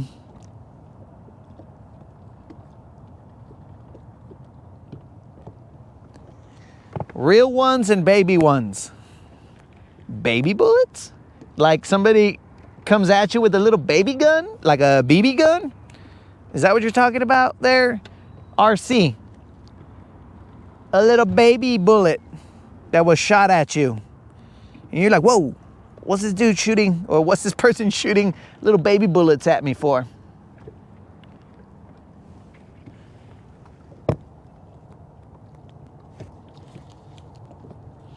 Yo, Grandmaster, we're still out here, bro. I was supposed to be off the water like an hour ago, but then we saw the Bayonymous out in the wild, and so we started narrating his catch.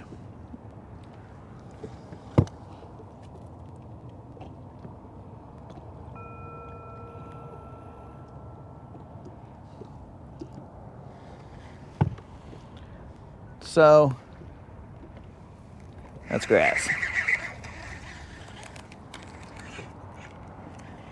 So what did you dodge exactly, bro?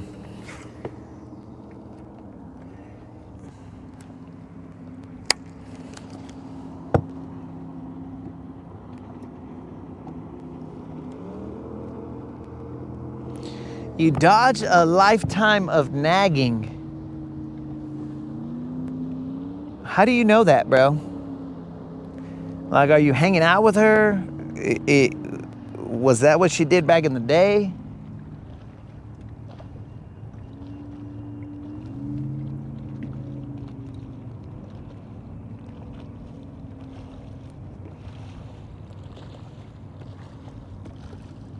You out of here.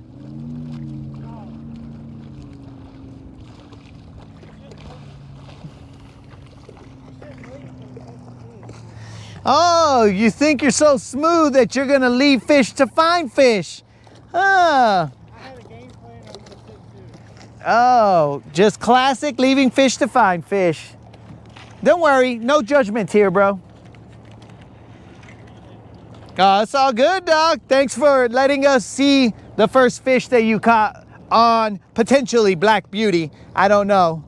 Maybe you change it. Maybe you later on call it whatever the other options were. I like Black Beauty. It's not Kevin.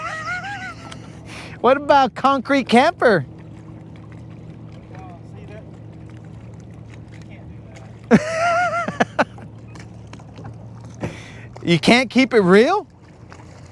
Keep it real. I'm just not gonna tell people that I don't. They're gonna think I don't fish. Well, they'll be right. Oh man, you're pretty brave. I usually raise my motor around here. Huh? It's only 8 foot. Yeah, but then it gets shallow over there. But remember, I'm a chicken, bro. So when it comes to boating, I'm a chicken, and I don't like to pay for stuff. But you work a lot, so you probably can pay for stuff.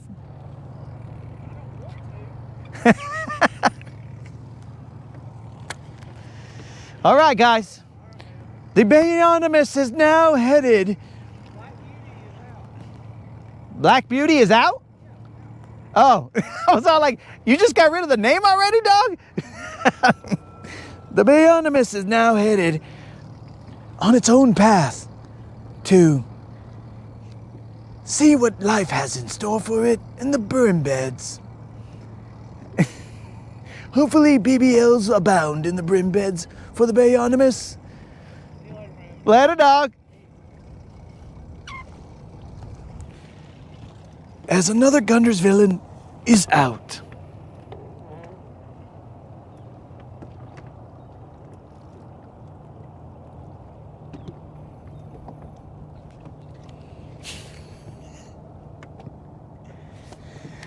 All right, guys.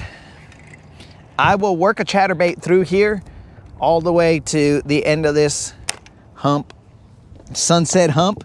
And now that we've seen Bayonymous catch his first fish on the rod cast, bro, I mean, that's like, it's like one of those moments, bros. I mean, how often do you know somebody who buys a brand new boat and hasn't caught a fish yet on it, and then they catch it right in front of you for all to see? It's not very often.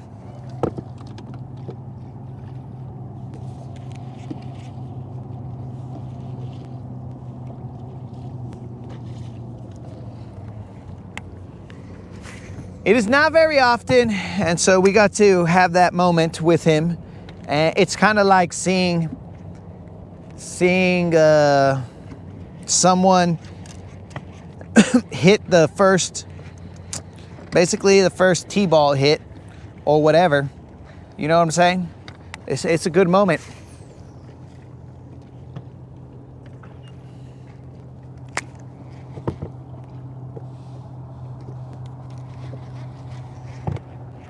It is a good moment. What's up, Al?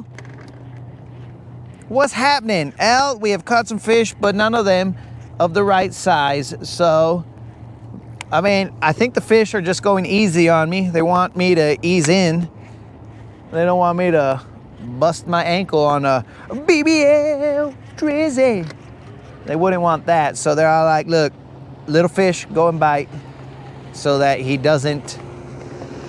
I know he's on a Bill Dance chair, but when adrenaline kicks in, this guy will do some dumb stuff and might end up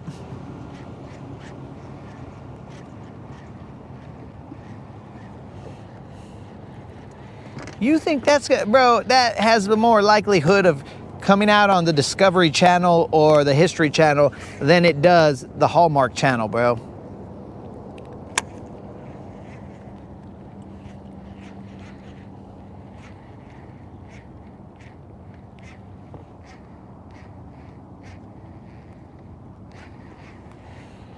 They've been going crazy.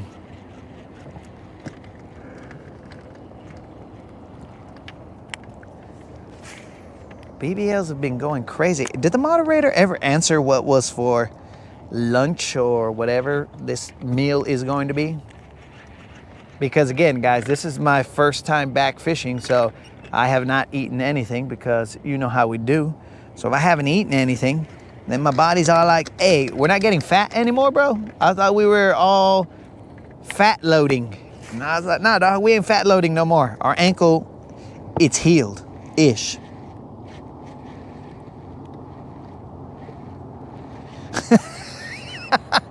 No way does that come out right after the fire between us. In fact, the fire between us, it ends up playing 24 hours on the Hallmark Channel. You know, there's going to be a 24-hour weekend that they're going to play it nonstop. It's kind of like when Christmas rolls around and then they play Home Alone or National Lampoons. They play it every hour of the day for like 3 days, and then they switch movies. So the fire between us will play the entire day for the entire weekend.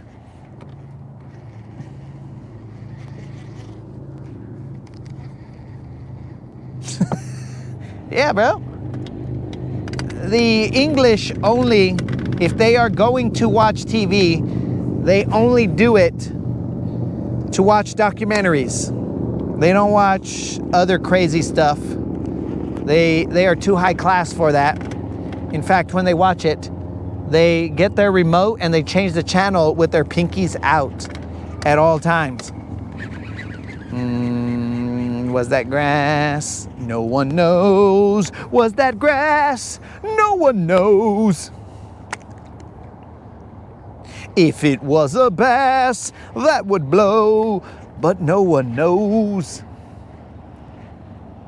So yeah, they change the channel with their pinkies out because they're all hoity-toity all the time. Hoity-toity all the time. Didn't hear you ask. Chicken nugs, bro. Ah, dudes, you guys are dumb. I'm out of here. Forget this fishing stuff. Chicken nugs. Homemade chicken nugs and fries. You guys, I'll see you later. It was nice knowing you. Latin Bass Assassin, we out. Ah! Am I fishing tomorrow? That's a great question, dog. I'm gonna see how my body reacts, mainly my ankle, to the first time fishing in a couple of weeks.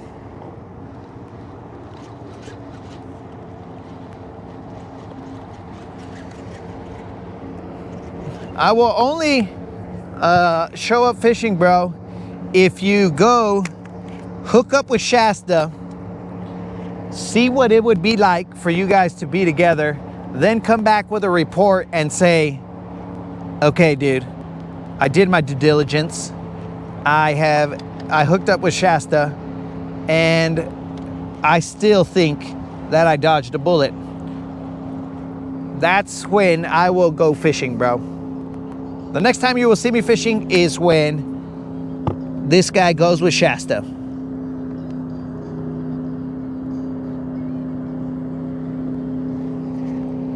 And the Britney song was on. And the Britney song was on. Oh, on that boat over there, bro. I put my hands up. They're playing my song.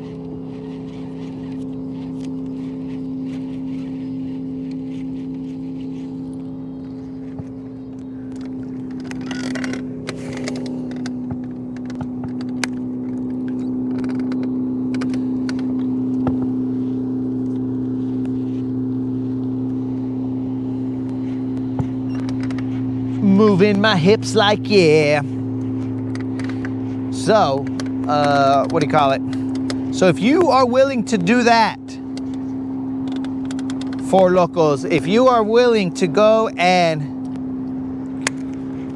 attempt to reconcile with Shasta and then see how it goes for you and report back, then I am definitely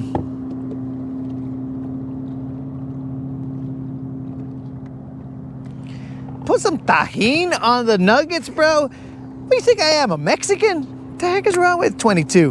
Why would you even know to, that's, wow. Wow, 22. Why? Why would anybody put some tahini on that?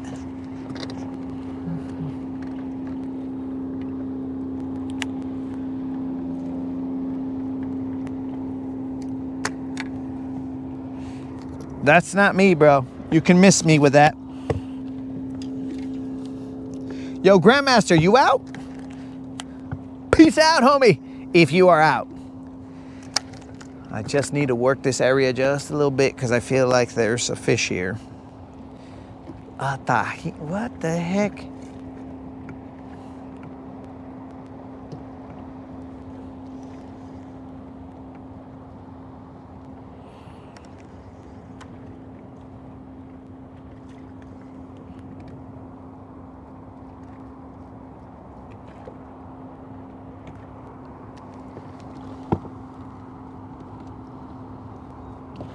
That wasn't even Britney, bro.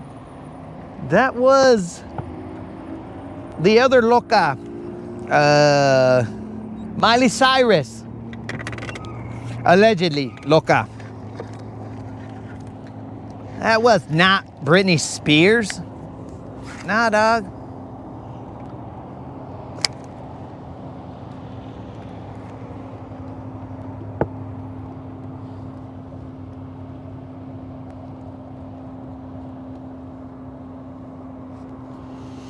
Oh, you were tipping the cap to Rude.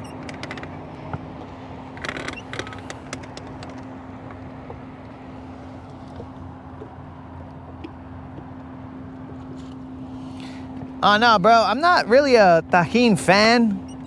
I'm not really a fan of a lot of Mexican cuisine-ish chingle-dingles, toppings, add-ons. Like a lot of the raza likes to put chili on fruits and stuff like that, and I'm all like, that's not great. It's okay, but it's not my go-to. I'm not gonna be all like, oh yeah, let me just mess up this perfectly fine fruit and put some chili powder on it, because why not? I mean, it wouldn't surprise me if like there were some Mexicans that brushed their teeth with Tajín flavored toothpaste. I would not do that. That would be disgusting. But to each their own. Oh, bros, I am way further than I thought from the end of this hump. Oops.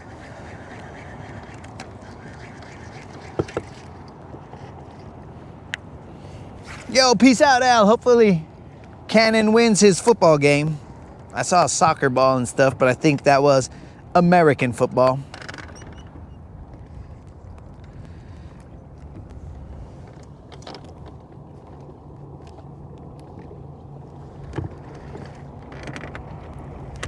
Now, don't tell me, Al, that you guys don't keep score, because then I'm going to be mad. Then I'm going to be all like, what are we doing here, ladies and gentlemen? What are we doing here? Not keeping score? What an injustice.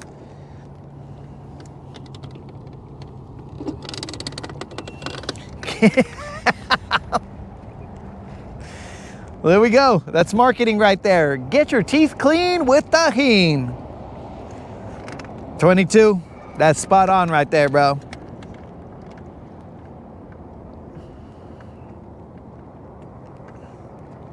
It's disgusting, but that is good marketing.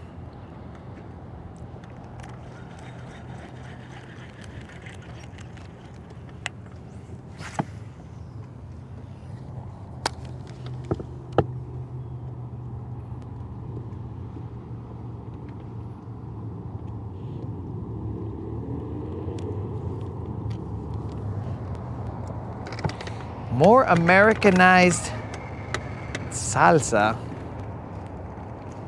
Bro, I eat salsa, but I don't like that,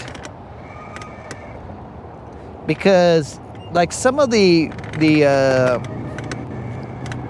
hot sauces and the stuff like chalupa or whatever, they taste like burnt to me. I don't know what it is. It tastes, maybe it's because I got American taste buds. I don't know. But it tastes burnt, and I'm like, ugh, bros. That is not great.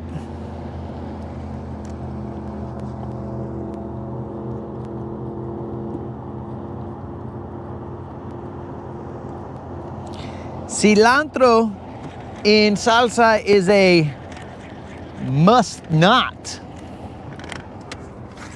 When the moderator makes salsa, there is no cilantro in it, because cilantro is dumb. If chopped up into minuscule pieces where I cannot see them or taste them, well, not chew on them or whatever, then potentially it's doable. Because I think most, that was grass. I think most salsa makers have cilantro in there anyway. But if it's huge chunks, nah, bro, that's disgusting.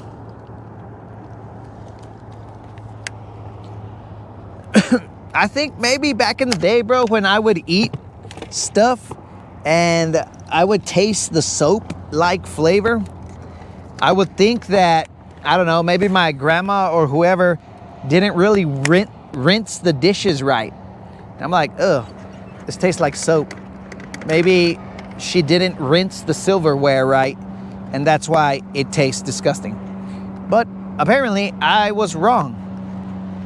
It was not my grandma's inability to rinse the dishes correctly. It was possibly the cilantro that was causing me a problem. So I might have to, I cannot apologize to them now because they are in where I presume, they are in heaven, I presume. But I would have to apologize to them humorously, I think, because it was not their lack of dish what do we want to use here? Dish thoroughness, dish cleanliness, whatever we want to use there. It was not that. It was probably the cilantro. And I was like, man, this friggin' everything tastes gross.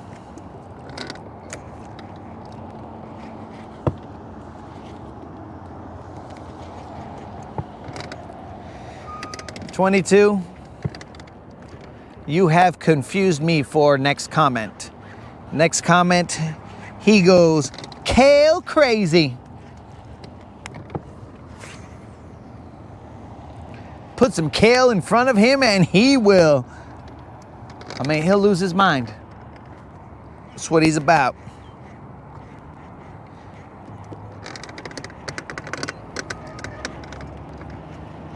All right, guys, I don't think I'm going to get the bite that I'm looking for, so potentially I have failed you guys. Potentially.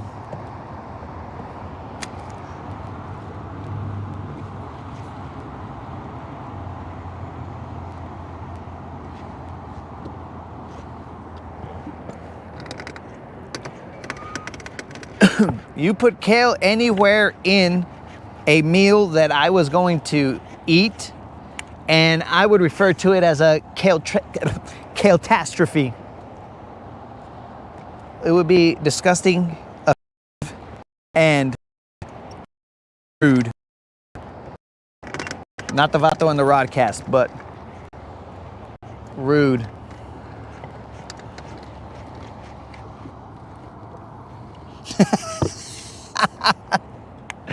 Well, I thought we established that. Okay, so kale keeps your ankles strong. But there's a cost, bro, because I think it keeps your ankles strong and your wrists weak. So there is a potential that there's a correlation there, bro. I would much rather have weak ankles, but very strong wrists. You know what I'm saying?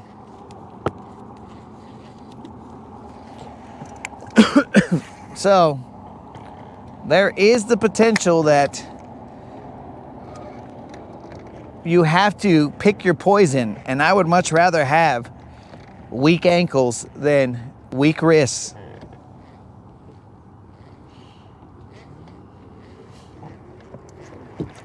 Oh, so you only dabble in kale. So just because you dabble in it, you feel like, oh no, bro, I'm not all out kale. I only dabble in it, so it makes it okay. Oh no, Moon.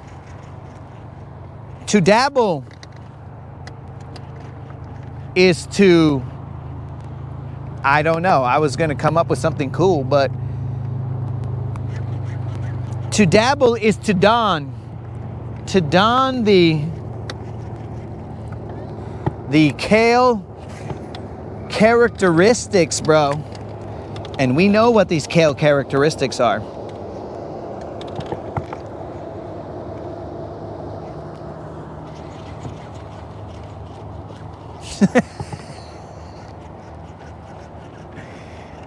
Oh, bro.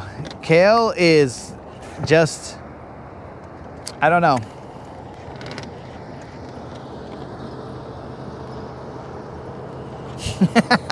That's what I'm saying, bro. You can't just say, well, I've tried kale. It was okay. I mean, I don't know if I'd do it again. That right there, bro, that you can't just be so dismissive of, I only try kale on the weekends. I'm a social kaler. No, bro. Like, get a few beers in me and I kale all night. No, bro. Like that's just not. Once you've kaled, you can't unkale. You know what I'm saying?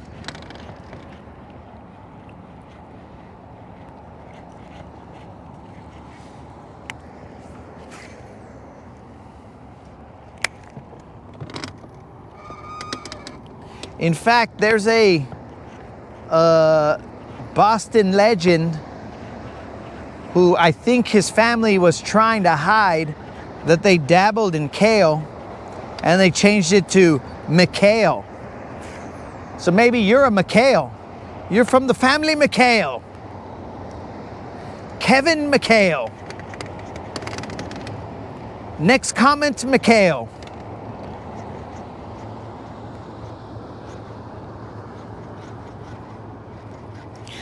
So now, bro, I just meant that I don't kale enough for it to show up on my blood work, or I don't kale enough for me to pop on a test. I don't kale enough for me to be considered a full-time kaler.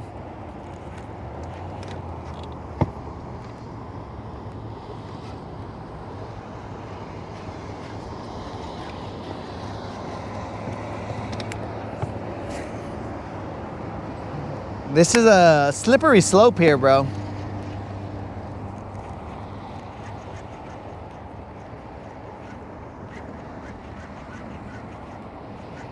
If you've kaled once, you can kale again, bro. Something following my bait right there? I don't got my lokes on, so.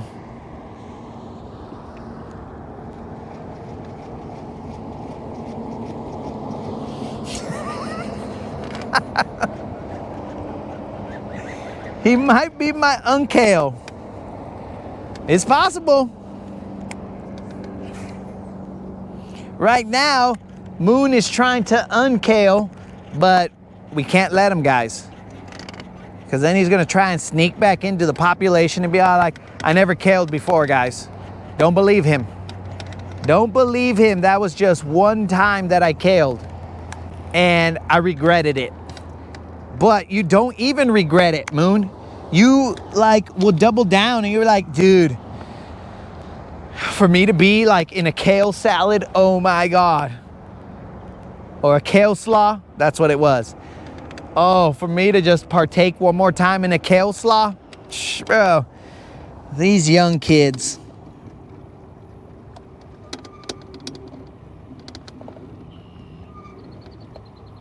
Look, you even said it right now in the chat, dog. Wow. No shame. No shame in his kale game. Speaking of game, let's check the score.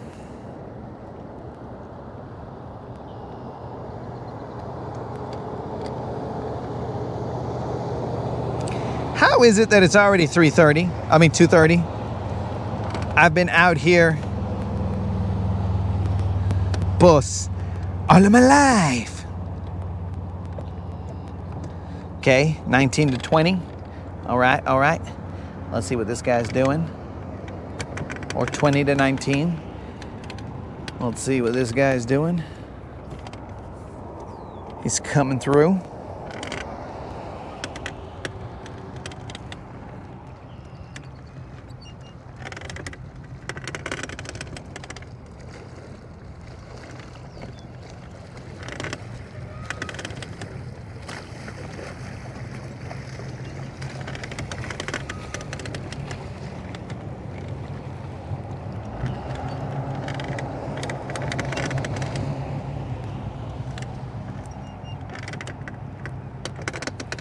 Once a kaler, always a kaler, bro. Everybody knows that. Oh, lovey.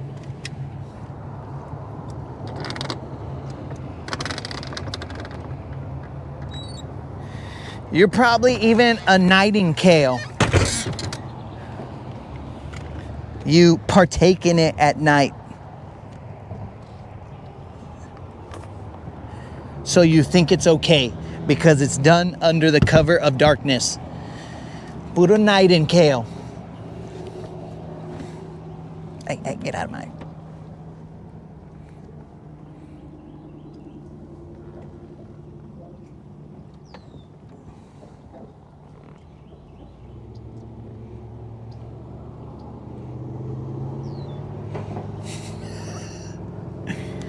Uh...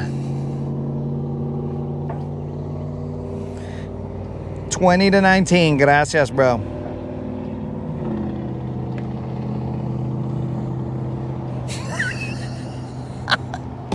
That is the first step. That is the first step to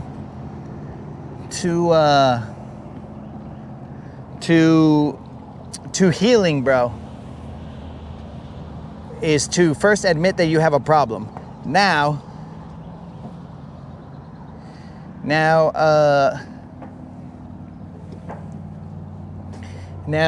Spot Snatcher has asked, how do you detox from kale? Well, step one, date a chick. Then after that, bro, it's all self-explanatory. But yes, step one, date a chick. And then you will begin the detox from kale.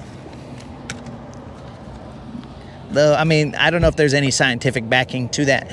But I would bet my medical license that I do not have, I would bet it on, oh, ice cream truck. I would bet it on dating a chick, and that will get rid of your kale urges.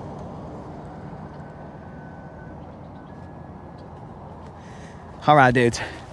We have grinded or ground. We have ground all day. No, it's grinded. Partake in kale once a month. Decalcify your blood. All right, there are too many kale puns going on here. I will leave you guys with the Guntersville jams while I walk, not run, to go get the truck. Wait, did I not add that one? Seems like I didn't add it. Hold on.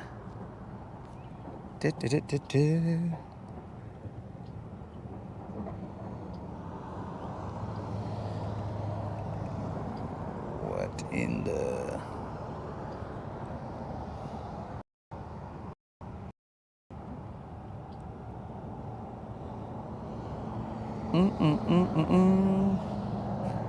There it is. Let me put it here and add it to a playlist here. Save to playlist. That one. Orale, bros. It is now in the playlist. Now let's go to my playlist. Why was it not there to begin with? I don't know. Here we go, guys. Sun just broke that tree line. Yeah. Morning fog on the glass. Check blowing up on the phone screen. They all waiting on that bass. Hey. Yeah, they slide up, red bus dust on his boots. Silver sitting pretty fresh, wax on the blue. Cooler full of bottles, everyone just water. Shakes one up last, gotta fish a little smarter. Yeah, push our big green, hit the light, let's ride. Spotlight set, he's on the side. Guntersville glass, little rip about a reach. Hat down, low camera all on the feed. Out here with LA on the big G water. Zero to hero, hit the bell, hit the starter. If he hooks a bass or he heads back flat, somebody in the chat still gon' win off that. Silver on the waves, little weight, no bother. He just sips on water. Zero to hero, that's the deal, that's the show. Win or lose, still the realest on the road. Let's go! Country boy flow with a back deck bounce. Talking to the lens while he calls his counts. Missed one, bang, that tail was wide. Chat spaz out, throwing fire down the side. Little rap run when he flips that jig. Come on, big girl, let's dance, go big. Ride, tip, jump, hobo, go wild. He lean back, screams, we alive, we alive. Out here with LA on the big G water. Zero to hero, hit the bell, hit the starter. If he hooks a bass, so he hits back flat. Somebody in the chat still gon' win off that. Silver on the waves, little weight, no bother. He just sips on water. Zero to hero, that's the deal, that's the show. Win or lose, still the realest on the road. From the dock to the drop off, he stay true. Whole crew tuned in on the live view. No hype dream, just a clear cold sip. Got faith in the cast and the fingertip. Type HERO in the box right now. If I land this fish, I'ma pick y'all out. Even if the bite's low, vibe still high. Cause the man Bo Lake keep the hope in the sky. Out here with LA on the big G water. Zero to hero, hit the bell, hit the starter. If he hooks a bass, so he hits back flat. Somebody in the chat still gon' win off that. Silver on the waves, little weight, no bother. He just sips on water. Zero to hero, that's the deal, that's the show. Win or lose, still the realest on the road, on the road, on the road. Sun getting high, he's hitting back slow. Drop a sub, y'all know how it go. Guntersville shine on the hull like chrome. Zero to hero, take the long way home.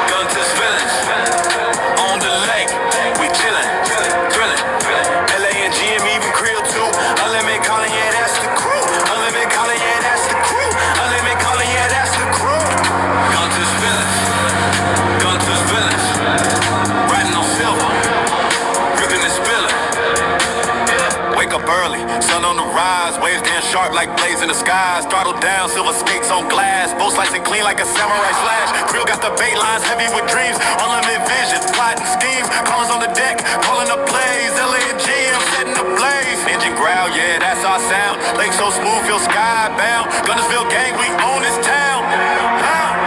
Guntersville, Guntersville, on the lake, we chillin', thrillin'. LA and GM even Krill too. Unlimited calling, yeah, that's the crew. Unlimited calling, yeah, that's the crew. Unlimited calling, yeah, that's the crew.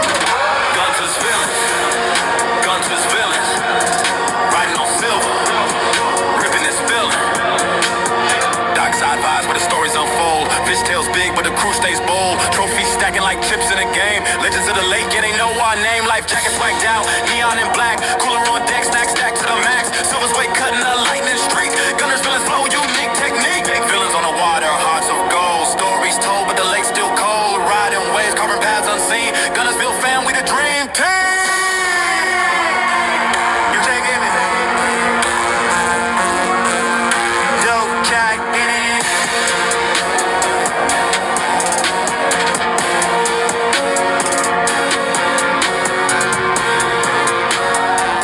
Hey Moon, maybe you should move to California to be with the rest of your kind.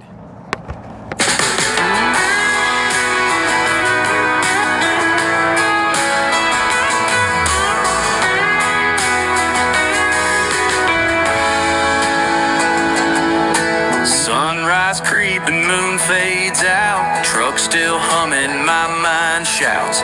Honey buns, wrappers on the dash.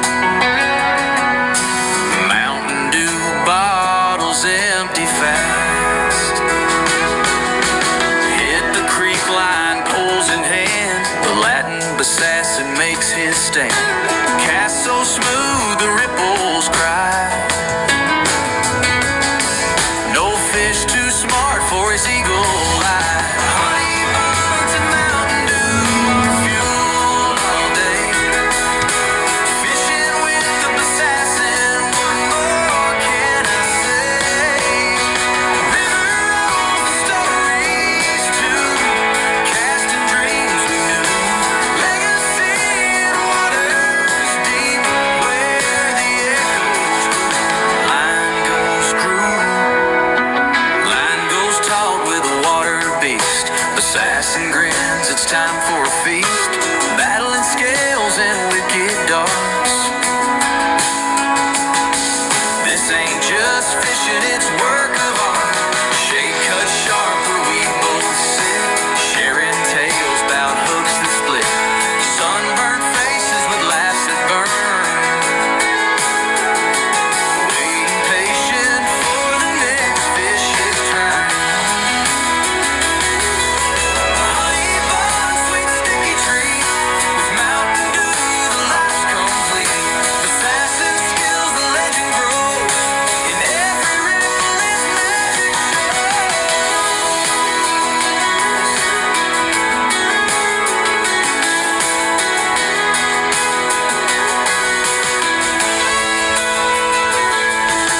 Honey buns and Mountain Dew are few all day. Fishing with the assassin, what more can I say?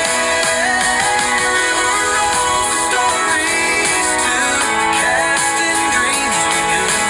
Legacy in waters deep, where the echoes grew.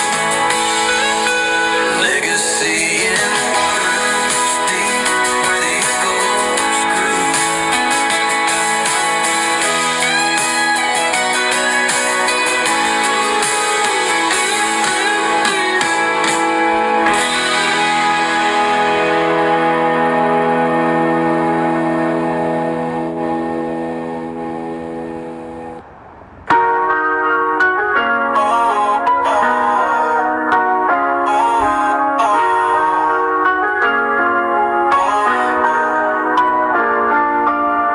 Cast it out real slow, feel the tension in my soul. Riding my grip, got that pain under control. Water ripple talking, secrets of the stream. Catching monsters out here, living the dream. Just out here looking for some fine bass stitches, reeling in the big ones. Scratching all my itches, hook sharp, game strong. No need for wishes, just out here looking for some fine bass stitches. Yeah, riverbank throne, I'm the king of the scene. Cooler full of brews, keep the vibe pristine. Spinner bait flashing, sunlight gleam. Fish jumping high, got 'em chasing just out here looking for some fine bass stitches, reeling in the big ones. Scratching all my itches, hook sharp, game strong. No need for wishes, just out here looking for some fine bass stitches. Drag screaming, feel the fight, adrenaline surge, right bending, heart pounding, primal urge. Splash in the shadows, trophy in sight. Catch of the day under moonlight.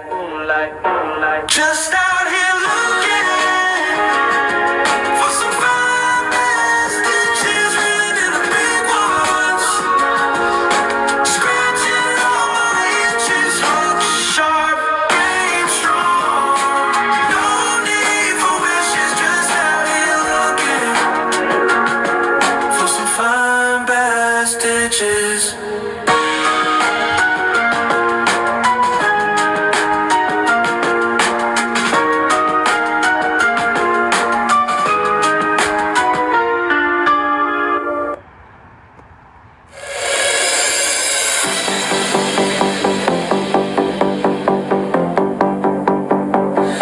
Because I'm all about slow baits, no troubles.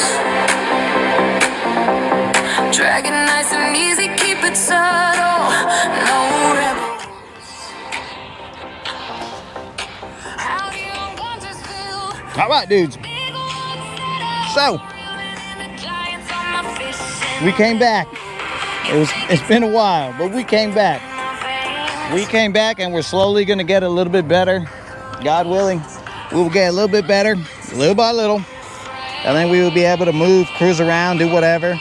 You know what I'm saying? Just go attack places that that we usually wouldn't. But once our leg is fully healed, then we'll get back at it. I do appreciate you guys showing up and showing out, my dude. As always, I do apologize that we could not get that $50 BBL.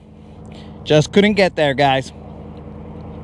Dudes, make sure that you wish happy Mother's Day to all the mothers that are involved in your lives, guys, because without mothers, this place don't run.